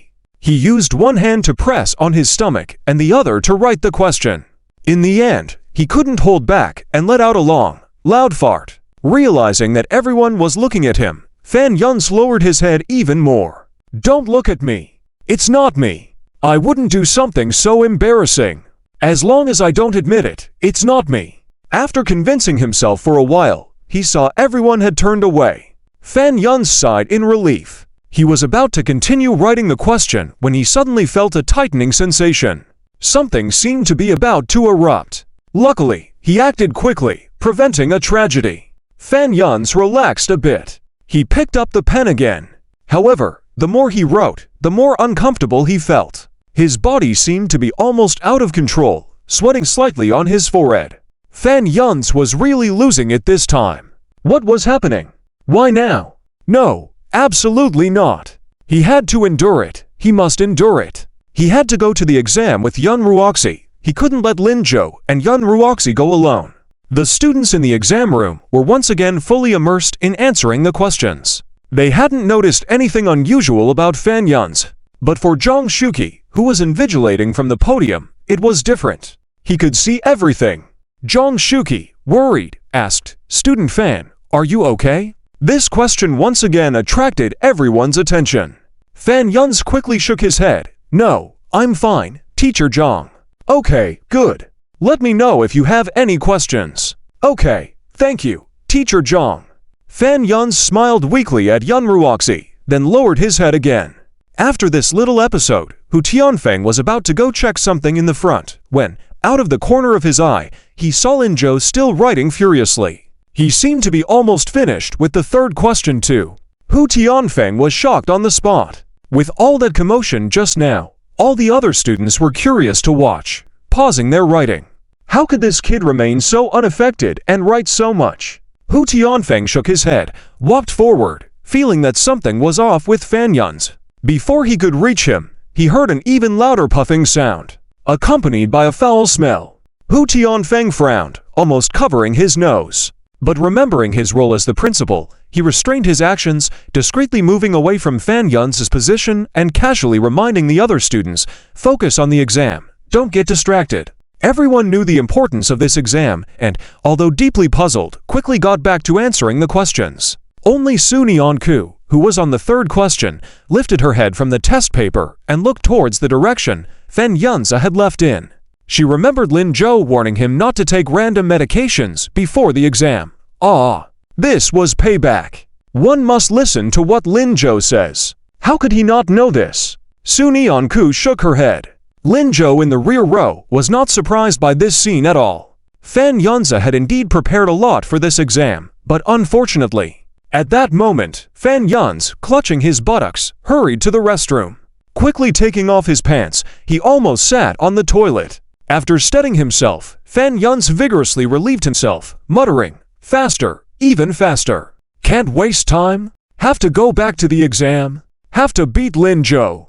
Can't miss this opportunity." When he felt he was almost done, Fan Yunzi stood up. As he was about to wipe, he suddenly realized he hadn't brought any tissue. After agonizing in the restroom for 2 minutes, Fan Yunzi couldn't take it anymore. He decided to forego wiping. He pulled up his pants, ready to go back to answering the questions. However, just as he reached the restroom door, that painful sensation struck again. Fan Yunzi, in despair, rushed back into the restroom. 15 minutes later, Zhang Shuqi noticed that Fan Yunzi hadn't returned. He signaled for Hu Tianfeng to help with invigilation and went to the restroom to look for him. When he reached the restroom, a strong smell hit him. Covering his nose, Zhang Shuqi asked worriedly, "Student Fan, are you still here?" Fan Yunzi seemed relieved. "I'm here, teacher, I'm here." His voice was already trembling. "Oh, are you okay? What's wrong?" Zhang Shuqi came to the door of the partition where Fan Yunzi was. Fan Yunzi wiped the sweat off his forehead and asked cautiously, "Teacher, did you bring tissue?" I did. You, not even bringing tissue to the restroom." Zhang Shuqi handed some tissue to Fan Yunzi, saying, "Hurry up, we still have the exam to finish." Okay, got it." Fan Yunzi finally cleaned himself up cheerfully. Weakly rising, he opened the door, trembling hand reaching out. "Teacher, thank you, let's go." Fan Yunzi's face was pale, his body weak. He seemed on the verge of collapse. Zhang Shuqi was startled at just one glance. "Fan Yunzi, are you okay?" I'm fine, teacher, I'll go now." He held back his trembling body and walked down the steps towards the direction of the classroom. Zhang Shuqi sensed that something was off and hurried to follow. Just as they reached the door, Fan Yunzi quickly bent over, clutching his stomach. Then, as if crazed, he spun around and ran towards the bathroom. "Teacher, I need to squat for 5 minutes." Zhang Shuqi was shocked this time too. He walked to the bathroom door, knocked, and said, "Fan, don't squat, let me take you to the school clinic."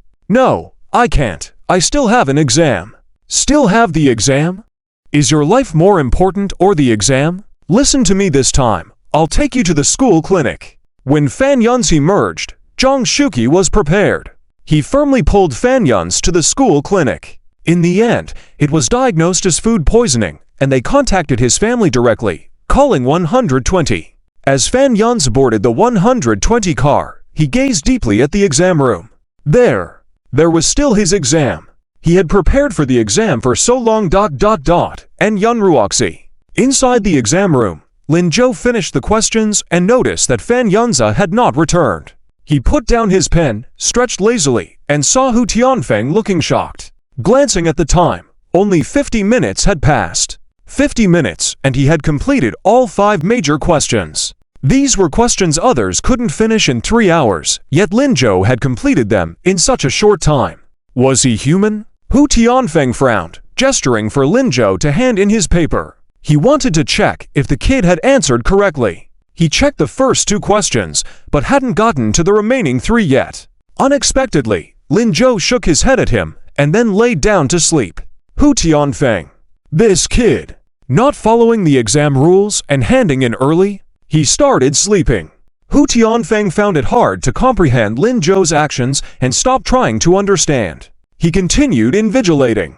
20 minutes later, Hu Tianfeng noticed that another girl, like Lin Zhou, had swiftly finished her questions. She stood up, handed in her paper. At the same time, Lin Zhou, who had been dozing off, also stood up and handed his paper after the girl. Hu Tianfeng.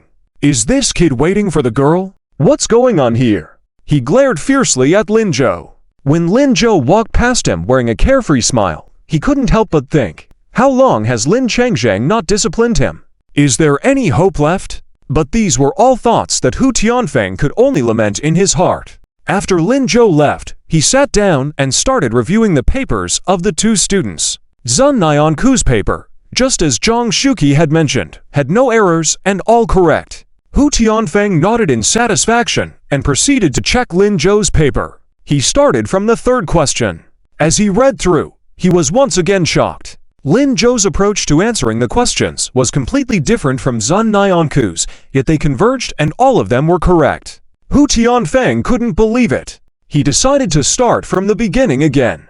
When he reached the last major question, he finally found a small mistake. Lin Zhou had written a corner incorrectly. Hu Tianfeng couldn't help but smile. Yes, this could cost him some points. But shortly after, he stopped smiling. Although Lin Zhou wrote one corner incorrectly, his approach to problem solving was flawless. This kid actually knew how to answer these questions. Realizing this, Hu Tianfeng was taken aback. Just like his son, who hadn't studied well and had barely improved after changing schools, no longer ending up at the bottom of the class. How did Lin Zhou suddenly become so enlightened? This was not normal. This was definitely not normal. Lin Zhou had no idea the immense shock he had brought to Hu Tianfeng.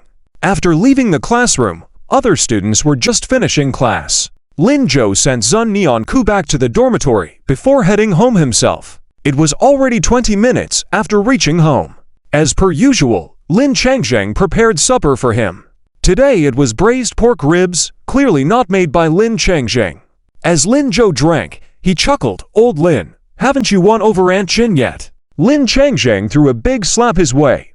"What are you talking about? If I said I don't need your concern on this matter, then I don't. You're just a kid, focus on your studies." Lin Zhou bent over to dodge. "Haha, got it, I know, but I still hope when I come back at night, Aunt Chin is home. If you think I'm a bother, I can also not come home. You want to get slapped today, don't you?" Lin Changzheng directly grabbed the nearby chicken feather blanket. Lin Zhou could only pick up his bowl, dodging while drinking. Hey, Dad, stop, I have something important to tell you." It was only then that Lin Changzheng stopped. "What's up?" Lin Zhou put down the bowl, dug out his 3 good student certificate from his school bag, and handed it to Lin Changzheng. "Here, take a look." He had actually kept the certificate in his bag in recent days, but always forgot to show it. Today, he was taking the opportunity to make Lin Changzheng happy. "Oh, this is..." Lin Changzheng hastily wiped his hands, taking it and opening it. "3 good student, huh? Yeah, your son has never brought you any certificates since childhood. With the college entrance examination coming up, I probably won't get one then, so consider this enough for now. Haha, okay? Okay, this is good, more valuable than a certificate. Hey, when we go out tomorrow, we'll have a topic." Lin Changzheng held the certificate, looking from left to right. Lin Zhou couldn't help but burst into laughter. "What? Haven't been successful in bragging lately? How is that possible? Who do you think your old man is? It's definitely a hit. Some time ago, didn't you buy me a phone? Do you not know how envious those big brothers in the community are? But recently many of them probably couldn't stand it and bought new phones." Lin Changzheng said, looking a bit disheartened. "Now, I can show off my son." Haha. Lin Zhou didn't expect to become Lin Changzheng's pride. "Dad, as long as you're happy, I have another thing." Lin Changzheng hurried over, his face full of anticipation as he asked, "What's up? Can it make your old man happier?" "I don't know either." "Then tell me first." "I ran into my eldest uncle at school today." With that, Lin Changzheng's smile instantly disappeared. He carefully put away the certificate he treasured, looking sternly at Lin Zhou. "That old man He Tianfeng caused trouble for you. Let me tell you, don't stoop to his level, just ignore him. If he can't control his own son and comes running to rely on you, really, he's still a principal. Can't even handle such a small issue." When it came to He Tianfeng, Lin Changzheng was furious. Lin Zhou explained helplessly, "No. How could he cause trouble for me? He just went to invigilate the test in my math class." "Invigilate? Did he try to distract you or make you lose focus on the questions?" "This old man, tomorrow I will go see him. How dare he not let my son take the math test? Outrageous. Dad, listen to me. He didn't stop me. Besides, I'm so outstanding. Can he stop me? I can ace the math test with my eyes closed." Lin Changzheng finally calmed down. Really, I will definitely participate." Good, worthy of being my Lin Changzhang's son. Why did you suddenly mention him? Aren't you supposed to mind your own business at school? Nothing much. I just invited him to come over for dinner when he's free. What? Lin Changzhang jumped up directly, very excited. Him? Coming for dinner? Who will cook for him? You will. Me. Cook for him. Ha, I won't. He's dreaming. Wanting to eat the food I cook? This old man, always blaming all sorts of things on my son. I haven't settled the score with him yet. Seeing Lin Changzhang about to get worked up again, Lin Zhou quickly stopped him. Dad, listen to me. Listen to me. Actually, when I was young, it was my fault. I did influence now negatively. It's not your fault. It's their poor education. Huh. Dad, okay.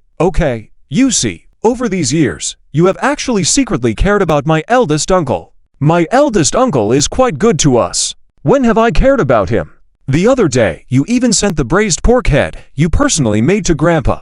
I remember Grandpa has no teeth left and can't eat meat anymore, but my eldest uncle loves braised pork head. Lin Changzhang's expression changed, avoiding looking at Lin Zhou, flustered. That's because we couldn't finish eating it, and besides, his family is not the only one who likes to eat. Okay, we couldn't finish it, but Dad, think about my achievements. Can I go to the prestigious school without any connection to my eldest uncle? This time, Lin Changzhang remained silent. Initially, Lin Zhou's grades were extremely poor. He wanted Lin Zhou to go to the prestigious school, but after the confrontation with He Tianfeng, he felt ashamed to approach him. So Lin Zhou stayed at his grandma's for 2 days, while the old couple kept nagging in their ears for 2 days. Of course, the old couple couldn't afford to send Lin Zhou to school, but He Tianfeng could.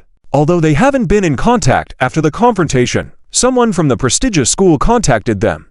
Dad, my eldest uncle is really good. Now that I realize my mistake, we should patch things up with them.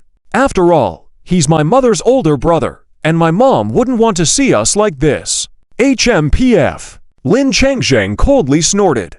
Would he have the face to come for dinner? He hasn't agreed at the moment. I knew it, this old man. He should come and apologize to me, and you. Lin Changzhang fumed. But it's okay, I will find a way to make him agree. Forget about him, focus on your studies. You're about to finish high school and leave that prestigious school. Don't bother about him, whether he comes or not. Lin Zhou smiled. Old Lin was tough on the outside, but soft-hearted inside. Right now, he was probably thinking about what delicious meal to prepare for his eldest uncle. Okay. I got it, Dad, I'll handle it myself. In the midst of their conversation, Lin Zhou had already finished the soup. He placed his bowl and chopsticks down and headed to his room. Dad, I'm going to sleep.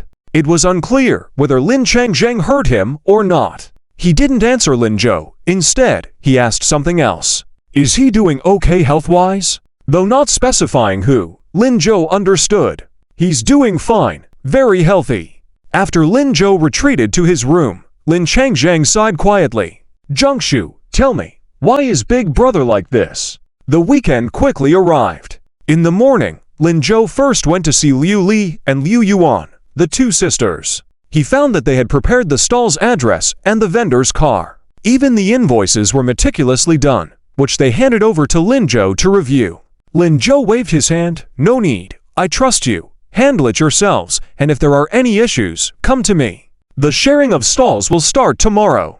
Liu Yuan, have you learned everything? Yes, I've learned everything.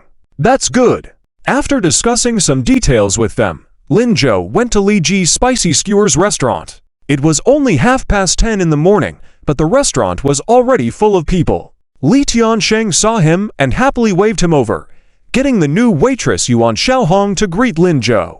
The young girl, around 20, smiled sweetly. When she saw Lin Zhou, she was stunned. Mistera, you're so young. Haha, I knew you'd react like that when you saw him. But Xiaohong, work hard. Mistera said we're going to open a branch, and you'll be an experienced staff by then, perhaps even become a store manager. Wow, okay, I will work hard. They bantered lightly, not seeming to take this matter seriously. But Lin Zhou knew that in a few years, this girl named Yuan Xiaohong would indeed become the manager of Li Ji's Spicy Skewers restaurant. But that was a story for another time. Don't call me Mr. Just call me Linjo. How can that be? There must be rules. Mr. is the boss. You guys talk first. I'll go busy myself. Alright, go ahead. The group of Lin Changzhang's family and a group of their friends soon gathered. They went to the nearby ocean park for a group celebration. Everyone had a great time enjoying the rides, games, and shows at the park. The joy and laughter of the children filled the air as they ran around excitedly, trying out every attraction they came across. The parents watched with smiles on their faces, happy to see their children having so much fun. As the day drew to a close, Lin Changzhang's family and their friends sat down for a picnic by the beach. They shared food, stories, and laughter as they watched the sunset over the horizon, painting the sky in beautiful hues of orange, pink, and purple. It was a perfect end to a perfect day, and everyone felt grateful for the time they had spent together. For people in a row, besides Fan Yun's, there was also one male and two females. One of the girls is Yun Ruoshi. Lin Zhou does not know the other two. Judging by their situation, they came for the hot pot shop. Lin Zhou couldn't help but sigh at Fan Yun's bravery. It was said that he was just discharged from the hospital this morning, yet dared to come for hot pot at noon. Impressive! He silently stood up and prepared to go to the kitchen. It's not that he's afraid of these people, but mainly to avoid trouble. Yun Ruoshi's attitude of "if not me, then who else? Lin Zhou, you are my pet and must listen to me," really left Lin Zhou speechless. Fan Yun's continuous treating him as an imaginary rival also made Lin Zhou feel inferior. Therefore, Lin Zhou didn't want to deal with them. It's better to avoid this trouble. Unfortunately, before he could stand up, Liu Shiming rushed in from the side door. He was holding a piece of paper, and when he saw Lin Zhou, he began shouting, "Zhou, Zhou, I knew you would be here. The results of the Olympiad are out. Hurry, hurry, I specially went to the school to get it for you." Liu Shiming went to school early in the morning. He knew Lin Zhou would be busy today, and so he deliberately brought it over. This noisy arrival immediately caught the attention of Fan Yun's and Yun Ruoshi. Both of them looked up at the same time. The former's smile disappeared instantly, while the latter lifted her head arrogantly, with a slight smirk on her lips. "Lin Zhou, how did you know I would come here? Did you come early to wait for me? Who knows you would come? This is his own store, okay?" But Yun Ruoshi was obviously still immersed in her own world of self-flattery. "Did you hear what the boys in our class were saying yesterday? I knew it, you still care about me. Last time you left me alone at the school gate must have been an emergency, right?" Her ability for self-delusion seemed to have not regressed at all and even showed signs of increasing. Fan Yun's beside her was so annoyed his mouth was crooked. Seeing Lin Zhou's expression made it seem as if he had encountered an archenemy. As another boy stepped forward from behind Fan Yun's and patted his shoulder, raising his eyebrows, "So this is Lin Zhou, the one who made you end up in the hospital?" Fan Yun's nodded. "Lin Zhou, these people are really abnormal in their way of thinking. When did he ever cause Fan Yun's to go to the hospital? How come everything is blamed on him?" On the contrary, another girl standing deeply behind Fan Yun's took a deep look at Lin Zhou without saying a word. Liu Shiming was also speechless at this point. "Why are you here?" "Because this hot pot is delicious. I heard about it on Thursday. Business is especially booming." Fan Yun's nodded in agreement. "Yes, that's why I brought Ruoshi to eat. I heard the second portion today is half price, but I didn't expect you, Lin Zhou, to be shameless enough to come here to block Ruoshi. But even if you block her, it's no use. Ruoshi won't eat with you today. The four of us are just right. Lin Zhou, these people are definitely not right in the head."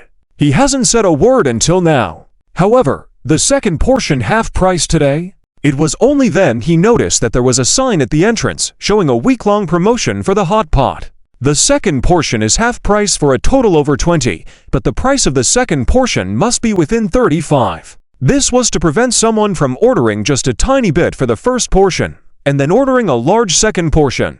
Lin Zhou nodded involuntarily. Li Tiansheng truly had the knack for business. Before this, he was thinking of holding some kind of event. The girl who had been standing behind Yun Ruoshi all this time couldn't help but say, "Actually, aren't they two people?" Her voice was soft and cold. But this tone didn't seem to be with Fan Yun's group. Lin Zhou then looked at the girl. It must be said that this girl was quite pretty, comparable to Yun Ruoshi. But Lin Zhou was currently not interested in any girl other than Yun Ruoshi, so he ignored her. It was instead the boy behind Fan Yun's who immediately smiled and looked at the girl. Hey, Xinyan, you're right, but what's the point of two big guys eating together? Come on, what do you want to eat? Just take it, I'll treat you. Qiao Xinyan's expression darkened slightly. She didn't say anything. Fan Yun's nodded in agreement. Cousin is right. Ruoshi, let's also go order. Yun Ruoshi didn't move. She ignored Fan Yun's and instead walked towards Lin Zhou. Lin Zhou, if you invite me, I can eat with you. Lin Zhou, who said I wanted to invite you? What a waste that these people aren't actors, Lin Zhou thought. He waved his hand helplessly, completely ignoring them, and said to Liu Ximing, come on, let me see the test results. Lin Zhou. Seeing Lin Zhou ignoring her, Yun Ruoshi called out again. I'm busy, go eat by yourself. Lin Zhou took the test results directly and started to examine them seriously. Yun Ruoshi was starting to get anxious, but Lin Zhou, hot pot needs to be eaten by two people. Lin Zhou was about to speak when the girl, who had been pulled away by Fan Yun's male friend, couldn't help but look at them.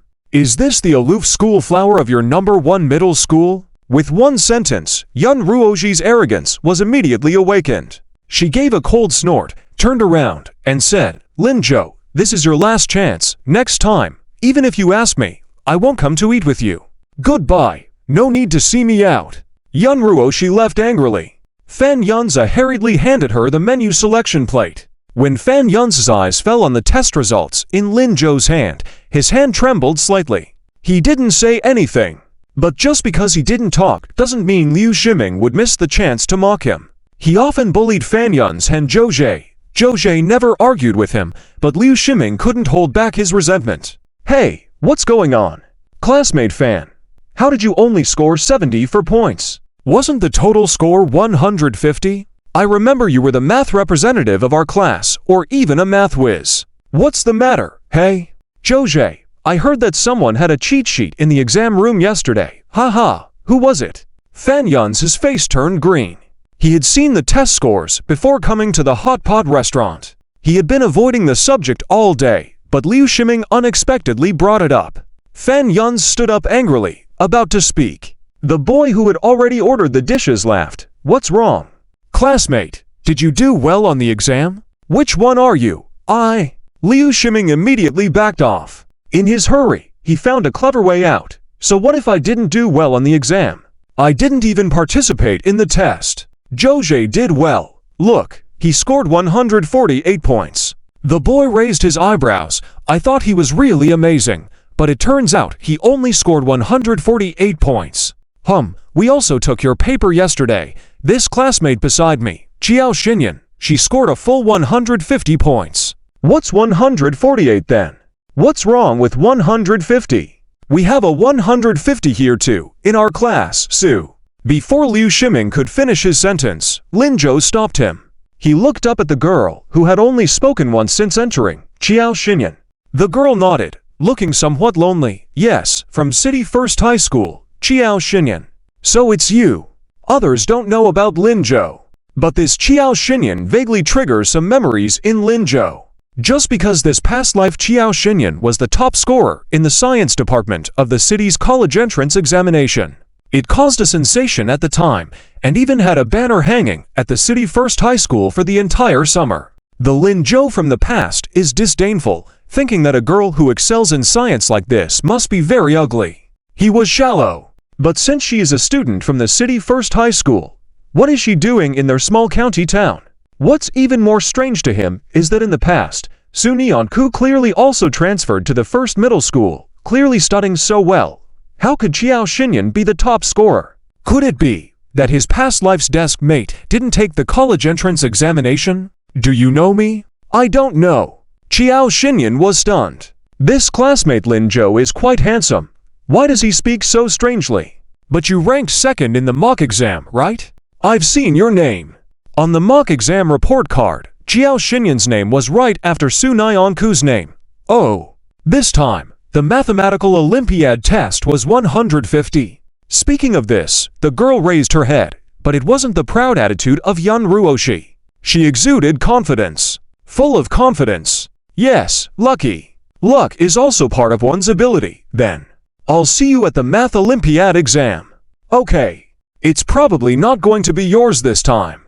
Are you talking about Sunyeon-ku from your school? I'm looking forward to it. After chatting, Linjo returned to his seat. The others looked bewildered, especially the boy who had been courting Xiao Xinyan. What do you mean it won't be Xinyan's this time? Sunyeon-ku did well on one test. Can she do well on every test? Besides, it's her who did well, not you. You act like you could do better than Xinyan. Why show off? Chen Fanchao, pick the dishes. Okay. Picking dishes, Xinyan, get another piece of canned luncheon meat. I heard their luncheon meat is especially delicious. One sentence from Xiao Xinyan silenced the boy. Chen Fanchao busily picked dishes for Xiao Xinyan.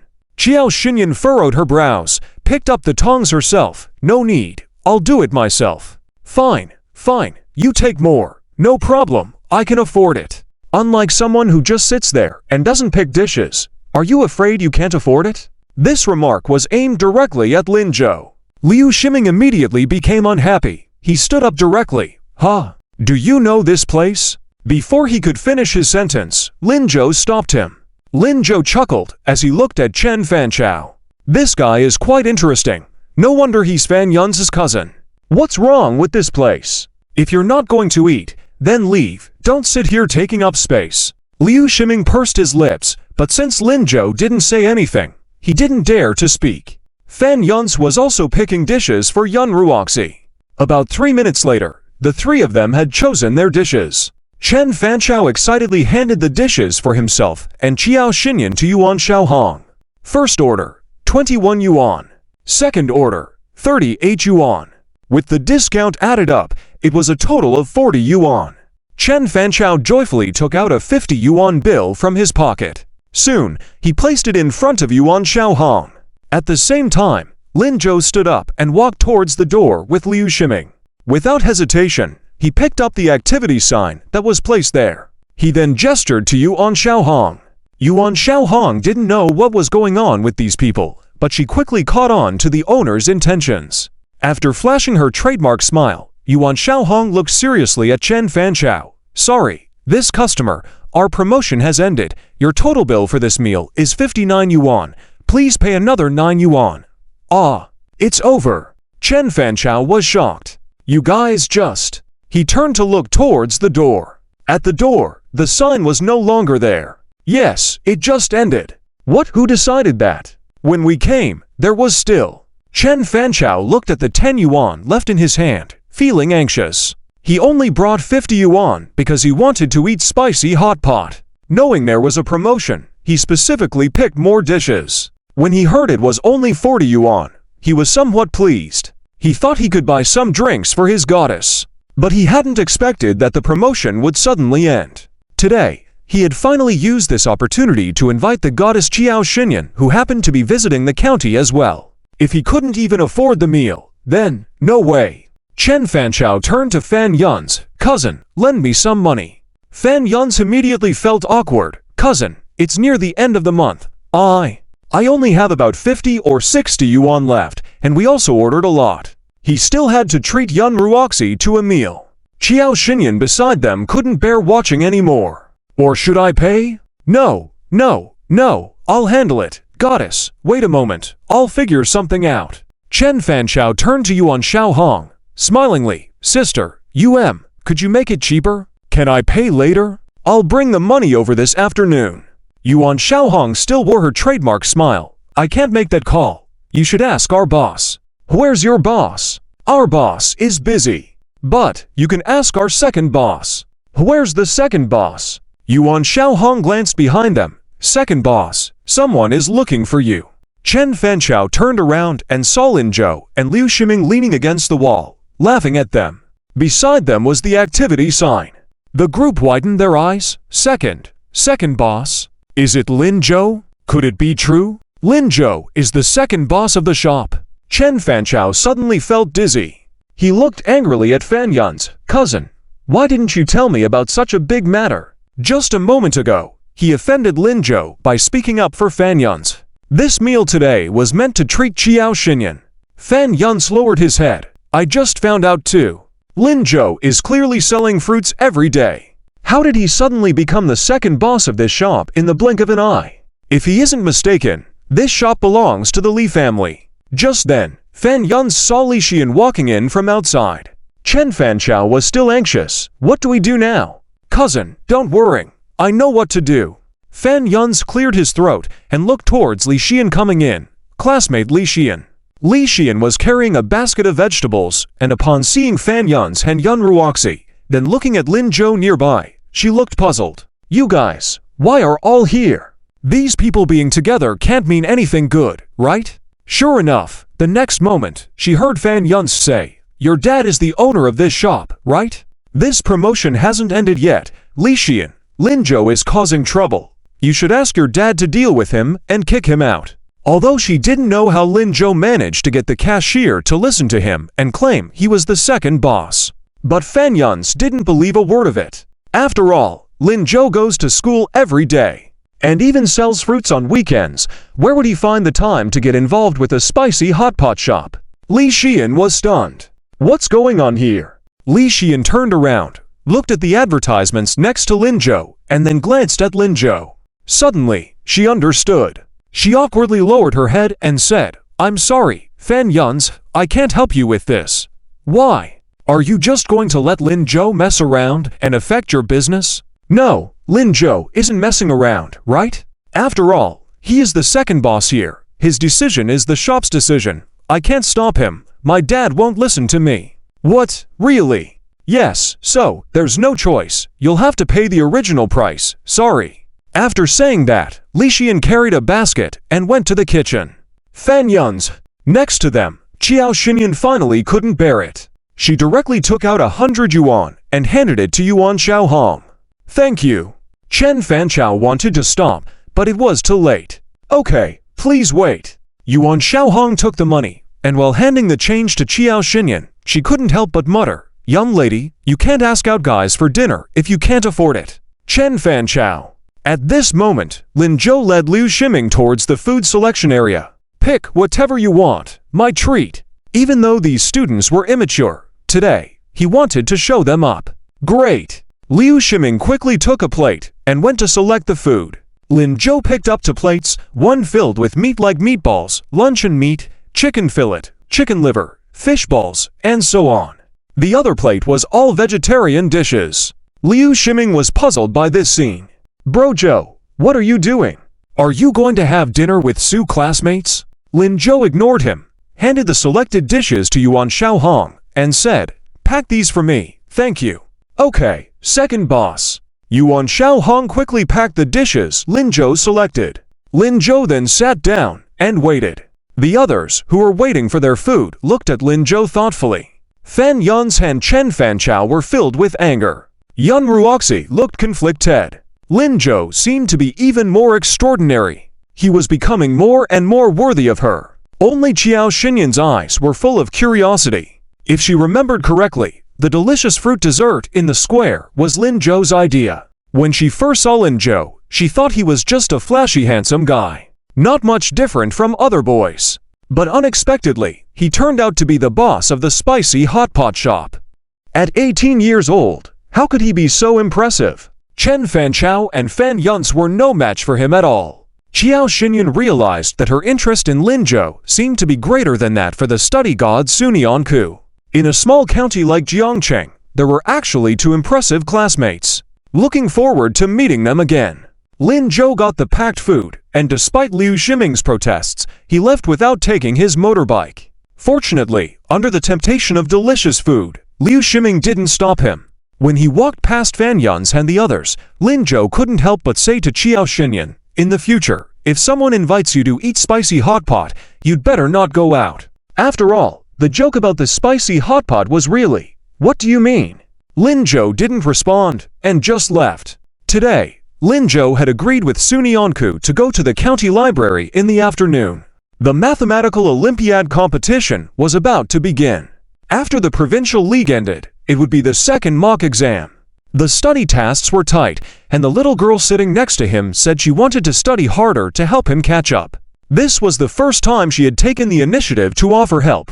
Lin Zhou was somewhat pleasantly surprised. By this time, Sunyeon-ku had been struggling in the dormitory for a long time. She compared her pants and skirt back and forth. Since she wore a skirt and went out with Linjo last week, she found out that Linjo liked her wearing a skirt. But it felt awkward to wear it. Sunyeon-ku didn't know what to do. Wang Zhaoqing popped her head out from the romance novel, rubbed her eyes red from staying up all night reading, and looked amusingly at Sunyeon-ku. "What are you doing?" Sunyeon-ku quickly put away the skirt. I'm changing clothes." "Oh, changing clothes. Going to see Linjo, right?" Not at all." "Oh, not going to see Linjo, then why wear a skirt?" What are you talking about? If you keep going on like this, I'll hide your pants." No, I'll put it on now." "Okay." Sunyeon-ku quickly put on the skirt, piled her pants, tied her hair into a ponytail, put a strawberry hair clip on her head, took a deep breath, picked up her small bag, and was ready to go out. Whether it was nerves or something else, when she reached the door, she couldn't help but say, "I'm going out." Wang Zhaoqing smiled mischievously again at her. This girl usually never says goodbye before going out. "Where are you going?" "To the library." Sunyeon-ku blurted out. "Oh, going to the library with Linjo, right? Nice. That's also a romantic place for a date." Not at all." "I know you're not. You're going on your own. Go ahead." Sunyeon-ku rushed out of the room and disappeared. When she was out of sight, Wang Zhaoqing quickly turned to the index page of the novel. Library. In which chapter is the library? Let me see what interesting love story will happen at the library. Found it. Wang Zhaoqing quickly turned to the page indicated in the index. Then she started reading enthusiastically. 5 minutes later, she blushed and looked up with a meaningful smile on her face. Wow, so exciting. There's a wall pin. There's a kiss. And there's a hem. Is the library really serious? Looking forward to it. Sunyeon-ku had no idea that Wang Zhaoqing had turned her and Linjo into the main characters of a novel. When she saw Linjo, she realized that he wasn't riding his motorbike today. For some reason, Sunyeon-ku suddenly felt a little disappointed. It seemed that she couldn't hold on to. "No, Sunyeon-ku, what are you thinking? You must have spent too much time with Wang Zhaoqing and caught her feelings." She hit her head hard to get rid of the jumble of emotions. Then she looked at Linjo. "Linjo, where's your textbook?" "Didn't bring it. Let's study yours." "Oh, okay. And these are food. Come, let's eat first." Sunyeon-ku followed Linjo with a puzzled look to a corridor in the street park. She watched as Linjo opened to portions of spicy hot pot. She looked at him questioningly. "Why is one portion meat and the other vegetarian?"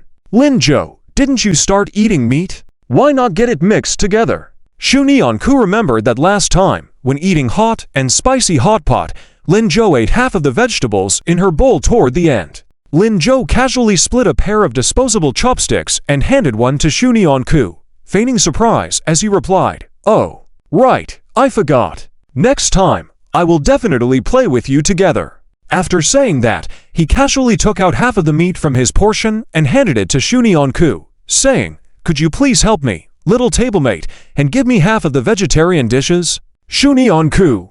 She always felt like Linjo was doing this on purpose, but she had no evidence. And his calm and composed demeanor made it impossible for her to detect any flaws. She could only nod and say, "Well, okay." After finishing the meal, Linjo casually picked up the backpack that Sunyeon-ku was carrying on her back. Sunyeon-ku's hand felt empty, and she anxiously said, "I can carry it myself." "It's okay. Hurry, catch the bus. Look, the bus is coming." The library was quite far from the school town, so today, not riding a motorcycle but taking the bus was the best choice. Sunyeon-ku turned around and indeed saw the bus slowly approaching. Linjo had already picked up the hot pot box with her female backpack on his right shoulder. It was a bit funny, but it was too late to ask for it back. Sunyeon-ku could only hurry to catch up.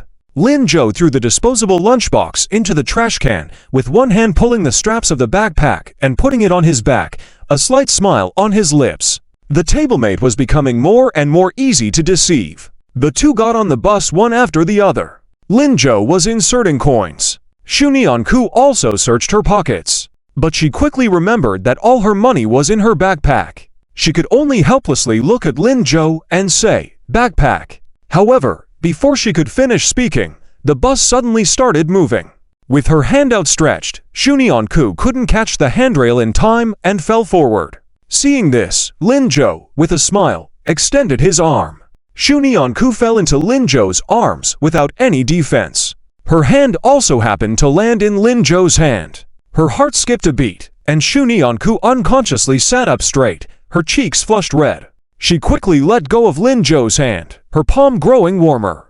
Did she just hold hands with Lin Zhou? Ah, what should she do? Shunyanku dared not look at Lin Zhou and could only whisper, my money is in the backpack." Above her head was Lin Zhou's soft laughter. "It's okay, I already paid for you."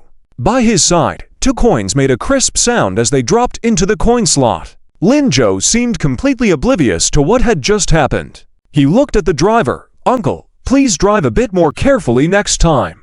Although your driving skills are impressive, we can't keep our balance." The driver burst into laughter. "Oh, I have been driving for half my life. I'm used to it. Little buddy, you should hold on to your girlfriend next time. Don't really fall down." Lin Zhou chuckled, okay? Beside them, Shunyanku was going crazy. How could Lin Zhou not explain again?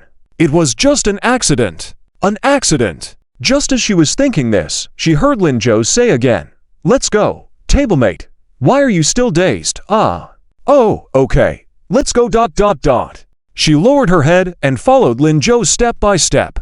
Inside the driver's cabin, the driver was laughing even more joyfully. "Haha, little buddy, your girlfriend seems a bit timid. Take good care of her." Understood. At that moment, Shunyanku just wanted to find a hole to hide in. As they walked, she noticed Lin Zhou stopping. Shunyanku raised her head, about to urge him, but found that there weren't many people in the back of the bus, and there weren't any consecutive seats available. Was Lin Zhou hesitating about where to sit? She gently poked Lin Zhou's back. Lin Zhou, you can sit here. I'll go sit in the back." Pointing to the seat for Lin Zhou, there was a middle-aged woman next to it. Before she could finish her sentence, the woman also laughed. "Haha, are you 2 students wanting to sit together?" "Yes, no?" they answered in unison.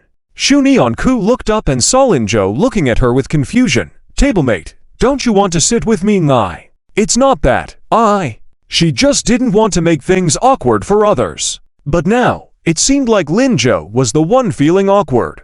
How should she explain this? Shunyanku nervously twisted her clothes. The woman, seeing their expressions, couldn't stop smiling broadly. "Haha, you young people, come, let me make room for you. Both of you can sit here." She happily walked to the back row of seats, calling out to Shunyanku, "Young girl, don't be shy. If you want to sit together, sit together. Don't be like me. When I was young, I missed the one I loved the most, and now it's too late to regret." Shunyanku heard this, wanting to explain, but seeing everyone in the back looking at her and Lin Zhou with curiosity, as if waiting to hear their story, she quickly held back her words, turned around, and sat next to Lin Zhou. She didn't want the whole bus to make fun of her. This was too conspicuous. Wait, why was Lin Zhou so calm and composed? Was she the only one feeling nervous? Was she overthinking things? Shunyanku took a deep breath, trying to calm down. But behind her, someone couldn't help but ask the woman, "Lady, what do you mean by missed out? How much did you like him?" The woman's words then flowed out, explaining with delight, "Oh, it's a long story. The one I liked back then was even more handsome than this young man. I was also one of the beauties in our class, just like this little girl. Whenever we met on the way, we would blush, too shy to speak. But sometimes he would write little notes, letters.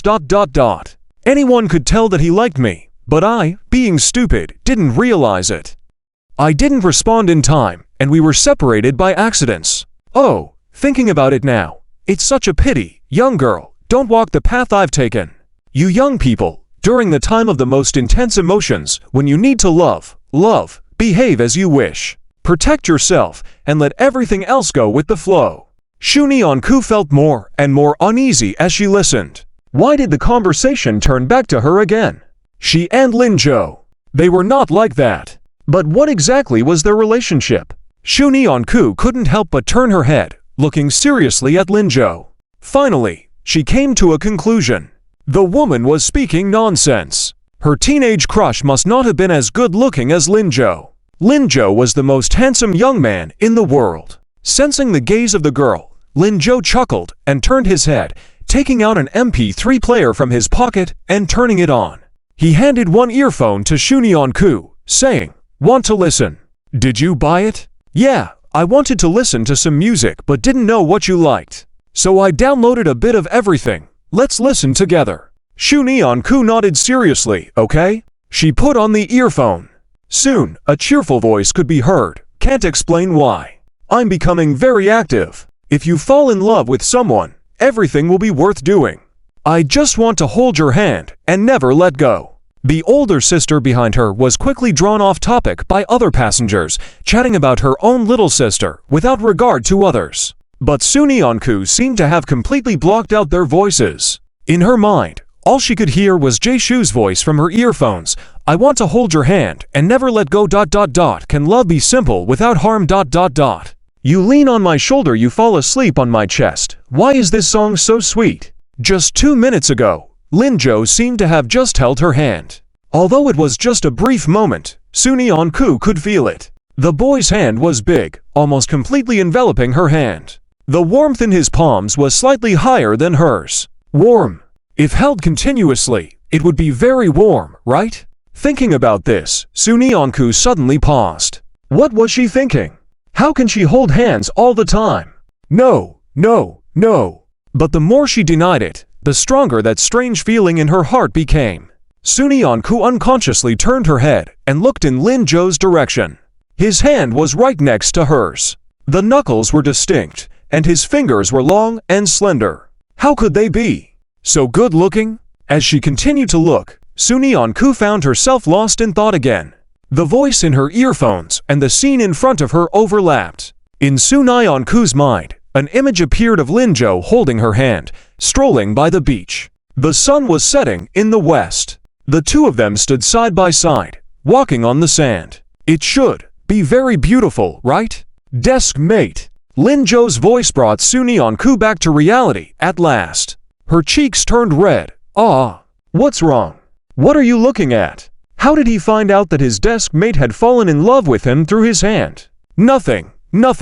Really nothing? Absolutely nothing. Seeing that Linjo didn't believe her, Shunyeon-ku decided to change the subject. "Linjo, have you been to the beach before?" The beach? Of course, he had. In his past life leaving Gyeongchang, he traveled all over the country and saw all the hustle and bustle of the world. But he was always alone, feeling only lonely. Often seeing families happy together, he had nothing. Thinking of this, Linjo shook his head. No, he had never been to the beach with someone he loved. "Then, when we grow up, let's go together, okay?" Shunyeon-ku turned her face, looking at Linjo with anticipation.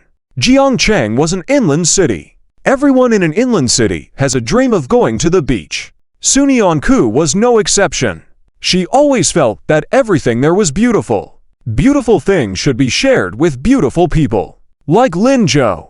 Linjo turned his face, seeing the girl looking at him sincerely, her eyes bright. He smiled. Is this a promise? A promise between them. An 18-year-old promise. 18 years old, growing up. It seemed distant, but was actually close. Shunyeon-ku nodded seriously. Yes. She wanted to go see the sea with Linjo. She wanted to pick up shells together with Linjo. She wanted to do many things they had never done before together. That would be their promise. Good. Linjo nodded without hesitation. A promise.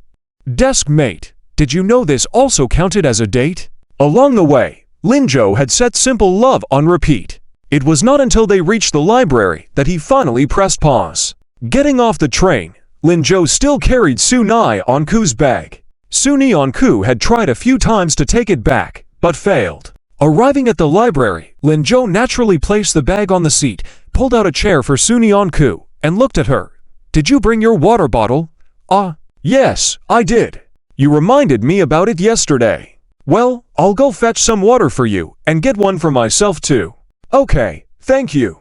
Shunyeon-ku obediently took out her water bottle from her bag and handed it to Linjo. Then she saw Linjo also magically take out a water bottle from his pocket. With just one glance, Sunyeon-ku was stunned. The shape of the water bottle was identical to hers, except the cute cat on hers was now a cute dog on his. This. Sunyeon-ku widened her eyes, full of disbelief. She remembered that Lin-jo had clearly said they weren't couple bottles, and she had never seen Lin-jo bring this bottle to the classroom. Before she could ask, Lin-jo raised his water bottle and said, "Oh, my home water bottle broke, and I thought this one was cute, so I bought another one from that store." Sunyeon-ku. Was that true? But before she could react, Lin-jo turned and went to fetch water. Sunyeon-ku could only digest this information on her own.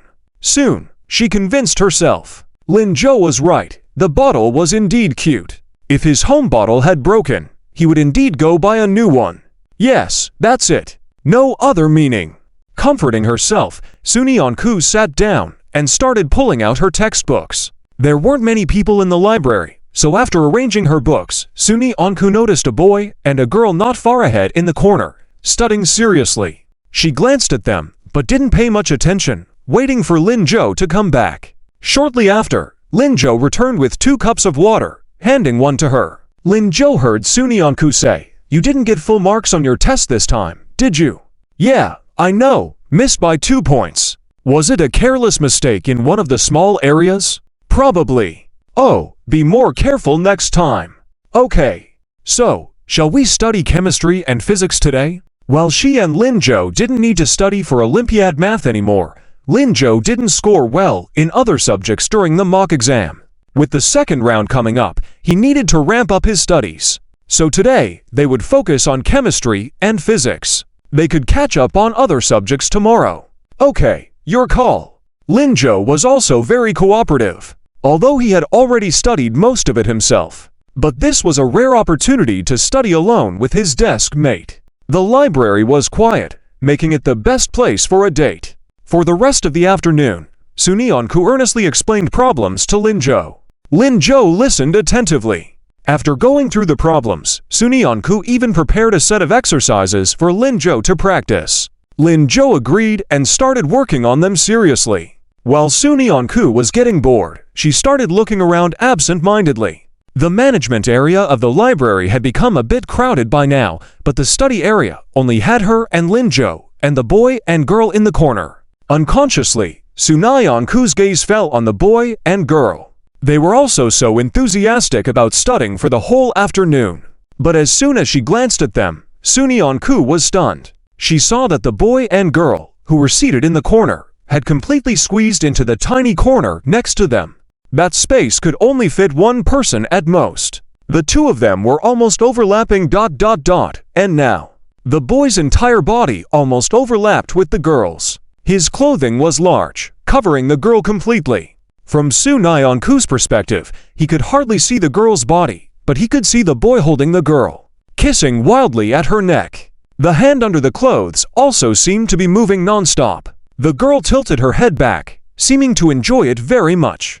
Due to their secluded position, apart from Sunyeon-ku's angle, people in other areas of the library couldn't see it all. Sunyeon-ku widened her eyes, unable to believe what she was witnessing.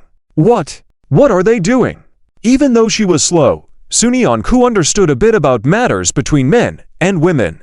This is too crazy, isn't it? The last time, at the God Pavilion in school, she seemed to have seen such a scene, but it was interrupted by Lin-jo. Lin-jo was doing his homework at this moment, and she just stared in that direction, watching for a long time, forgetting about time. As she continued watching, Sunyeon-ku felt her heartbeat almost stop. Her face blushed slightly, and her body involuntarily stiffened. It can still be like this. Scenes from TV can actually come true. How come? How could they do this? This is a public place. Oh no.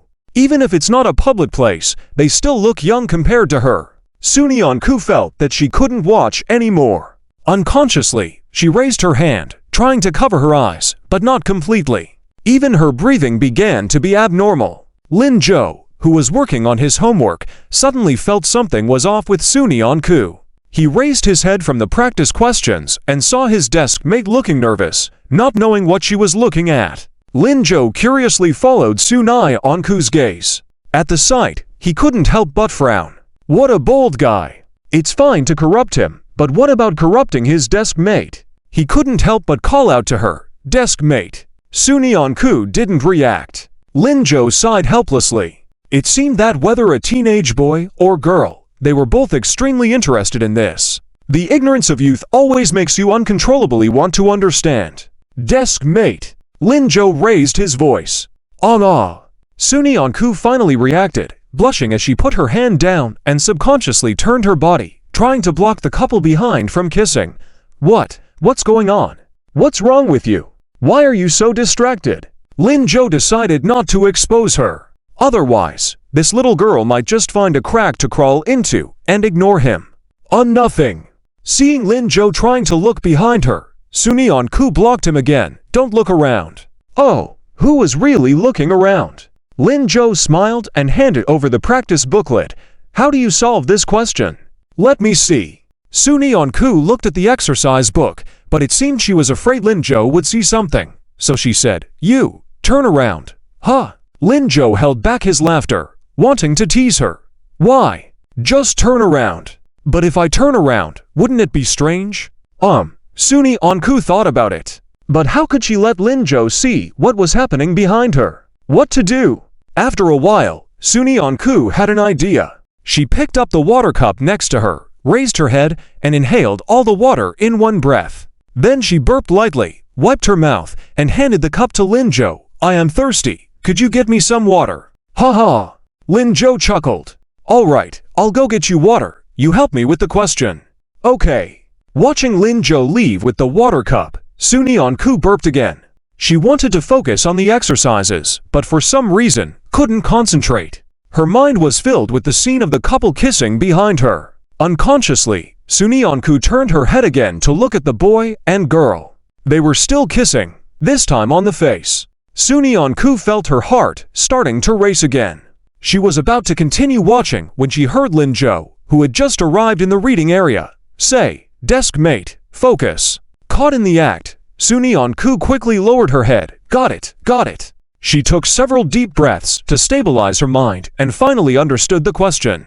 But after carefully pondering for a moment, Sunyeon-ku realized that the question Lin-jo pointed out was very simple. Even an ordinary student wouldn't have had trouble with it. Lin-jo was obviously so smart, so how could he suddenly be stuck on this? In the midst of her confusion, a thought suddenly popped into Sunyeon-ku's mind. Could it be? He knew she was daydreaming? Could he have seen what she was looking at? What should she do now? Seeing Lin-jo about to come back with the water, Sunyeon-ku was in a panic. She nervously wiped the sweat from her brow. When Lin-jo sat back down, Sunyeon-ku suddenly stood up. I want to go to the bathroom." "Oh, okay. Just wait to drink when you get back." Lin-jo nodded. Sunyeon-ku mechanically walked out. Lin-jo watched her and, after 10 seconds, couldn't bear it.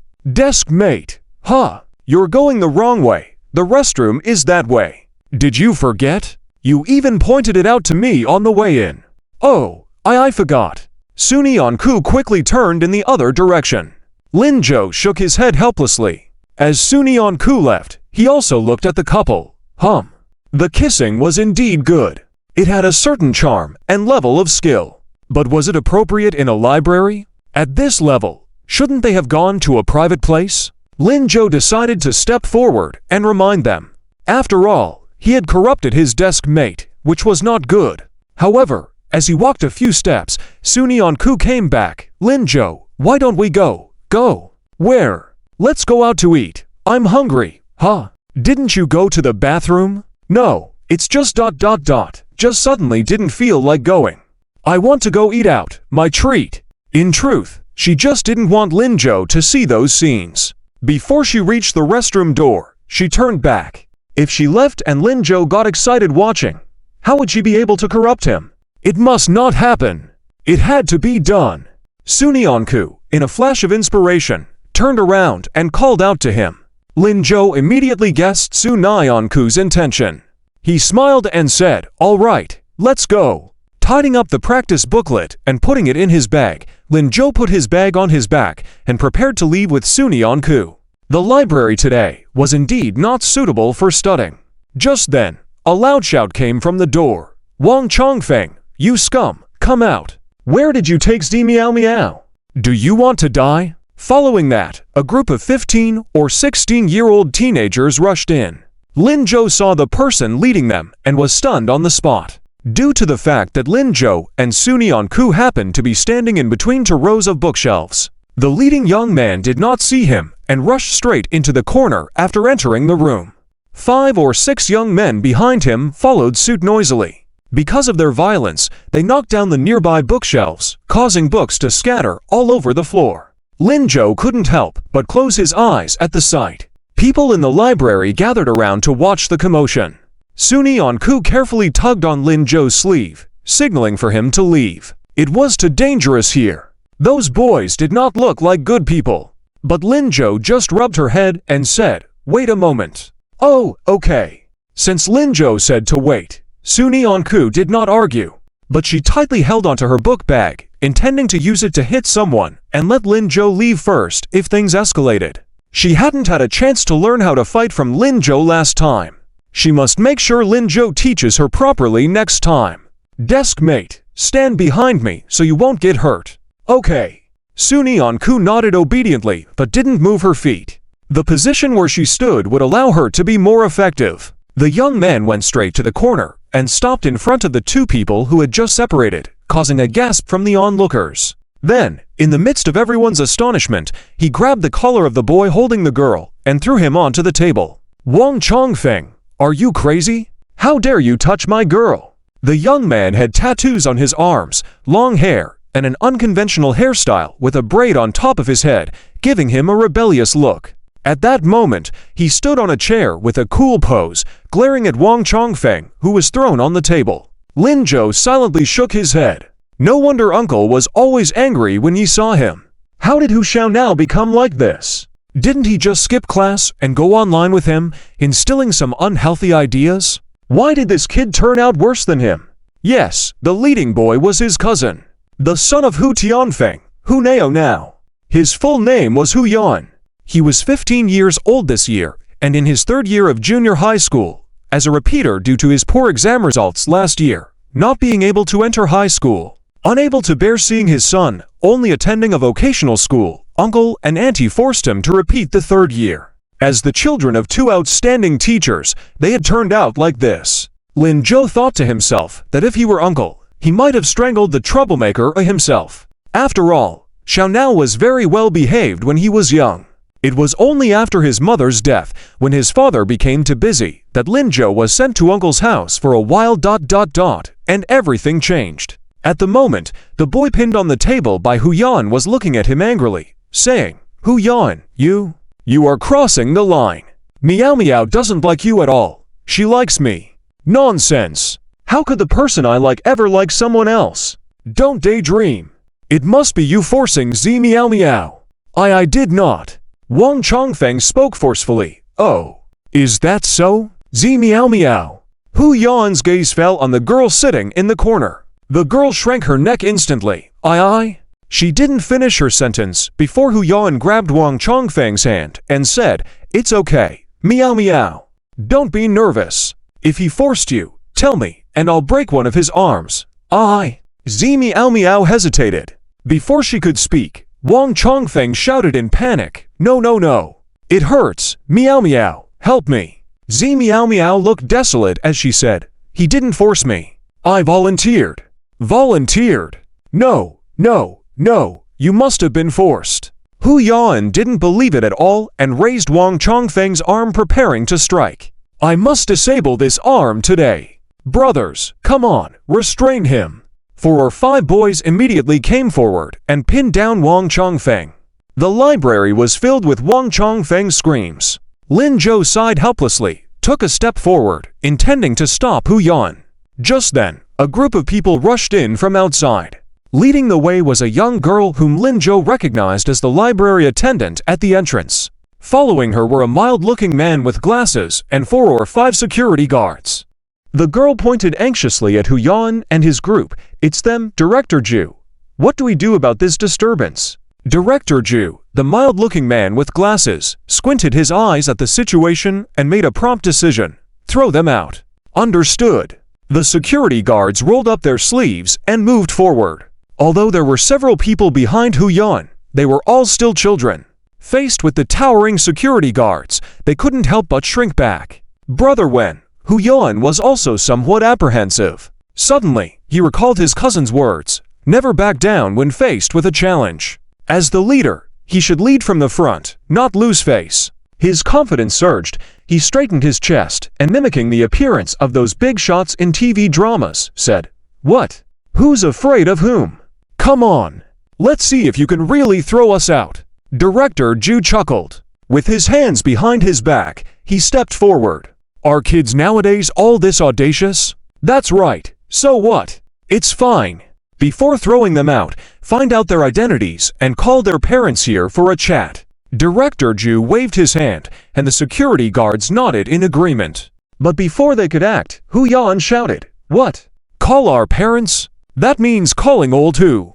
If Old Hu finds out, I got into a fight today. The consequences seem serious." Director Ju looked at him. "What? Feeling scared now? Who's scared?" Hu Yan glared fiercely at Director Ju. "It's you guys who keep calling our parents for everything. We're not children anymore. We can handle our own affairs. What's the point of calling our parents?" Director Ju burst into laughter. "Ha ha. So that's how it is. What now? Still feel like resisting? Are you going to make the call to your dad yourself, or should I?" Hu Yan swallowed hard, unable to say a word. Director Ju looked at him for a moment, then calmly pulled out a crumpled notebook from his pocket. Samping Junior High School. Hu Yan. I know a teacher at this school. Wait a moment, I will make a call to inquire about your parents' phone number. It will be resolved soon. Ju, the head of the school, turned around and reached for the phone as he spoke. Hu Yan was becoming frantic, struggling desperately, and saying, You stop right there. If you dare to call the parents, I won't let you off. You just wait." But Ju completely ignored him and began dialing a phone number. Lin Zhou shook his head helplessly and temporarily handed over his school bag to Sunyanku, signaling him not to move, and then walked out, saying, "Who is causing trouble?" The security guards holding down Hu Yan didn't hear it was his voice. He continued angrily, "Who are you calling trouble? Get lost and don't bother me." The youths beside him also chimed in, "Exactly, our leader is just here to find his woman. How is that causing trouble? Who do you think you are? Don't want to live, huh? Say your name. Wait until I call my brothers out to deal with you." Lin Zhou was speechless. These kids, have they watched too much TV? Was he ever this speechless before? Suddenly feeling embarrassed, Lin Zhou quickly walked to Hu Yan's side, and a fight broke out with a big hit to his head. "Hu, your wings are getting hard." Seeing this scene, the other followers were shocked. You actually dare to hit our leader? You're dead. You're finished. Our leader hates it the most when someone hits his head. Leader, beat him up. However, as soon as they spoke, Hu Yan, who was about to get angry, suddenly smiled. Cousin. It's you. Cousin. Why are you here? It's great. It's great. Cousin. Where are your brothers? Nearby followers? Cousin. Who's that? Why isn't the leader angry? He seems happy. Ignoring his followers, Hu Yan specifically approached Lin Zhou and whispered softly, "Cousin, let's discuss something. Don't call me by my nickname. My followers are all here. Give me some face." Lin Zhou. Who started the trouble after all? You kid even know to save face. Listen to me. The headmaster really stopped his actions, turned around, and looked at Lin Zhou. Are you with them? Lin Zhou's words were interrupted again, so he could only reply, kind of. After all, he came out to calm the situation. Although the current situation seems more complicated, Hu Yan thought he found a savior and shouted, "Haha, Headmaster Ju, are you scared? Cousin, where are the brothers?" Lin Zhou remained silent. The headmaster also looked behind Lin Zhou curiously and asked, "No one?" Lin Zhou shrugged, "No one." Hu Yan, who was just laughing, froze. "What? Cousin, no one. Did you come alone?" Lin Zhou nodded, "Yeah?" Hu Yan swallowed nervously. That's fine. My cousin is worth 10 people alone." Ju, the headmaster, laughed. "It seems like you're not here to save him." "No, I'm not. "Ah, no, cousin, are you? Keep quiet." Lin Zhou felt that if he didn't stop Huya Wen, he would get more out of hand. Huya Wen obediently closed his mouth. Seeing this, the headmaster put down the phone and walked in front of Lin Zhou, examining him. "You must be a high school student, right? If you're not here to help them, what is your role? To make them apologize to you." Apologize. Lin Zhou nodded. But Huya Wen, who was present, was shocked once again. He couldn't believe his eyes as he watched Lin Zhou. The current Lin Zhou seemed abnormal. He had noticed earlier that his cousin's whole demeanor had changed. The cool and rebellious look before was completely gone. Now he seemed like a good student. The way he spoke now was more like a polite student. "Cousin, are you ... Are you serious?" The headmaster also looked over curiously. Lin Zhou nodded, "Of course. Do I look like I'm joking?" Indeed, he didn't. But ... No but. Look at how you messed up the place. The library is a place for studying. Quickly apologize." Huya Wen was completely dumbfounded. His followers were even more shocked. Their leader had such a polite brother. Wasn't he supposed to be a troublemaker? Just as Huya Wen was staring blankly, Lin Zhou made another strong move. "What are you daydreaming about? But do you want your dad to come and pick you up?" "No." Huya Wen quickly refused. "Then apologize." Huya Wen hesitated for a while, realizing that Lin Zhou was serious. He reluctantly lowered his head, muttered quietly, "I'm sorry." Lin Zhou pressed on. "What are you saying to me? Say it to the headmaster." The headmaster watched them calmly. Huya Wen pursed his lips, wanting to refuse, but under Lin Zhou's gaze, he turned very reluctantly, bent down in front of the headmaster, and said, "I'm sorry." Louder. "Apologize properly." This time, Huya Wen lowered his head even more. "Headmaster Zhu, I'm sorry. I shouldn't have messed up your library like this. I know I was wrong. Please forgive me." Lin Zhou said, "And what about your followers?" The followers who were watching this scene in a daze panicked. Leader ... Could the leader really make them apologize? That would be so embarrassing. Apologize? What are you waiting for? Can't you hear what my cousin said? Yes, yes. They didn't dare to argue and just followed suit, bowing their heads, and said in unison, "I'm sorry." After they apologized, Lin Zhou turned to the headmaster. "Headmaster, sorry for the trouble, but they are all just kids. It might have been too much to call their parents. Besides, apart from the books being messed up, there hasn't been any other damage here. How about this? We help put all these books back in place for you. You're an adult. Don't lower yourself to the level of these kids. Forgive them, all right?" Huya Wen once again couldn't believe what he was hearing from Lin Zhou. Were these words actually coming from his cousin? During the winter break, they used to play together secretly. His cousin at that time wasn't like this. It had only been less than 2 months since they last met. What had happened to him? "Cousin." Huya Wen wanted to say something more, but Lin Zhou gave him a cold look. He had no choice but to quickly lower his head. "Okay, whatever cousin says goes." Director Zhu pushed his glasses up and said, "You, kid, doing this in front of so many people, are you trying to make me not forgive you?" After all, Lin Zhou was right. They hadn't caused any real harm, and they were all just kids. They had already apologized, and judging by their attitude, it was quite sincere. If he didn't forgive them, he would seem petty. Lin Zhou said, "That's not what I meant. Actually, you weren't really planning on making the phone call, were you? Why haven't you dialed yet after so long? Or maybe, you don't actually know the teacher from Samping Middle School." "Ha ha." The exposed director Zhu laughed. "You are quite clever, but causing such a fuss here, just cleaning up a bit won't suffice. I'll have a hard time explaining." "Don't worry. We'll take care of cleanliness today, and tomorrow as well. Their boredom can be put to good use cleaning, guaranteeing spotless results." "All right, that's good enough, then." Director Zhu waved his hand, and the security guards dispersed. Huya Wen shrugged in dissatisfaction. Director Zhu patted Lin Zhou's shoulder, saying, "It's up to you now. If you can't handle it, I do know the teachers at Yizhang School. Don't worry." Director Zhu nodded, apologized to the library staff, closed the library early today, and told them to return tomorrow. Then he left with the security guards and the management assistant. Now the library only had Lin Zhou, Huya Wen's little brother, and Suni Anku standing nearby. Huya Wen had wanted to talk to Wang Chongfeng and Zi Miao Miao, but was stopped by Lin Zhou. At this moment, he sat down in frustration. Ah, what a pity that Wang Chongfeng has escaped.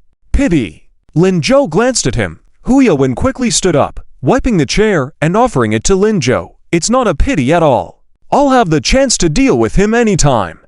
Cousin, please sit down. The younger brothers looked at their big brother acting as if he was subservient to someone, keeping quiet and watching. Sit down. Why aren't you working yet? Lin Zhou kicked Hu Yawen's backside.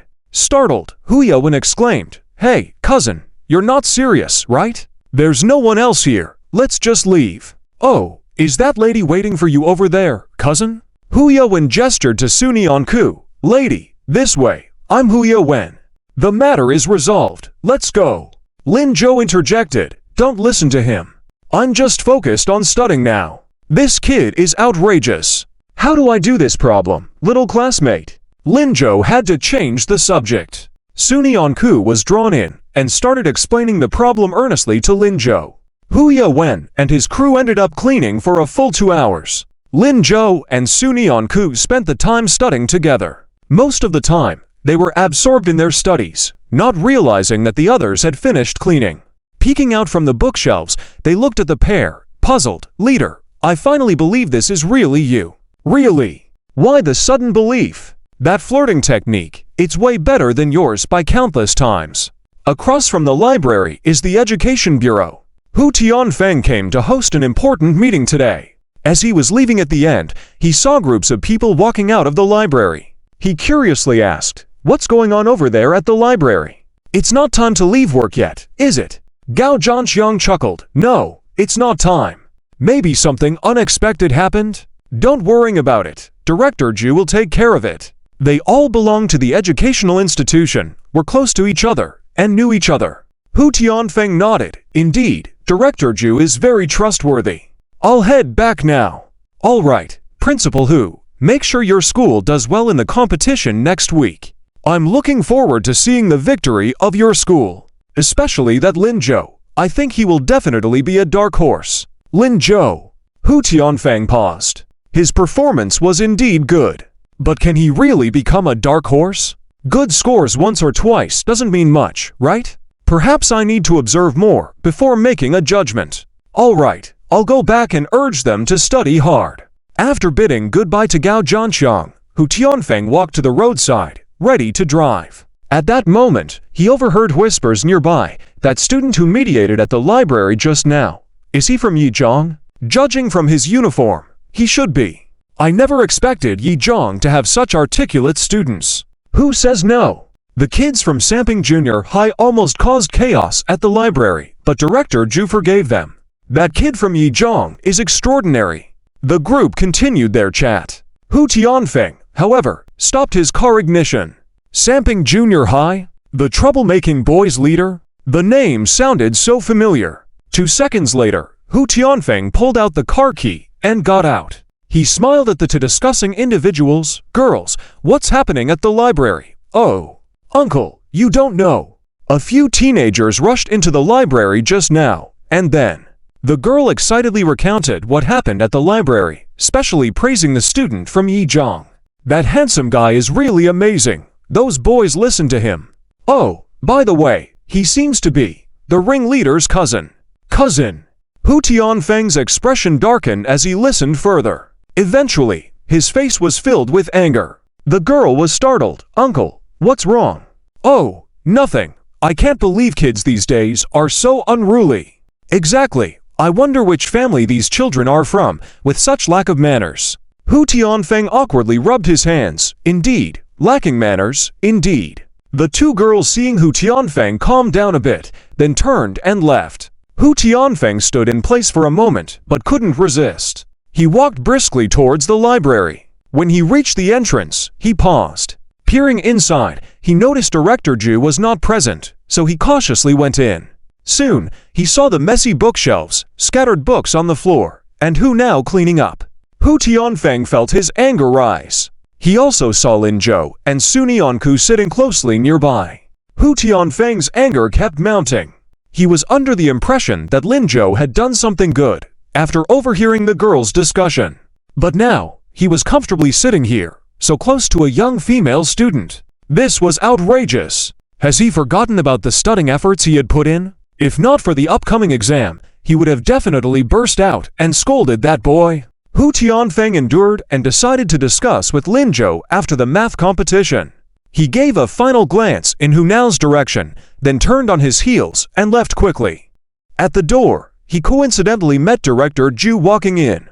Director Zhu looked surprised. Principal Hu, why are you here? Won't you come in and sit for a while? No, I was just passing by, thinking to come in for some information, but found you had temporarily closed the library. Maybe next time? Information? It's fine. You have special access. You can come in to search. No, I have urgent matters at the school to attend to. I'll head back first. Without waiting for Director Zhu's reaction, Hu Tianfeng quickly left. Once he reached his car, he took a moment to catch his breath. That was close. He almost let Director Zhu know the troublemaker was his son.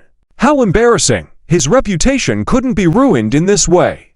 Hu Tianfeng swiftly started his car and drove towards the direction of the school. Halfway there, he turned the car around, deciding to go home first. Watching him leave, Director Zhu felt a bit puzzled. Why did Principal Hu seem so strange today? He shook his head and entered the library. He handed the large pile of food he was carrying to Lin Zhou and headed upstairs. Mealtime. Let them finish eating before anything else. Lin Zhou couldn't help but smile. Thanks, Director. Who now? Let's eat. Huh, brother, I already told you not to call me by that nickname. Hu Yan quickly walked over. Several boys had difficulty suppressing their laughter. Brother, your nickname is Hu now. Is it the troublemaker Hu now? Hu Yan. Get lost. Do you guys still want to eat? Of course, hehe. The group fell silent, but still couldn't stop snickering while eating. Hu Yan became upset. Brother, look, it's all because of you. How can I continue mixing in the odd gang in the future? After mentioning the odd gang, Sunion Ku couldn't hold back her laughter. Hu Yan was close to tears. Sister-in-law, are you mocking me too? Huh? Me? I'm not. Sunion Ku suppressed her laughter, but felt her words weren't very convincing. Then she said seriously, well, you call him Hu now, right? Can you stop calling me sister-in-law and just call me sister instead? I'm not your brother's girlfriend. Huh? Hu Yan looked up, surveyed the two with a serious look. Even with this situation, you're not his girlfriend. They even used couple cups for their drinks. When they sit so close. Brother, can you handle this or not? You rascal! Are you looking to get a beating? Lin Zhou picked up his chopsticks to throw. Hu Yan quickly begged. No, brother, I was wrong, sister. Oh no, sister, could you manage my brother? Sunion Ku couldn't help but laugh again. I can't control him. I don't believe you. I see my brother listens to you very well. Sister, are you really not considering being my brother's girlfriend? My brother is really cool, super handsome. Sunion Ku tightened her grip on the chopsticks. Cautiously, she stole a glance at Lin Zhou, showing agreement with Hu Yan's words. But about being a girlfriend, just thinking about this question made Sunion Ku feel confused. She couldn't sort things out in her mind. The surrounding gazes were becoming more intense. Sunion Ku made a decision to avoid this topic. You don't seem very old. Why do you keep talking about love and relationships every day? What about Miao? What's going on between you two? When it comes to this, Hu Yan fell silent for a moment. Then he smiled and said, what else can I do? I was chasing after her, but I got intercepted by Wang Chongfeng, that kid. Sunion Ku looked a bit puzzled, but shouldn't you be focusing on studying now? Hu Yan replied, I can't study. Forget it, I'll just have fun. My brother said, youth should not be wasted on studying.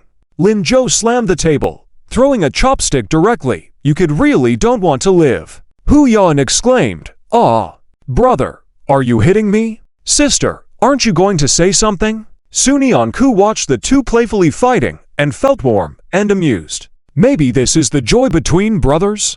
It's not like her and her brother. They are quiet together, always dull. Sunion Ku suddenly felt envious of this atmosphere. Lin Zhou is always amazing, getting along well with both his sister and brother. He's really great. After a while, Lin Zhou looked seriously at Hu Yan and asked, "All right, what's the deal?" Hu Yan replied, "Didn't I say it already? Do you think I'll believe you? Even if you like someone, you wouldn't be causing such a commotion. Besides, it seems like Zi Miao Miao doesn't like you at all. Bro, don't hurt me, okay? Are you going to tell me or not?" The two continued to banter. One of the sidekicks couldn't stand it anymore and said, "Boss, should I tell you?" "Lol you. Are you tired of being in the gang?" Hu Yan sternly shouted. Lol Liu dared not speak anymore. Hu Yan then smirked and said to Lin Zhou, "There's really nothing, brother, believe me." "Fine." Since he didn't want to talk, Lin Zhou stopped asking. But he remembered another question. "Never mind that. But about your dad. Don't mention him. I don't even want to see him. He probably doesn't want to see me either. He only has eyes for my sister. Brother, can I crash at your place tonight?" Lin Zhou fell silent. Hu Yan has a sister who is 5 years older and already in college with outstanding grades, a source of pride for the family. Lin Zhou recalled that in the past life, Hu Naoyao had a terrible relationship with Hu Tianfeng starting from middle school. Hu Tianfeng never managed to control his son, and Hu Naoyao didn't want him to. Eventually, Hu Naoyao didn't even pass the high school entrance exam and became a troublemaker. This escalated the conflict between father and son. Their relationship grew more strained, each ignoring the other. "No, I have to get up early tomorrow." "You should go home," said Lin Zhou, knowing that Hu Tianfeng would be even angrier if he didn't. "Well, okay then." After eating, Lin Zhou reminded them to clean up, and they left. Before leaving, Hu Yan couldn't resist whispering to Lin Zhou, "Bro, did you change your style because of that sister of yours? It's a clever move. When are you going back to your old self?" Lin Zhou rolled his eyes. "You should think about when your gang is going to disband." "Disband? I wasn't planning on that." Lin Zhou shook his head and ignored him. Feeling out of place, Hu Yan left. At the door, his henchman stopped him. "Boss, is that really your brother? You didn't deceive us, right?" "Of course. He's the guy who bragged about smashing the school wall and actually did it. He used to sneak out and surf the internet with me. So now, he's definitely chasing after my sister. My brother is really something. He can bend and adjust for a woman. That's a real man." The henchmen exchanged looks and agreed, "Indeed, he's our role model." With that, they left in admiration. Hu Yan pushed his bike out and thought for a moment, then dejectedly headed home. When he reached the entrance of the residential area, he parked his bike and got off. Prepared to go upstairs, he paused and scratched his head, feeling bored, and walked to the lawn in the community. After pacing back and forth, kicking cans around and throwing them in the trash, he still didn't want to go back home. Just the thought of that home made his head ache. After some contemplation, he made a decision. Why not stay out all night? No one would care anyway. Just endure one more day, and he could return to school. With this in mind, Hu Yan turned to leave. After taking a couple of steps, he saw Zhou Wenshu returning on a bike. "Yan, where are you going?" "It's dinner time. Aren't you going home to eat?" "I already ate, Mom," Hu Yan replied. "I want to go out and play." "What are you going to play?" "It's late. Have you finished your weekend homework?" "Not yet." "Then hurry home. Your dad called earlier, waiting for us to have dinner together. He rarely comes back. Don't run around." Zhou Wenshu scolded. When Hu Yan realized he couldn't escape, he reluctantly followed his mother upstairs. As the door opened, Hu Yan felt the anger emanating from Hu Tianfeng on the sofa. Hu Yan decided to ignore him, heading straight to his room. But before he could reach the room's door, he heard Hu Tianfeng sternly say, "Stop right there." Hu Yan halted, lowering his head and staying silent. Hu Tianfeng grew even angrier. "Kneel down." Hu Yan, slightly puzzled, looked up and asked, "Why? Don't you know why? Do I need to remind you?" Next to them, Zhou Wenshu was alarmed and said nervously, "Old Hu, what are you doing?" The child finally made it through the weekend. "Can't we have a peaceful family dinner together? All you think about is eating. Look at him. Do you think I spent so much effort transferring him to Samping Middle School in the town to stay calm? Look at him. What has he done? Almost broke the library down. Is this how you raise a child?" Hu Tianfeng kept getting angrier. Hu Yan looked shocked. "How do you know all this?" "How wouldn't I know? Can't I know about what you do? Kneel before our ancestors and apologize. I won't kneel. Hu Yan held his breath and stood up straight. You won't kneel. Do you feel like I'm not disciplining you enough? You ungrateful child, watch how I'll teach you a lesson today. Hu Tianfeng threatened as he reached for his belt. Zhou Wenchu quickly stepped in to stop him. Wait, old Hu, you rarely come home. I came back to discipline this rebellious child. Hu Tianfeng gasped for breath. Zhou Wenchu couldn't hold him back, and with a strong shove, he fell to the ground. She exclaimed in pain, clutching her waist. Hu Yan was startled and quickly ran to Zhou Wenchu's side, full of worrying. Mom, are you okay? Please get up. Hu Tianfeng also realized his mistake and rushed over to help Zhou Wenchu. However, his expression remained cold. Go kneel. Your mom doesn't need you to take care of her. Hu Yan raised his head, eyes bloodshot. You don't need me. His nose tingled, almost bringing tears to his eyes. But his cousin once said, men should not easily shed tears. He desperately held back the pain and glared at Hu Tianfeng. Can you handle it then? You're always gone on business trips for a month, sometimes even 3 months, without coming home. Yes, you're busy, and it's right for mom to work and take care of the house. Then you go ahead and be busy. I'll take care of mom. You don't need to worry. Hu Tianfeng couldn't believe what Hu Yan was saying.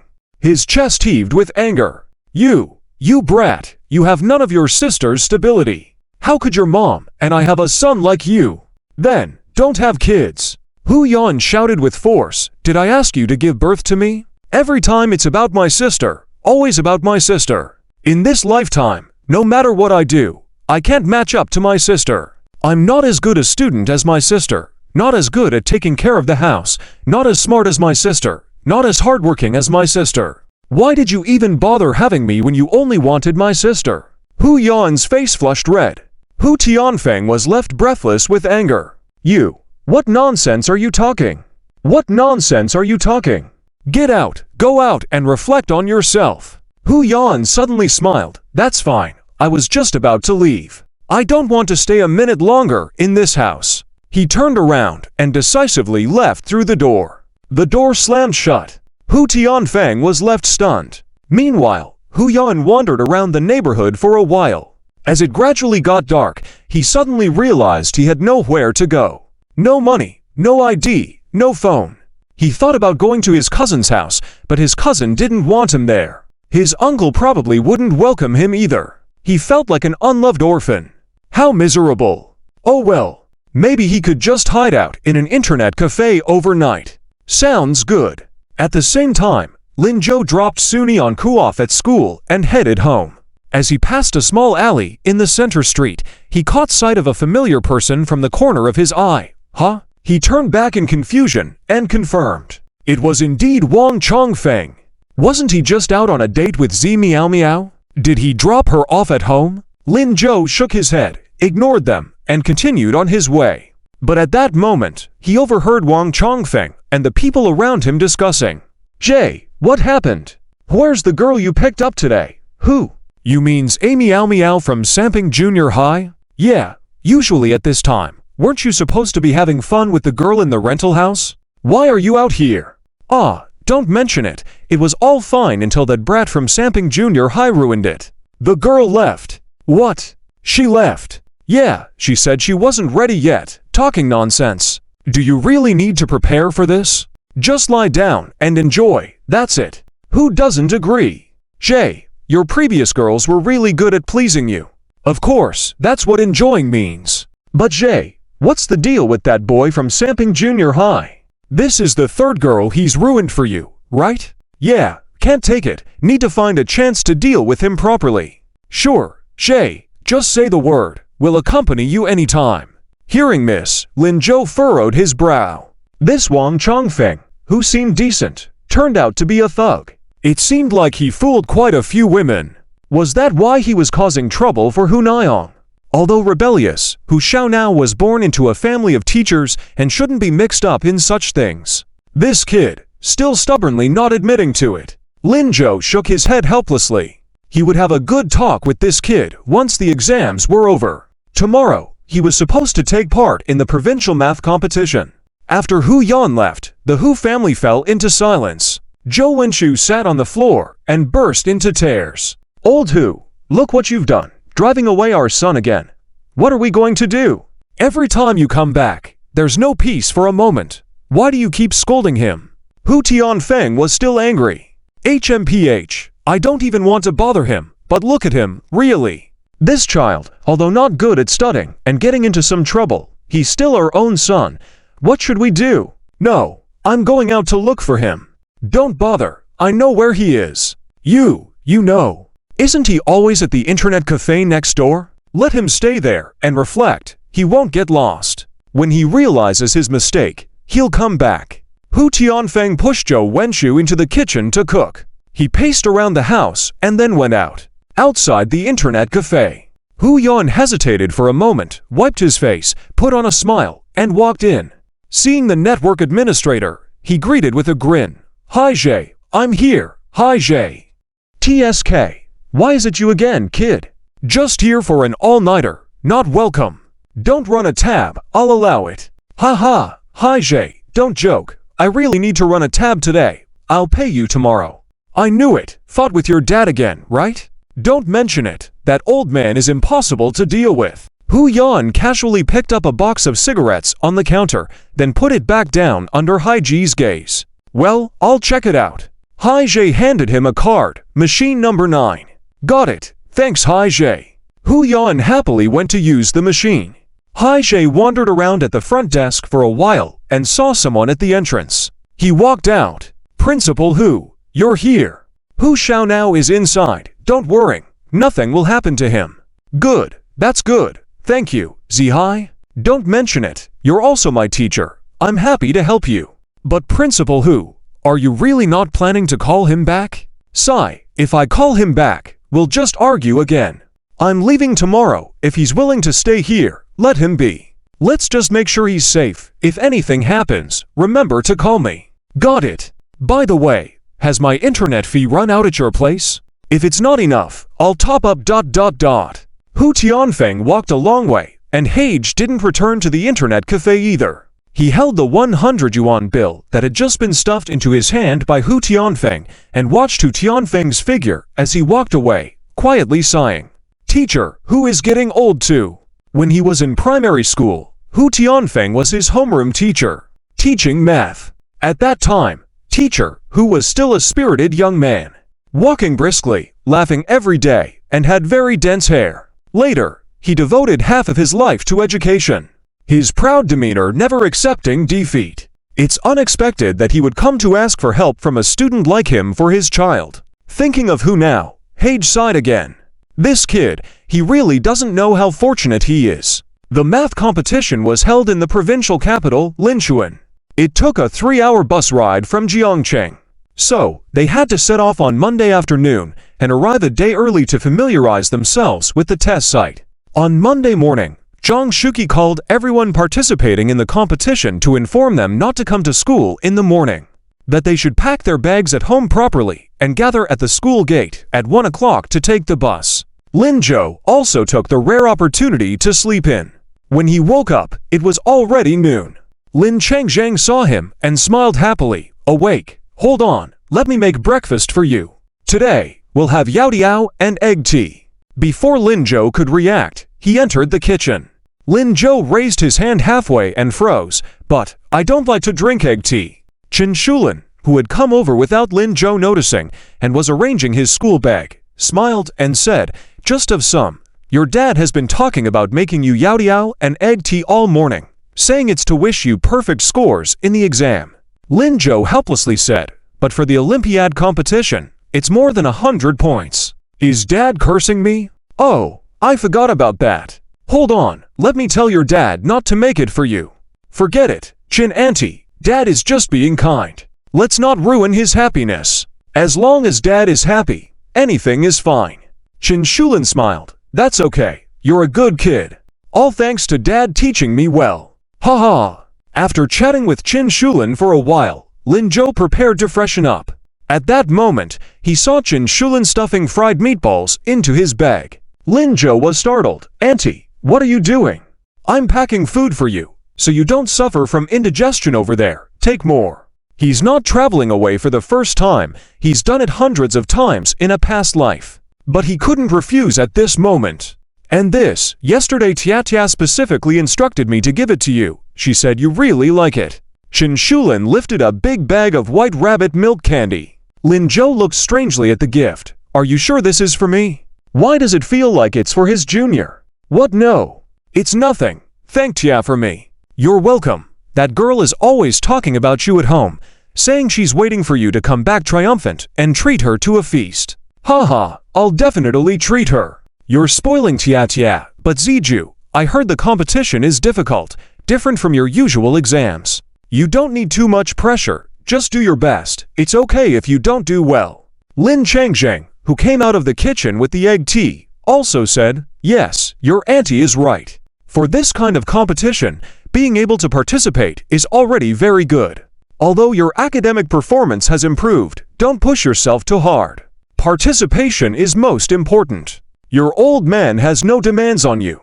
Are these two worried they'll get stressed from not doing well? But he feels confident he can do well. Lin Zhou chuckled at them. All right, I understand. I'll just aim for the lowest place when I come back. Lin Changzheng and Chen Shulin were momentarily stunned. But soon, they laughed again. Even the lowest place is fine.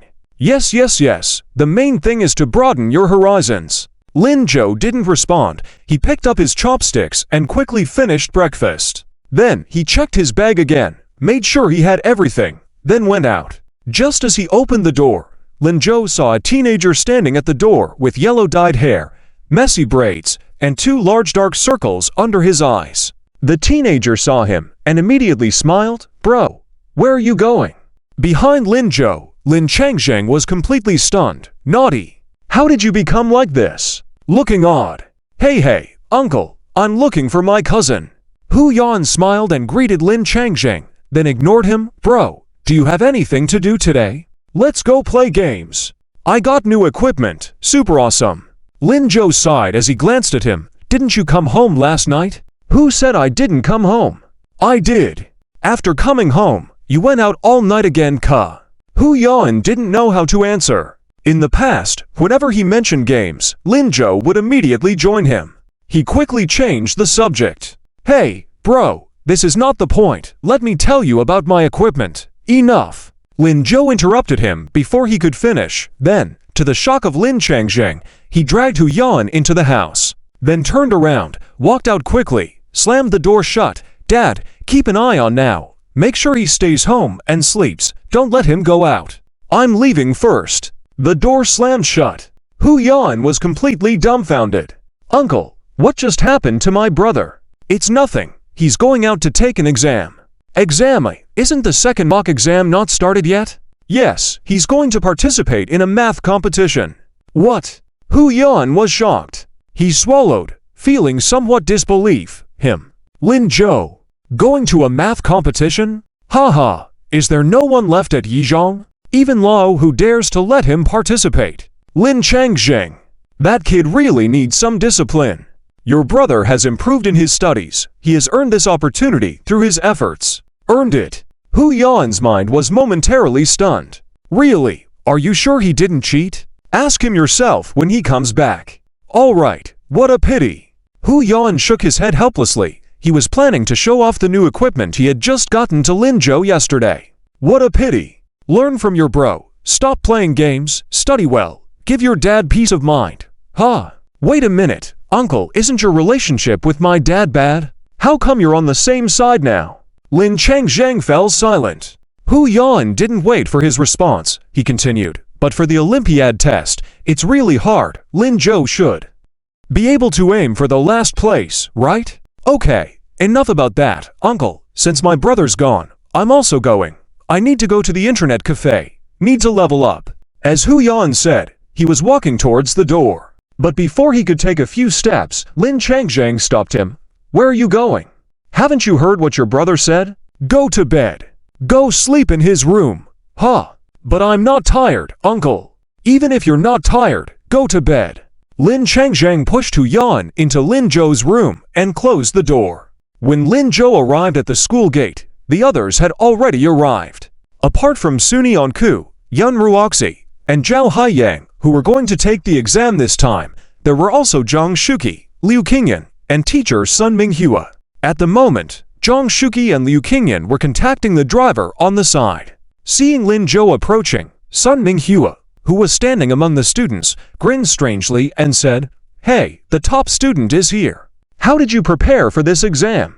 In the math contest, you can't choose your seat, and you can't bring cheat sheets either." Lin Zhou had performed extremely well in the previous exams. As a result, Liu Qingyan's status at school had risen. Sun Minghua envied and felt jealous. However, she always believed that Lin Zhou's grades were inflated. After all, she heard that Lin Zhou and his study buddy, who was also excellent, were almost inseparable. The distance between them during the exam was also too far. Although she didn't know what methods Lin Zhou used, Sun Minghua still couldn't believe that Lin Zhou could suddenly study so well. Before Lin Zhou could speak this time, Sunyeon-ku beside him said, "Teacher Sun, Lin Zhou has never cheated."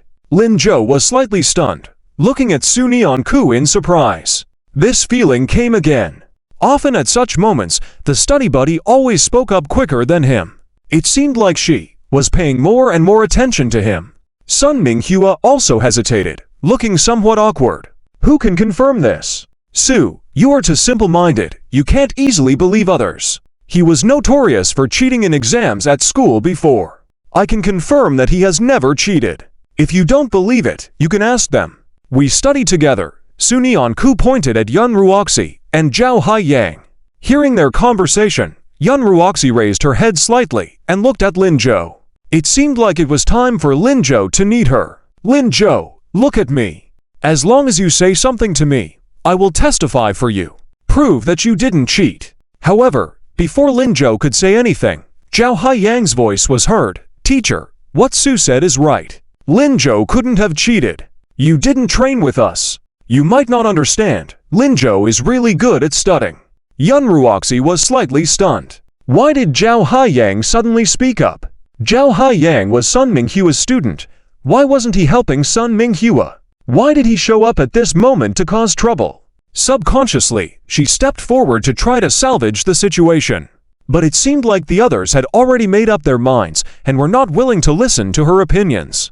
Sun Minghua looked at Zhao Haiyang in shock. "Zhao Haiyang, have you really seen him not cheat?" Zhao Haiyang didn't know how to respond for a moment. For some reason, he felt that their homeroom teacher was a little unreasonable at this moment, along with some other people in their class. Moreover, the exams we usually take at school are just trivial matters. Real math Olympiads are not that simple. Those who have just made rapid progress are most likely to fail due to incomplete knowledge mastery. "Lin Zhou, you must be careful." "You don't have to worry about that." Lin Zhou finally found the chance to speak. He smiled, walked over to Sunyeon-ku's side, and stood there. He ignored Yun Ruoxi, who had been trying to greet him. "We all have our own ways, but Teacher Sun, I remember our school has a rule that the top 10 students in each class can apply for a transfer, right?" When he said this, Lin Zhou looked at Zhao Haiyang. Sun Minghua's face suddenly changed. "Lin Zhou, what do you mean by that?" Zhao Haiyang also lowered his head slightly. "Transfer." Was Lin Zhou reminding him? Lin Zhou smiled again. "I don't mean anything. The car is here. Let's go, study buddy." "Huh? Lin Zhou, stop right there." Sun Minghua couldn't let Lin Zhou go, and she shouted angrily. Zhang Shuqi saw this scene and furrowed his brows. "Teacher Sun, what are you doing?" Lin Zhou is instigating our classmate Zhao Haiyang to transfer classes." "Principal Zhang, you can't show favoritism, can you?" Okay. Whether Zhao Haiyang transfers or not is up to him, right? If you could manage your own students well, how could others influence them? Teacher Sun, instead of having such thoughts, you'd better think about how to help Zhao Haiyang." Sun Minghua's face immediately turned ugly. She was blocked by Zhang Shuqi when trying to go to Zhao Haiyang in the last row, leaving her to sit beside him. The car slowly started. Zhang Shuqi stood up, explained the exam's general precautions to everybody, then clapped his hands and signaled for attention. "The hotel we are staying at this time is called Upward Guest House, right next to the exam center at Lincoln First High School. The school has arranged for twin rooms. We will distribute them later and decide how to stay. After we arrive, we'll put our things in the hotel, freshen up, and get familiar with the exam venue. Sun Minghua, who was closest to Zhang Shuqi, nodded and said, "This is perfect. Yun Ruoxi and Su Nionku will share a room. Teacher Liu and I will share a room. Zhao Haiyang and Lin Zhou will share a room. And Teacher Zhang, you will have your own room."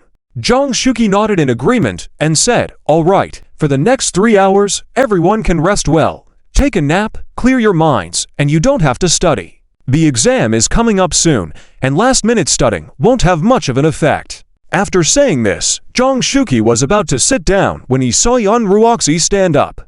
"Teacher Zhang, can I have a room to myself?" The compartment fell silent in an instant. Lin Zhou felt Su Nionku next to her suddenly tense up, her hands clenched tightly together. She lowered her head and remained silent. Zhang Shuqi was taken aback. "Why do you need a room to yourself, Yun Ruoxi?" "It's nothing. I'm just not used to sharing a room with others. It would affect my exam results this way." She had always been accustomed to luxury from a young age and had never lived in a school dormitory. Moreover, Su Nionku was the one she was supposed to share the room with. Although Lin Zhou couldn't possibly like the average-looking Su Nionku, she still didn't want to share a room with her. Well, Zhang Shuqi was at a loss. "The school doesn't have this rule, Yun Ruoxi. Just make do with it. We'll spend the night together, and we'd be back tomorrow.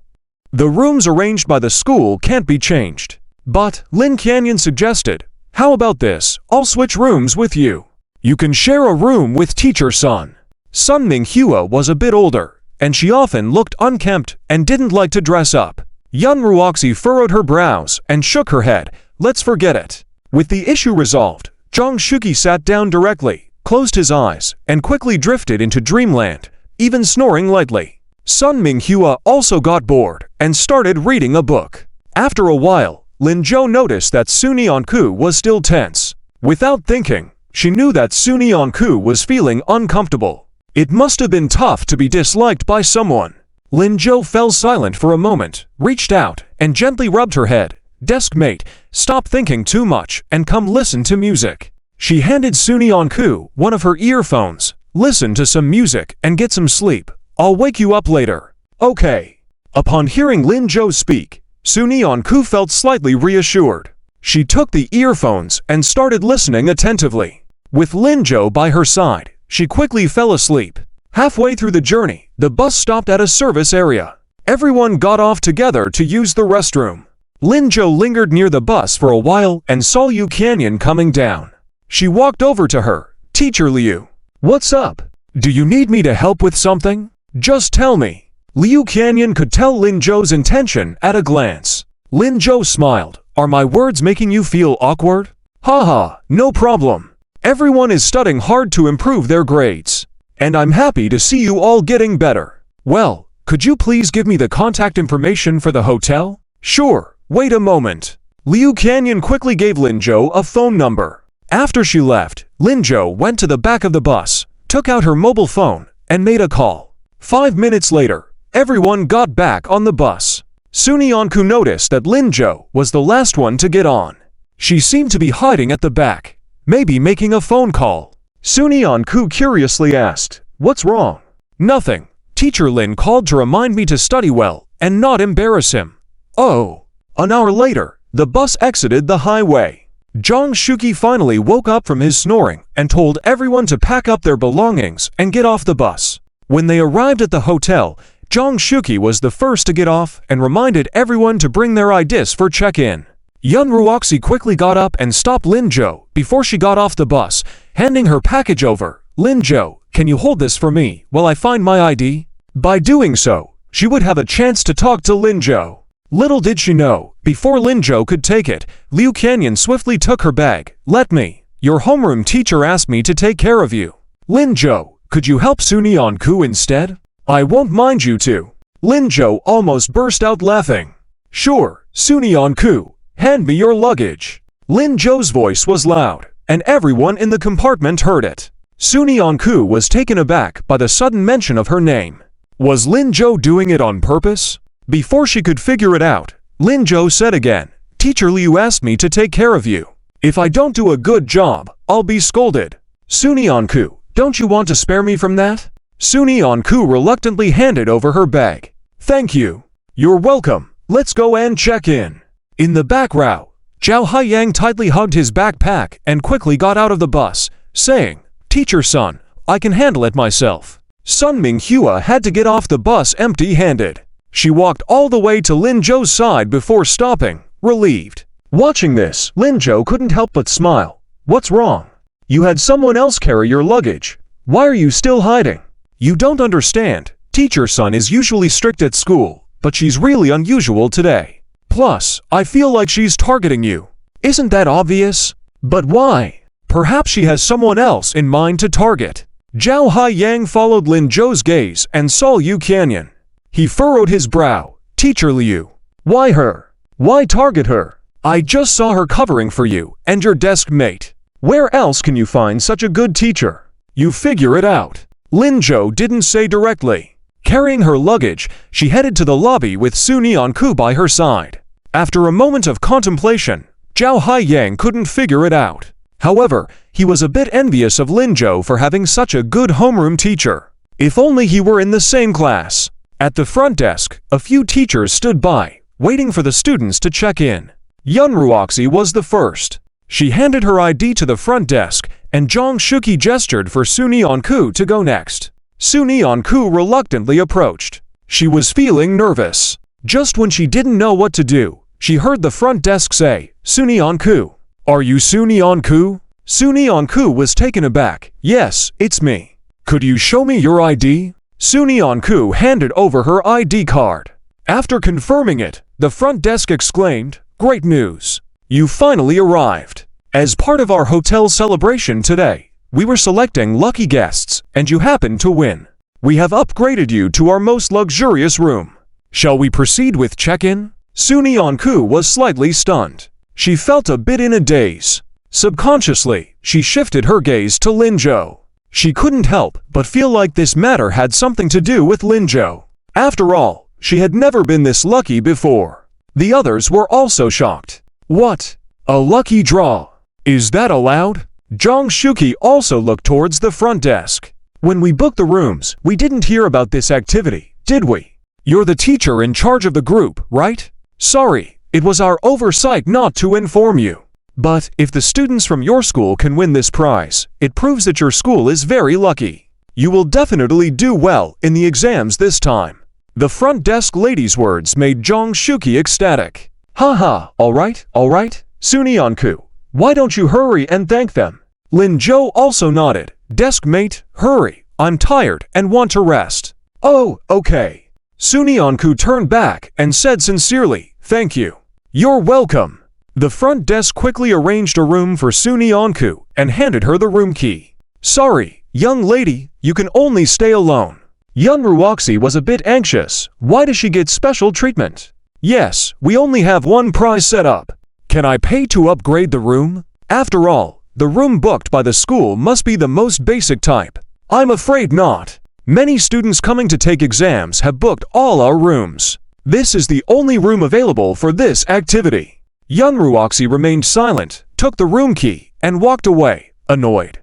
Sun Minghua also wanted to ask, but in the end, she held back. Teacher Liu, your students are so lucky. Of course, Liu Qingyan said, subtly glancing at Lin Zhou. This kid sure is efficient. But this is good. Sunyeon-ku won't have to bear too much psychological pressure, and her exam results will surely be better. Lin Zhou also felt relieved. Quietly, she gave Lin Zhou a thumbs up where no one else could see.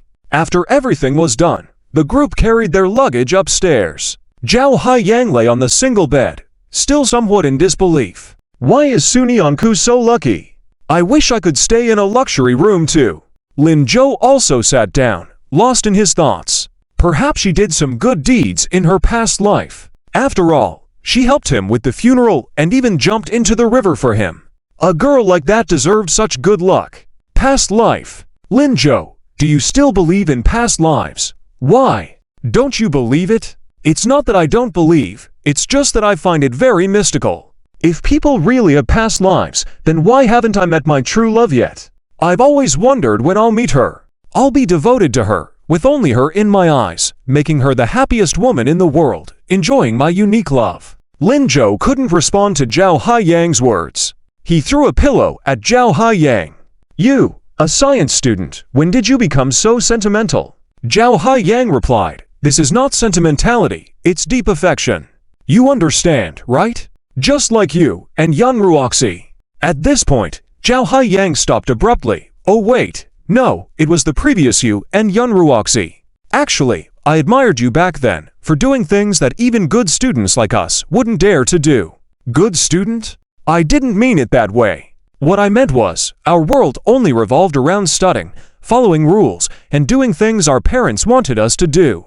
As for what we wanted to do, we had no idea. But you were different, rebellious in some ways. Even though no one said it, many of us obedient students admired you. Is that so? Yes? Zhao Haiyang changed his posture. But Lin Zhou, why don't you like Yan Ruoxi all of a sudden?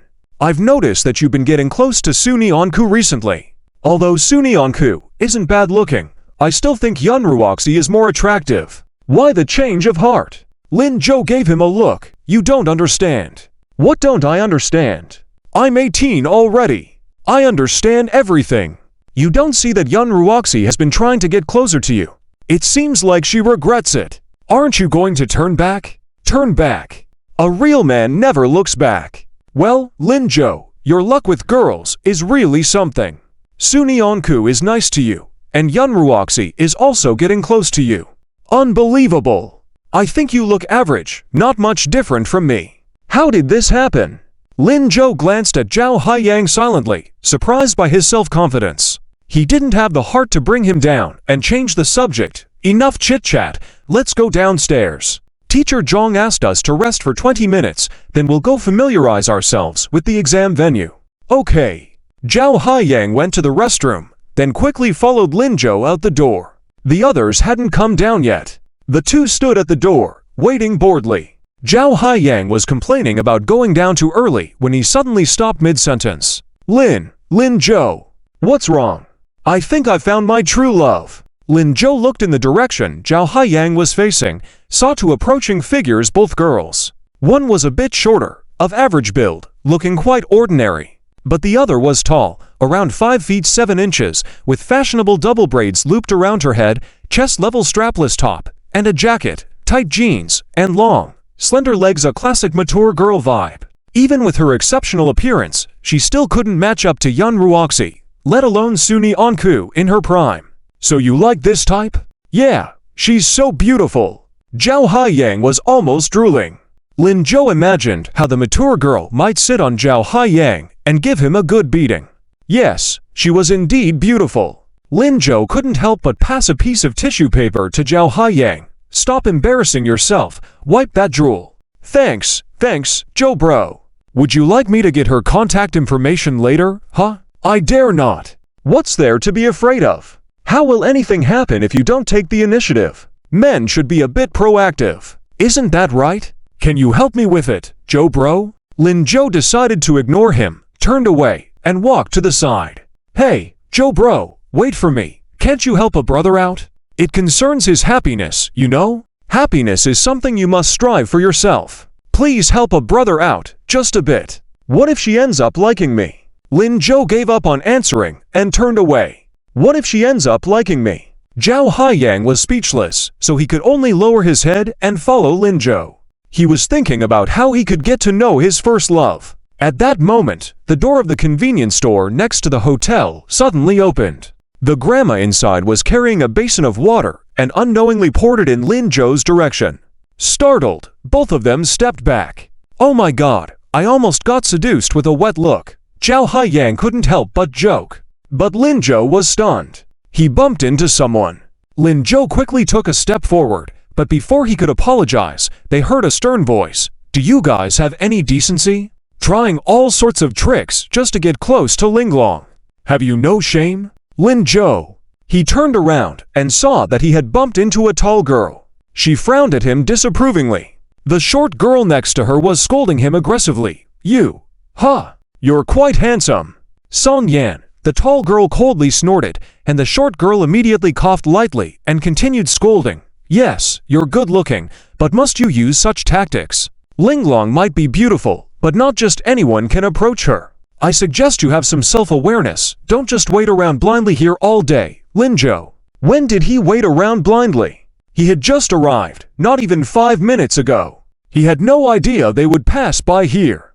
I didn't do it on purpose. Do you believe me? No one believes you. You guys, once you see Linglong, can't resist moving your legs. With your move, many students in our school have tried it. Okay, sorry, it was my mistake just now. You can go. I need to wait for someone. Linjo didn't want to argue with them. HMPH, being exposed and acting arrogant. Who are you trying to fool? Is it so hard to admit you like our Linglong?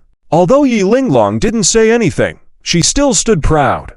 In school, she had encountered many guys trying to pick her up, but he was the first one this good-looking. But even though he was good-looking, he was still willing to act with others because of her. Beside him, Zhao Haiyang was unable to interrupt, feeling anxious. Linjo was speechless. Just as he was about to explain, they heard a voice at the door. Linjo. Linjo, what are you doing? Trying to get my attention again by flirting with other girls? With this shout, everyone turned their heads. Song Yan and Yi Linglong were stunned. This person was called Linjo. Why did this name sound familiar? But it wasn't the time to dwell on that.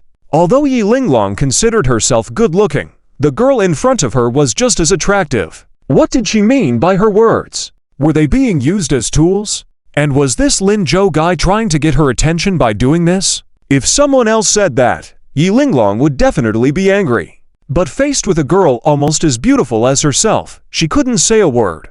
But did this guy have a girlfriend? Then his behavior was even worse. The look of disdain in Yi Linglong's eyes grew stronger. Linjo had completely ignored her now, as Yun Ruoxi quickly approached and grabbed her sleeve. Were you the one who upgraded the room for Sunayan? I heard it from the room service. How could you do this? Even if you are trying to annoy me, you don't have to go this far. Go quickly, give me that room, then I'll forgive you.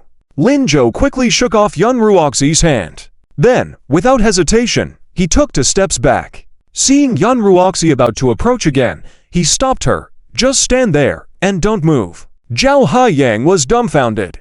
Joe, what? Was that event just now fake? Did you pay for the upgrade? Don't worry about those details, Linjo replied, then turned his gaze to Yun Ruoxi. Don't you understand my words? I've said hundreds of times that we have nothing. Why are you still like this? Are you out of your mind? Can't you see so many guys chasing after you? Why do you keep clinging to me? Yi Linglong and Song Yan were dumbstruck again. The look of disdain turned into confusion. This guy, was he rejecting this girl? Was she the one pursuing him? What was going on? Yi Linglong suddenly felt that maybe Linjo from before was not intentional. Yun Ruoxi wanted to say something else, but Linjo interrupted. The teacher is here. Do you want to keep talking? Yun Ruoxi immediately stopped talking and dared not say anything more. But her eyes never left Linjo. It was clear she really liked him. Song Yan and Yi Linglong looked at each other. Zhang Shuqi and others came out and called for them to gather. Yi Linglong pulled Song Yan, indicating they should leave together. But at that moment, she saw a familiar figure walking towards them. To be precise, towards Linjo. Qiao Xinyan. At the same time, beside Linjo, Zhao Haiyang also widened his eyes. Joe, bro, I think I've found another one of my true loves. Linjo. Before he could look, he heard a girl's voice. Linjo. Yi Linglong heard this voice and was directly stunned. Linjo knew Qiao Xinyan? Although Yi Linglong was from City Second High, she was well aware of Qiao Xinyan. This student who was hailed as one of the twin goddesses of the city center was not only academically excellent, but also extremely attractive. However, she was quiet and aloof, the same to everyone. Yi Linglong had tried several times to befriend her, but she actually called out to Linjo first. Why did she greet Linjo before acknowledging herself? Linjo saw her and politely nodded. Qiao Xinyan, hello. Are you guys staying here too? Yes? What a coincidence. Indeed, a coincidence. Where are your classmates? Oh, they are already at the hotel. I just went out to buy something.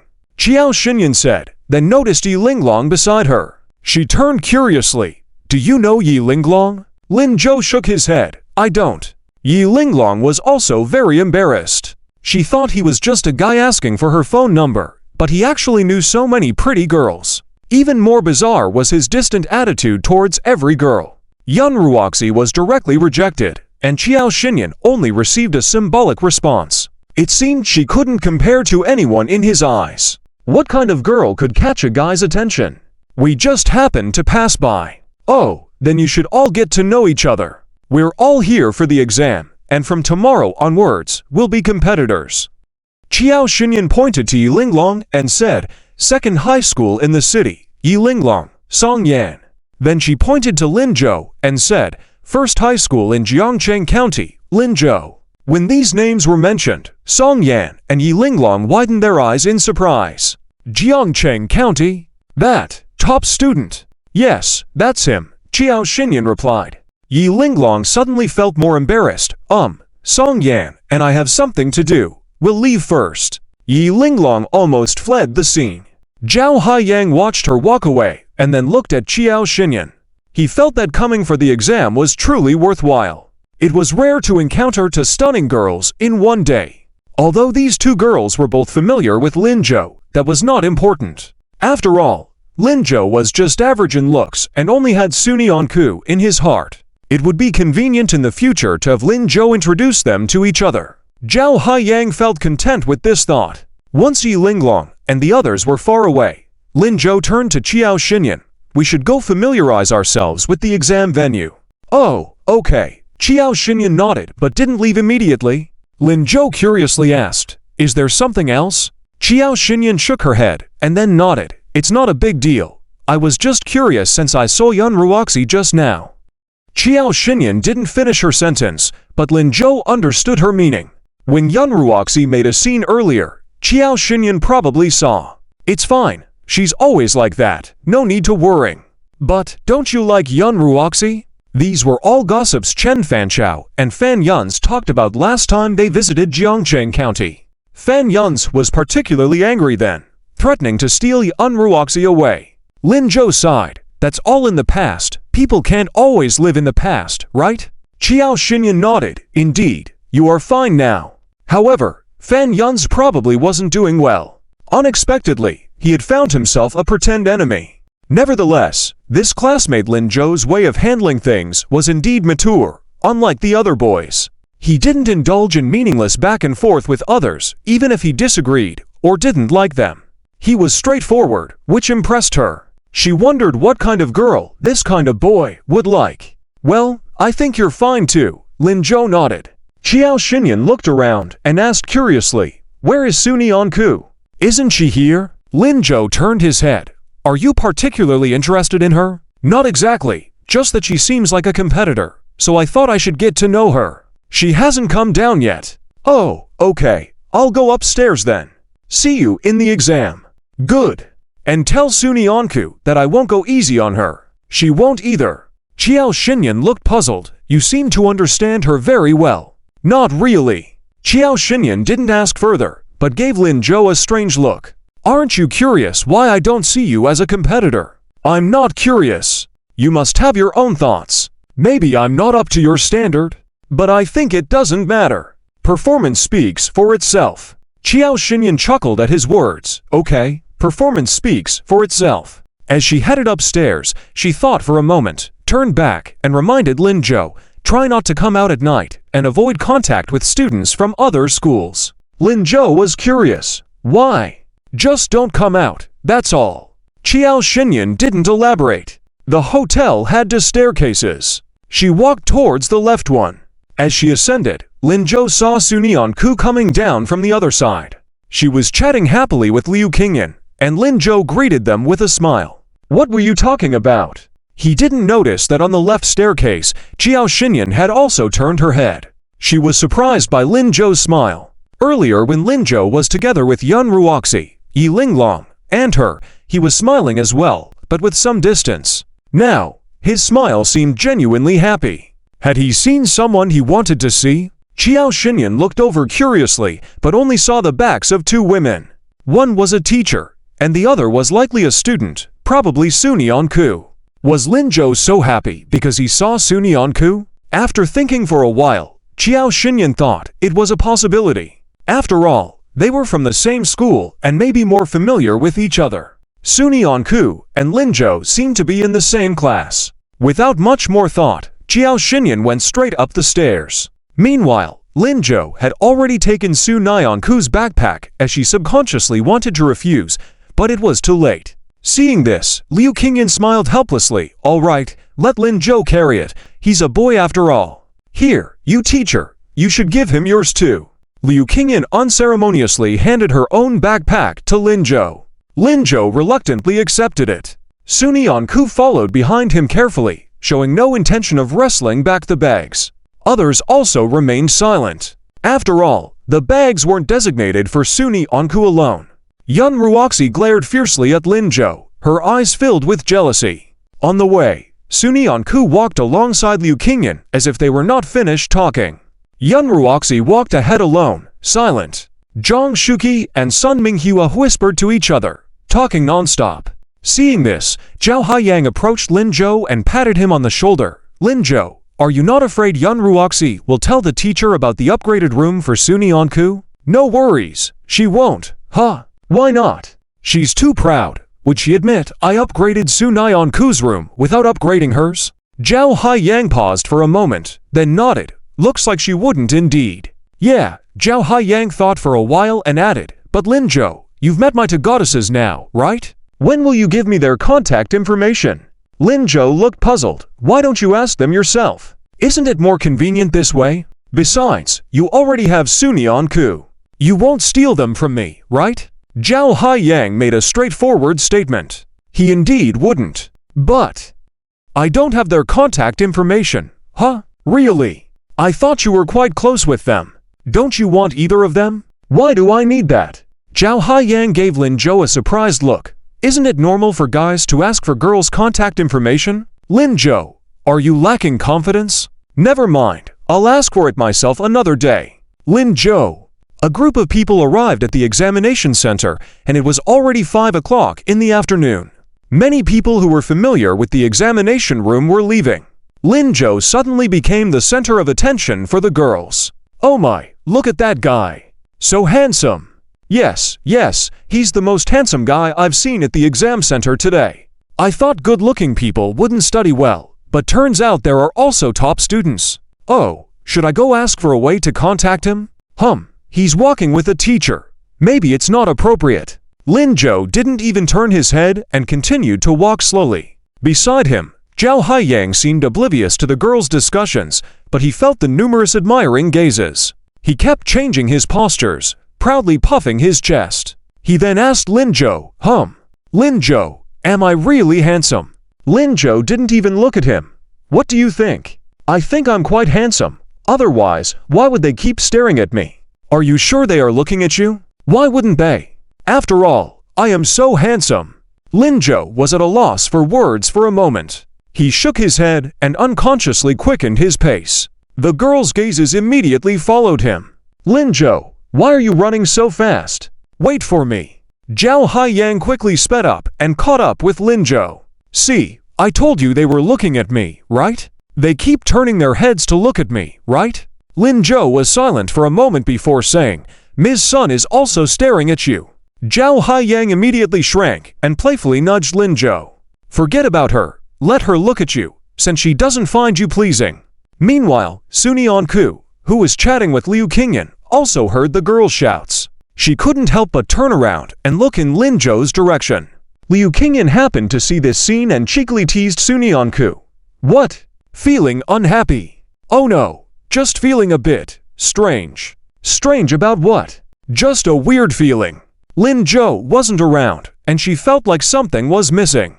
"Haha, it's fine, it'll pass soon, Why, teacher?" "Because after the college entrance examination is over, you all can start dating."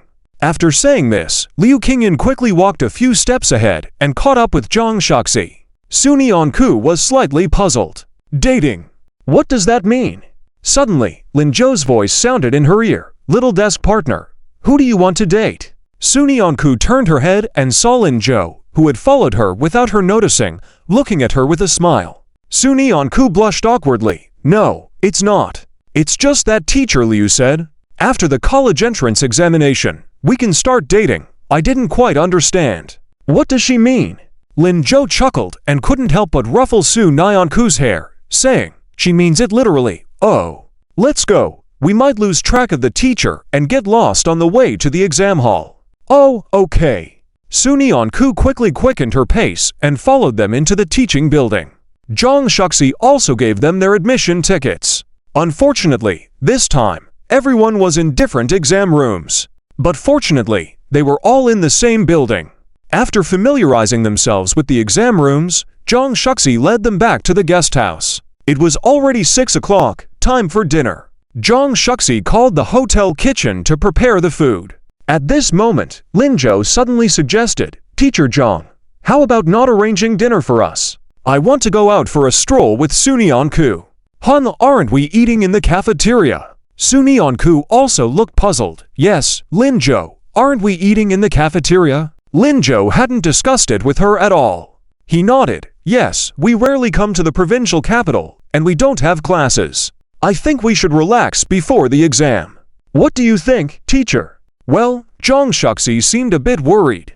Liu Qingyan, who was nearby, smiled and said, Teacher Zhang, I think they have a point. Let them go. Well, okay then. After all, these two didn't need to study anymore. Zhao Haiyang quickly rushed out. I'll go too. Yun Ruoxi also walked a few steps forward. Zhang Shuxi's face turned cold. What are you going out for? Do you think you'll ace the exam? Brushing up at the last minute is important. Tonight, I'll personally tutor you on the subjects. Gain a little more knowledge. The two could only admire Lin Jo and Su Nyanku as they left. The examination center was the best high school in Linchuan City. Linchuan No, one high school. Many snack streets, boutique shops, and student supply stores have sprung up around it. The scale is much larger than that of Jiangcheng County, and it is much livelier. Many students choose this spot for leisure. The night market is also a must-visit.